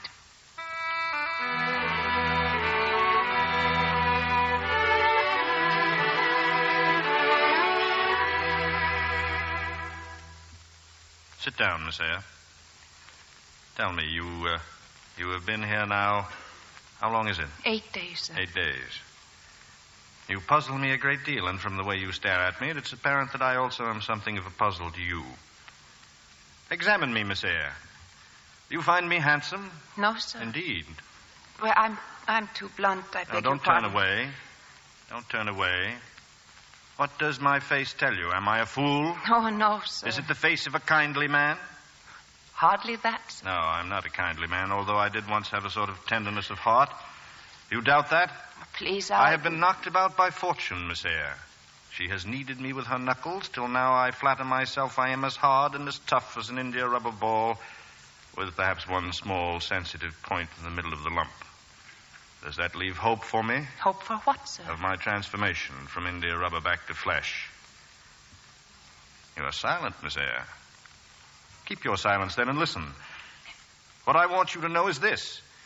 I do not wish to treat you as an inferior, but I've battled through a varied experience with many men of many nations. I've roamed over half the globe while you've spent your whole life with one set of people in one house. Don't you agree that that gives me the right to be a little masterful? You pay me £30 a year for receiving your orders. Do as you please, sir. £30. I'd quite forgotten that. Yes, well, on that mercenary ground, won't you agree to let me bully you a little? No, sir. Only on the ground that you inquired of my feelings as your equal. Good. And you'll not think me insolent. I should never mistake informality for insolence, sir. Now, where are you going? It's time for Adele's lessons. You're afraid of me. You want to escape me. You look at me and you hesitate to smile, even to speak. Admit it, you're afraid. I am bewildered, sir. I'm certainly not afraid. Mademoiselle, it's time for my lesson. You see, it is time, sir. I'm here, Adele. Look at me, mademoiselle. You too, monsieur. See? It's the ballet dress you brought me. Is it? Do I not look beautiful, monsieur? See? Go upstairs. But, monsieur... I said go upstairs. Come, Adele, come with me. Miss Eyre, I've not finished talking with you. I go to your nursery, darling. Yes, mademoiselle. I'll come up in just a moment. Yes. Why are you looking at me like that, Miss Eyre? I don't care what your past misfortunes were. You have no right to avenge yourself upon the child. You're quite right, of course. I was thinking only of myself, my own private memories and feelings. I'm a battleground where nature and circumstance tear at each other's throat. Nature intends me to be a good man, Miss Eyre. Circumstances decree otherwise. You may leave now. Thank you. I hope you will be happy here at Thornfield. I hope so, too, sir. I'm glad.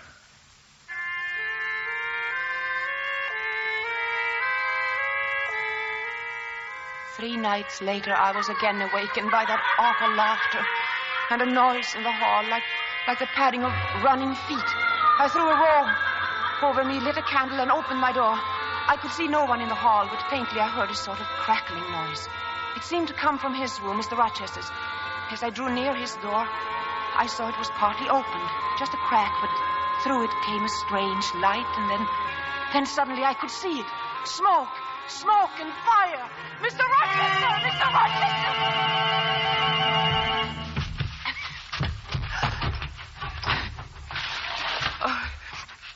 It's out, Miss Eyre. The fire is out. Please open the window. Look, the fire seems only to have been at my bed, the bed curtains and the sheets. I'll get Mrs. Fairfax. What the devil do you want to call her for? Let her sleep. Someone started that fire. You stay here. I heard footsteps. Stay here. Why? Where are you going? I won't be long. Stay here and be as quiet as you can.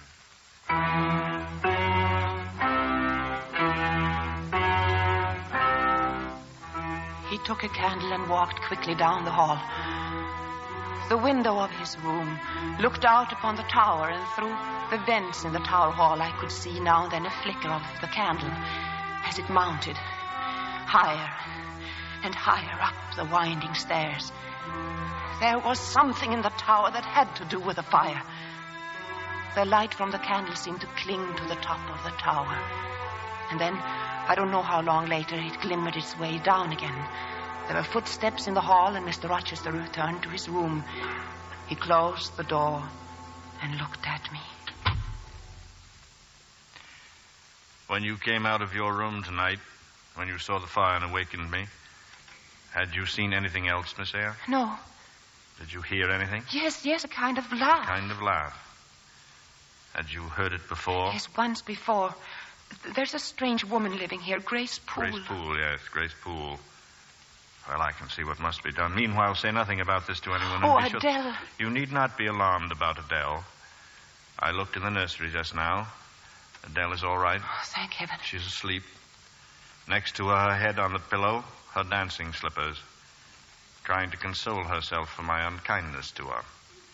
The child has dancing in her blood and coquetry in the very marrow of her bones. She has shown you her doll, Miss Eyre? Her dancing doll? With a dress like her mother's? Her mother was a dancer in the ballet at the Paris Opera. Adele is the image of her. But she's dead. Adele's mother is dead. That is what we tell her. The truth is not quite so touching. Oh. She has had so little to love. I shall try to make up for that. Are you always drawn to the loveless and unfriended? When it is deserved. Would you say that my life deserves saving? I should be distressed if harm came to you, sir. You should be distressed. What puny sort of sentiment is that? You saved my life tonight, Miss Eyre. I knew you would do me good in some way at some time. If I did, I'm very happy. Good night, Jane. Good night, sir.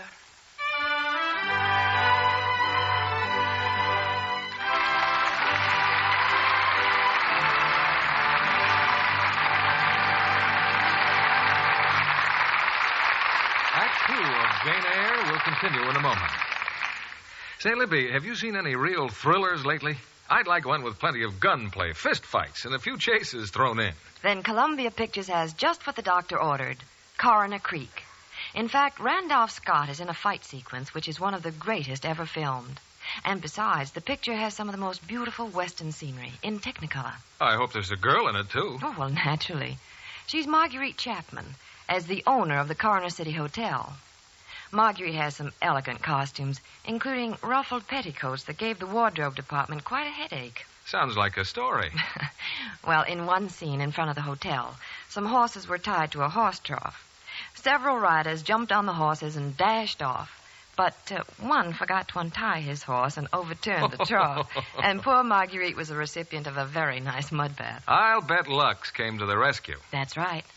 Those tiny diamonds of Lux freshened the ruffled petticoats just as quickly as they do the modern ones. Lux diamonds have certainly made a great hit with women. Well, why shouldn't they? There's nothing in the world just like them. They're so much faster and richer. I imagine girls appreciate, too, the way Lux Care keeps colors fresh longer. Well, that's true. Tests prove colors stay lovely 3 times as long. So that's just like getting 3 pretty slips for the price of 1. And that's a big help to the budget. In fact, Luxing anything safe in water saves a pretty penny. Here's your producer, William Keeley. We raise our curtain on the second act of Jane Eyre, with Robert Montgomery as Edward Rochester and Ingrid Bergman as Jane.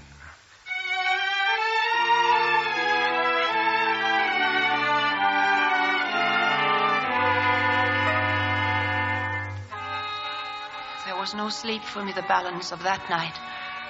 The insane laughter, the fire, the story of poor little Adele.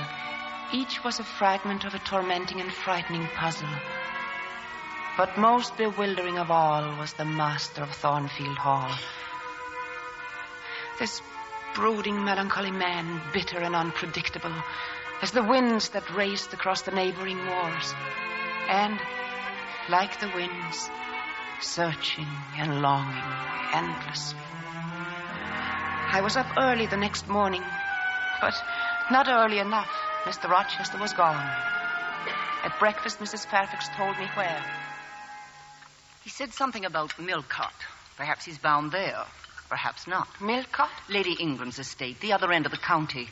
She has a daughter. Blanche Ingram and Mr. Rochester are old friends. Oh. Jane, you heard what happened during the night? Yes, I was awake. Oh, it was just terrible. We might all have been burnt in our beds. Did Mr. Rochester tell you how the fire started? He said he was reading in bed and fell asleep. The wind blew the candle onto the bed curtain. I see. If you'll excuse me, Mrs. Fairfax, I'll go up to Adele.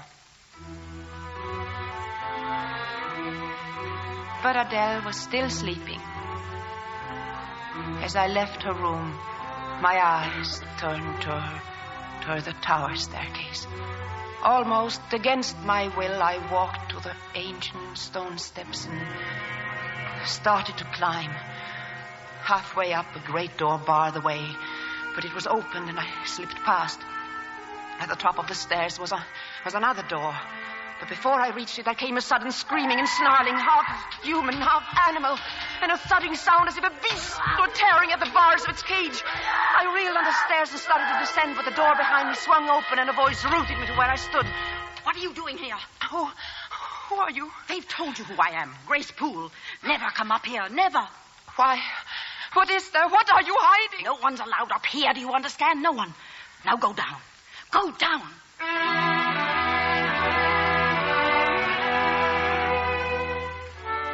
And so, for me, the mystery of the tower continued, unsolved. Edward Rochester remained away, and the winter weeks dragged by.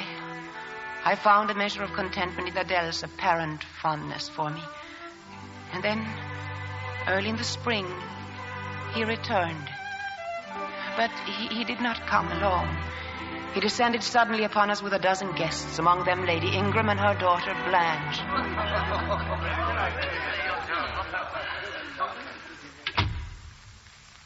Well, come in, Jane. Let me look at you. You know I've been home for hours, but not a word out of you. Why? You've been with your guests. I had no wish to disturb you. What have you been doing while I've been away? Teaching Adele. Yes, and getting a good deal paler than you were. What's the matter? Nothing. You're depressed. What about? I'm not depressed, sir. So depressed that a few words more and there will be tears in your eyes. No, they're there already. Shining and swimming. Jane, you must tell me. What is it? Mr. Rochester. Now, what the devil? There's a gentleman to see you, sir. Who is he? Mr. Mason, sir. Mr. Mason, he said of Spanish Town, Jamaica. Mason, Spanish. Take him to my study, Mrs. Fairfax. Yes, sir. Jane, I wish I were on a quiet island with only you. Trouble and danger and hideous recollection far away. Can I help you, sir? If help is needed, I'll seek it at your hands. I promise you that. Jane. Yes? If all the people gathered in that other room and came and spat on me, what would you do? I'd turn them away if I could. Or if I were to go to them and they turned away and left me alone, what then? Would you go with them? I would stay with you, sir. To comfort me? As well as I could. Thank you, Jane.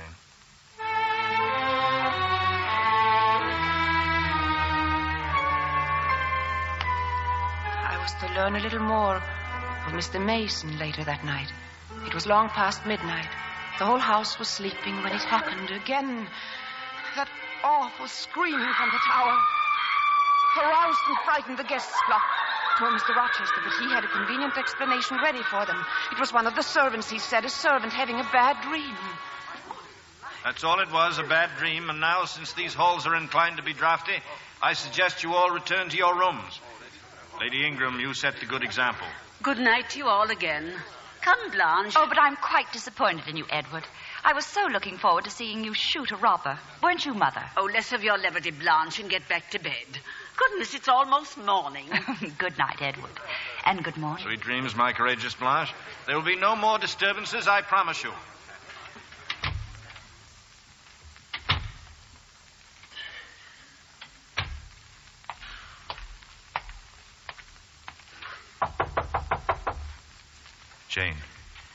Jane, are you awake?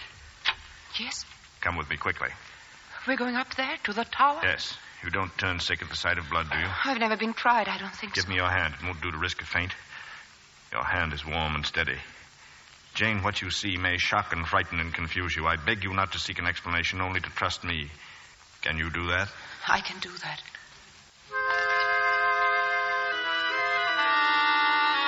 In the tower room was a bed. On it, bloody and unconscious, was a man. There was a door on the other side of the small room. It was secured with a heavy chain. From beyond it came a horrible sound of sobbing and scratching, and now and then the voice of Grace Poole. But I had time neither of those things nor become frightened. Jane, I must get Dr. Rivers. This means leaving you alone here with this gentleman. You will sponge the blood as I do now. If he regains consciousness, do not speak to him on any account. Is that clear, Jane? Yes. Whatever happens, do not move from here or open that door. I'll be back as quickly as I can.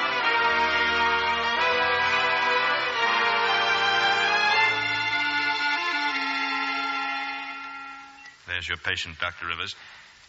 Jane, are you all right? I'm all right. He has regained consciousness. You have 20 minutes, Doctor, for dressing the wound and getting the patient out of here. Yes, so you told me. Wait a minute. Mason. I'm done for, Edward. That's nonsense. You've lost a little blood, that's all. She sank her teeth into me like a tigress. It will be better if you don't talk and let me get to work. She said she'd drain my heart. Be silent, Mason. Jane. Yes? Go downstairs quietly, unbolt the side passage door. You'll find Dr. Rivers' carriage down there. See that the driver is ready to leave the moment we come down. Yes, sir. Can I help you, Doctor? No. This will be painful, Mason. It can't be helped. I told you not to come here, Mason. I thought I could do some good. You thought. Lie still, please. I tried so long to avoid exposure. I shall make very certain it doesn't come now. Dr. Rivers will take you to his home. You'll remain there until you're well. Edward. Yes? Let her be taken care of. Please let her be treated as tenderly as may be. I'll do my best. And I have done it and will do it. Yet would to God there were an end to all this.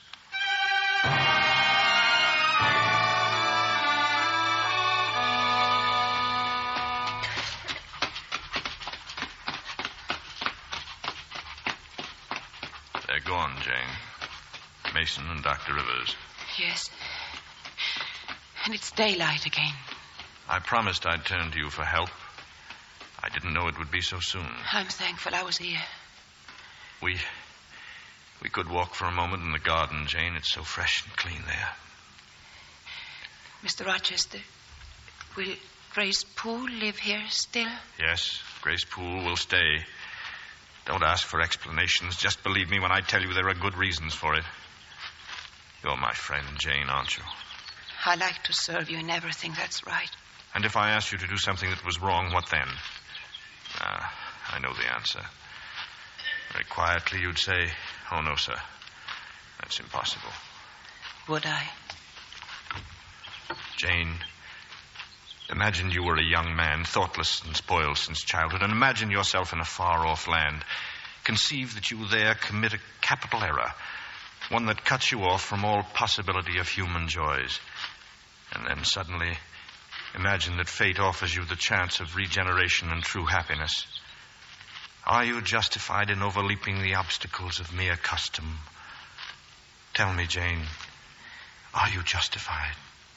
How can I answer that? Every conscience must come to its own decision. But if one can't come to a decision, if you're afraid that you may bring shame to what you most cherish or destroy what you most desire to protect... Oh, Jane, don't you curse me for plaguing you like this. No, I don't curse. Give me your assurance on that. Your hand. Your fingers are cold. They were warmer last night. Jane, will you watch with me again another night? Whenever I can be useful. For instance, the night before I'm married, will you sit with me then? You're going to be married? Sometime. Why not? But what makes you think he's in the stable? Monsieur Rochester often went before breakfast. Oh, what a place to be looking That's Adele. And the delectable Miss Ingram. Blanche! Edward, is that you? Uncle Edward. What do you mean by running off like this so early? Excuse me, Jane. And what do you mean by rising so early? A correct host entertains his guests. My dear Blanche, when will you learn I was never correct and never will be? Come along.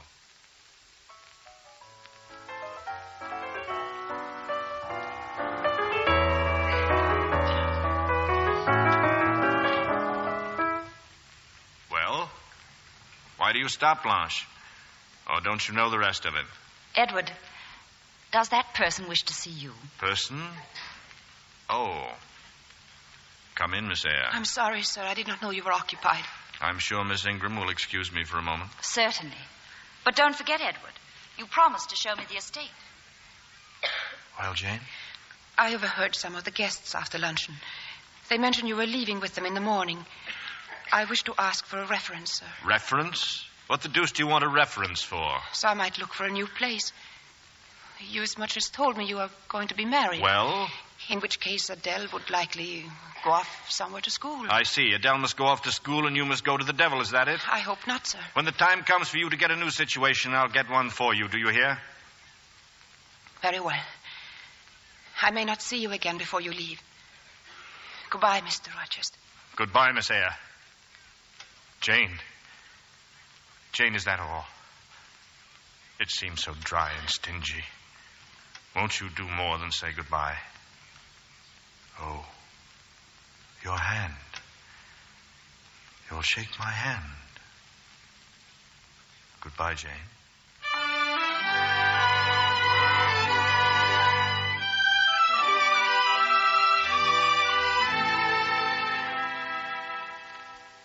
You've seen it all, Blanche. The fields, the forests, and now the garden. Oh, it's such a beautiful place, your Thornfield. As a dungeon, it serves its purpose. Dungeon?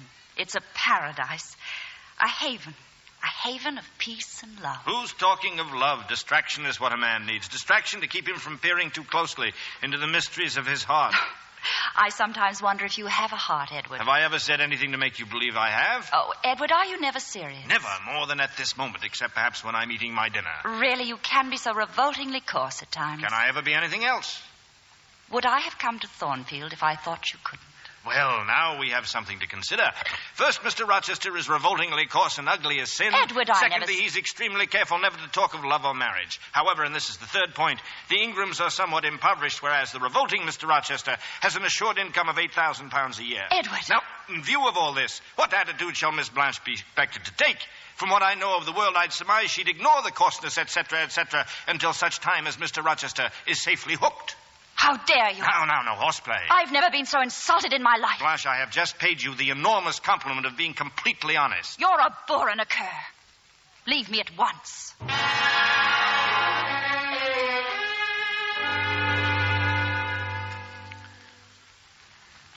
My guests have gone, Jane. All gone. And we are alone again. I will be leaving too, Mr. Rochester. Soon to forget me. I will never forget you.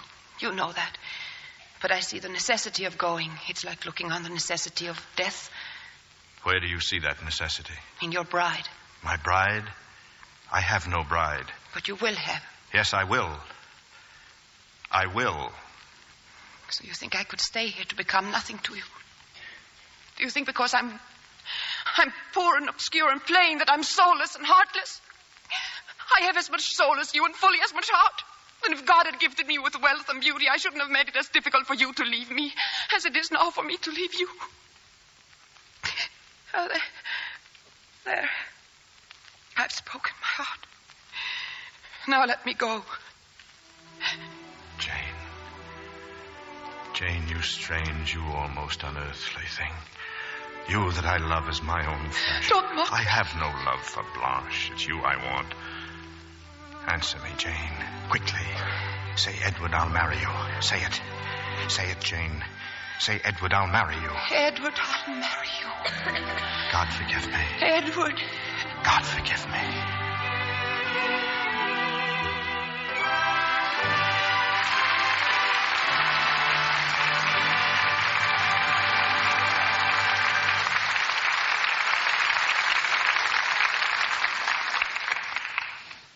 We pause now for station identification. This is CBS, the Columbia Broadcasting System.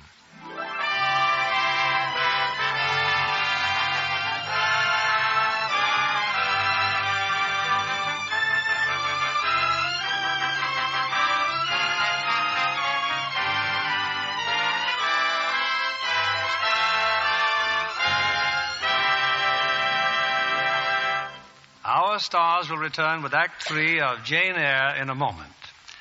The last time I saw tonight's charming guest, Randy Stewart, was at 20th Century Fox, where she gave a fine performance in my new picture, The Street with No Name, a film based on incidents in the files of the FBI. It was a privilege to work with you, Mr. Keeley, and especially to work on such an important story. The Federal Bureau of Investigation certainly gave us splendid cooperation. And it was a great satisfaction to me that their director, Mr. Hoover, was so happy with the picture. Well, I hope Mr. Hoover will forgive me if I say that Mark Stevens is still my favorite G-man. Well, he agreed that Mark gave a natural and thoroughly convincing performance. And I think that Richard Widmark does the finest acting job of his career. You know, Mr. Keeley, I didn't mind being killed off in that nightclub hold-up scene in The Street with No Name, but all those trial falls on the floor were rough on my stockings. As I recall, the wardrobe department was standing by with the replacements. Yes, but I didn't need them. Those stockings took the falls better than I did. The wardrobe girl said she was sure it was Lux Care that made those stockings last.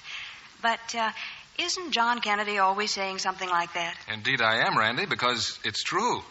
The new tiny diamonds of Lux practically work miracles with stockings.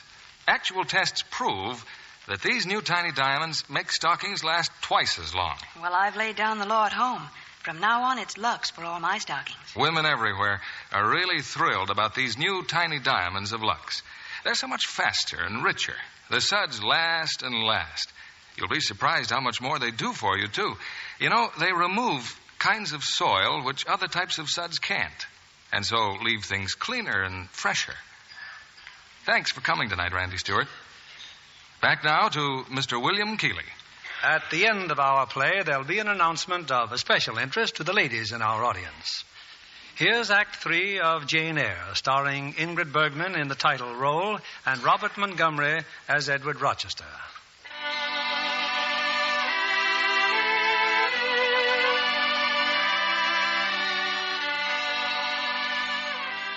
All my doubts, all the grim shadows that hung over Thornfield Hall were shattered and gone.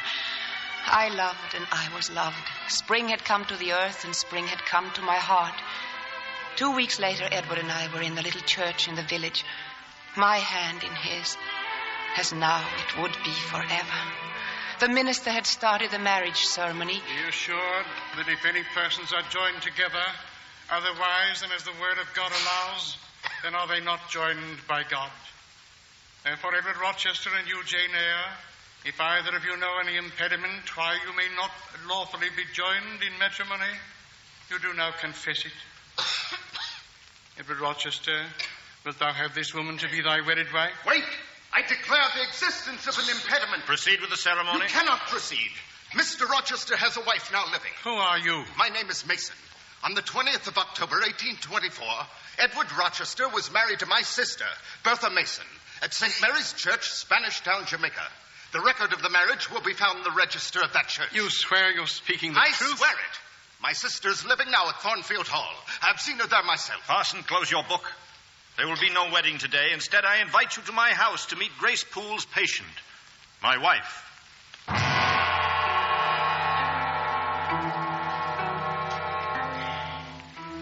It seemed without end, the journey back to Thornfield Hall.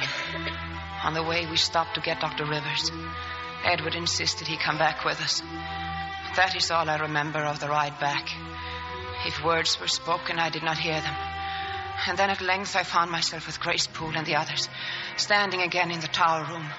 There was a rattle and unlocking of chains, and a door opened. And the wife of Edward Rochester stood before him.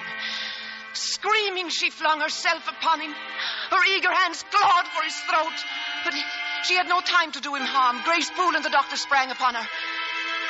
When they returned, and the door was shut again, and the chains fastened, only then did Edward speak to us. The woman you have seen is my wife. Mad. The mad offspring of a mad family to whom the church and law bind me forever without hope of divorce. And this is what I wish to have. This young girl who stands among you now, so grave and quiet at the mouth of hell. Look at the difference and then judge me.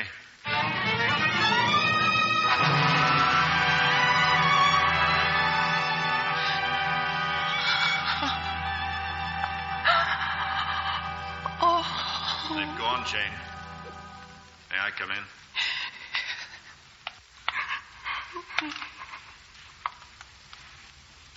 Jane, I did not even know her. I was married at 19 in Spanish Town to a bride already courted for me. But I married her gross, groveling, mole-eyed blockhead that I was. Jane, do you hear me? I suffered all the agonies of a man bound to a wife at once intemperate and unchaste. I watched her excesses drive her at last into madness. Then I brought her back to England, Thornfield. Jane, I did everything that God and humanity demanded. Then I fled from this place. My fixed desire was to find a woman I could love. A contrast to the fury I had left here. And what did I find? An actress in Vienna, a milliner in Naples, a countess in Warsaw. Back in England, I rode again in sight of Thornfield. Someone was walking there in the mist. A strange, elfin-like creature. She frightened my horse, then came up and gravely offered me help. And her hand. And then later that evening, Jane, do you remember? I remember.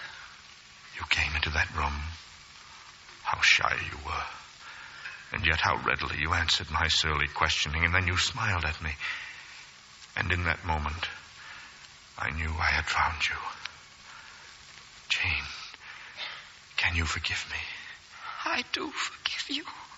And you can still love me. I love you with all my heart. I can say it now, since it's for the last time. Do you mean to go one way in the world and let me go another? Stay with me, Jane. We'd be hurting no one. We should be hurting ourselves. Would it be so wicked to be near me? Would it? Oh, I'm leaving, Edward. Surely you know that I must. You will not be my comforter, my rescuer. Jane, my deep love, my frantic prayer, are they nothing to you? Goodbye, Edward. God bless you. God keep you from harm and wrong. Jane. Jane.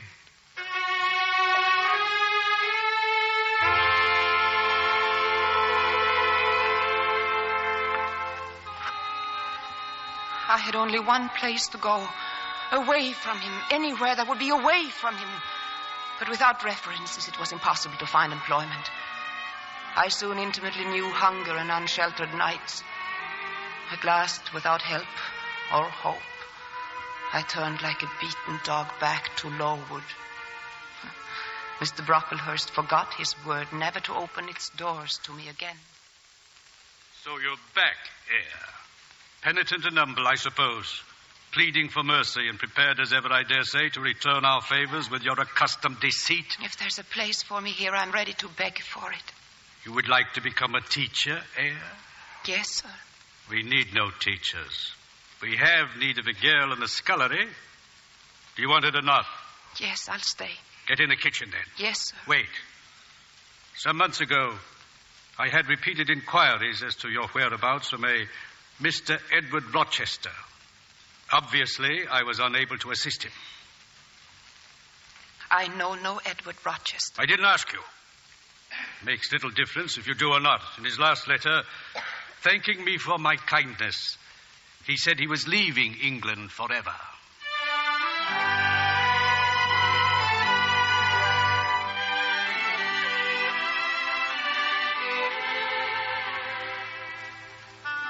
The summer passed. It was fall again, and then one day the watchman's wife came looking for me. Jane, there's a gentleman to see you outside in the court. I don't want to see him. I don't want to see anyone. I told him you'd come right out. I tell him you were mistaken. Oh, girl, living all to yourself, killing yourself in this cheerless place. Send him away if you want, but at least see him. Who is he? Dr. Rivers. Thank you.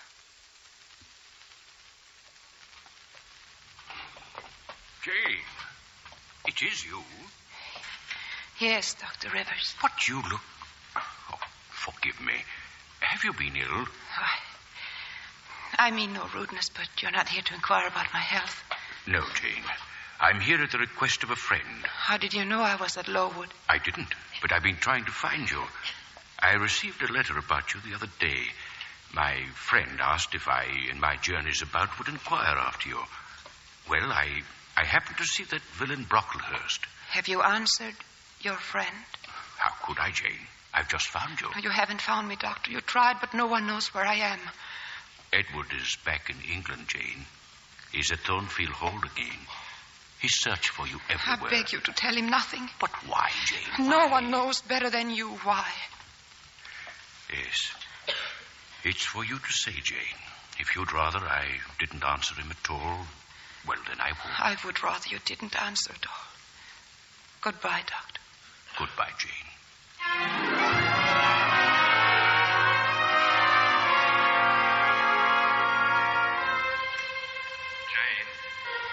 Jane. Oh, his voice.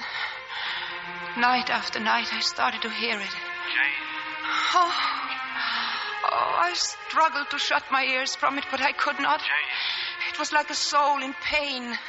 A wild and urgent cry. Jane. More than I could bear. I would see him once again, speak with him again, and after that, I neither knew nor cared what happened to me. All I knew was that I must go, and go quickly.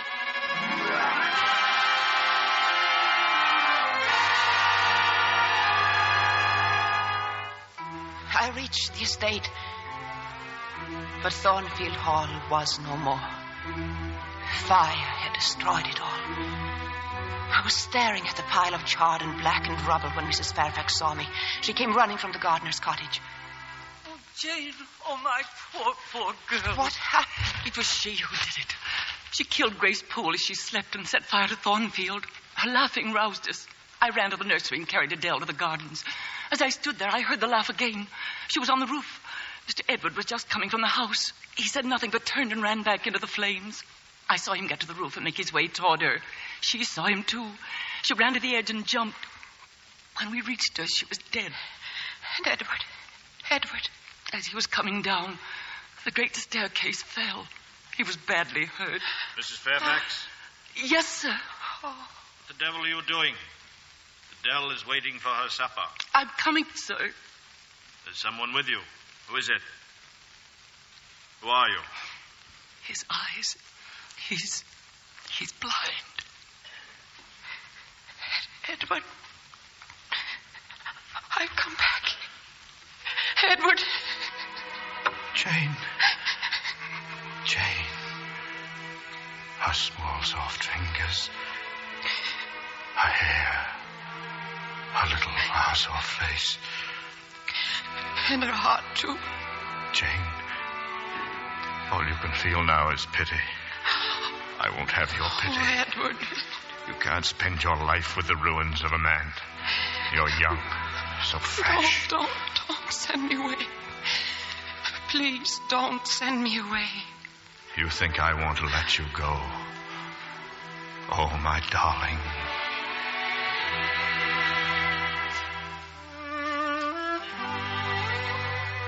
As the months went by, he came to see the heavens once more. To see first the glory of the sun, and then the mild splendor of the moon, and at last the evening star. And then, one day, as our firstborn was put into his arms, he could see that the boy had his own eyes as they once were, large and brilliant and black.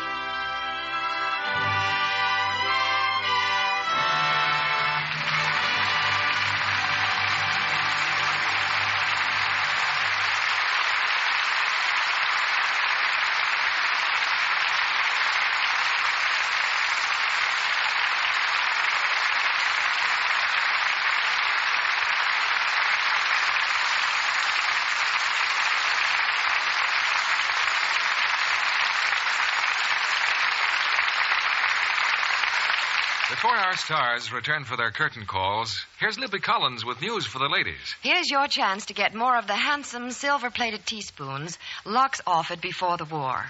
They're original Rogers silver plate, made by the world's largest silversmiths. They're tops in quality and will give you years of service. A real value. You get 3 for only 50 cents with the opening tab from a box of Lux. They're the exclusive Allure pattern, especially designed for Lux. With your spoons, you'll get an extra order blank so that you can order extra spoons and matching pieces. You'll be delighted with these spoons, and just as delighted with the new tiny diamonds of Lux. Wonderful as Lux has always been, it's now better than ever. Richer, faster, perfect for stockings, lingerie, all nice washables. Your Lux dealer has order blanks and complete details for getting these spoons. Or mail the opening tab from a box of Lux, together with 50 cents in coin and your name and address to Lux, Wallingford, Connecticut. Order as many teaspoons as you like. Just send 50 cents and the opening tab from a box of Lux for every set of 3. This offer is good only in the continental United States, including Alaska and Hawaii, and is subject to all state and local regulations. I'll repeat. Send 50 cents and the opening tab from a Lux box for each set of 3 spoons to Lux, Wallingford, Connecticut. Send for them tomorrow, sure. Here's your producer, William Keeley. It's always a producer's dream to combine a great play with 2 such stars as Ingrid Bergman and Robert Montgomery, whom we bring back to the footlights for a curtain call.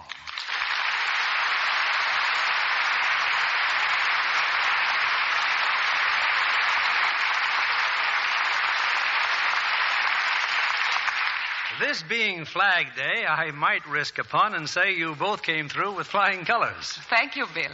And this being Flag Day throughout America, I'd like to remind you listeners of an important work that's being done. to defend the principles for which that flag stands. You mean the International Rescue and Relief Committee, of which you and Bob are National Committee members? That's right, Bill. Although it's been going on now for 15 years, I don't think enough people know just what the International Rescue and Relief Committee is accomplishing. Well, I've heard a great deal about the work it's done in providing for the displaced people of Europe. In my native Sweden alone, we're caring for thousands of refugees who want to continue the fight for freedom and democracy. And the same is true in France, Italy, and Germany. Every country where they're still working for democracy. Which, in the long run, will protect our freedom in America. And I'm sure our audience will be grateful to know that whatever you both receive for your performance here tonight is going to the International Rescue and Relief Committee. Well, it's sort of our way of showing our gratitude for living in a country where they still hold free elections and political conventions. Such as are starting to take place in Philadelphia next week with the Republican convention. Incidentally, what does that do to your next Monday evening broadcast, Bill? Next Monday, Lux is cooperating with the Columbia Broadcasting System by relinquishing this time. But the week following that, June 28th, that is, we'll be on the air, of course, as usual. Have you picked a play and stars for that date, Bill? Yes, a delightful musical that brings back two stars often requested by our audience.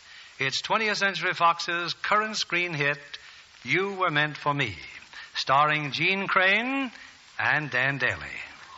A romantic and heartwarming comedy that features some of the most popular tunes of the nostalgic 1920s. Well, that's worth waiting 2 weeks for, Bill. We'll be listening on the 28th, then. Good night. Good night, Bill. Good night. It was a treat having you here tonight.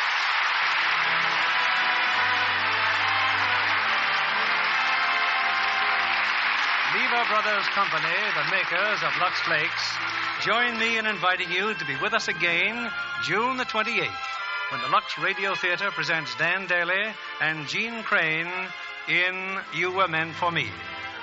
This is William Keeley saying good night to you from Hollywood.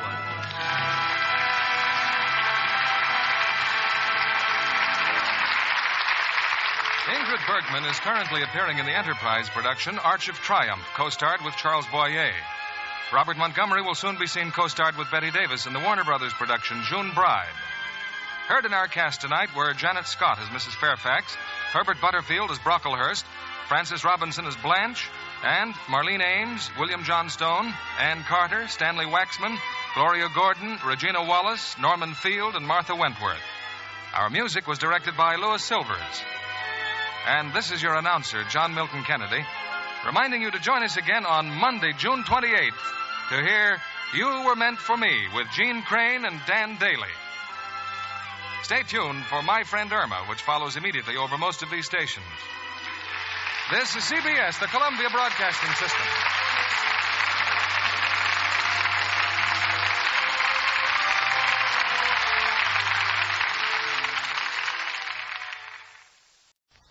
Lux presents Hollywood.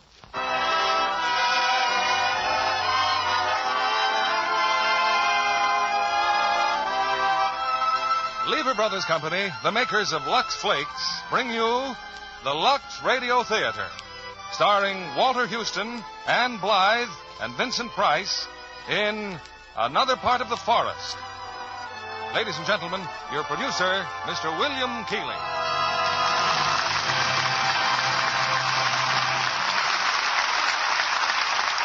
Greetings from Hollywood, ladies and gentlemen.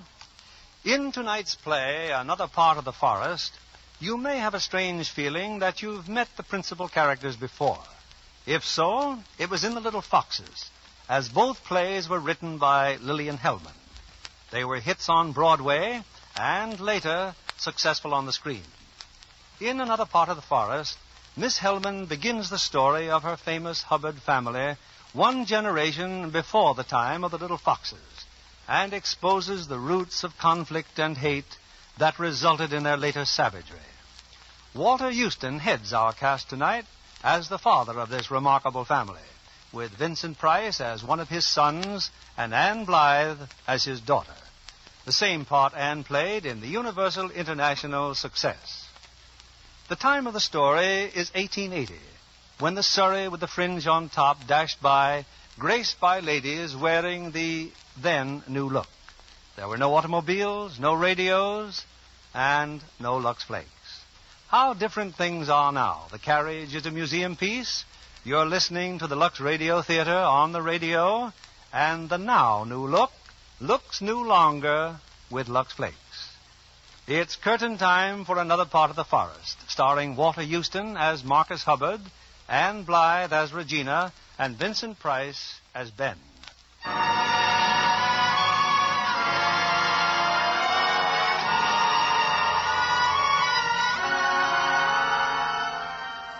It's a spring morning in a little southern town some 70 years ago. At the edge of Lionette Plantation, John Bagtree has a visitor. But you shouldn't have come here, Regina. What if your father should find out? Papa won't find out.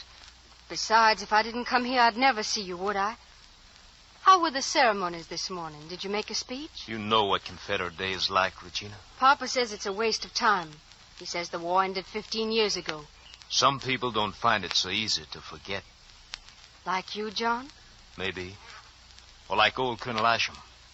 His whole speech this morning was about the massacre. Those 27 men from Bowdoin killed in camp while they slept. You think they'd let them rest in peace instead of fretting about it all these years? It's not that they were killed. It's how they were killed. Someone right here in Bowdoin betrayed them, took money from the Yankees and led them to the camp. Seems to me you're trying awful hard to avoid the subject. What subject? Or maybe you forgot you were supposed to meet me last night. I couldn't, Regina. I couldn't leave Aunt Clara and Cousin Bertie. After supper, they wanted to sit out and talk. Not meeting me because of those two dried-up mummies. Why, it's just insulting. I've been living off them ever since the war. It's the least I could do. I got a good mind to tell them that the war's over. The old times are finished, and so are they. Why, my papa could buy and sell Lionette Plantation on the same morning. It's Cotten and its women with it. I wouldn't like to hear anybody talk that way again. Oh, I'm sorry, darling. I'm just mad about last night because I had something special to tell you. I've got a wonderful plan for us, John, and I've got Papa almost ready for it. I want you to meet him. I know your Papa, honey. From the store. And your brother Ben and Oscar. But Papa's so different at home. Oh, you will come. Say yes, darling. Please. Oh, please. I always do, don't I? No matter what I want or think, I always do. Yes, darling. Aren't you going to kiss me, John?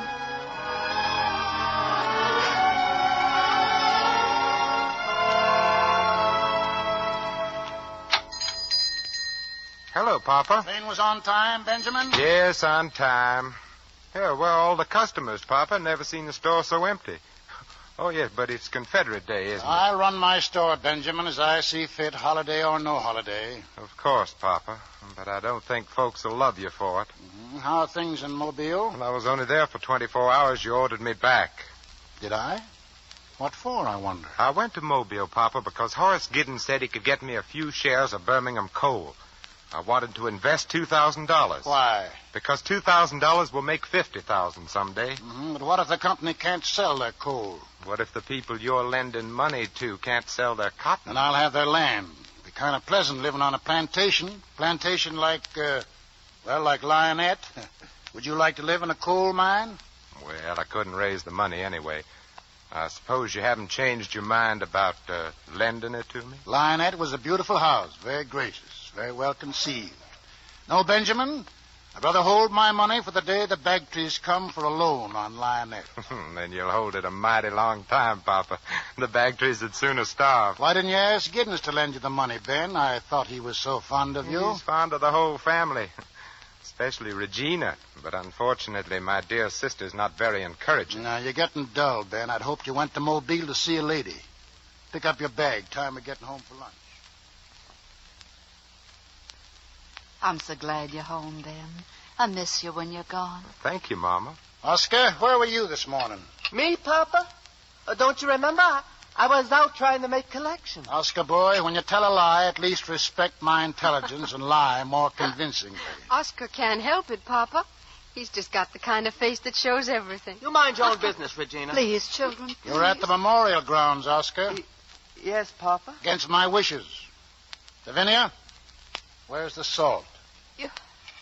You know, Marcus. No, I don't know. Where's the salt? It's Confederate Day, Papa. Mama never eats salt on Confederate Day. Colleen, Yes, Mr. Hubbard? go and get the salt. Yes, I reckon I forgot it. No, you didn't forget it. Mrs. Hubbard told you to keep it off the table. Lavinia, if you insist on acting crazy, that's your privilege. But I want salt on my table today and every day. Thank you, Colleen. That's some salt, Regina? Thank you, Papa. Salt, Oscar? Yes, sir. Pass it to your brother. Tastes fine to me as it is, Papa. Did you hear about the bag trees, Papa?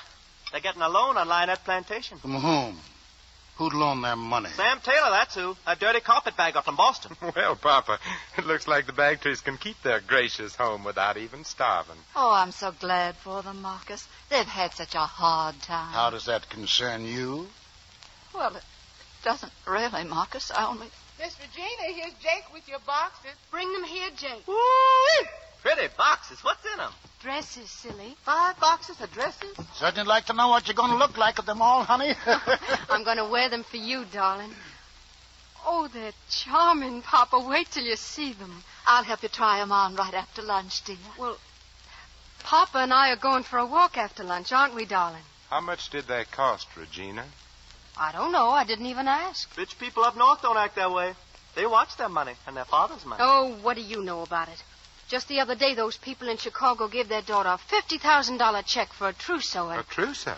Oh, is that what you've been buying, honey? Well, that reminds me, Regina. I asked Horace Giddens to Papa's music evening tomorrow night. You didn't? You're 20 years old, honey. You ought to be settling down. You've been worrying us. Sashaying around as open as some... shut your mouth. Oscar's right. Isn't that so, Mama? Regina, what's this all about? I'm sure I don't know, Papa. Nothing at all. Well, if you think it's nothing at all... I told you once before, Oscar, shut your mouth. Shut. Oh, why must we always be fighting like this? Why can't we have peace in our home, the way a family should? Today of all days. Stop crying over your food, Lavinia, if you want it to remain unsalted. Whee! Look what Coralie's bringing in. It's a cake, a birthday cake. Birthday cake? Why, yes, Mama. It's your birthday. Happy birthday, Miss Vinny. Oh, thank you, Coralie. Well, birthday, Miss Benny. Thank you, Jake. Congratulations, Lavinia. Thank you, Marcus. Happy birthday, Mama. Happy birthday, Mama. Thank you, children. Well, here's hoping a wedding cake will be next. What's that? Huh? Oh, nothing, Papa. Just talking. Talking nonsense, like always. Why? You can't have a wedding without a cake, honey. You know that. A cake and a trousseau. I don't know what all this talk's about. Spoiling Papa's day. Come on, darling. Let's take a nice long walk, just you and me.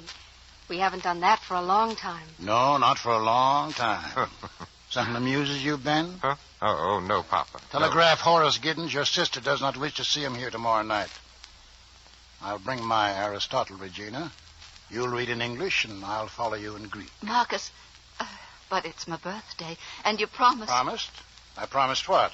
The money, Marcus. You promised to give me the money to build the hospital. You promised last year on my birthday, too. Go out now, Lavinia. But we've waited too long as it is. Another day, my dear. Well, that's what you said last year. And the year before that, you said you were too busy. I'm still busy. Never gonna learn, Ben. Been living with Papa for 31 years and never gonna learn. Learn what, honey? Ben, you got a few dollars to lend me? You want some money, Oscar? Just tell Papa Ben don't want you to have it, and you'll get it. Think so? Now, don't you know that Papa always does whatever you tell him not to do? Unless, of course, I tell him to do it. You must give me a nice long lecture on Papa, Regina. Why he's so good to you and how you've managed and so on. I'm busy now, taking him on a walk. And I'll be busy when I get back. I'm going away, Ben. I'm going to Chicago, and once I get He's there... consented to the trip? He will, by the time we're back from our walk. You'll never get out of this house. And you'll never get away from Papa. He's most devoted to you, you know, honey. I'll make out. I always have. Not unless you take my advice. Horace Giddens is in love with you. Want me to marry money for you, darling? Of course I want you to marry money. Why don't you take it up with Papa? I wouldn't like to be in the house the day you do. Or the day he hears the gossip about you and John Bagdry. Shut up, Ben. Is Bagdry going to be in Chicago, too? Look, Ben, don't start anything. I'll get you in trouble if you do. Real bad trouble.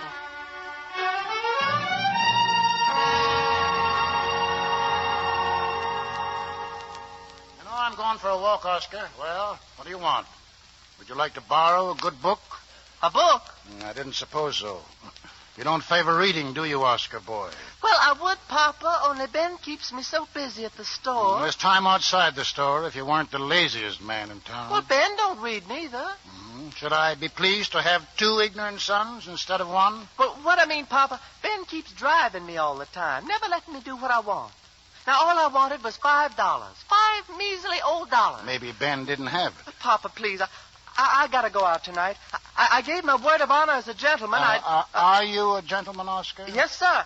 I mean... Oscar, this news about Sam Taylor, has he already given the money to the Bagtrees? I don't think so, Papa. I don't know. I kind of overheard them at the ceremonies this morning, but they wouldn't let me stay.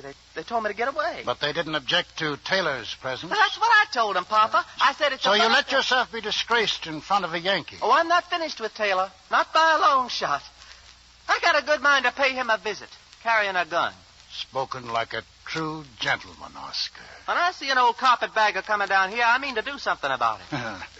Go on about your business. And here's $20. Whee, Papa, thank you. And should you see Mr. Taylor, try to remember that though ignorance becomes a Southern gentleman, cowardice does not. Yes, sir, Papa. I'll remember.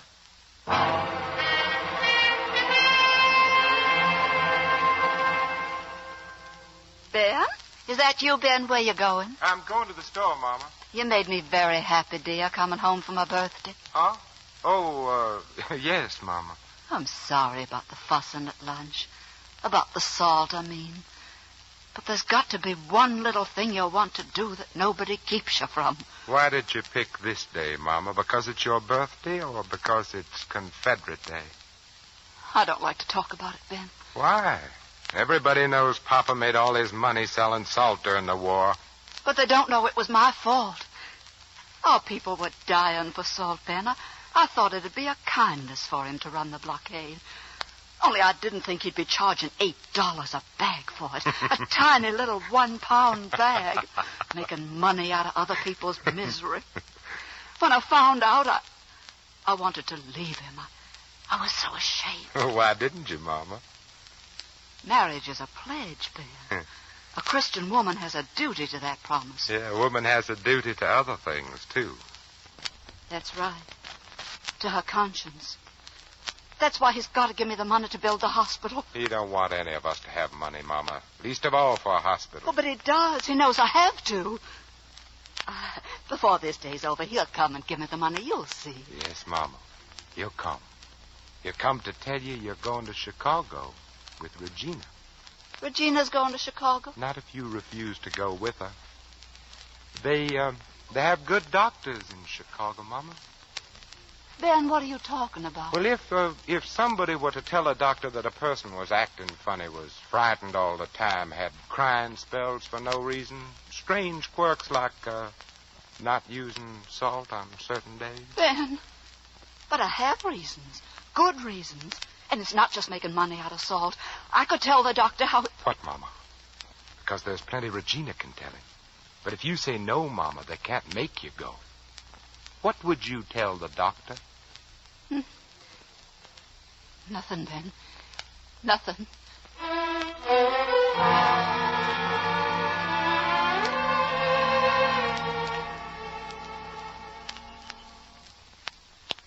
Shall we keep reading, Papa? In the next chapter, Aristotle outlines the nature of happiness and family. Happiness, family. I haven't been richly blessed with either. Ben's a penny-grubbing trickster. Oscar's a proud illiterate. Strange, Regina. You turned out to be my only son. Someday I'd like to take you to Greece. Greece, Papa? Yes, you might even settle down there. Think of it. To read Aristotle in the shadow of the Parthenon. Wouldn't you like to go? I don't know, Papa. I'm afraid I might get homesick. Homesick? For a collection of yokels held together by a few strands of cotton and a common defeat? It's the only place I know. I've never been farther away than Mobile. You'd rather stay where you can be near Horace Giddens. That's what you mean, isn't it? You know better than that, Papa. Ben thinks up one of his schemes to annoy you, and Oscar chimes in like he always does. Oh, it was such a nice afternoon, and now you've spoiled it all. I'm sorry, darling. course, I could try if you want me to. Try what? Going on a trip. Maybe I might like it after all. And where would you like to go? I didn't say I would like to go. I said I could try. Mobile? Papa, you're awful. You started this conversation. Wasn't even thinking about going away. Where would you want to go? Answer me, Regina. I don't want to go. I told you I'd much rather stay here. I want you to go. All right, Papa. Where to? That's what you're going to tell me. Someplace up north? Oh, of course. You love the North. Philadelphia for music, New York for the theater, Boston for literature. What shall it be? Whatever you say, Papa. Of course, they do make beautiful dresses in Chicago.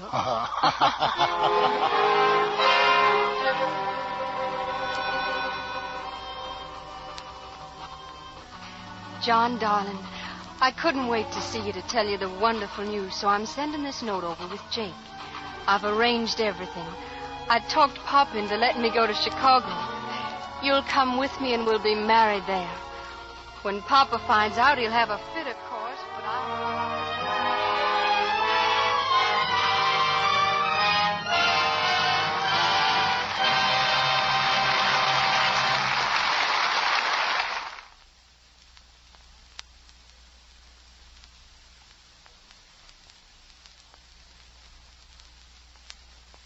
Here's Act Two of Another Part of the Forest, starring Walter Huston as Marcus, Vincent Price as Ben, and Anne Blythe as Regina.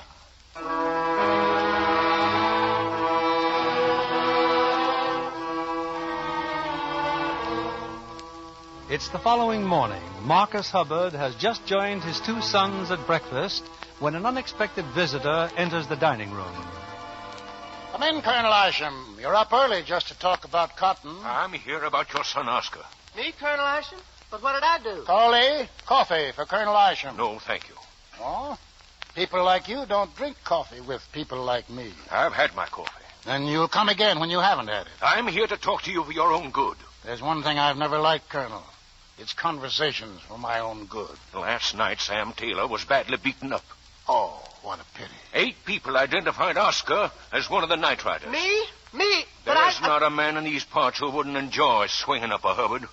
Next to the traitor who murdered our boys in the war, you Hubbards are the best hated men in the county. Oscar, it seems that Colonel Isham wants to save you from a lynching party. Should I thank him? Yes, sir, Papa. Thank you very much, Colonel Isham. Lynching? This affair's a disgrace to the entire South. But, Papa... Your son also rode down Jed Phillips, who tried to help Mr. Taylor. Phillips won't be able to work for weeks. But, Papa, I wasn't riding with the Clan boys, honest. I was thinking about it, but... He couldn't have been with them, Colonel. Come here, Ben. What makes you so sure? Oscar was here with me all evening. He was reading a book.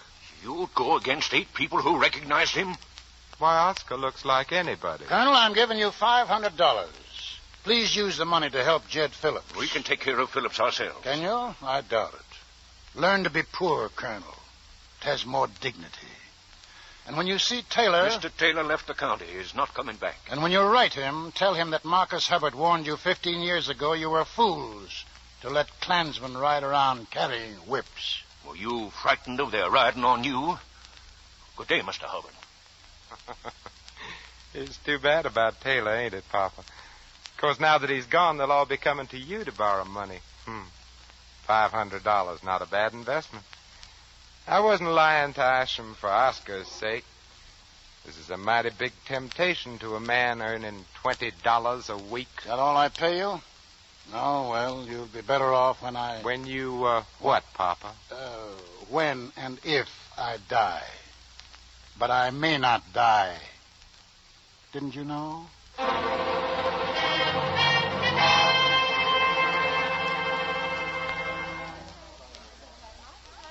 Papa? Are you busy, Papa? Wouldn't you like to talk to me or something? I never wanted to talk to you, Oscar boy. Now get out of my office and wait on the customers. Ben's waiting on customers, Papa. The $20 you gave me yesterday, I put it to good use, Papa. You mean the little salary advance? We sure ran Taylor out of town.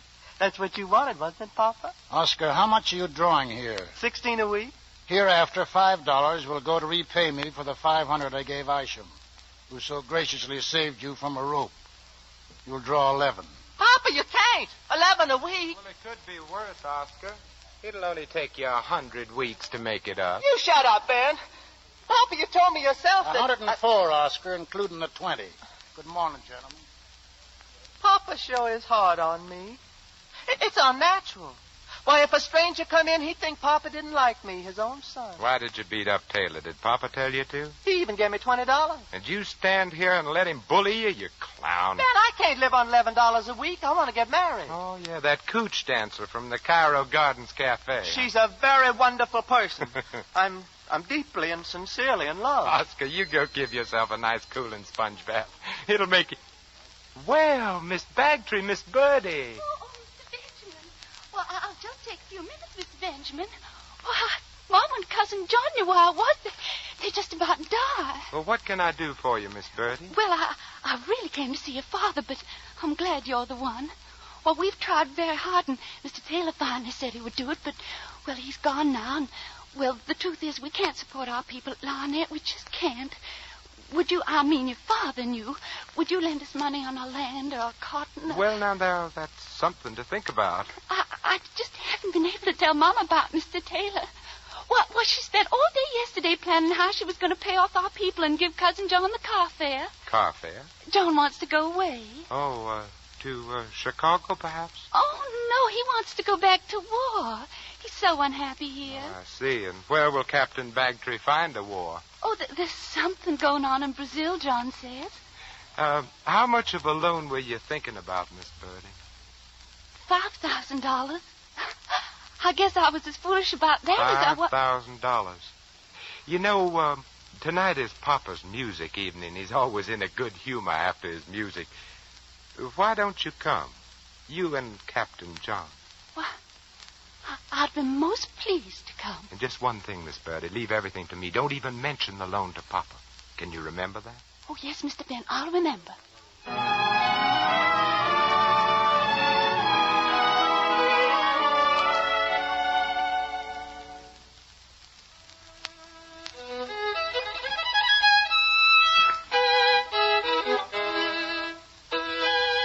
Well, Ben, what is it? You're practicing, Papa? Well, your musicians have arrived. What time are you planning to start your music? Well, if they're here, we'll start now. Papa, I just wanted to tell you I invited Miss Birdie and Captain Bagtree. The Bagtrees? I thought you'd enjoy having quality folks here. They've come to beg a favor of you. You teasing me? I saw Miss Birdie. Now that Taylor's been persuaded to leave town, she wants us to lend her money on the cotton. With Lionette as collateral? Of course, but her mother don't know and she mustn't find out. What kind of nonsense? The girl don't own the place? Maybe it's not nonsense. Take a note from her, Papa. When her mother dies, she'll be the one You're very concerned with people dying, aren't you? Oh, forgive me, Papa. I keep forgetting how that word disturbs you. It's the thing you've been waiting for, Papa. The Bagtree's coming for a loan. Oh, Regina, you been listening, honey? Of course, I don't know anything about business, Papa, but it would be nice to have a few people here to listen to your music. Bagtrees in this house, begging? How much does Miss Birdie want? $7,000. On Lionette, $7,000? The girl's a fool. Most girls are, Papa. Oh, no offense, Regina, honey. Come, Regina.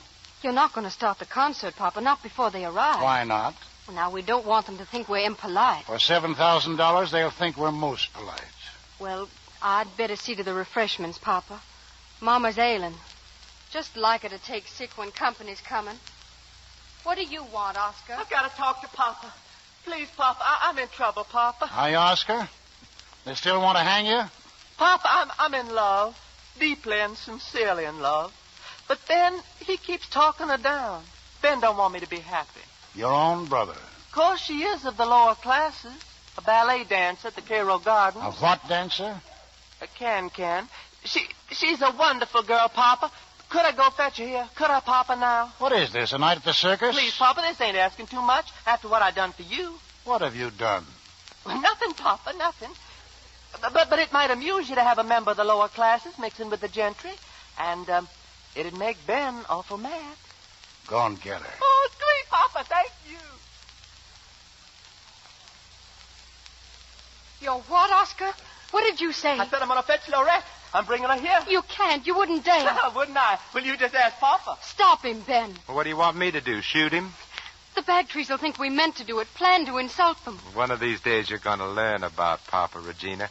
Maybe tonight when he sees you with John. If you dare say anything to Papa about John, Don't threaten me, Regina. I'm sick of threats. You'll be much sick of them if I... Oh, Ben, don't. I'm in love with him. But he's not in love with you.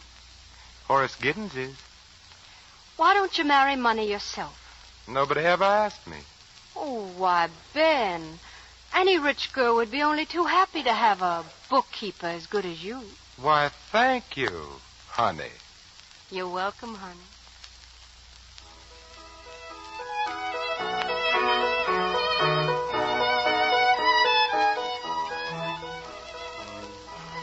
Papa won't like this, John. Dragging me out on the porch, darling, and while he's playing, too. I have to speak with you, Regina. That note that you sent me yesterday. Oh, I'm so happy, honey. Just think we can... I can't go to Chicago. You mean you don't want to marry me? No, I don't, Regina. I never said I did. John, come to Chicago with me. I've never pleaded for anything in my life before. I might hold it against you. But I'm no good for you, Regina. By the time you come back, you'll be in love with somebody else, and I'll be in Brazil. Brazil? Burt is getting some money. I'll be able to leave right away. Where's Miss Birdie getting this money? I don't know. She won't tell me, but she says she'll have $5,000. $5,000? I see. We'll talk about it tomorrow. I love you now. Now go on in.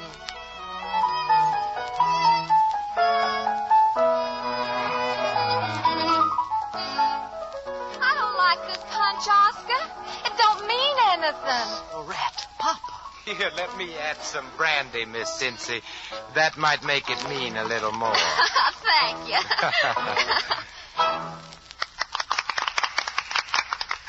Papa, my friend's here now. Can you meet her? All mean. This is Miss Cincy, Papa. How do you do? Finally, thank you. Loretta just loves music. Don't you, Loretta? Yes, indeed. I had an uncle who played. He taught me to love music. Did he play the violin, too, like Papa? No, Oski. What did he play, He had a little drum. He loved Mozart. You told me, remember? Yeah, he sure did. Yeah, Miss Cincy pleases me. Oh, allow me, Miss Bagtree and Captain Bagtree. This is Miss Cincy, whose uncle played Mozart on a little drum. Yes. Yes, we've already met. Captain, I recollect a few years back you went to Europe. Yes, sir, I did. Then perhaps you'd advise us. My daughter and I are planning a trip abroad. I'd like to, sir, but I don't remember Europe very well. Well, now, what does stay in your memory, Captain Bagtree? Anything at all? The war, sir. Oh, you were happy in the war, were you? Yes, sir. I thought we would win. I never did. Never. From the first foolish talk to the last foolish day. Why, John wants to go to war right now. They've been looking for Confederate officers in Brazil, so John will have a chance to fight again for his ideas. Now, why don't you choose the other side? Every man needs, he needs to win once in his life. I don't like that way of saying it, Mr. Hubbard. Your people deserve to lose their war and their world. It was a backward world getting in the way of victory. Appalling, you still don't realize it. Papa, I didn't bring John here to listen to you be insulting. You brought him here? Show your guest to the dining room, Regina. Maybe he's hungry.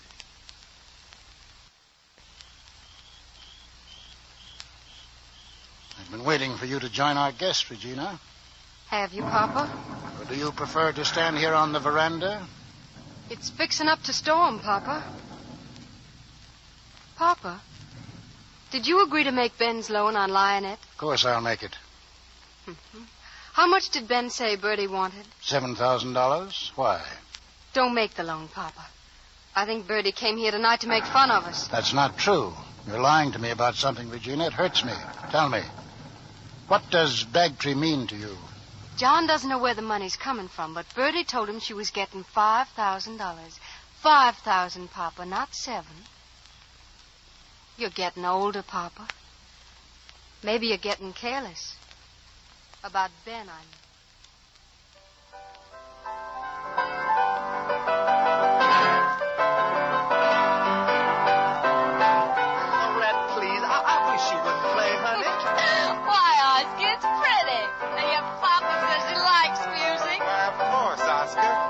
Here, Miss Cincy, another glass of punch. Any effective way of stopping Oh, look who's here.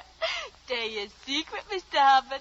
Oski says he wants to marry little old Loretta. Indeed, I'm told you work for a living, Miss Cincy. That's fortunate. Oscar is not a rich man. Rich, how could he be on that slave salary you pay him? But that's how come you're sure to repent and help us, Oscar says. After all, when you die, you're going to leave it to him anyway. So why not now, Oski says. She's just talking. Oski has a tendency to lie. He steals a little, too. But if you want him, Miss Cincy, do have him. Come on, Loretta, I'll settle this later. Oh, Papa talking about his own son. Well, no animal would talk about the son that way. Honey, please. I've been hearing tales about you since the day I was born, Mr. Hubbard. Loretta, How you got rich bigger than salt, making poor dying people give up everything for you. Honey. And right in the middle of the war, men dying for you. And you making their kinfolk give you all their goods and money. Oscar, take this girl out of here and come back quickly. Yes, Papa. You're a crook, Mr. Hubbard, just an old crook. More punch, anyone? A sandwich, Captain Bagtree? I think we'll be leaving now. Good night. Good night, Regina. John, I Good night, Mr. Hubbard. Good night, Captain Bagtree. You came to beg a favor, and you stayed to be amused. Came to beg a favor? From you? John, stop it. Wait for me in the carriage. Yes, Burt. I'm sorry, Mr. Hubbard. I was so hoping we could all be nice friends. Your mother hasn't bowed to me in 15 years. Does she wish to be my nice friend now? I've bad news for you, Miss Birdie. I've decided not to make the loan. What? Why, Papa, you said yourself... Please come another night, Miss Birdie. Just for the music. Without a motive. But I'll do anything, Mr. Hubbard. We have a little silver left. Couldn't I... Please spare us both. Thank you, Mr. Ben. I know you acted as my friend. Papa. What is it, honey? I didn't intend for you to insult the Bagtrees and make enemies of them. The Bagtrees have been my enemies for years. Why should that suddenly disturb you? You're amused, Ben. Enjoy yourself. For the moment. Trying to ruin my life, are you, Ben? Pouring liquor down and getting a drunk on purpose. Will you come on outside and fight it out like a man? Oh, shut up. Well, what are you laughing at, Papa? We bring Loretta here to get Ben mad, and then he gets her drunk and you get mad, and that's just what he wanted you to do. The joke's kind of on you.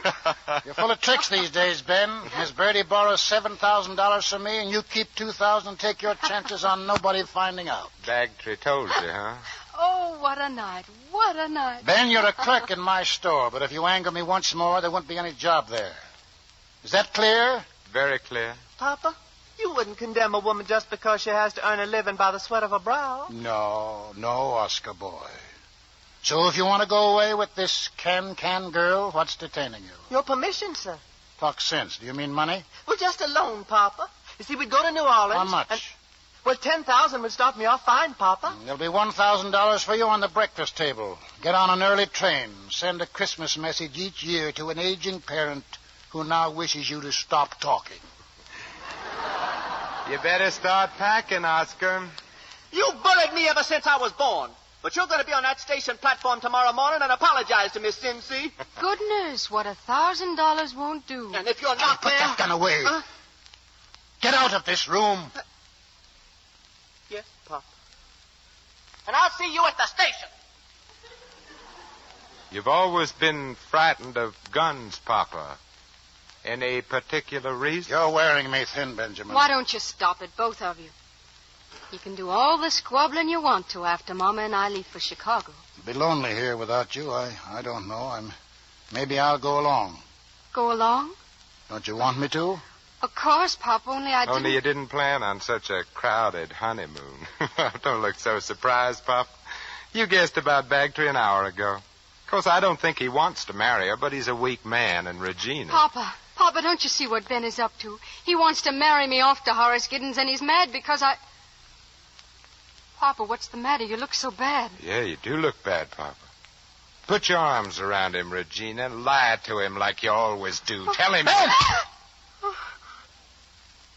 I'll never forget that, Papa, not as long as I live. Pack your things and go, and be sure you go far. Get yourself a modest job somewhere, anywhere you are, and I'll see to it that you never get anything better. Yes, Papa. I'm sure you'd try. Regina. You and Bagtree. How could you? I'm in love with him, Papa, and I want to marry him.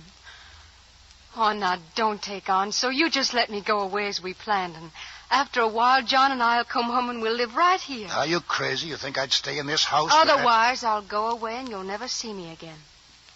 I don't think you could stand that. You must have known I'd marry someday, Papa. Maybe next year you and I will make that trip to Greece, just the two of us. Now it's all settled. Kiss me good night, darling. Marcus. What is it, Lavinia? Parading up there in your night clothes? What is it? Marcus, I heard. Oscar and Ben, leave them there home. Go back to bed, Lavinia. Regina, talk to your father. Don't let him do this, please. We'll be leaving for Chicago, Mama, sooner than I thought. No, Regina, I don't want to go. We'll start getting ready first thing in the morning. Good night, Mama, dear.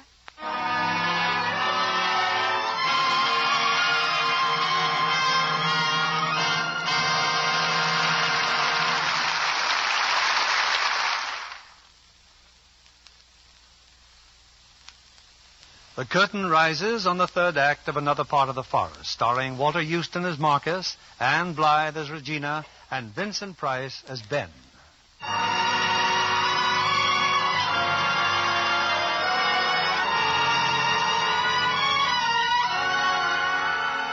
It's before breakfast the next morning. Ben is getting ready to leave home, while Lavinia pleads with Marcus to change his mind. But he's your son, Marcus. You can't send Ben away. Leave me alone, Lavinia. I don't feel well. If you let Ben stay, I'll do anything. I'll go to Chicago. Of course you'll go to Chicago. It isn't easy to live with you, Lavinia. It really isn't. I know. For a long time now, I've felt that being here, well, it made me feel like I was sinning. And you have to make good your sins before you die. That's why the hospital... Stop your crazy talk. I don't like that word, Marcus. It frightens me, and you know it. I'm ready to leave, Mama. No, Ben, no, don't go. Now, Marcus, tell him to stay. It's a sin, Marcus, a terrible sin. The Lord will destroy this place with brimstone and fire. Yes, he may, Lavinia, but I'm not fretting on it. I've got it heavily insured. I must get out of this house. Get out then, Mama, but don't look back or you'll turn into a pillar of salt and he'll sell you $8 a pound. I never did look back. For 16 years, I've forced myself never to look back. Look back at what, Mama? Marcus, will you let Ben stay? Marcus. All right. I'll tell you, Ben. Yeah? It was my birthday, and your pop had been gone on one of his salt-running trips. Yes, Mama? He'd promised to be back for my birthday, and I was afraid something had happened to him. I knew he had no pass through the Yankee line, so that night... Not the night of the massacre, Mama. Yes, I walked to the memorial grounds. Go to your room. But there were no memorial grounds then, Mama. No. Just the camp on the hill. Didn't the sentries stop you? Lavinia, go to your room. I saw no sentries. Only the Yankee soldiers sneaking down the hill. Yankee soldiers? Who was with them, Mama? Who? Oh, I'm standing here listening to this foolishness. I'll tell you why. Because you're afraid. Afraid of a bungler who tried to steal $2,000 from me, or a crazy woman who dreamed she saw something one night 16 years ago? You better get ready, Mama. We'll call on Colonel Isham, whose son was killed that night. And John Bagtree will remember his twin brother and the Mercers who lost their oldest son. And, well, we don't have to go any further, Papa. It'll be the biggest, happiest lynching in the history of Bowdoin County. Lynching? I don't believe in lynching. You leave that to me, Mama. No, Ben, I don't. You're losing your witness, Benjamin. Now stop this nonsense and get out of here. No, Marcus. Our son is staying. You want your hospital built, don't you, Lavinia? Your hospital, Marcus. To make up for all those poor boys who died that night. Of course. Let's go to my library, Lavinia, and start making plans. All right, Mama. You talk to Papa, and I'll talk to Colonel Isham. He'd be only too glad to ask you if I'm telling the truth. No, Ben, I won't have anything to do with the lynching. But would you lie, Mama? Would you tell a lie? Answer him, Lavinia. There'll be no lynching, Marcus. I'll plead for your life with all my heart. Yeah, me too, Papa. Well, I'll plead for you just as hard as I know how. Better than that, I'll come by tomorrow morning and cut you down from the tree. Why you... No, Marcus, no. How did the Greeks bury fathers who were murdered? Tell me, Papa, and I'll see to it. Benjamin, don't talk that way. You gave him the right to talk that way. You did, Lavinia. It's on your soul. No, Marcus, All I want is for Ben to stay. I'm even ready to go to Chicago and see your doctor. What doctor? Why, the doctor Ben said you wanted to examine. He lied. You're a very ugly man, Benjamin. Well, are you ready, Pop? For what? To write a slip of paper saying you sell me the store for $1. There's a pen on the table. Your store, your bonds, your mortgages. I leave you your proper share in my will. Might even increase it if you behave. You're making fun of me again, Papa. I mean what I'm saying, and you know I do, and it's the last time I'll say it. All right. Take half of everything. Stop bargaining. I want everything you've got. Is that clear? When you've got it in writing, bring it to me. Well, are you waiting for something, Papa? Well, to tell you the truth, I'm trying to think of some way out. A way out? Well, I consider you a very lucky man. You'll die in bed. You'll give me enough for a clean bed? Why, of course. You're my father. You'll find me at your desk, Papa, counting cash on hand.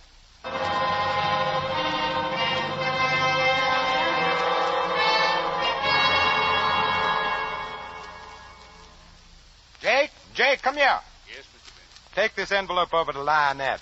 There's $5,000 in it. Give it to Miss Birdie and tell her to forget about last night. Yes, sir. And tell her that I wish Captain Bagtree the best of luck in Brazil. Yes, sir. Oh, and tell Coralie to set my breakfast plate at the head of the table. But Mr. Ben, that's where your papa... I'll say it again, Jake. At the head of the table. Papa, where are you?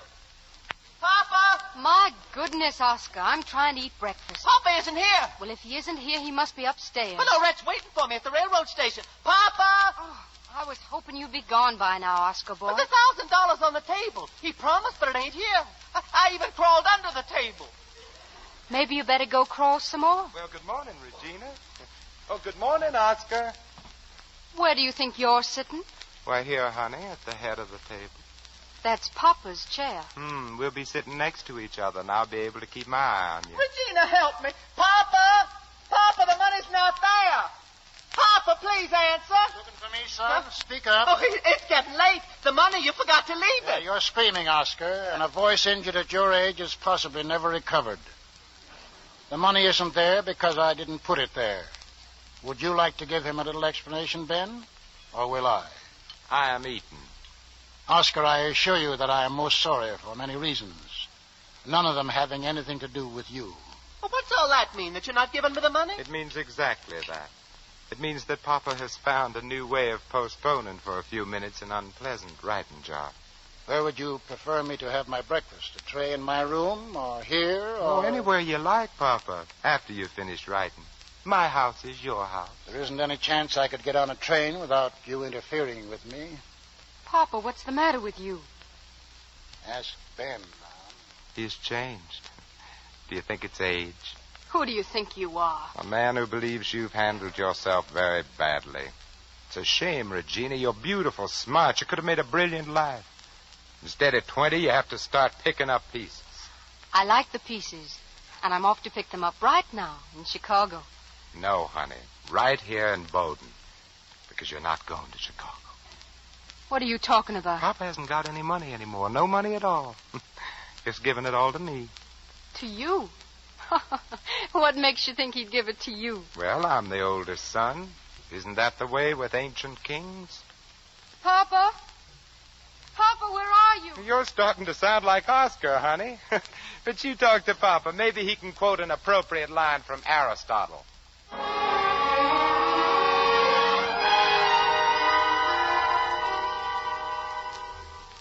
Oh, come on in, Mama. Sit down. Coralie just brought in some fresh coffee. I just come to say goodbye, Ben. I have to go away. What for? I can't lie about your father, but I want no part of a lynching. Oh, that party's been canceled, Mama. Papa's examined his conscience and repented. Then you can stay? Mm-hmm. Papa's decided to retire. He's transferring the business to me. Oh, it's a great trust, Ben. It's sinful money, but if you put it to good use. Oh, I will, Mama. Don't you worry about that. Ben, what have you been doing to Papa? A great deal. Do you believe me now, honey? You can't stop John and me. certainly not. Marry him. People in love should be poor. Ben, what happened? Papa didn't tell you? I'll find out. And the day I do, I'll pay you back so you'll never forget it. Why, Oscar, what's the matter with you? She didn't wait. Loretta's gone to New Orleans without me. I begged and I pleaded. Deeply and sincerely. Oh, you go ahead and laugh. I laughed too, Regina, when I saw your true love looking like a statue of Napoleon off to the wars on the same train. So you arranged that, too? That's enough. I'm sick of love. I don't want to hear any more about it. You don't want. Oscar, you go follow your can-can sweetheart and get yourself a wharf job loading bananas. And you, early maturing flower, you can go any place you want. See what it's like to be without Papa's money. Oh, of course you both can stay. You and your great plan, Regina. Why, Papa was the only person didn't know about you and John Bagtree. Papa and Horace Giddens. Oh, Oscar, get me a pen and paper. I have an errand for you. You don't have to get married, Regina, just because he tells you to.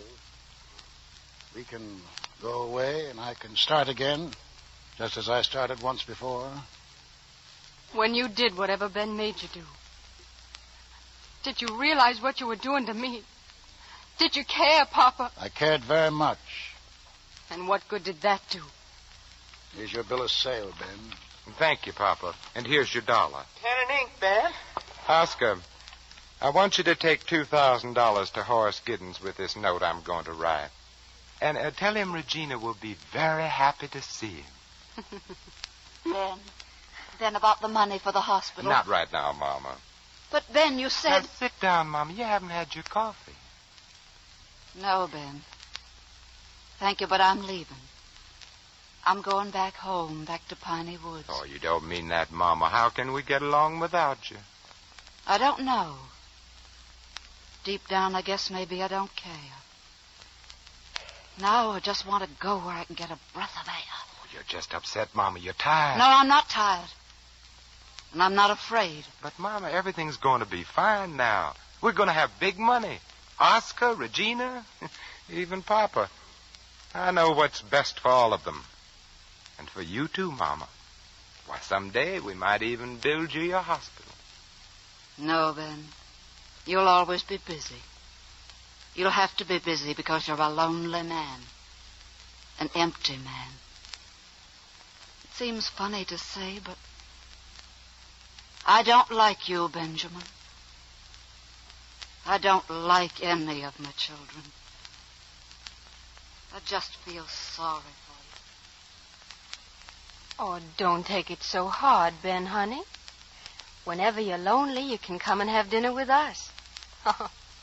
With Horace and me. Lavinia, wait, She's gone, Papa.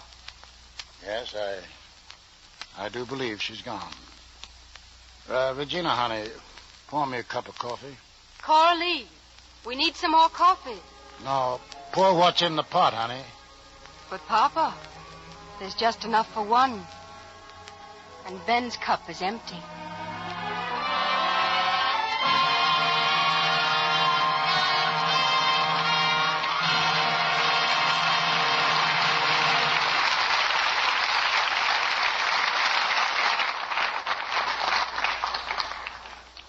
Before our stars return for their curtain calls, here's Libby Collins with some important shopping news for the ladies.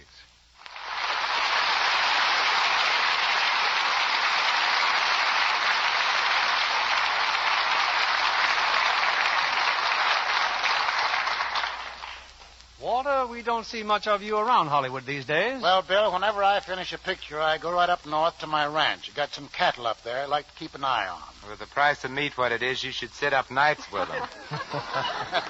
I imagine raising cattle must be lots of fun, Mr. Huston. Oh, I don't know, Ann. It's just one big beef after another. Oh, now, Walter. And what have you been doing to keep busy this summer?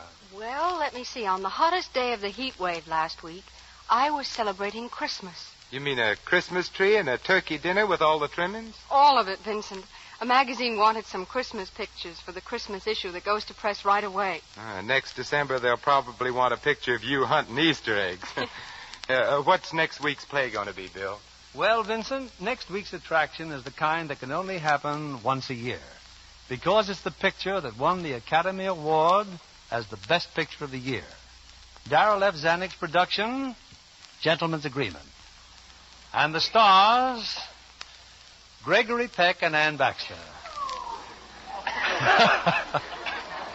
This 20th Century Fox picture is one of the most important events of our season, and we've been planning on it for months. So I hope you'll join us next Monday night for Gentleman's Agreement with Gregory Peck in his finest role. None of us will miss that one, Bill. Good night. Good night. Good Good night, and many thanks for tonight.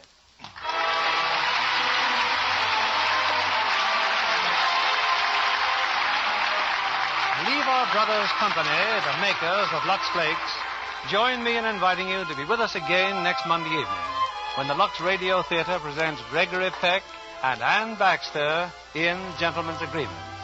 This is William Keeley saying good night to you from Hollywood.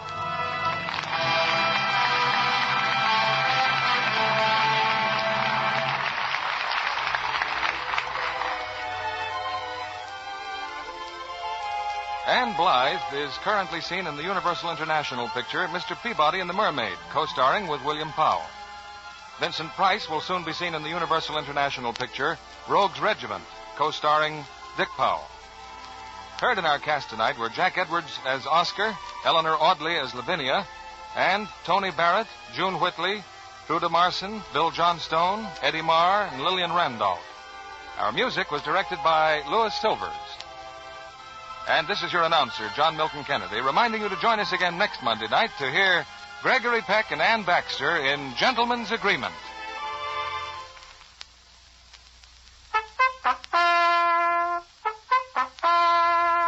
Rely on Spry, S-P-R-Y. For lighter, finer, richer tasting cakes, Spry tops any other type shortening.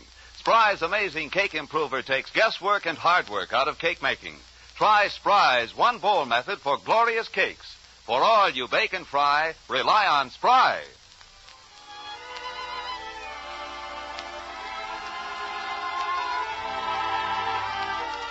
Be sure to listen next Monday night to the Lux Radio Theater presentation of Gentleman's Agreement, starring Gregory Peck and Ann Baxter. Stay tuned for My Friend Irma, which follows over these same stations. This is CBS, the Columbia Broadcasting System.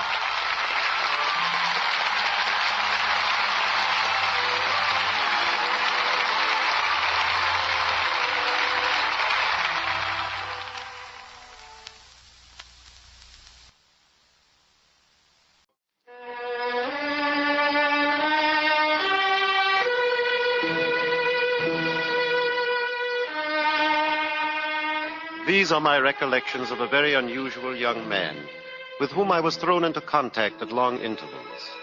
He's not famous. It even may be that when his life is over, he will leave no more trace of his sojourn on this earth than a stone thrown in a river leaves on the surface of the water. And yet, I met him first in the summer of 1919 in Chicago. A friend of mine, Elliot Templeton, whom I'd known in Paris, invited me to a sort of family dinner party at a country club. Oh, there you are, Mohr. Welcome to this benighted city. Let me present my sister, Louisa, Mr. Somerset Mohr, my sister, Mrs. Brand. How do you do? He's really quite famous abroad, Louisa, so pretend you know all his books. Well, how much longer must we wait for dinner? Well, if you'll excuse me, I'll try to find out about it now. Of course. I should never have left Paris. Well, why did you? To visit Louisa and Isabel. Oh, Isabel is my niece, Louisa's daughter. She's round here somewhere. I'd like to meet her. You'll also meet her young man. His name is Larry Darrell, and I don't approve of him. Oh, I have nothing against him, but he hasn't any money. We can't all be millionaires. The fellow hasn't even got a job. He doesn't want one. And that must be a great shock to a man like you, Elliot, who's never earned a penny in his life. It may have escaped your notice, my dear fellow, but I am not an ordinary man. For the run of mankind, industry is essential. Oh, there's Isabel now. She's very lovely. And that other girl? Her name is Sophie Nelson, a sort of country cousin. Well, come, I rather think I require a cocktail. A few minutes later, seeing that Sophie was alone, I walked over and introduced myself. Quite a party, isn't it, Mr. Mohr? Oh, I wish I had a drink. Well, let me bring you one. Oh, don't tempt me. I promised Bob I wouldn't. Bob? My fiancé. He doesn't like me to drink. Now, which one here is Bob? Oh, he hasn't arrived yet. You see, He's putting himself through law school, and he doesn't finish till late. Mr. Mohr, you're a great friend of Mr. Templeton's, aren't you? Elliot has no friends, my dear, only acquaintances. Oh, he's an awful snob, isn't he? Awful. But he's kind and generous. In Paris, people laugh at him behind his back, but they never hesitate to drink his wine and eat his food. Oh, is that Mr. Darrell there with Isabel? Oh, no, that's Gray Maturin. His father's a millionaire stockbroker. He gives us class. I see. Gray's really wonderful. And he's so much in love with Isabel he can't see straight. And she's in love with Larry Darrell. I suppose that could complicate matters. Oh, speaking of Larry, there he is now. Come, Mr. Mohr, I'll introduce you.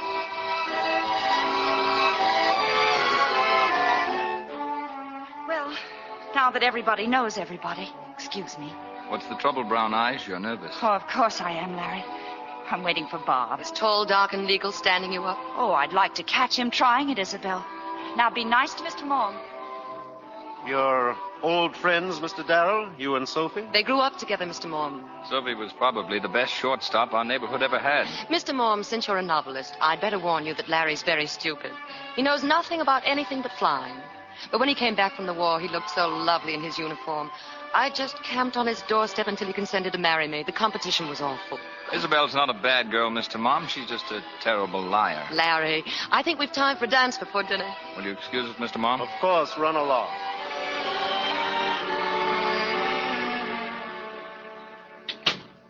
Oh, hello, Uncle Elliot. Isabel?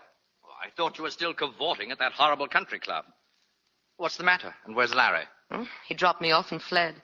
Hello, Mr. Mohr. Your uncle insisted on bringing me home for a brandy. He thinks... Just a moment. Isabel, about Larry, did you have a talk with him? Yes. Well, may I venture to inquire the result? Larry's decided to go to Paris for a while. Why? To loaf. Don't be ridiculous. Well, that's what he told me. Really, if you had any spirit, you'd have broken the engagement. What can I do? I love him. Mr. Mohr, I'm sorry to have inflicted this on you, but you know Uncle Elliot. Well, I'll say good night. Good night, Isabel. You think I'm upset, don't you, Mohr? You've made it fairly obvious. Well, I'm not upset at all. In Europe, Darrell will be out of the way. And I don't see why Isabel shouldn't marry Gray Maturin before the year is out. You've lived in France too long, Elliot. You've forgotten that in this country, a girl doesn't marry a man because her mother or even her rich and worldly uncle wants her to. You know, I don't mind admitting I have a sneaking sympathy for this Darrell fellow. I'll keep my eye on him in Paris. I'll look for an apartment at a really smart quarter. Oh, I'll do him proud. I'll lend him the rose and my chauffeur now and then. Yes, Mom, I may even make Darrell my protégé.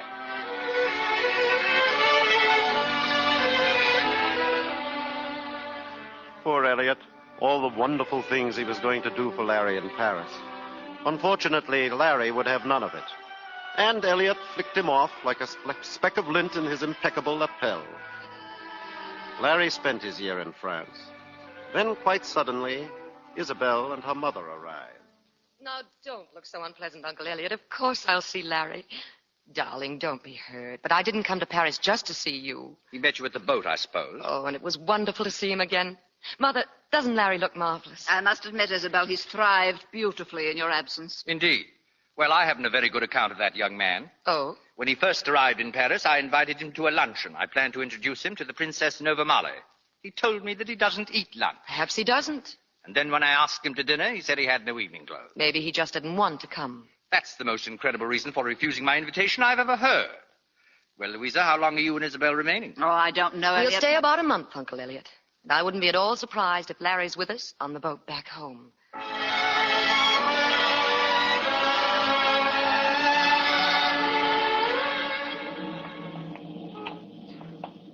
You tired of walking, Isabel?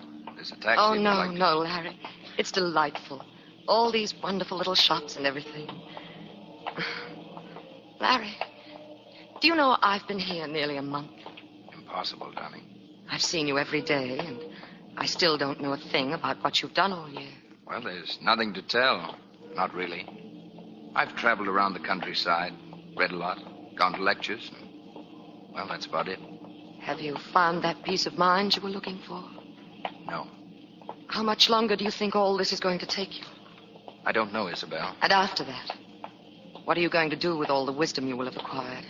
Well, if I ever acquire wisdom, I suppose I'll be wise enough to know what to do with it. You know what Uncle Elliot says? Nothing to my credit, I'm sure. He says you have a cozy little hideout somewhere. Well, come and see for yourself. The cozy little hideout's only a step from here. In this neighborhood? But, darling... Oh, Isabel, it only looks dirty. Come on. I'd like you to see it.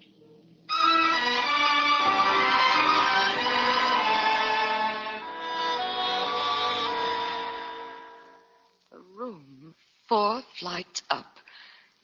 In a tenement. Oh, Larry, how can you bear to stay in this backwash when America is living through the most glorious adventure the world has ever known? You just can't go on loafing forever. How can you? Well, it's possible. But what's all this going to lead to? Oh, I don't know, Isabel. Maybe nothing at all. But it may be that when I'm through, I'll found something to give that people will be glad to take. I mean, a way of life. Oh, I'm talking like a fool, and I know it. I'll probably fail. But if I do, I won't be any worse off than the fellow who's gone into business and hasn't made a go of it. I see. And there's nothing more to be said. Isabel, what are you doing? Giving you my engagement ring, Larry.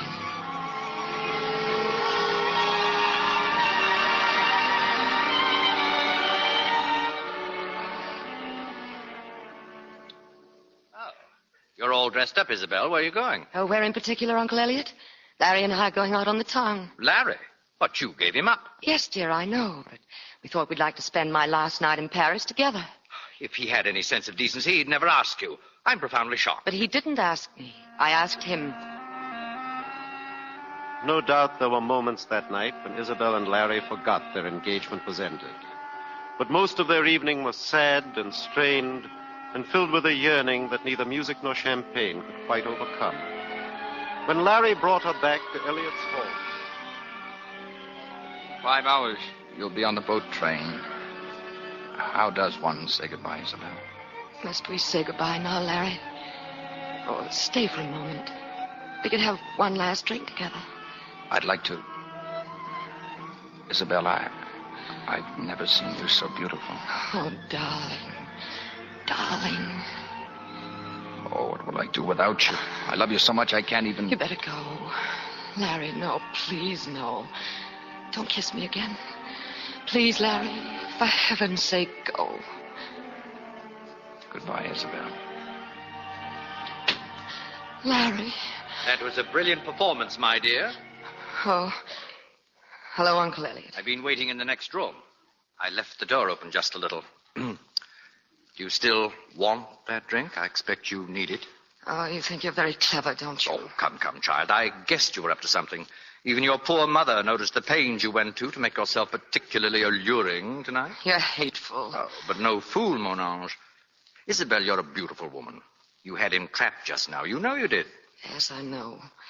But when I looked at him, when I saw he hadn't the slightest idea, I just couldn't play such a dirty trick. I couldn't help myself.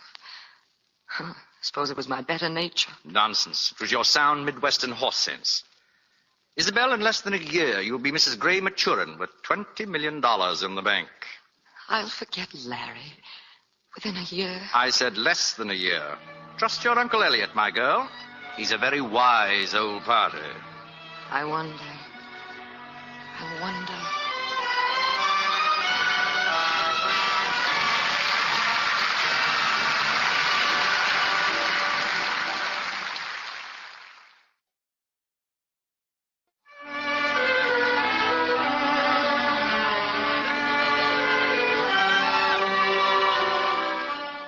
They were married, and in less than a year, Isabel and Gray Maturin. I doubt if anyone was more pleased with this turn of events than Elliot Templeton. I must say they make a most attractive couple, Mohr. All's well that ends well. I hope they'll be happy. By the way, was that Sophie Nelson I saw a few minutes ago? Oh, Isabel's country cousin, yes. She's married now to that lawyer fellow. Isabel insisted on inviting them to the wedding. Why, I don't know. Did she invite Larry Darrell? Are you trying to bait me? You know very well Darrell's in Europe. Yes, I saw him last spring, Elliot. He mentioned something about going to Strasbourg and working in a coal mine. Working in a... Most undesirable young man. Now, about your plans, dear fellow, did I hear you say something about India? As a matter of fact, you did. I'll be in India by the 1st of the year. Well, look me up when you're back, old man. Naturally, I shall be in Paris.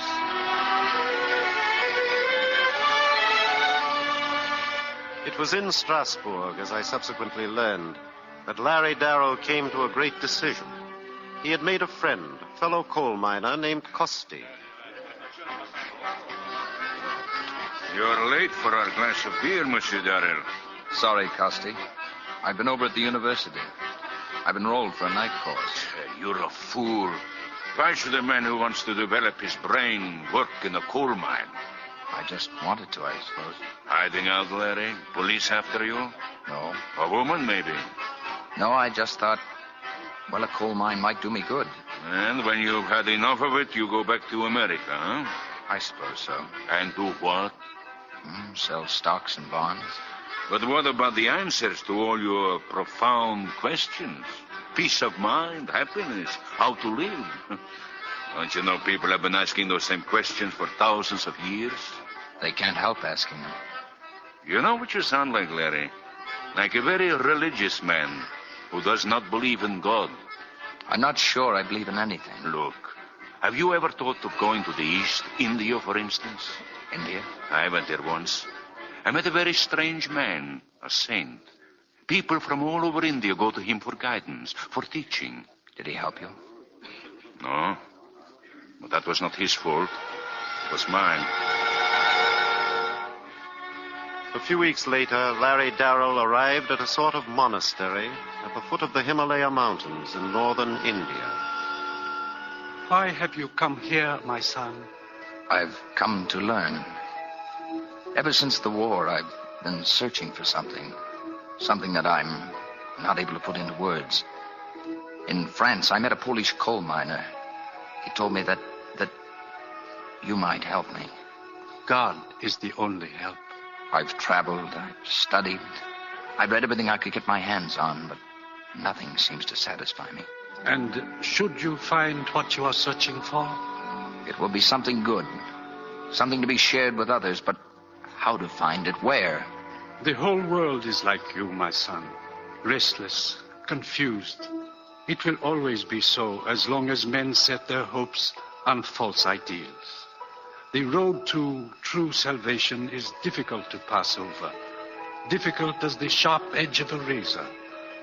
But this much we know.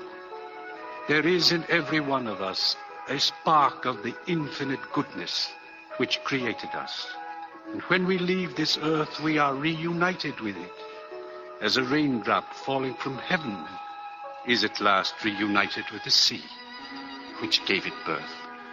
May I stay here? Will you help me? Of course you may stay. Our life is very simple here. There are books. We will talk together. You can work in the fields if you wish. Thank you. Come, my son.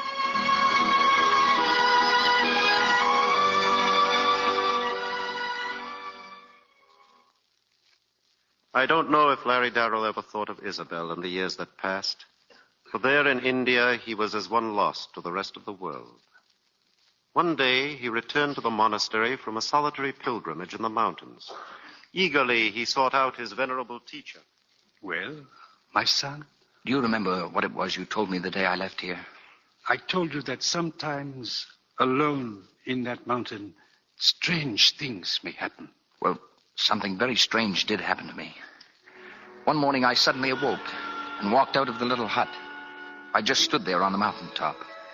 And gradually, the light began to filter through the darkness like some mysterious figure stealing through the trees.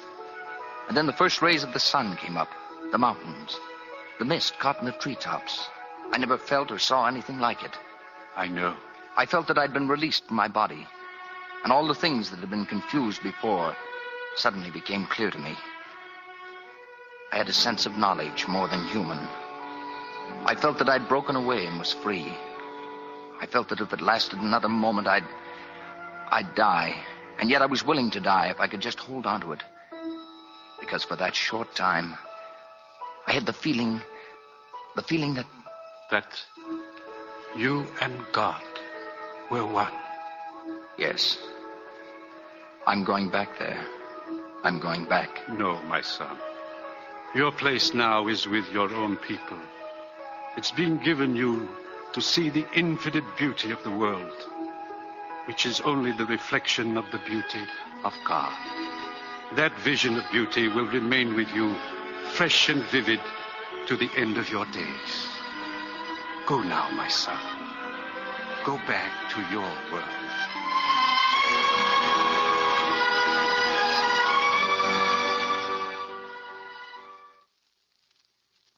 Much had happened by the time Larry Darrell was once again in Paris. Our meeting in a little Italian cafe was entirely accidental, but I had considerable to tell him. And what about Elliot Templeton, Mr. Mohr? Have you seen him lately? Oh, yes. He's given up his Paris home. He's taken a villa on the Riviera. All the better people are on the Riviera now. I don't suppose you've had any news from home. That is, my home, Chicago? Some, Larry. For one thing, there's been a great stock market crash. Gray Maturin lost everything. But wise old Uncle Elliot sold short. He made a fortune. And what about Isabel? And Sophie and her beau? They were married, of course. Yes, they were married. They had a little girl. The husband and child were killed last year in an automobile accident. And Sophie? Elliot didn't know too much about it, other than that Sophie just about lost her mind. I understand she disappeared. No one knows where she is. Sophie. And now what about Isabel? It may surprise you to know that Isabel and Gray and their 2 children are living not 5 miles from here. Here? In Paris? Isabel? After the crash, Gray had a nervous breakdown. He hasn't been well enough to work. Elliot's been very generous. He insisted they take over his home here. Oh, poor Gray. I should look them up. Now suppose you let me ask some questions. What did you do in India, Larry? Well, I learned something about myself. I was very happy there.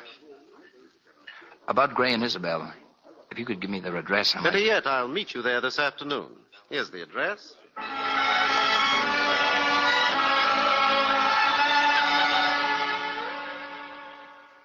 Mr. Mohr, how nice of you to drop in. Hello, Isabel. How's Gray? Oh, another one of his horrible headaches. He's lying down. Oh, what a pity.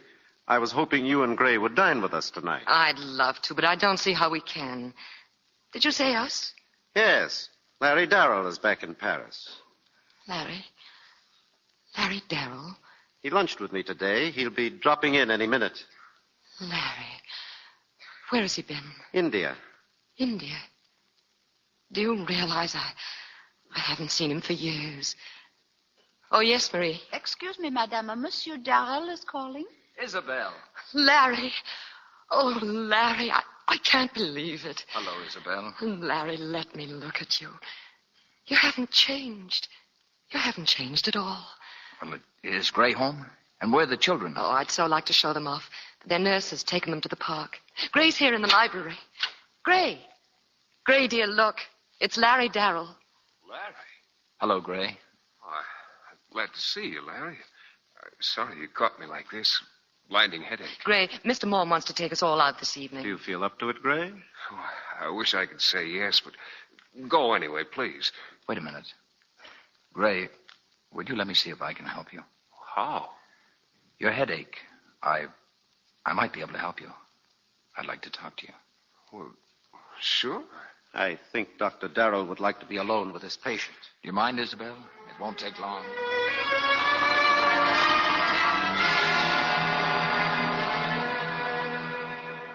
I can't understand it, Isabella. It's practically gone. My headache's gone. Larry, what on earth did you do? Well, he just talked to me, and then he told me to go to sleep, and I did. Whatever it was, Larry, you learnt the trick in India, didn't you?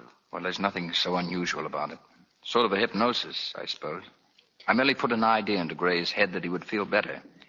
He did the rest himself. Larry, do you think you could cure him permanently? Well, I can't work miracles. But there's no reason why he couldn't cure himself in time. But that was a miracle. I know how miserable he felt. Can we reconsider dinner, then? Oh, sure we can. I'd like to go out. Excellent. Powder your nose, Isabel. I'll phone for reservation.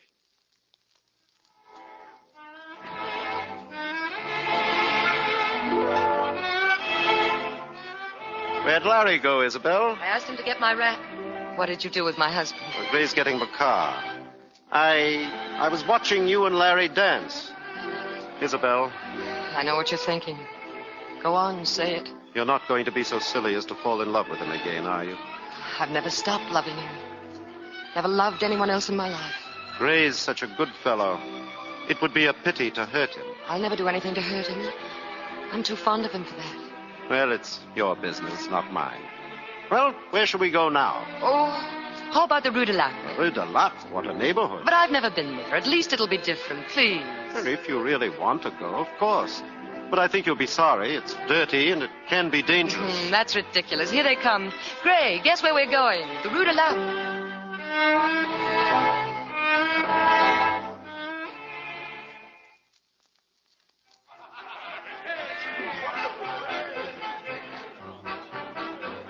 Isabel, I can't believe it. It couldn't be Sophie. But it is. Look at her. Here in a dive in the Rue de Lac. She's seen us. Oh, it's not possible. Well, look who's here. Oh, Sophie. Well, who'd you think it was? Oh, don't get up, don't get up. Well, fancy meeting you all like this. Hi, Larry. Hi, Brown Eyes. How are you? I'm thirsty. Let's all have a drink. Patron.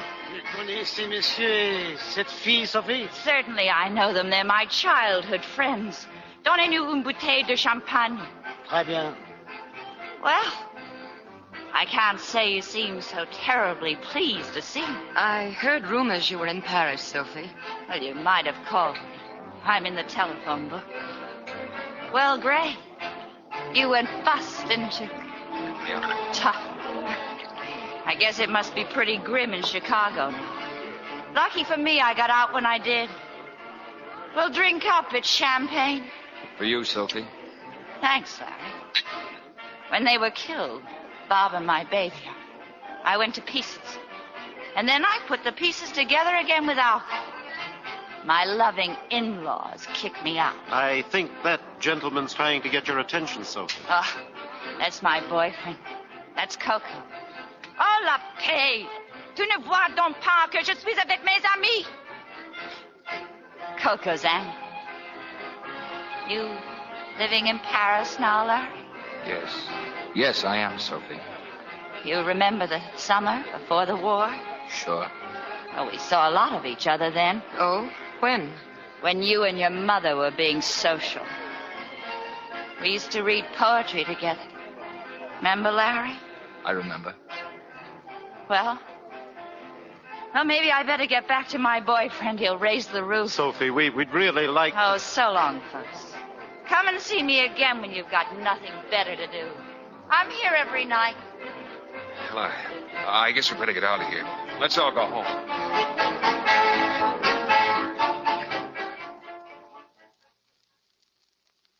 You never saw two people so crazy about each other, Larry. Sophie and Bob. After the accident, we did all we could to help her. It was just no good. A normal person recovers in time. She just never did. She was always unbalanced.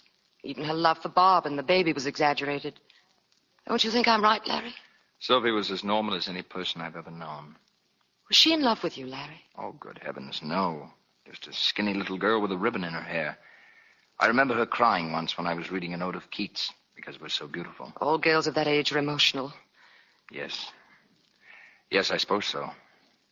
Well, I'd better be getting along. Don't run now, Larry. It's late, Isabel. And Gray here had better get some sleep. Oh, but I feel fine, really. Larry, we will see you.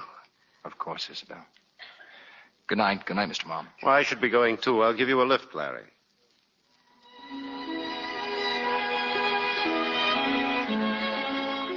When I inquired of Larry where he was living, he asked me if I'd mind taking him instead to the Rue de Lac. I left him at the cafe with Sophie.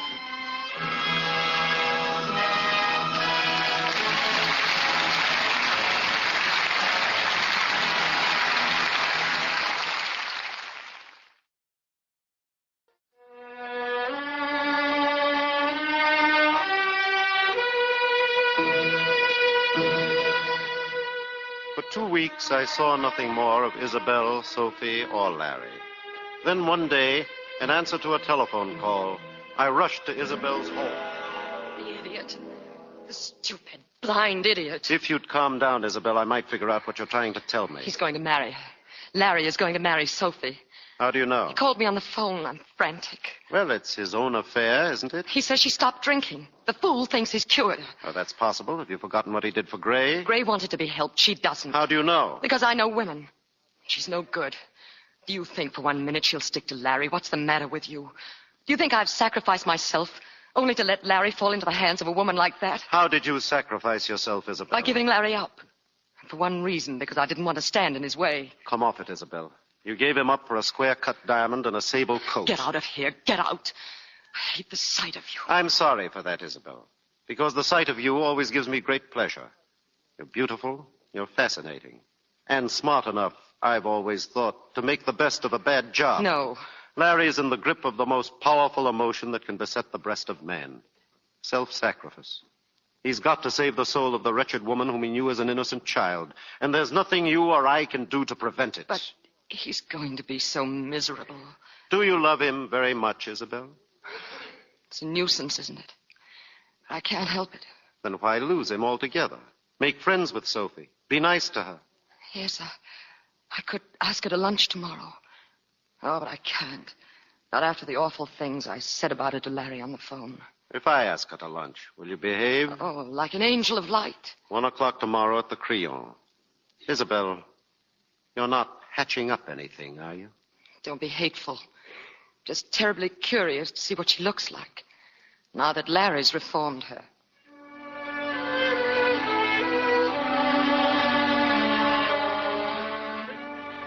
Luncheon with a reformed alcoholic and a jealous girl can be something of a strain. Larry was the only calm one among us. There were cocktails on the table. They seemed to fascinate Sophie, but she spoke readily and openly of having stopped drinking entirely. Isabel actually behaved beautifully. She insisted on giving Sophie a Molyneux gown for her wedding dress. Sophie was to call at the house the next day, and Isabel would drive her to the shop for a fitting. I'm so glad you're early, Sophie. As long as the fitter can't see us until 4, we can have a nice long talk. That's what I want, Isabel. Because there's something on my mind. You hate me for marrying Larry, don't you? Oh, I don't hate you at all. But I'd hate anyone or anything that came in the way of his happiness. I'll be a good wife, Isabel. I was before. Yes, I know you were. Would you like some tea, Sophie? No, thanks. What's in that bottle? That? Oh, it's called Przofka. It's a sort of Polish brandy. Uncle Elliot sent us a case of it yesterday. It's really wonderful.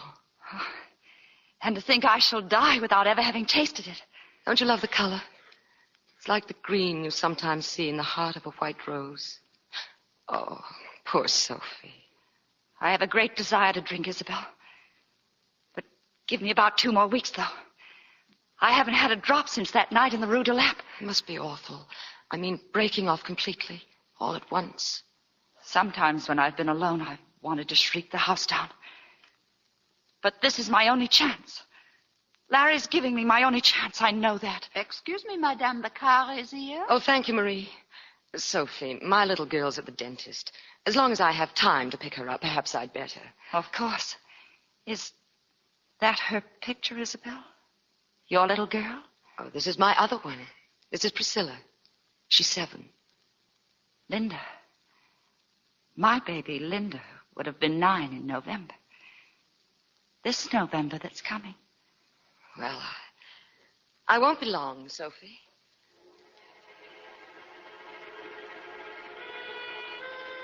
Linda. My baby. My baby. Wondering. Just wondering. I can't stand it. I can't stand it.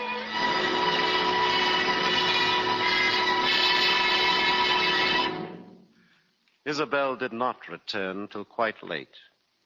By then, Sophie was gone, and the bottle of Przofka was empty.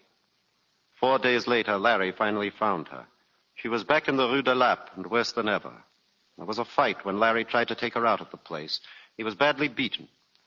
When he recovered consciousness, Sophie had disappeared. That was the last I saw or heard of her until almost a year later, when I received an urgent telegram from the police department of the city of Toulon. How good of you to come here, Monsieur Mohr. Well, I will not beat around the bush. Here is a book, a novel. You recognize it? I ought to, Inspector. I wrote it. Did you also write the inscription here on the flyleaf? Yes, I did. I gave this book to Sophie Nelson several years ago in Chicago. Have you found her? We have found her. She has been murdered. What? We fished her body out of the harbor. The throat was cut from ear to ear. Monsieur, how does it happen that a person of your age and respectability should be acquainted with such a character? I knew her very slightly. Your book was found in her room. Monsieur, we wish merely to establish a few facts about her and arrange for a burial. Of course. Pardon, Inspector. Monsieur Gerald has returned. Come in, monsieur. Hello, Mr. Mohr. So they sent for you, too. Have they told you? Yes, it's dreadful. I've been at the morgue. I had to identify her. Well, messieurs, we think we know who perpetrated this crime. Finding him may be another matter. Meanwhile, if you care to arrange a funeral, I can give you the necessary authorization. We'd like to very much. So happens, I have a personal friend who is an undertaker. Very reasonable, messieurs. Here, his card. Thank you.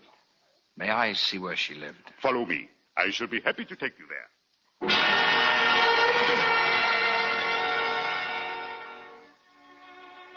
The deceased apparently had occupied this room for about 5 months. Mr. Mohr, look. Yes. Ah, yes, that photograph. A man and a child. You know who they are? Her husband and her baby. Oh? Where are they now? Dead. A long time ago. Could the picture be buried with her? If you wish, monsieur. Poetry. She still had this book of poetry. An ode of Keats. I read this to her when she was just a little girl. Fades the sight of beauty from my eyes. Fades the shape of beauty from my arms. Fades the voice, warmth, whiteness, paradise. Vanished unseasonably at shut of eve.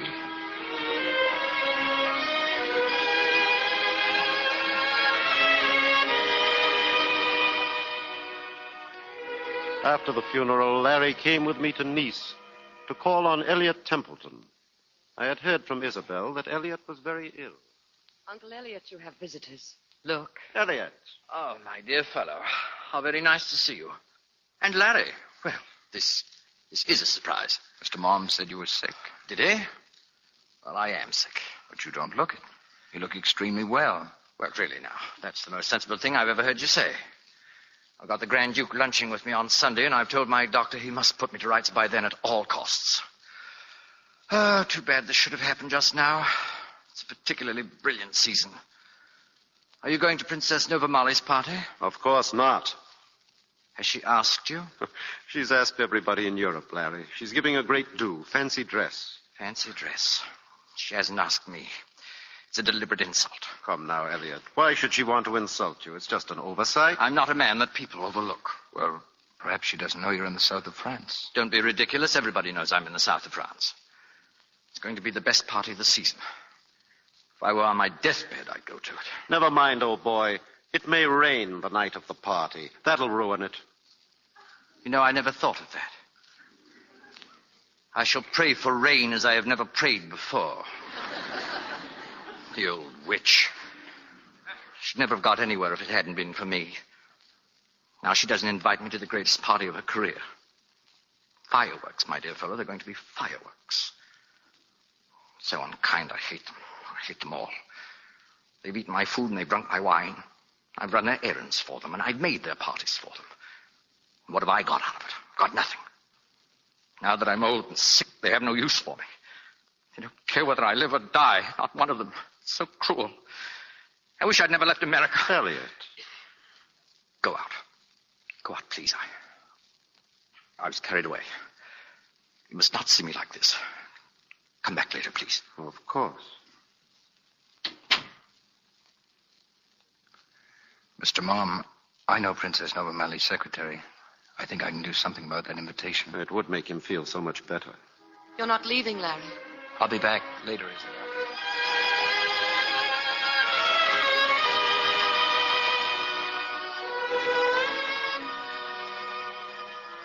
Where did he go, Mohr? Larry? Oh, I don't know, Elliot. I imagine he'll be back. I didn't tell you before. The bishop is here today. The bishop himself. Great honor. Now I shall enter the kingdom with a letter of introduction from the prince of the church. I'm afraid you'll find the company very mixed. Don't you believe it? I shall pick and choose my company there, as I always have. Where is Isabel and Gray? We're here, dear. Oh, now, if you're going to make a scene, Isabel, leave my room. Oh, Uncle Elliot. Gray, I understand you have a job in prospect. Yes, if I can raise enough money to start up my father's old firm again. Well, you have the money now, my boy. I'm a rich man. I've left you and Isabel everything I have. Mrs. Maturin, I beg your pardon, but this note just arrived for Mr. Templeton. Oh. Mom, read it to me, please. Why, it's an invitation. Princess Novamali's party. There, didn't I tell you? Have you got a piece of paper? Yes, Elliot. I want to reply. Not now, Uncle Elliot, please. I've always been a man of the world. There's no reason why I should forget my manners as I'm leaving it. Mr. Elliot Templeton regrets he cannot accept the Princess Novamali's kind invitation, owing to a previous engagement with his blessed lord, the old witch.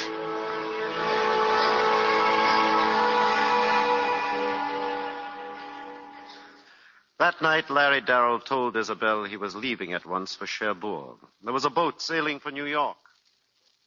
What are you going to do when you get there, Larry? Oh, I thought I might take a job in a factory or a garage. I don't know. Might even buy a taxi. Taxi? Why not? It's a good life. You're always on the go. Meet a lot of different people. Oh, Larry, for heaven's sake. Just look what you've done with your life. And with mine. What are you trying to prove? I'd hoped you'd come back to the States with us. Gray's going into business again. He'll need all the help he can get. Gray's all right, Isabel. He doesn't need me. But, Larry, suppose he does. Suppose something goes wrong again. He has another breakdown. You can't imagine what he went through the last time. I honestly believe if it hadn't been for the children, he'd have killed himself. Well, that's the wonderful thing about life, Isabel. Most of us always get a second chance. I got a second chance right at the moment when I thought there was nothing in the world worth living for. Do you know what it means to see another man give up his life for you? To walk the streets at night knowing that someone deliberately died so that you might go on living? You asked me that question some years ago.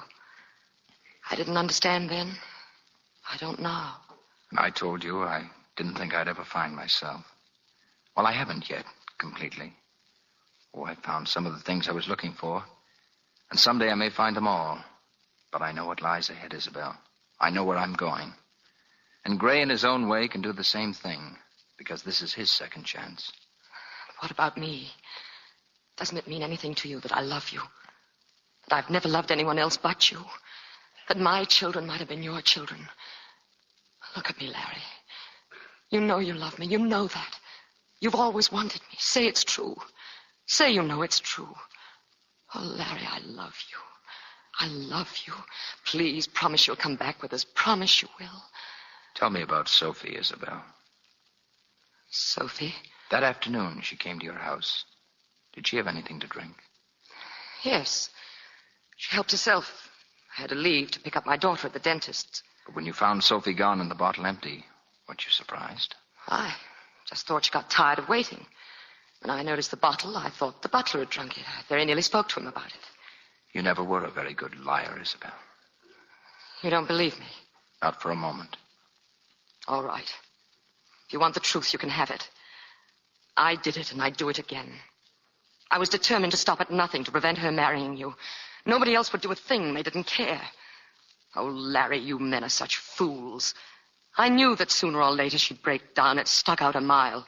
You saw how jittery she was. I knew she'd give her soul for a drink. I made up my mind that if I found Sophie had not touched the bottle, I'd make the best of things, try to be friends with her. Now, that's true, I swear it. Then when I came back and saw the bottle was empty, I knew I'd been right all along. That's pretty much what I thought. Sophie's dead, Isabel. Dead? In Toulon. She'd been murdered. Oh, how horrible. They know who did it. No. But I do. There's no need to be shocked about Sophie any longer, Isabel. I've had a feeling all day that Sophie is where she'd want to be most, with Bob and Linda. Oh, I know it's a very simple way to look at it, but it's comforting. Goodbye, Isabel. And take good care of Gray.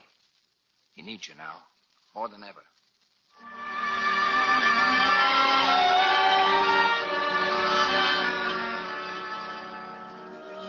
Mr. Mohr, he's gone. Larry's gone. I know. I've lost him. Lost him for good. And I love him. I love him so tenderly. And now I've lost him. Do you suppose we'll ever see him again? It isn't likely. His America will be as remote from yours as the Gobi Desert. Oh, it's all so crazy. So useless. What is he trying to do with his life? What does he hope to find? My dear, Larry has found what we all want, and very few of us ever get. I don't think anyone can fail to be better and nobler, kinder for knowing him. You see, my dear, goodness is, after all, the greatest force in the world, and he's got it.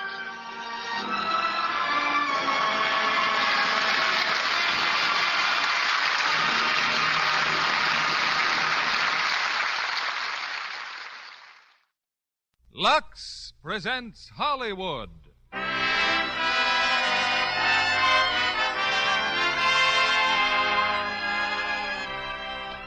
Lever Brothers Company, the makers of Lux Toilet Soap, bring you the Lux Radio Theater, starring John Garfield and Jane Wyman in Body and Soul with Marie Windsor. Ladies and gentlemen, your producer, Mr. William Keeling.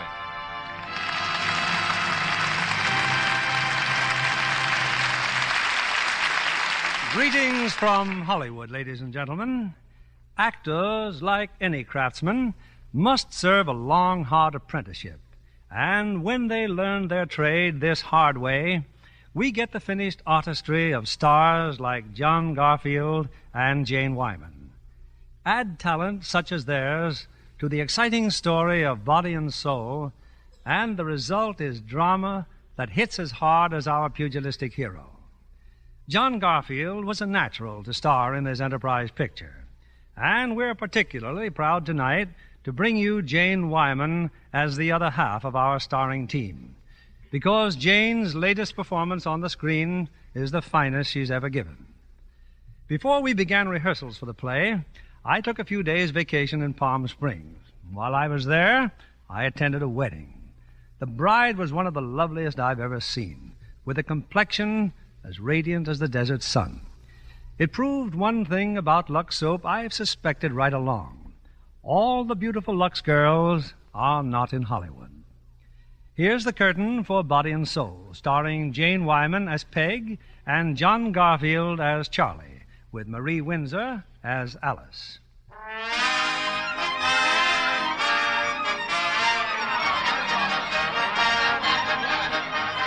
New York City, Greenwich Village, the annual election rally and entertainment of the Iroquois Democratic Club. As always, part of the entertainment consists of some amateur prize fighting. 7, 8, 9, 10, the winner by a knockout in 1 minute and 8 seconds of the first round, our own neighborhood champ, Charlie Davis.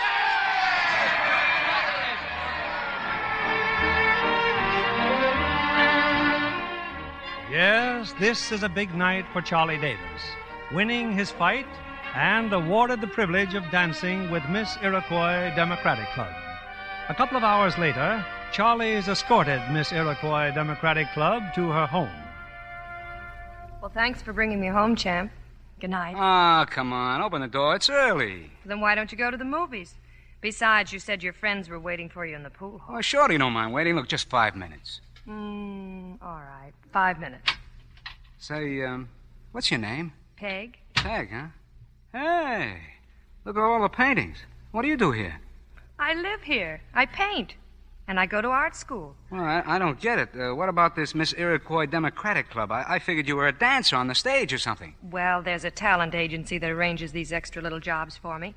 I get $25, and the crowd gets a whistle. A painter, huh? How about doing me? Well, sure. Settle for a pencil sketch? Sure. All right, sit down then. Let me get my pad. How's this for a pose, see? Like I was going to throw a jab and cross with my right. Oh, that's just lovely. Now, try not to move too much. Are you going to be a professional prize fighter, or are you going to run for president? Well, I just want to be a success. You mean you want other people to think you're a success? Well, sure. It's every man for himself. Hey, let me see how you're doing. Ouch. Well, keep your hands where they belong. Okay. You saw, huh?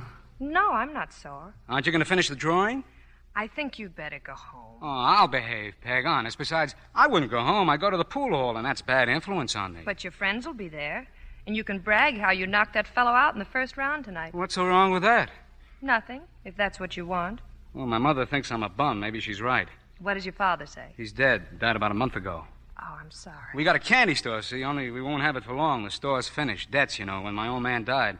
I'm trying to get a decent job, but I guess there aren't any around, not for me. Hey, can I see you again sometime? What for? Well, just to see you, anything. Well, try sometime. You mean that? Try. Well, I don't get it, Peg. Why should you want to see me? Why should you want to see me? Well, because you're beautiful and you're level and you're different. You're sort of innocent, aren't you? You know, I learned a poem in school once. You remind me of it. Tiger, tiger, burning bright in the forest of the night, what immortal hand or eye could frame thy fearful symmetry? What symmetry? Well built. Oh. Good night, Charlie. Huh? Oh, okay. Good night, Peg.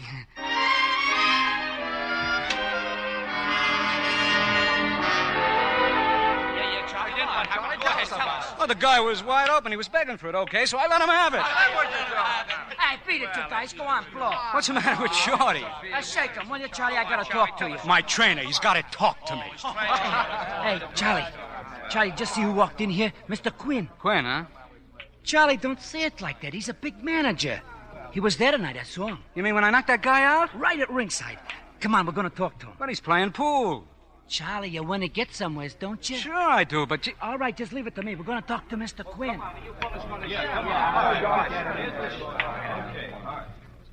You got something to say, Shorty? Then say it. I just wanted you to meet my friend, Mr. Quinn. This is Charlie Davis. Yeah?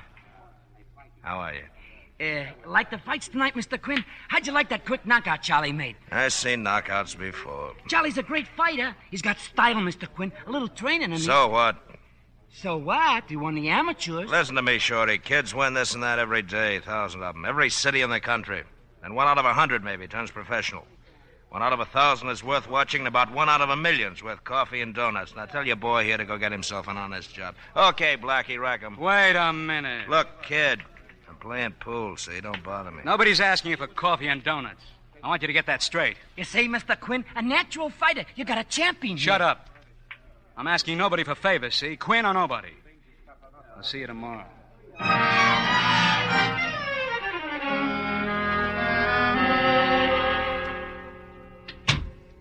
It's me, Mom. Oh, a champion. I already had a delegation from the pool room. They congratulated your mother. Well, it's better to win than to lose. Surely. And the other boy, you hurt him good, champion? Well, it's only a prize fight, Mom. It's a sport. So, now you'll be a professional sport and make a living hitting people, knocking their teeth out, smashing their noses. Is that what you want, sportsman? Mom, please, give me a rest. I looked for a job. For 3 weeks solid, I looked for a job. What do you want? You want me to do like Pop did, be like Pop was, spend my life selling 2-cent sodas to kids? Mr. Davis, give me a penny candy. Mr. Davis, give me a pack of cigarettes. Mind the baby. Make mine raspberry. Not me, Ma. Understand? Not me. Your father wanted you to fool around pool rooms, hang around street corners. He wanted you to study to be something. I want to be a fighter. So fight for something, but not for money. Okay, Mom. I'll try again. Oh, Charlie. Charlie, you're not a bad boy. It's not for me. It's for you, Charlie. Your future. Sure, Mom, sure. Hey, Charlie, I spoke to him again, Mr. Quinn. He'll take you on. Hello, Mrs. Davis. Well, tell Quinn I'm not interested. Charlie, you nuts? I'm through fighting. Ain't that plain enough? But, Charlie, Mr. Quinn says... Tell him, Charlie. Tell him. You heard me, Shorty. I'm through.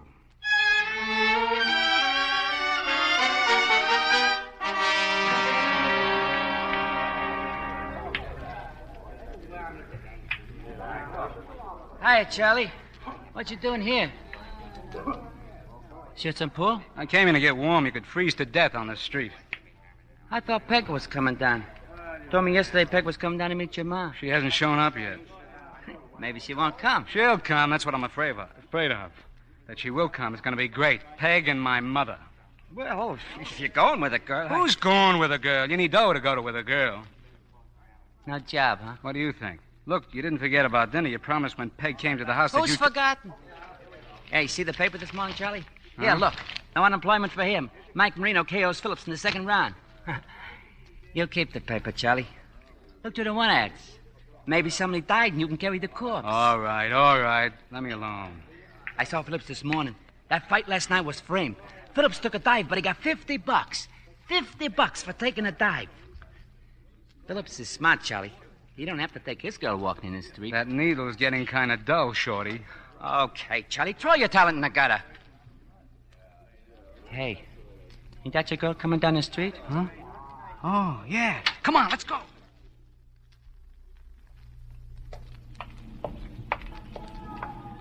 Hey, Peg!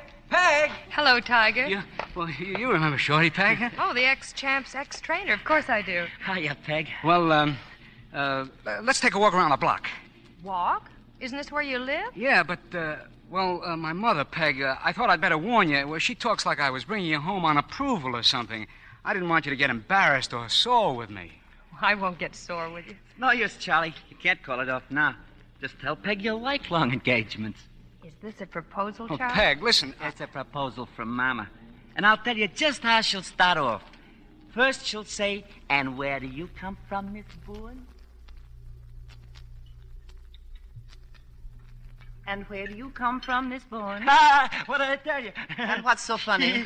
But Peg told you, Mom. She comes from Highlandtown. Thank you. Yes, she did say. My father was a druggist there. A professional man. Very nice. Charlie's father's brother was a teacher, and Charlie's going to night school. He starts next week. He told you. Yes. Oh, I think it's a wonderful idea. Your father's a druggist, a professional man. You're an artist. You know, Shorty lives on the same block, Peg. Got 10 brothers and sisters. And 7 of them out of work. The times are hard. It's not easy for a boy to get started nowadays. But if his friends encourage him, if he goes to school and gets an education, if he makes sacrifices and tries to... You end up wearing glasses and still broke. You got something there, pal. Glasses and still broke. Go, Mom. I have ears, Charlie. Mrs. Davis? Yes? I'm Miss Tedder. Oh, yes, come in, please. We'd better go in the living room. Peg, excuse me for a minute, please. I won't be long. Who's the dame, Charlie? I don't know. I never saw her before. I have your application here, Mrs. Davis. Mrs. Anna Davis, widow. Is that correct? Yes. I'm Anna Davis. Now, this is just a form so we can have the proper check. Race, white. Religion, Jewish. Nationality, American. Mom. Oh, this is your son? I'm Charlie Davis. You're unemployed. You got a job for me? Have you tried? He tried.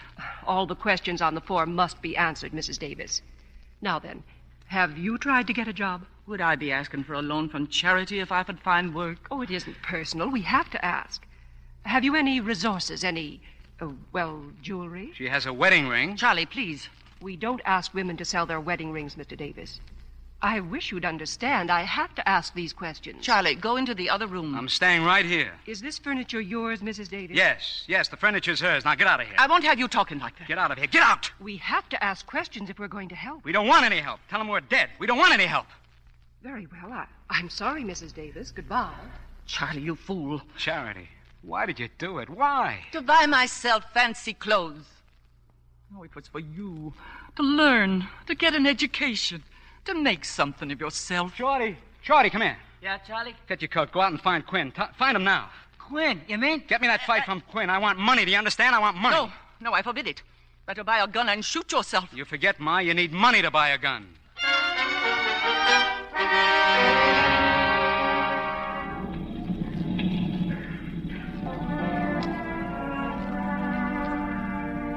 Charlie? Peg.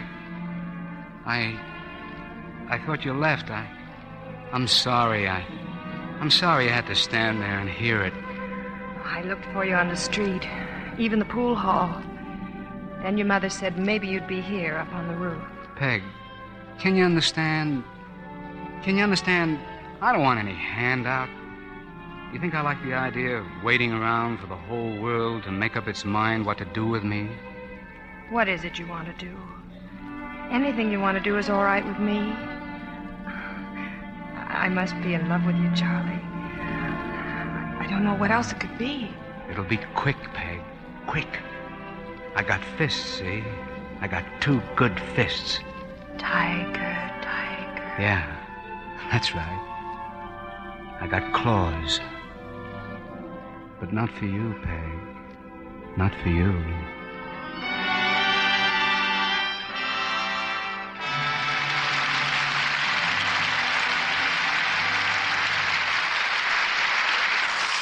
In a few moments, we'll bring you Act 2 of Body and Soul. Now, here's Libby Collins, our Hollywood reporter. What's on your calendar this week, Libby? A new film, Mr. Keeley, with the interesting title, No Minor Vices. And the distinction of being the first picture to be made by Enterprise Studios for release through Metro-Goldwyn-Mayer. Uh-huh. And there's another unusual thing about it, too. Each of the 3 stars plays a comedy role for the first time. Dana Andrews faces some amusing situations as a children's doctor. Well, that role should come naturally to him, with 4 youngsters of his own. Then there's Lily Palmer, who plays Dana's wife and head nurse, and Louis Jourdain as a temperamental young artist. An ideal setup for an entertaining picture. The plot of No Minor Vices really thickens when Dana Andrews starts to make love to Jane Wyatt, who plays his assistant nurse. Well, I can't imagine anyone who'd look more appealing in a nurse's uniform than Jane Wyatt. Well, it's very becoming. Jane has a fresh, natural look that's irresistible. John Kennedy here would say her Lux complexion has a lot to do with it. It certainly shows to advantage, Libby, under that crisp nurse's cap. Yes, Jane Wyatt never worries about keeping her skin fresh as a flower. She told me she owes a vote of thanks to her daily complexion care. Lux soap facials give her skin just the gentle, protecting care it needs, she said. Those facials are a real beauty care, as 9 out of 10 famous stars have discovered. Recent tests by skin specialists prove that. In 3 out of 4 cases, skin became softer and smoother in a short time. An excellent reason for every woman who wants lovelier skin to try this fragrant white soap. Screen stars tell you it gives skin fresh new beauty. Why not get a supply of Lux toilet soap tomorrow? It's Hollywood's own complexion care, you know. We return you now to William Keeley. Act 2 of Body and Soul, starring Jane Wyman as Peg and John Garfield as Charlie, with Marie Windsor as Alice.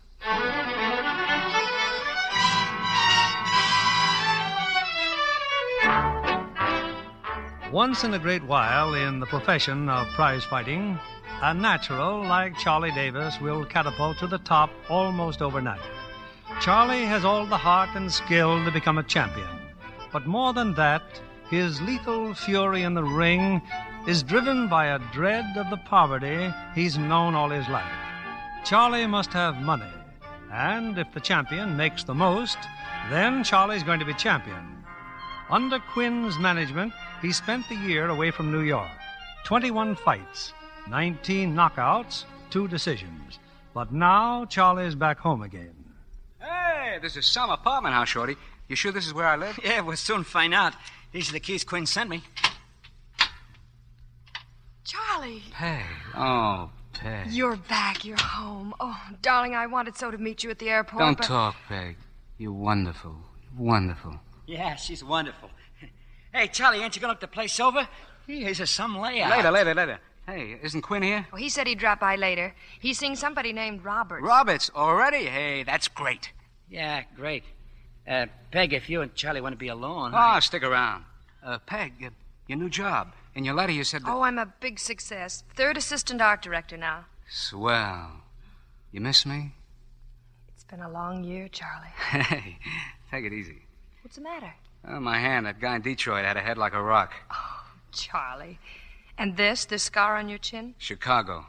And this? Philadelphia. And there? Boston. You get something every time, baby. But it's worth it as long as you win. Lots of money, Peg. Lots of clothes. Lots of headlines. Tell her, Shorty. I'll be right back. Got to change my shirt. You look tired out, Shorty. I'm just worried, Peg. Worried? Over him? Yeah. He's all on edge, Peg. He's all wound up like a guy in a jag. Peg, you gotta... Well, what is it? Shorty, say it. You two still gonna get married? Well, I haven't had time to say no. Then get married right away. Why? Have I got a rival, Shorty? Yeah. Money. They're turning him into a money machine, Peg. A gold mine, an oil well. They're cutting him up a million ways. You're the only one left, Peg. He won't listen to me. If you don't hold on to him, it's goodbye, Charlie Davis. Marry him, Peg, but do it now. Now. Hey, Peg, how do you like this coat? Camel's hair, handmade. Come on, honey, let's get out of here. We're going to paint up the town. Wait a minute. Mom, I forgot about Mom. Well, she should be here in a little while, Charlie. Why don't we wait? No, I've already waited a year. Shorty, when the old lady gets here, make her happy. Huh? Make with the jokes. Quinn will be looking for you, Charlie. If he got to see Roberts... Who's Roberts? The guy you got to see if you want to crack at the championship. He's more than that, Peg. In this racket, he's the dough, the real estate, everything. Well, what does he want from Charlie? Everything. I told you 100 times. After I fight Ben Chaplin, I'll be champ. Then I'll give the orders. I'll say what and when. Sure you will. To everybody except Roberts. There'll be more dough, won't there? So let him cut it up. A bigger pie, more slices, more to eat for everybody. It doesn't make sense. Nothing makes sense. Only dough. Come on, baby. Let's start spending some.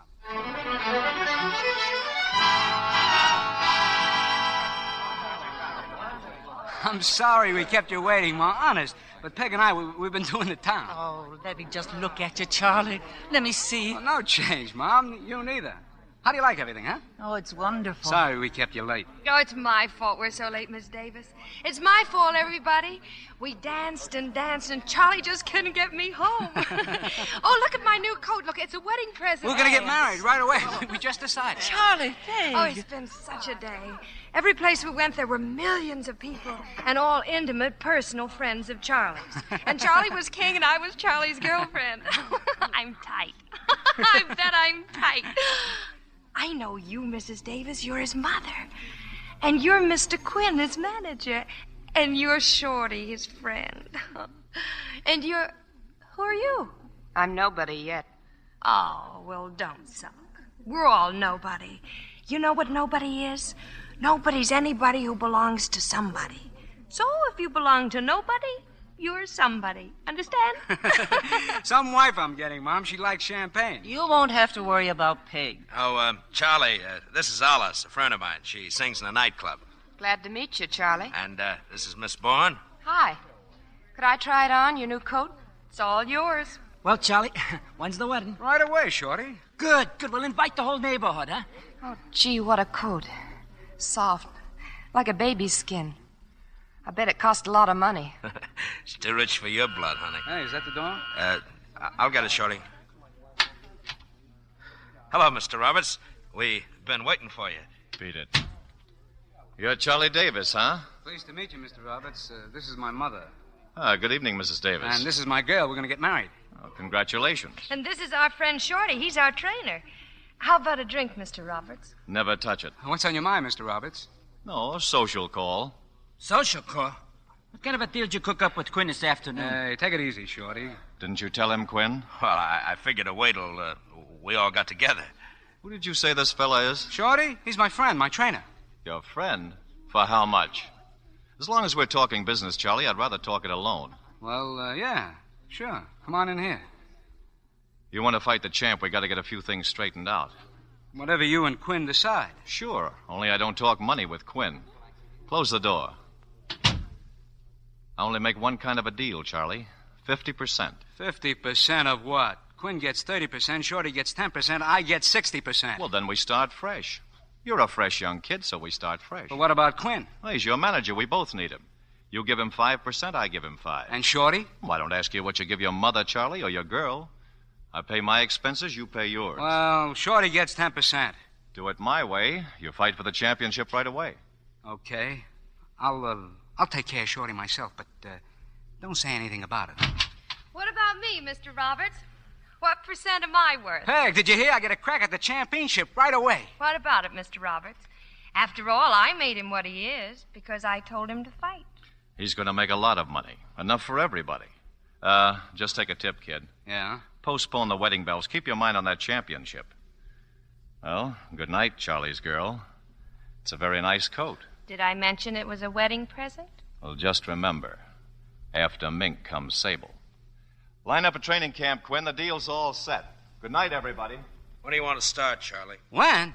Right away. Then you're not going to get married? Well, sure we're going to get married, but it'll wait. Why can't the fight wait? Ma, you can't do a thing like that. Oh, Charlie's right, Mrs. Davis. You can't postpone a big fight like this. That's my baby. You know what else, Ma? I want you to give up the candy store. I want you to live here in a decent place. I live in a decent place, Charlie. Yeah, and it's paid for, and not by Roberts. What are you beefing about? What's the difference? It's money, ain't it? You get it, Peg, don't you? Yeah, I get it, Charlie. What else can you do? Yeah, sure.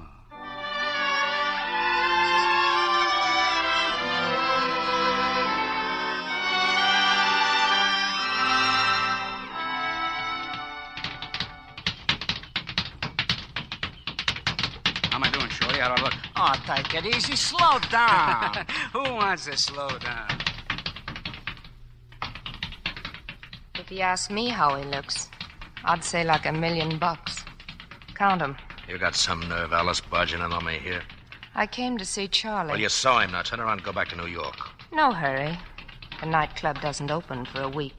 I thought you'd learn to behave yourself. I think I'm behaving just fine. So does Charlie. Just one word of advice, honey. In 2 weeks, he fights the champ. Until that's over, I got troubles enough. What trouble? He's gonna win, isn't he? Suppose we just wait and see what happens, huh? Sure, Eddie. Let's wait and see what happens.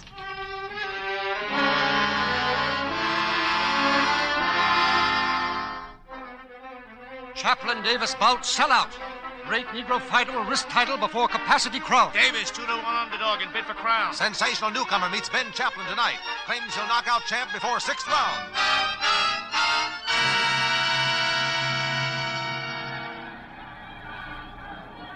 How do you feel, Ben? I'm okay, Mr. Robert. Yeah, it looks fine, Arnold. You're a good manager. You haven't forgotten the deal we made. The $40,000 you owe me? No, I haven't forgotten. I'm talking about the fight. A decision, right? No slugging. That's the way it still stands, Mr. Roberts. Oh, sure. We made a deal. And Quinn understands, and Charlie Davis? I don't mind saying I'm scared. Scared? You'll make a pile of dough. I'm talking about Ben here. I told you 2 months ago he's got a blood clot. Those specialists said he shouldn't fight anymore. And I told you 2 months ago a champ's got to fight. Isn't that right, Ben? People don't count with you, Mr. Roberts. Just money. But don't worry now, Mr. Arnold. As long as Davis don't get rough, we'll make it look real good. Roberts wouldn't cross us up, Ben. Not like that. Get ready, champ. You got about 5 minutes. And once again, as the third round ends, the champion, Ben Chaplin, is on the canvas. We cannot understand Chaplin's style tonight, ladies and gentlemen. From the start, he's tried to box with Davis, apparently trying to outsmart this hard, this vicious punching wildcat who must sense that the championship is all but in his grasp right now. In his corner, Chaplin seems completely dazed, whether from that last blow of Davis's or simply from surprise, we cannot say. But we do know that nobody can go on absorbing the terrible punishment that Davis has been handing out since the very first round. There goes the 10-second warning. Chaplin's manager's still working on the champion, talking to him, pleading with him. Chaplin's on his feet now, and out rushes Davis as the bell sounds for round 4. The boys are in the center of the ring. Chaplin leads with a left, a jab, another jab. Chaplin seems a little more confident now. He just dodged a terrific left hook thrown by Davis and counters with a stiff right hand to the body as Davis seems to... There it is, ladies and gentlemen. Chaplin's down as Davis throws a tremendous right hand to his head. The count's at 4, but the fight's over. And there's a new world's middleweight champion, Charlie Davis.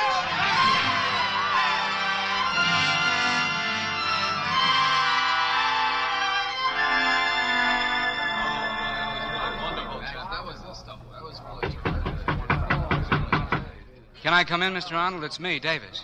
Come in, Charlie. How is he? How's Ben? He's still unconscious. Well, Doc, what do we do? We better get him right to the hospital. You must have hit him awfully hard, Davis. Anything I can do, anything. I mean, money, He'll anything. be all right, Charlie. Will he, Mr. Roberts?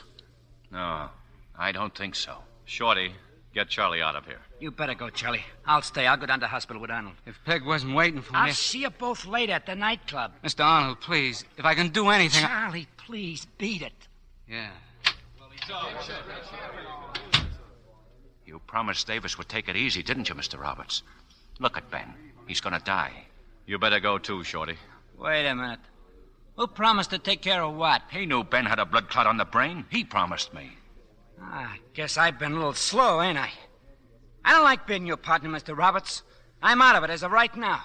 And I think Charlie will be out of it, too. You've always been out of it, Shorty. Whatever you get from Charlie. He's giving you a handout, didn't he tell you? No. Then why don't you ask him? Let me know what happens, Arnold. Send me the hospital bill.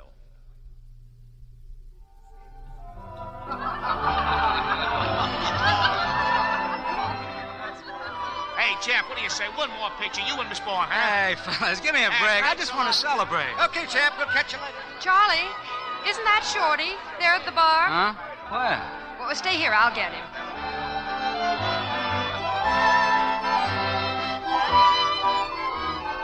Oh, hello, Peg. Aren't you joining us, Shorty?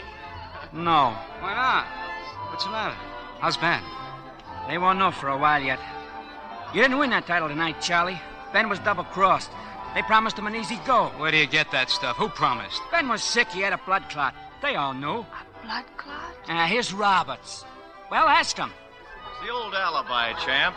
You'll get used to it. You don't think I beat him square? Is that it, Shorty? You beat him foul. I don't like partners like Roberts, Charlie. It's rotten. Tell him he's out. What are you talking about? Are you crazy? Roberts says I'm out. Am I, Charlie?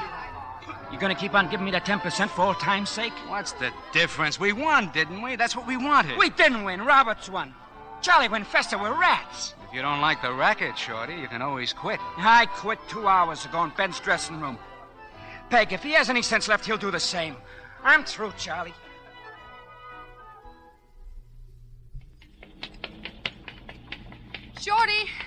Shorty, wait. Peg, I'm sorry. I had to say what I did. Oh, don't run out on me, Shorty. Please don't leave me alone. I can't do it all by myself. Looks like you'll have to, Peg. Shorty, wait, please. Good luck, Peg. Shorty, look out!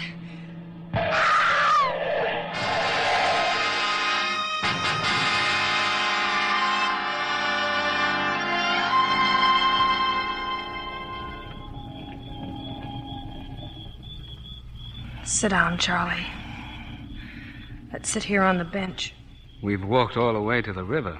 Let me find a cab. I'll take you home. In a minute. How can so much happen in just one night? The fight, Ben, Shorty killed by a truck. I say the words, but I can't believe them. It's like Shorty was blind, like he walked right into that truck. Is Ben going to die too, Charlie? No, he isn't going to die. They say he'll live. They say he'll be all right. If one could only say that it all started here or there. If what started? This thing you're in, Charlie. And you've got to get out of it. Well, what can I do? It was an accident. Only the dying. Nothing else. We can't live with these people, Charlie. I couldn't bear it. Well, you don't have to see them or meet them again. We'll live fine. I'll make the money. I'll look after Ben. Believe me, I'll do everything I can. But I can't start again. From what? With what? But, darling, you won't be starting again with nothing. But if you don't get out, someday it'll be worse. You'll be like Ben. I'm too smart for that. It's nothing to argue, Charlie. I can't live this way. You stop now, or I stop. Peg, that's not fair. Was it fair for Shorty to die? It was an accident. And for Ben to fight with a blood clot? I didn't know. One way or the other, Charlie. But I'm the champ. You mean Roberts is the champ. I can't marry you, Charlie. It would mean marrying him.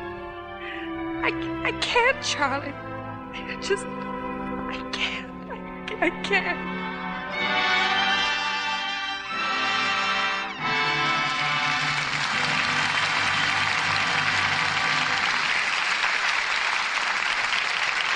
We pause now for station identification. This is CBS, the Columbia Broadcasting System.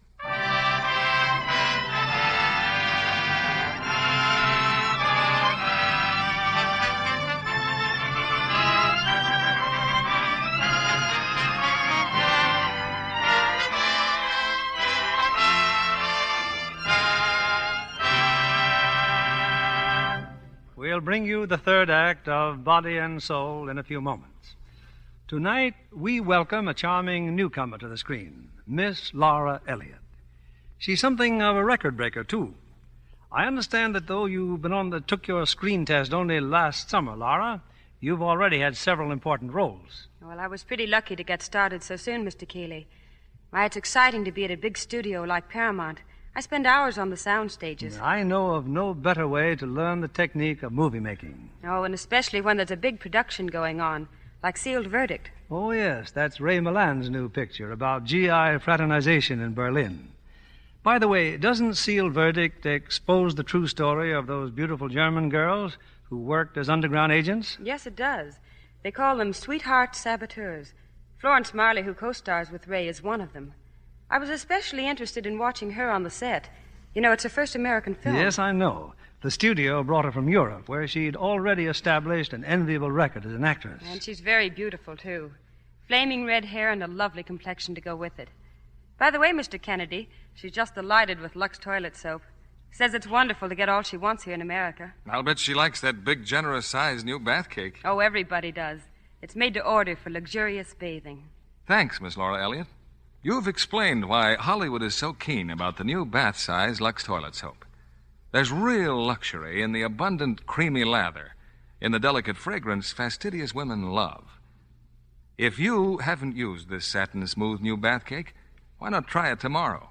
Get a supply for the men in the family. This big new bath size makes a hit with them, too. Here's our producer, Mr. William Keeley. The curtain rises on the third act of Body and Soul, starring John Garfield as Charlie and Jane Wyman as Peg, with Marie Windsor as Alice.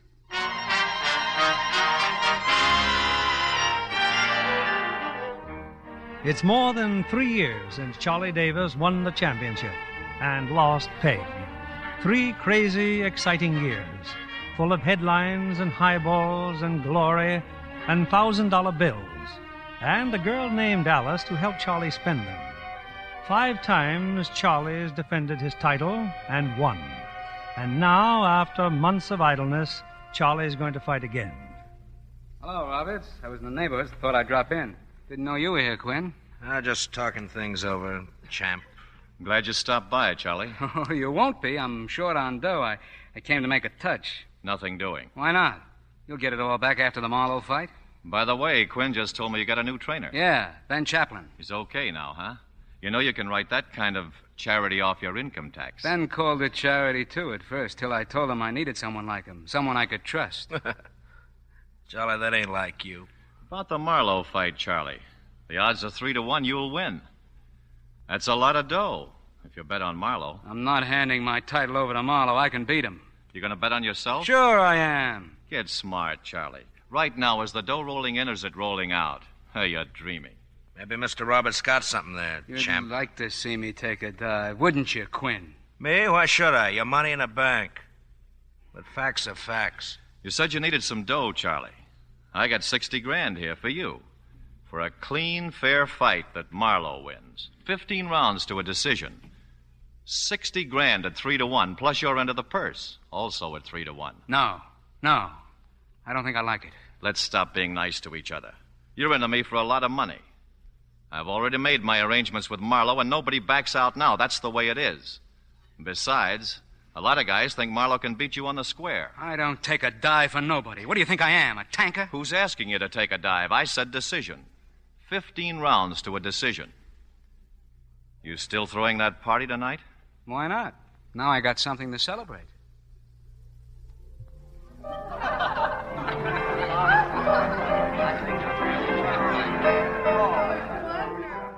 Where's the champ, Alice? Dreamland, sweetie. Passed out. Oh, boy, did he hang one on. You gonna bet on the fight? Every cent I can beg, borrow, and steal. Just remember I told you about it. Charlie's gonna make a snoot full of dough. He'll go through it in a year with your help. That gives me a year, Eddie. What about you? I'll find myself another mug. They come and they go, but I stay. That's the reason you should listen to me. Don't you ever get tired? I got no time for pride. Just don't be too sure about Charlie. Every time he's low down, he's gone to Peg. He's not gonna feel so hot after this fight. I don't care where his heart is. Only the money. What about me, how I feel? Oh, don't romance me, Eddie. You're getting old. You could use a new paint job yourself. And I know where to get it. Just watch me, Eddie.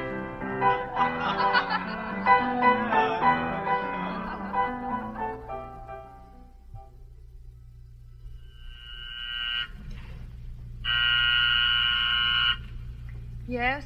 Milkman. Yeah. Early delivery, Peg. Charlie. Well, come in.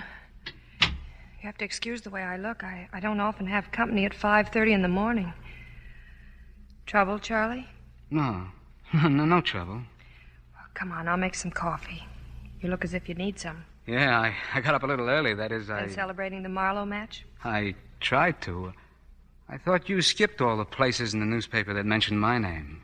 On the contrary, I read about you religiously. Tomato juice? Thanks. How's the job, Peg? Well, I've been promoted. I'm a full-fledged designer now. Gee, that's great. What is it this time, Charlie? The last time you came, it was because you were bored. Before that, you were lonely. Once it was your birthday, and once it was mine. What's the occasion now? Does it have to be an occasion? Well, I don't understand. Oh, well, I worked late last night, and I'm not too bright this morning, but I'll try. Now, what is it you want? Advice, comfort, or recrimination? I want you, Peg. Here I am, Charlie. Peg, I'm scared. So low down. I wondered, but I had to see and find out once and for all about you, about us. I had to know. But we won't be broke. It's my last fight. Look, I got 60 grand here and more to come. No, don't say it. Don't tell me what you'll get me. Don't tell me what you can buy. You've got nothing to buy. I said all that once before, didn't I? Don't talk, Charlie. You'll only start saying things you've learned to say, not what you once were and what you are. Peg, you're crying. Well, then don't look at me. Drink your tomato juice. Oh, Charlie, the way things happen, it's not fair, is it? Peg, Sometimes you wait very long for happiness. Sometimes you fall over it before you learn to walk. Oh, I'm all jumpy and silly and shaky. I can't think why. I must be ill. I'm running a high fever. Oh, what am I talking about? Do you know? Peg. Do you know what it is to love and be alone? I love you, Charlie. I love you.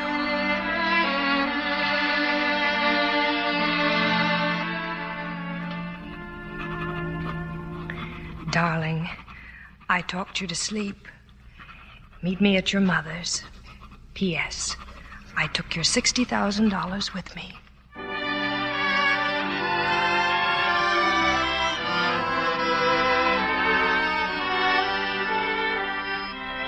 And did she tell you, Ma? Did Peg tell you? It's my last fight. I'm leaving town Sunday. Training camp. Yes, Peg told me, Charlie. And she said the most beautiful thing I've heard in my lifetime. She said at her age she didn't think she could ever fall in love again. With who? With us, Dopey. Thanks, Ma. She talks too much, this girl. Not only that, she steals my money. Come on, give. What'd you do with it? Oh, you're too late. I put it in the bank. Well, in the morning I'll go down with you and pick it up. What for? Well, I need it. Why? Well, to bet on the fight. Oh, but darling, if you lose the money, then you'll want to fight again. Oh, no, I'm not going to give it to you. You're rich enough. Well, you don't understand. I don't want to quit without money. I don't want to end up broke. But how can you be broke with $60,000? Darling, you can stop right now. Stop now? There's $1 million riding on my back. If I don't bet, I don't get a dime. I'm all mobbed up, tied hand and foot, down to my last buck. Do you think I want to end up like Ben, punchy, with a blood clot on my brain, waiting to die any day, or with a bullet in my back in an alley? What do you mean, bullet? Well, don't you understand? The fight's fixed. Fixed? What does it mean, fixed? It means I'm throwing the fight, that I'm going to lose. It's all arranged. That's why I want to bet the 60 grand. You get it, Peg, don't you? Sure. I get it. It's an investment, a sure thing. What? Well, what do you want? What are you looking at? And the people are all so proud of you, Charlie. Like the people in this neighborhood here. You're all friends, Charlie. We have nothing to be proud of. Except maybe you, because you come from them. Then tell them not to bet on me. They know it's a racket. They don't bet to win money, Charlie. It's their way of showing they believe in you. It's none of my business what they do or what they believe in. Nobody looks out for me. Oh, poor Charlie. Nobody looks out for you. Well, you're all so high and mighty. Ma wouldn't have a dime if it wasn't for me, or a too-big candy store, or clothes on her back. Peck, it's my money, isn't it? You were in such a big hurry, you slap it in the bank. Sure, you said we're rich enough, like the rest of them. I take the beatings and comes out of my hide, and you take the dough, like all the rest of them. Well, this time I'm taking care of the dough. Give me back my 60 grand. I didn't put it in the bank. It's there, Charlie, there on the sideboard. Okay, thanks. And take back everything else you've given me. Here, what everybody gives you. The long years of happiness. The broken promises. The lonely nights. Take it all back, Charlie. Take it all back.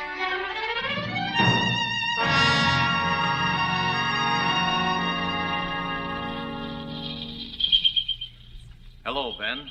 Hello, Mr. Roberts. Where's Charlie? Taking a shower. He's been working out. Ben, how's your head these days? Still on, Mr. Roberts. No thanks to you. You still sore? Here, here's something to sweeten the past. I don't take blood money, Mr. Roberts. Mine or anybody else's. Oh, I'll throw it on the ground then. Only now you'll have to bend down to pick it up. Ben, take it easy, Ben. I'm okay, Charlie. You shouldn't get excited. Last couple of weeks, I've been fighting my head all the time. You've got to get your real examination, Ben. Yeah. This money that Roberts gave you. Let me pick it up. Take it, Ben. Money isn't like people. It's got no memory. It don't think. Here, put it in your pocket. If you say so, Charlie. Day before the fight. Tomorrow, we're back in New York. Always makes me sad, Charlie, seeing them breaking camp, tearing down the sparring ring. But after a fight, I always felt so good. Walked all over Harlem. And the kids crazy for you and proud. A champion for the whole world to know. This won't be a fight tomorrow night, will it, Charlie? It's all framed and fixed, isn't it? Ben, look. I've been worried about you, but I got it all arranged. Good doctors, Ben, and a long rest. The guy's got to take care of himself. Yeah. Look, Charlie, you can lick Marlowe. He's fast, but he ain't got what it takes. If you keep on top of him, he'll go down, I know. You haven't got a thing to worry about, Ben. The bet's in there for you, too. What are you ducking out on, Charlie? You can be on top for years yet. Maybe you let Roberts talk a little too fast. I'd like a word with you, Ben.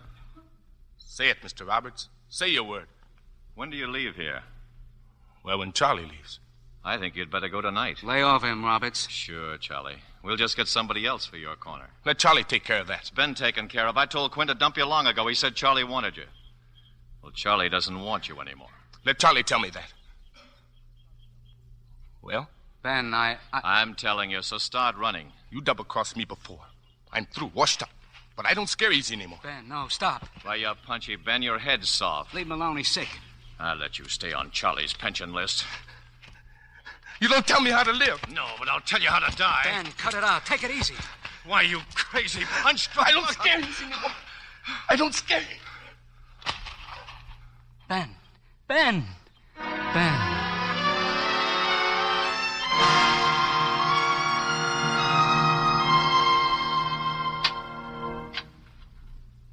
Hello, Ma. What do you want, Charlie? Ben's dead.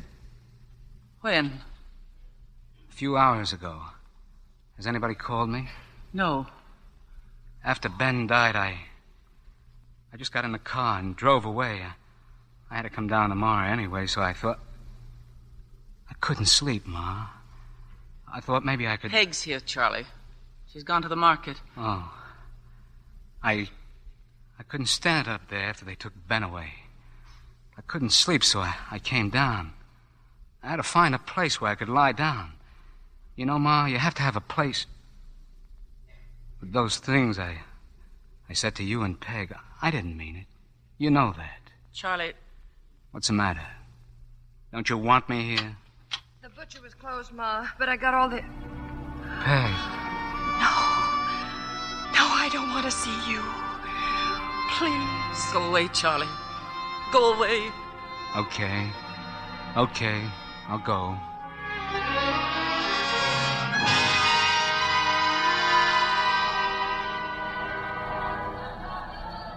Quinn, what time is it? About 9 o'clock, Charlie. Got an hour yet for the fight. Why don't you lie down in the dressing room? That was a great stunt you pulled last night, getting cockeyed. Well, what's so wrong? It's not like he was out to win tonight. Quinn, maybe you better go out front. Yeah. Okay. Been thinking about Ben, huh? That's what's bothering you. But everybody dies, Charlie. Ben, Shorty, even you. What's the point? No point. So you're just going to box Marlowe for 15 rounds like we agreed. Nobody gets hurt, nobody gets knocked out. You'll get your money, we're squared away. The rest is conversation. Get out. Just let me alone. Let me alone. Sure. All these years, down the drain. All gone down the drain.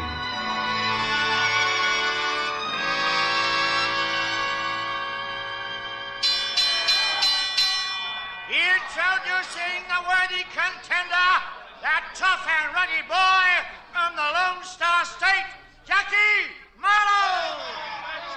And now that great champion who has met and defeated all the leading contenders, the champion of the world, Charlie Davis. Your timekeeper is Burt Jackson, keeping time for the knockdowns, Tony Amada. Judges Edward Watson and Paul Stoddard. Referee Billy Johnson. And may the better man win.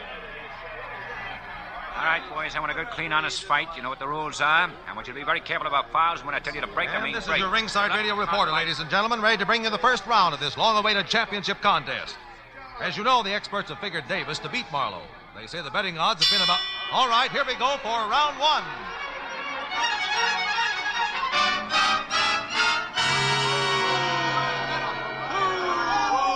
Well, that was the end of the round, and almost identical with every round as far as the progress of this fight is concerned. I can't call it a bad fight, but after 12 rounds, one thing is certain. The thousands of people who came here expecting to see a quick knockout are really disappointed. Maybe you can hear the boos. There just hasn't been any action, and the champion, Charlie Davis, looks badly out of condition. Al, what round is it? 13 coming up. I'll fall down by the 15th. Hey, the referee. I've just warned Marlowe, and I'm telling you for the last time, Davis, come on and fight. Yeah, sure. Warn him, boys, Charlie. Okay. You happy, Quinn? Sure, I'm happy. Just 3 more rounds, Charlie, and you can kiss us all goodbye. Yeah, 3 more rounds. Story all over again. There's Davis falling into another clinch. Once again, the referee warns him to start fighting, but from the looks of things, neither man has any intention of... He's down! The champion's down! As he broke from that clinch, Marlowe suddenly lashed out with a hard right. Oh, but a hard one. The first real blow of the contest. Davis is up now. He's shaking his head, stunned. Here's Marlowe rushing him again. An uppercut. A left to the jaw. Another left. And there's a solid right to the stomach as Davis manages to hold on and clinch. Davis refuses to break. He's been hurt and he knows it. They're apart now. Marlowe's backing him against the ropes. He's got his right hand all ready now, and there it goes. Davis is down again. 1, 2, 3, 4. The round's over. And Davis' seconds rush out in the ring and help the champion back to his corner. If ever a man was saved by the bell, it's Charlie Davis. Is he going to be able to come out for round 14? He's got a bad cut over the left eye, and his lip is very swollen. Maybe Eddie Quinn is going to stop the fight. He's talking to Davis now. What about it, Charlie? You had enough? Shut up. Shut up and let me alone. Shut up. Take it easy, will you? You sold me out, you rat. This was a waltz. You said he knew Marlowe. You said Marlowe knew. Look, Charlie, please. You and Robert sold me out, just like you sold out Ben. Look, I tell you, Marlowe just lost his head. He knows as well as you do that... I'm gonna kill him. I'm gonna kill him. Look, take a dive, Charlie, before you get hurt. 14, and Marlowe rushes out ready for the kill. Already he's thrown 3 hard rights, but Davis appears helped by that 1-minute rest. He's boxing Marlowe now, and the contender is missing badly. Davis is ripping lefts and rights into the midsection. But there's another uppercut from Marlowe, and Davis is down again. He's down on one knee. I don't think he's too badly hurt. Charlie, stay down. Seems to be willing to take a count of 9 and give his head a chance to clear. The count is 7, 8. Davis is up now, and once again, Marlowe is ramming in with a barrage of rights and lefts. He's throwing everything he's got at the champion.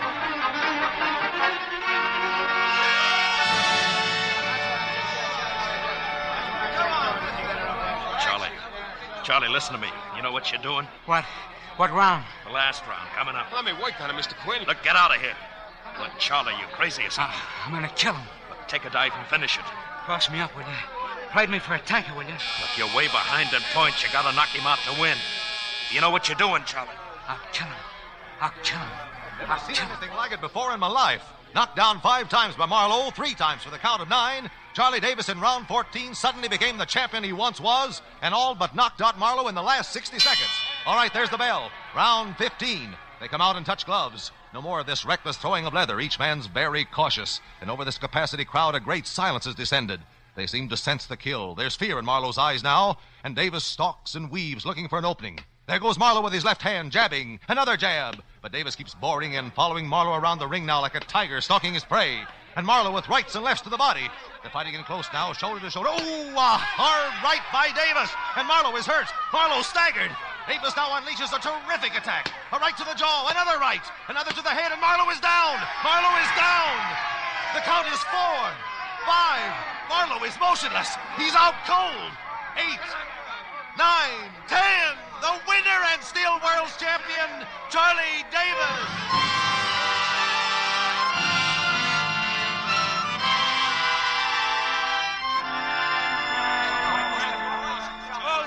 All right, stand back, everybody. Let him through here. Let him get to his dressing room, will you? Okay, champ, this way. Charlie, wait a minute. Get out of here, Quinn. Get out. Okay, Charlie. Sure. Okay. Let him through, folks. Let him through. What's the matter, Eddie? Wouldn't even talk to you? It's funny how things work out, Alice. What's so funny? You're back in my league now, aren't you? Oh, come on, honey. Let's talk it over.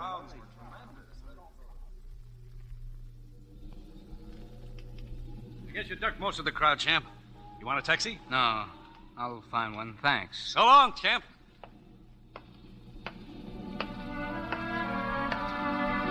Congratulations, Charlie. Get yourself a new boy, Roberts. I've retired. What makes you think you can get away with this? What are you gonna do? Kill me? Everybody dies. Charlie, are you all right? Are you all right? Ted, I never felt better in my life. Come on, let's go home.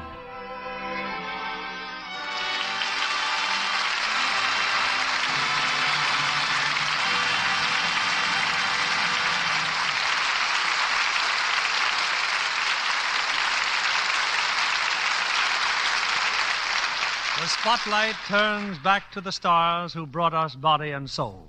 John Garfield, Jane Wyman, and Marie Windsor. John, I hear you're off of Broadway soon. Going back to the stage, John? Yes, Jane, a little change of pace after finishing the Roberts production of Force of Evil.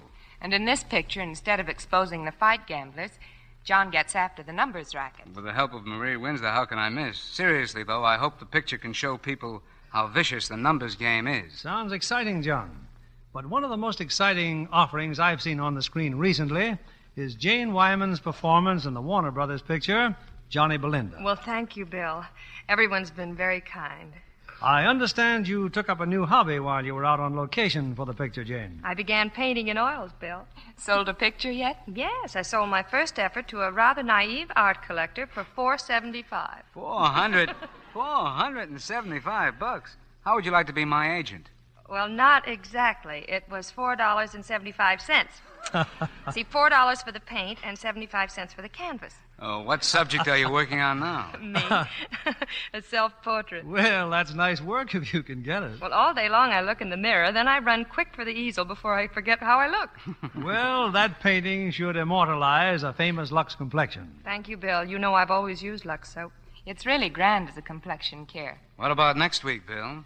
Next Monday's play is a recent Paramount success, The Big Clock. And we'll have the original stars of the picture, Ray Milland and Maureen O'Sullivan. It's a story with a novel twist that holds the audience in suspense until the last scene. Perfect for radio drama. That sounds like good listening, Bill. Good night. Good night. Good night. That applause says it all.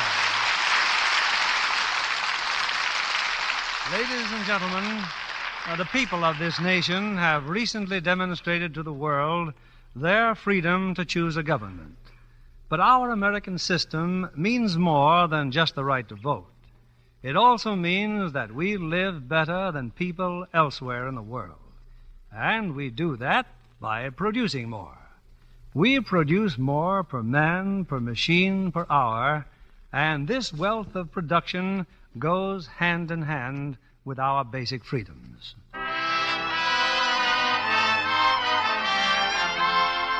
Lever Brothers Company, the makers of Lux Toilet Soap, join me in inviting you to be with us again next Monday evening when the Lux Radio Theater presents Ray Milland and Maureen O'Sullivan in The Big Clock. This is William Keeling saying good night to you from Hollywood.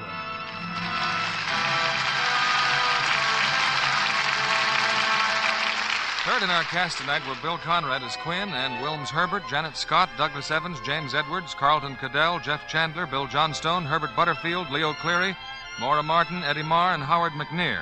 Our music was directed by Louis Silvers, and this is your announcer, John Milton Kennedy, reminding you to join us again next Monday night to hear Ray Milland and Maureen O'Sullivan in The Big Clock.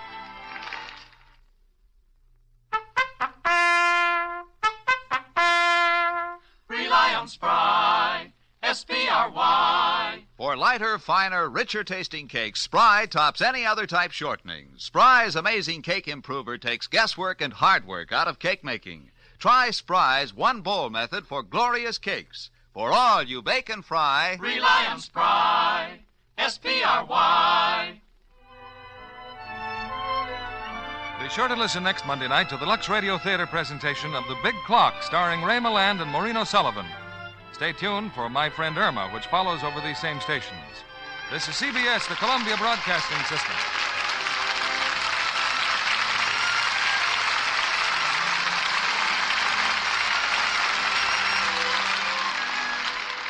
Lux presents Hollywood.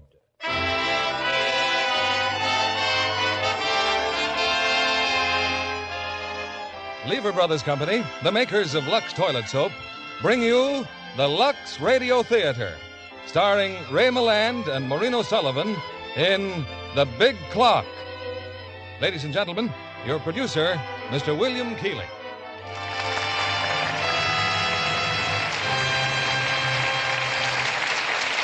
Greetings from Hollywood, ladies and gentlemen.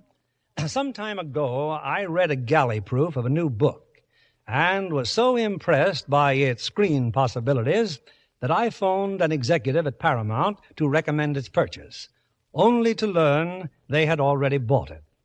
That book became Paramount's outstanding example of motion picture suspense, The Big Clock. It's our play tonight, and we're fortunate enough to have 2 stars from the original cast, Ray Milland and Maureen O'Sullivan, with Ray playing a magazine editor with an uncanny genius for tracking down criminals, and Maureen O'Sullivan as his wife. This past week, Mrs. Keeley and I entertained 2 friends from Siam, who I discovered are enthusiastic users of Lux Toilet Soap. Even in Siam, or Thailand as it is now called, our product is famous as a beauty care. That was true in the quieter days before the war, when we visited this colorful land. And according to our friends, Lux Toilet Soap is still a favorite. They're on their way home now and are listening tonight from the Pacific as the curtain rises on The Big Clock, starring Ray Milland as George Stroud and Marie O'Sullivan as Helen.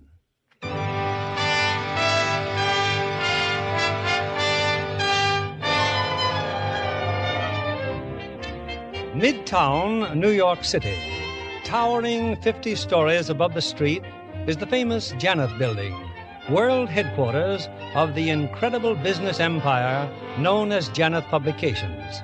In the lobby of the Janeth Building is a tremendous clock. Its size and accuracy attract hundreds of sightseers daily to the Janeth Building. The most famous privately owned clock in the world, ladies and gentlemen. Its master mechanism, built at a cost of more than $500,000, is set so you can tell the time anywhere on the earth. London, Chicago, Honolulu, anywhere. This master mechanism also synchronizes every clock in this building with those in the other Janeth buildings in Kansas City, San Francisco, and the 43 foreign offices of the Janeth organization throughout the globe.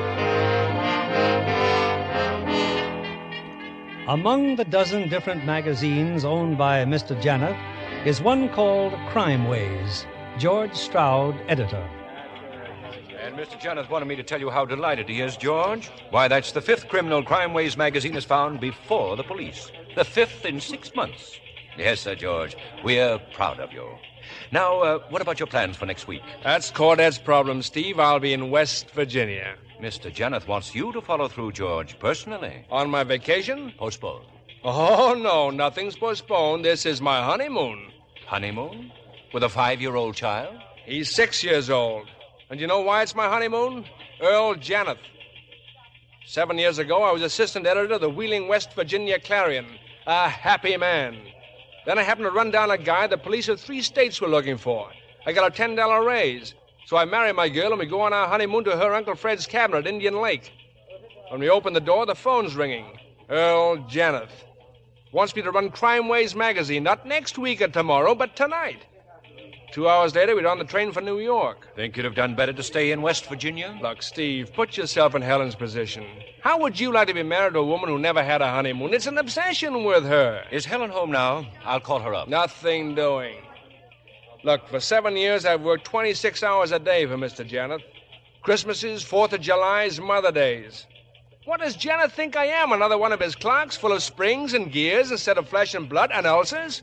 Where is Jenneth? I'll tell him exactly what I think. Oh, come in, Earl. I like your office, darling. Colleen, how did you get in here? Oh, the tycoon's lair. The Berchtesgaden of the publishing world.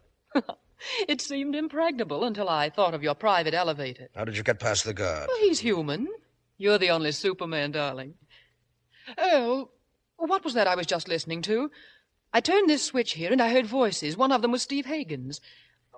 Oh, you mean you have microphones planted all over the building? Oh, my darling, how clever of you. And obnoxious. Stop this nonsense. You don't expect me to approve of your being here? I came about my singing lessons. Hagen attended to that yesterday. He gave you a check. I told you $2,000, not one. Or perhaps you don't think my voice is worth cultivating. Your voice is worth exactly what that check reads. That's all, Pauline. I'm leaving. Immediately. I'm 6 minutes behind my schedule. I have to fly to Washington at 5:10. I'll see you tomorrow night at 10:55. Oh, of course, darling. And I like your office, Earl. Just think, to be able to listen to what everybody's talking about.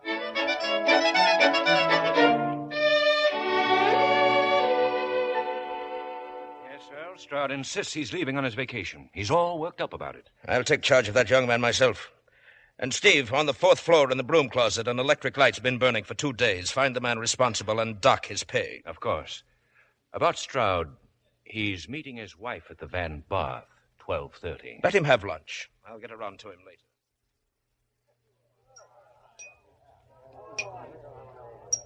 Hello? Hmm? I said hello. Oh. Hello? Waiting for someone? Yes, my wife. Mind if I keep you company till she gets here, Mr. Stroud? What makes you think my name is Stroud? Oh, I'm just naturally psychic. Here, give me a hand and I'll tell you what I see. A very interesting poem. There's been a quarrel about a very unpleasant man, a publisher. Hey, wait a minute. I'm scared of you. Oh, you don't have to be. You see, I was listening to you and Mr. Hagen. Only at the time I was in Earl Janeth's office. Your voice came through beautifully, Mr. Stroud. What were you doing in Janeth's office? Oh, Earl and I are old friends. He once pointed you out to me. Perhaps I should say we were old friends. You know, what you said this morning made me think that we have a great deal in common. You know the inside, and I know the outside. And together we could... Oh, Helen. Hey, say, you're late. This is Miss... Colleen York. Yes, she was telling my fortune. Oh, don't let me disturb you. Oh, it's quite all right, Mrs. Stroud. I'm afraid the psychic vibrations are unsympathetic. Goodbye, George. She is psychic. I'm definitely unsympathetic. Now, darling, let me explain. A, she just this minute spotted me. B, I wouldn't make a pass at her on a bet. And C... And C, you knew I'd be along any minute. Yes, so let's sit down and get a table. Did you pick up the train tickets? Yes. A drawing room on the 7:22 from Penn Station. And Tommy's at Grandma's. Oh, George, I still can't believe we're going. Hey, now, that's no mood for a honeymoon. Oh, I know. But sometimes I think you marry that magazine instead of me. Well, look, we've got a certificate that says different. Yes, but we don't live that way. We're like strangers sharing an apartment. Either you come dragging home at night too tired even to talk to me, or else you're off having fun with some dancer in San Francisco. Now, I told you that was for an article. Oh, I could write an article, too. How to look at a wall in 6 easy lessons. Oh, George, we should never have left West Virginia. Why, we'd be a family now, an honest-to-goodness full-time family. Darling, George, if you just listen to me, Well, I have listened for 7 years. George, do you realize our son doesn't know you? Why, a boy needs a father. Look, darling. Look, we're going to have lunch. After lunch, I'm going back to the office. And at 5 o'clock, I'm leaving the office, and neither snow, nor heat, nor rain, nor gloom of night is going to keep me off that train for Wheeling, West Virginia. Oh, I'm crazy. I'm crazy, I know it. But I believe you mean it.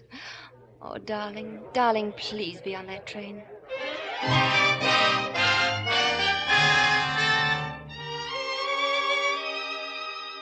And, George, I just thought I'd drop into your office and see you. Yes, George, I'm curious. You are Mr. Janeth? Yes, this job you've been doing of finding people a step ahead of the police all the time. What's the method, George? Well, we call it the system of the irrelevant clue. Oh? Now, the police only look for the relevant clues. They haven't much time for anything else, not when a case just breaks, you see. But we assemble all the clues. We recreate the man, his character, his habits, his emotions. And when you have that pattern straightened out, it's easy enough to figure where to look for your missing man. Well, that's interesting. Most interesting. Now, this Fleming case, do you know how we found Fleming? Seashells. Seashells? Yes. Fleming was a fanatical collector of Paleozoic bivalves. I checked his index and found he had every variety except one. You see? It's up there on the blackboard. Now, the only specimen of that seashell in the United States is in a museum in Salt Lake City. So I assigned a man to watch it constantly. Fleming was going to steal it? Well, it wasn't for sale. Now, wouldn't you steal something if you wanted it badly enough? Yes, I might. Well, George, you've done a fine job of work for me. Well, I think the real credit belongs to the Crime Wave staff, Mr. Janeth. That's another thing I like about you, George. You're modest. George, we worked together now for 6 years, haven't we? 7. Shoulder to shoulder, comrades in arms. Nothing, neither of us letting the other down. Now, George, this Fleming story, properly followed up, should boost circulation 10%. Oh, 15. That's the spirit. So I'm giving you carte blanche for the next 3 issues. The next 3 issues? Yes, carte blanche. And then a wonderful vacation, all expenses paid. South America. West Virginia, Mr. Janeth, and tonight. Now, George, listen to me. No, you really had me going there for a minute, Mr. Janeth. You're a great performer. Then I'll dispense with the performance, George. Either you see this thing through with us, or you're fired. That's okay with me. I'm fired. And I'll have you blacklisted all over the country. You'll never work on a magazine again. It's still okay. I'll give you exactly 4 minutes to think it over, George. Let Hagen know what you decide. I don't need 4 minutes or 4 seconds. Yes? Call for you, Mr. Stroud. A woman. Well, what woman? She wouldn't say. She keeps talking about reading your palm. Oh, put her on. Hello? Hello, George. And how are you? You want to make a bet? 5 to 1, your crystal ball hasn't given you the latest flash. I've just been fired. Blacklisted, never to work in the publishing business again. What are you going to do about it? Well, first, I'm going to get myself a good stiff drink. Oh, good. I'll join you. I'm sorry, but I won't have time. This is business, George. You see, the great man thinks he's going to blacklist me, too. But I know enough about Mr. Janeth to make him change his mind about both of us. So, how about the Van Barth in, say, half an hour? Oh, but it's almost 5, and I promised my wife I think this is one time she'd forgive you, George. Okay, half an hour at the Van Barth. Call my home, will you, Miss Adams? Tell my wife I'll be home at 6 o'clock.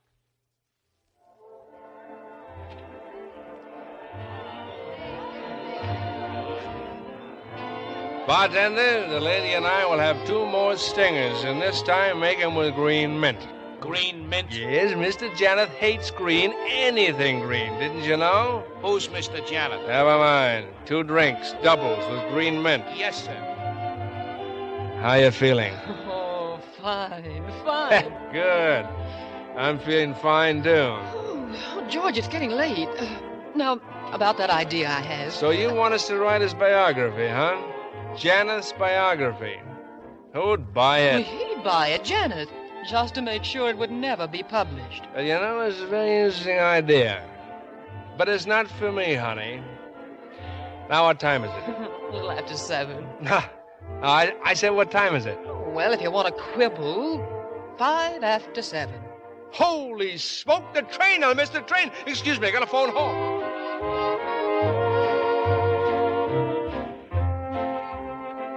Well, how's everything at home? She's gone. She went without me. How do you like that? I give up my job, jeopardize my whole career for her sake, and she won't even wait a couple of minutes. Bartender, where are those drinks? Here, with the green mint. Well, now, shilly-shally, let's have them. Oh, dear, all over me. Oh, here, use my handkerchief. Then I've got an idea. Well? Well, you see, Janet, he loves time. He's in love with clocks. Well, I despise time, so let's send him a clock, a green clock. Oh, that's a lovely idea. Oh, but who sells green clocks at this time of night? You just leave it to old Uncle George. You finish that drink there, hon, then leave it to good old Uncle George.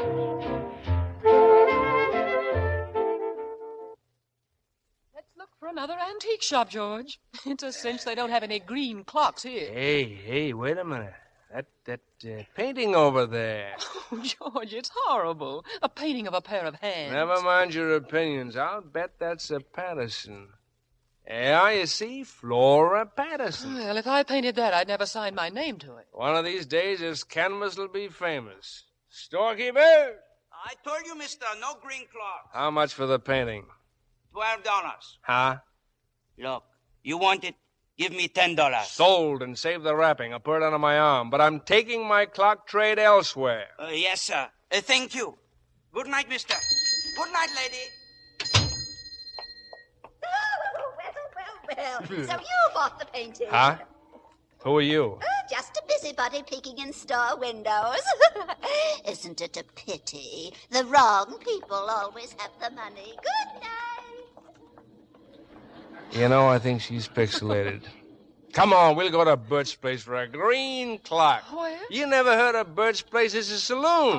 Oh, very famous place. Burt's a collector. He collects anything from collar buttons to buggy whips. Why?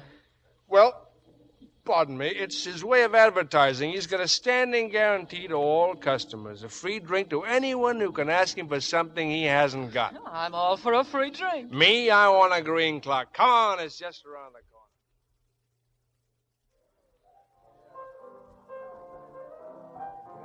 Oh, what a place.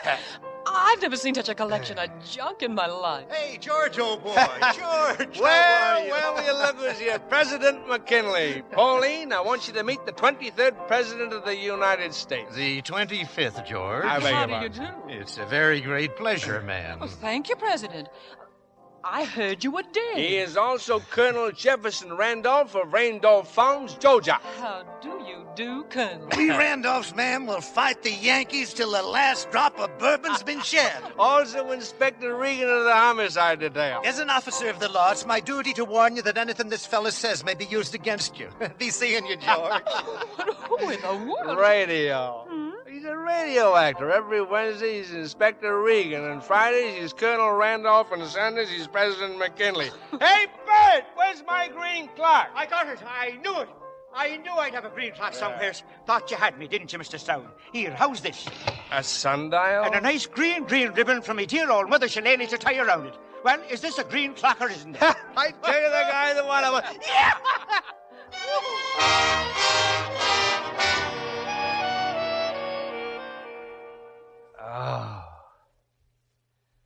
Oh, brother. What happened?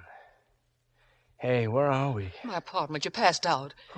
George, you've got to leave now, right away. Well, you were going to make some coffee. George, Earl Janeth's here. His car's downstairs. Janeth? Yes, he's on his way up. Now, please, hurry.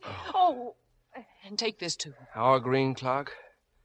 No, I wouldn't hear of it. I want you to have it as a little memento. All right, just get out of here. Well, it's been a pleasure, Miss York. George, wait till you hear the elevator and then use the stairs. Yes, ma'am. Oh, here. Your painting. An original Patterson. $10. Don't worry, he won't see.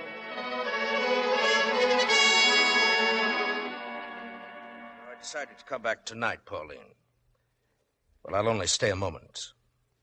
I was wondering if you had a pleasant evening. Marvelous. Started at the Van Bath and just kept going. Was he with you? The fellow who ran down the stairs as I got out of the elevator? Yes. Yes, he was. Who is he? Oh, just a man. His name's Jefferson Randolph. What does he do? Oh, nothing much, I'm afraid. Sort of a playboy. I'm getting a little tired of your friends. Now, that's a shame, isn't it? The army captain, the lifeguard last summer, the racetrack tout at Saratoga. How many others have there been? Shut up! You of all people, talking about my friends. What about you and that Artway's secretary, and that stenographer, and the girl from publicity? You think they'd look at you twice if you weren't the great Janet? Stop it. Have you lived this long without knowing that everybody laughs at you behind your back? Stop it. You'd be pathetic if you weren't so disgusting. I said stop Why, it. You clammy, flabby Stop loser. it. Stop it. Stop it.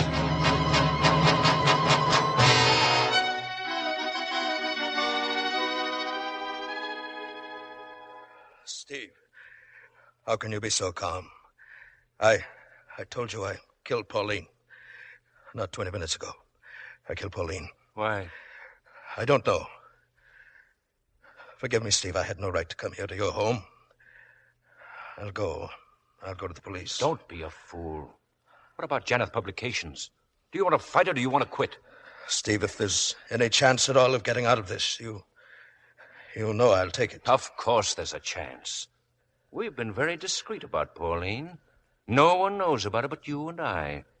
Now tell me what you did. I can't describe that. You've got to tell me, Earl. 30 seconds before, I didn't intend anything like it. I just don't understand it. I struck her with some sort of sundial, heavy metal. It's still there. Didn't you wear a hat? Where is it? I must have left it there. I'll go to her apartment, Earl. I'll clean things up. Steve, I'm gratified. I always thought you wanted to step into my shoes with Janeth Publications. Not yet, Earl. Janeth Publications aren't through with you yet. Now stop worrying. With any luck, nobody's ever going to know you killed Pauline York.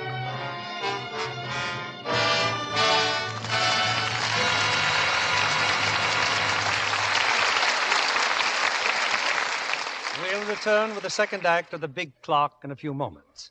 And now, our Hollywood reporter, Libby Collins, with news about the stars. And one of the busiest stars in Hollywood, Mr. Keeley, is Joan Fontaine. I attended a studio showing of her latest picture, You Gotta Stay Happy, released by Universal International. That's the second picture made by Joan's own company, Rampart Productions. Yes, and you know, it's really a family affair, because Joan Fontaine's husband, William Dozier, is the producer. So, what with being business partner to her husband and acting the leading role, Joan had plenty to do. She certainly proves she has a flair for light comedy, and You Gotta Stay Happy. Teamed up with Jimmy Stewart, the laughs come thick and fast. Well, the picture lived up to its name with the whole cast. Everybody stayed happy to the very last scene. And even though Joan would be tired after a long day on the set, she'd leave her dressing room looking fresh and lovely as ever. I'm sure John Kennedy could tell you the reason why. Oh, that's easy, Libby. All Lux girls know what to do for a quick beauty pickup. Especially when there's a cake of that big, new, bath-size Lux toilet soap handy.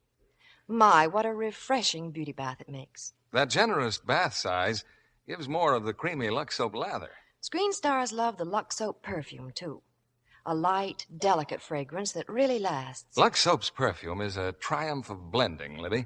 The fragrance of rose jasmine, lily of the valley, and lilac are just a few of the ingredients. No wonder screen stars recommend the new satin smooth bath cake. It's so luxurious. Women everywhere are thrilled with Lux toilet soap in the generous new bath size. If you haven't tried it, why not put it on your shopping list tomorrow? Here's our producer, Mr. William Keeley. Here's the second act of The Big Clock, starring Ray Milland as George and Maureen O'Sullivan as Helen.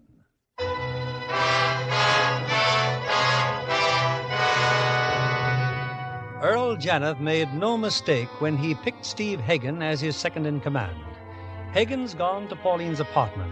From her purse, he's removed a man's handkerchief and a check for $1,000. He set back the time on a broken clock. picked up Janet's hat and taken the sundial. Now, after a long talk with Janet, he's telephoned George Stroud. But George isn't at home. George is in Wheeling, West Virginia. Don't you understand, Helen? I was detained. I took the first plane I could get. Oh, I was so angry when the train left without you. It was unforgivable, George. It was unforgivable you're leaving without me. Well, what was I supposed to do? Wait at the station till our golden wedding? That's exactly what Janet wanted.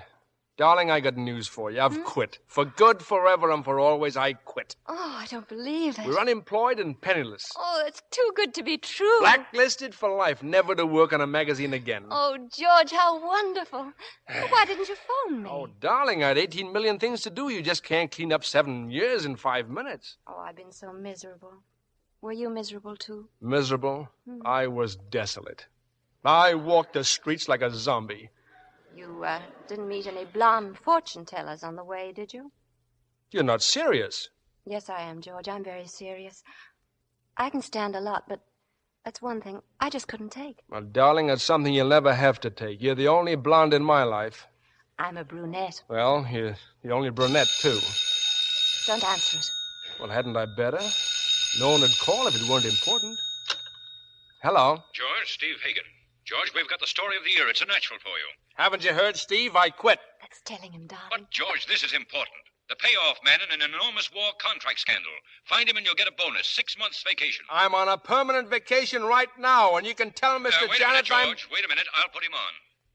Don't want to talk to him. This is Janet, George. I behaved very badly yesterday. I apologize. Well, that's very big of you, Mr. Janet. George, as servants of the public, it's our duty to find this man. The trail is still fresh. He was around town last night with a blonde. We know they were at the Van Barth in some place called Burt's. What? What place? Burt's place. Do you know who the girl is? No, and we don't care. We're only after the man. His name is Jefferson Randolph. Randolph? I'm not going to rest until I've exposed this scoundrel if I have to assign every man in our organization. Well, I'll grab the next plane, Mr. Janet. George, if you leave me now, I'll never speak to you again. Darling, I have to. Why? Why do you have to? Janet says it's a war contract scandal, but that's just a blind. He's trying to find out who's been playing around with this girl. I happen to know the man. Well? He's a victim of circumstance. I've got to go back. I've got to keep Janet from finding him. It would wreck his life. His life? Well, what about our life? Helen, please. I've got to go back to New York.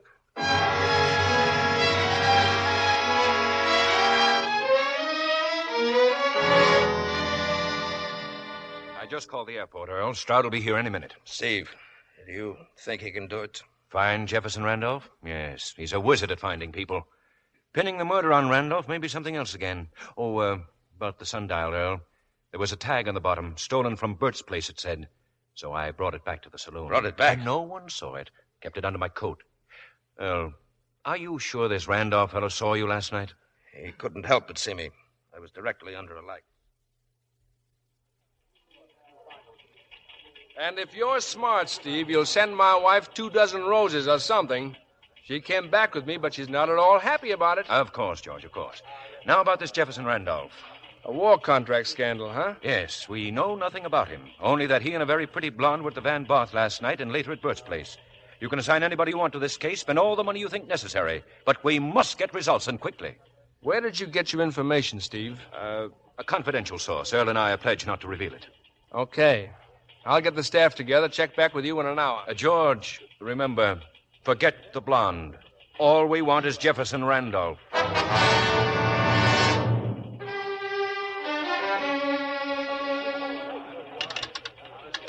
Hello?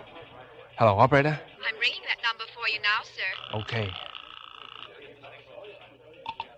Hello? Burt's place? Burt? Yeah. George Stroud. Oh, how are you, Mr. Stroud? Look, Burt, I can't go into details, but you haven't seen me all week, understand? And definitely I wasn't around there last night.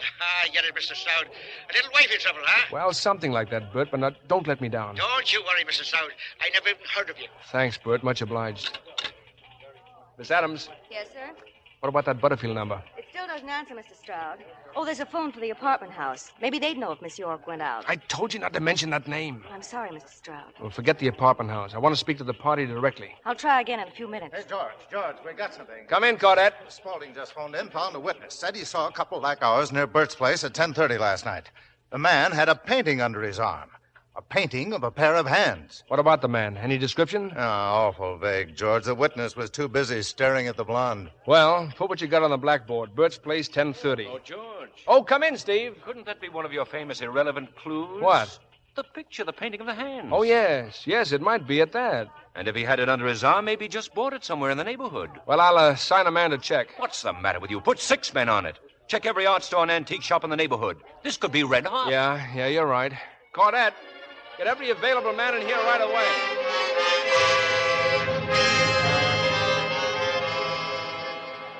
Blackboard's starting to look like something, George. As of exactly 12:17, here's where we stand. Name, Jefferson Randolph, tall, medium build, black hair. Was wearing single-breasted gray suit, well-tailored, blue tie. Frequents the Van Barth and Burt's Place, collects paintings, character questionable. Mrs. Stroud, Vincent's on the phone. They've located 5 Randolph. No, I'll get it, George. Hello? Look, put Vincent on Kislav's phone. Kislav, assign a man to each one of those Randolphs. Routine check with form AA. Okay, fine.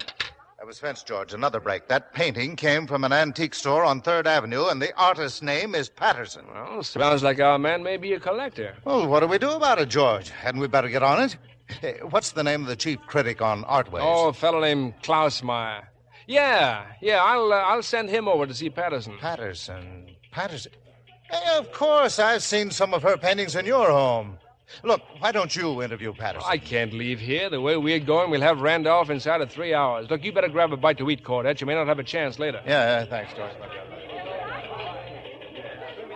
I just tried the Butterfield number again, Mr. Stroud. Still no answer. Well, skip it. I'll try it myself later. Oh, Mr. Klausmeyer's on the phone. He said if you're busy, he'll call Mr. Hagen. Hagen? No. Klausmeyer, this is George Stroud. Have you seen Miss Patterson yet? I just this second left her. I think I've got something, Mr. Stroud. Well? The girl this Randolph was with, well, her name is Pauline York. She wants model for Stalways. Patterson recognized her. She was standing outside that antique shop last night when Randolph bought the painting. And the girl was with him. I'm going over to see Miss York right now. I'll call you back later. No. Hey, wait a minute. Hello. Miss Adams. Yes, sir? I'm going uptown. Find Caudette and tell him to take over.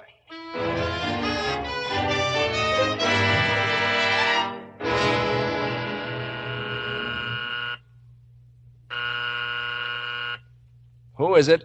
This is Mr. Klausmeyer. I'm from Artways Magazine. I'd like to see Miss York, please. Why, Mr. Stroud. Hello, Klausmeyer. Looks like I got here first. Oh, well, yes, it does. You've seen Miss York, then? Yes, I've seen Miss York. Got all the information we need. Now, let's get out of here.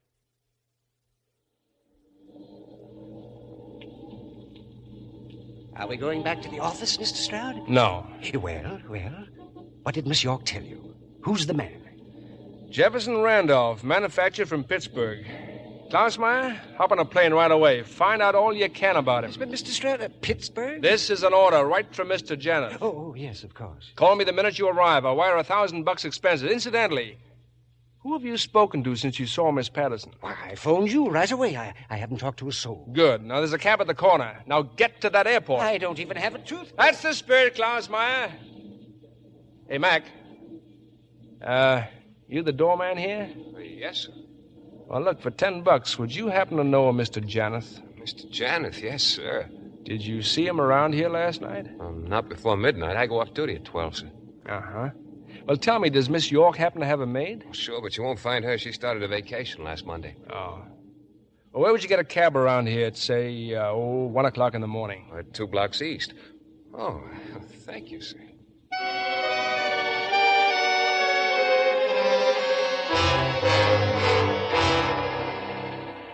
Here's George now, Earl. He's been out on the case. Well, George, we're making progress, eh? Fine progress. In time, 8 hours, and manpower, the efforts of 46 employees.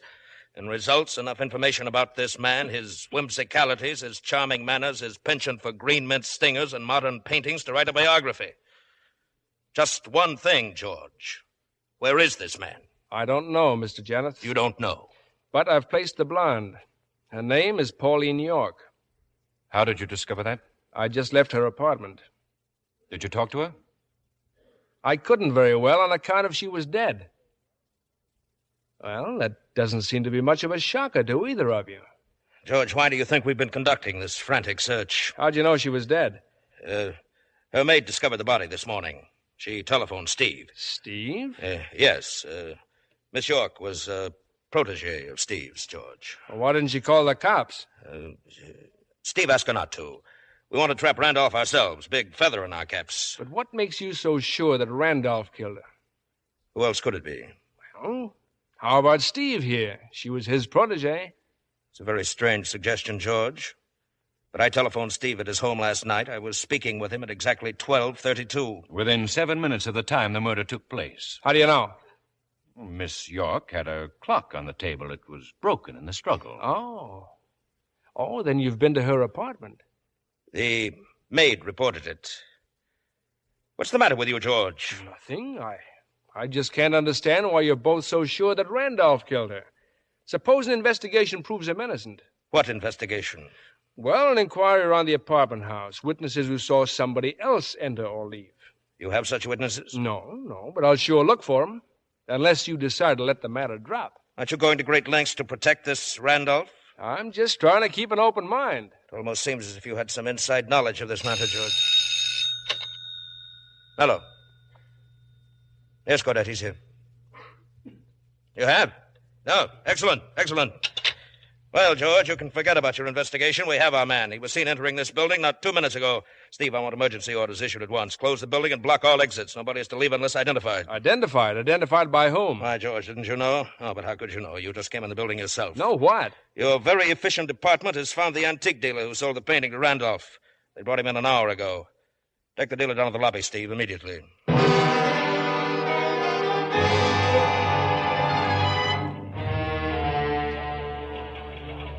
You going down to the lobby, George? Well, I think it's a waste of time, Cadet. Well, don't you want to meet him, the antique dealer? Spaulding and Dixon found him not a block away from Burt's place. Well, that's fine. That's great. But who says Randolph's in the building? Miss Patterson, the artist, claims she saw him step in the elevator.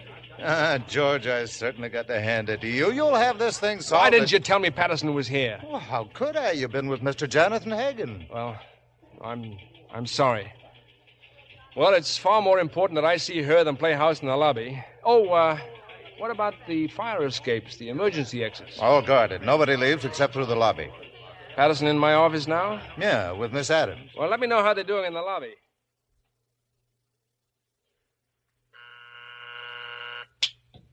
Yes, Miss Adams? Miss Patterson's still waiting, Mr. Stroud. Well, I'm on the phone. I'll be with her in a minute. Hello? Superior Cab Company? Look, I'm trying to locate one of your cab drivers, Casimir Kowalski. Oh? No phone. Well, how about his address? 16 East 31st Street? Thanks. Send her in, Miss Adams. This way, Miss Patterson. Oh, you? You're Mr. Stroud? Oh, it's very amusing, really. Pardon me while I laugh. Miss Adams, you better go down the hall and help Fraser on the blackboard. Yes, sir.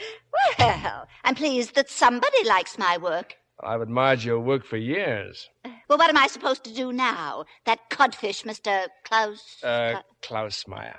Yes. Well, he said I'd get $100 if I'd make a sketch of the man who bought my painting last night.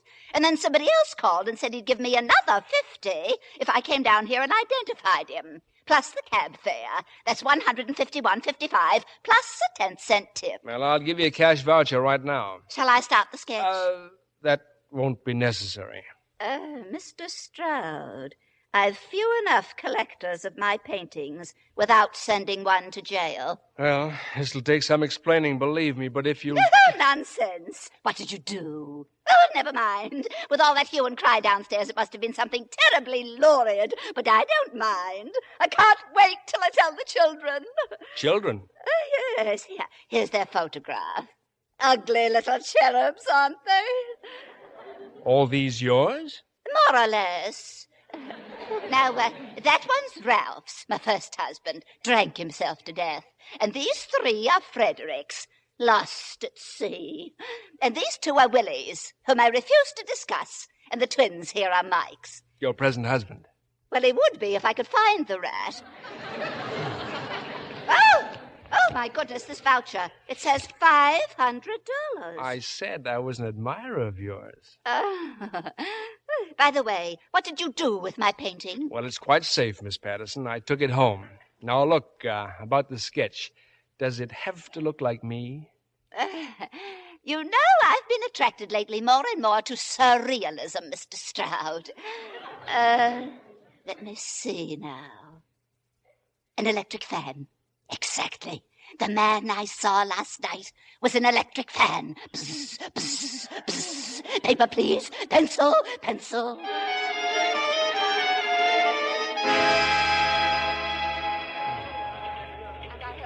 What's going on from Miss Adams? My, that's quite a blackboard you have there, George. Oh, Helen, I knew you couldn't stay away. Not after what I found in our bedroom. Found in our bedroom? Yes, that terrible painting. Oh, darling, look, Liz, I can explain everything. Look, all I want to know is Look, what... let's go into my office. Oh, no, I can't. She's in there, Miss Patterson. Who? Who's in there? Oh, never mind. Helen, if you'll only give me... Yes, Tony? I just got the bartender at the Van Barth. Oh, hello, Mr. Stroud. He says Randolph spilled a drink on the blonde. Fine. Burt on the blackboard. And that she mopped it up with his handkerchief. She put the handkerchief in her purse. George, what if it has a laundry mark on it? What goes the laundry mark without the handkerchief? Huh? Oh, yeah. Okay, I'll put it on the blackboard. Oh, you see what I mean, Helen? I'm going nuts. Take your hands off me, Jefferson Randolph. What? Helen, I've got to talk to you. I bet you do. All about wrecking an innocent man's life. Listen to me, please. I'll tell you the whole story.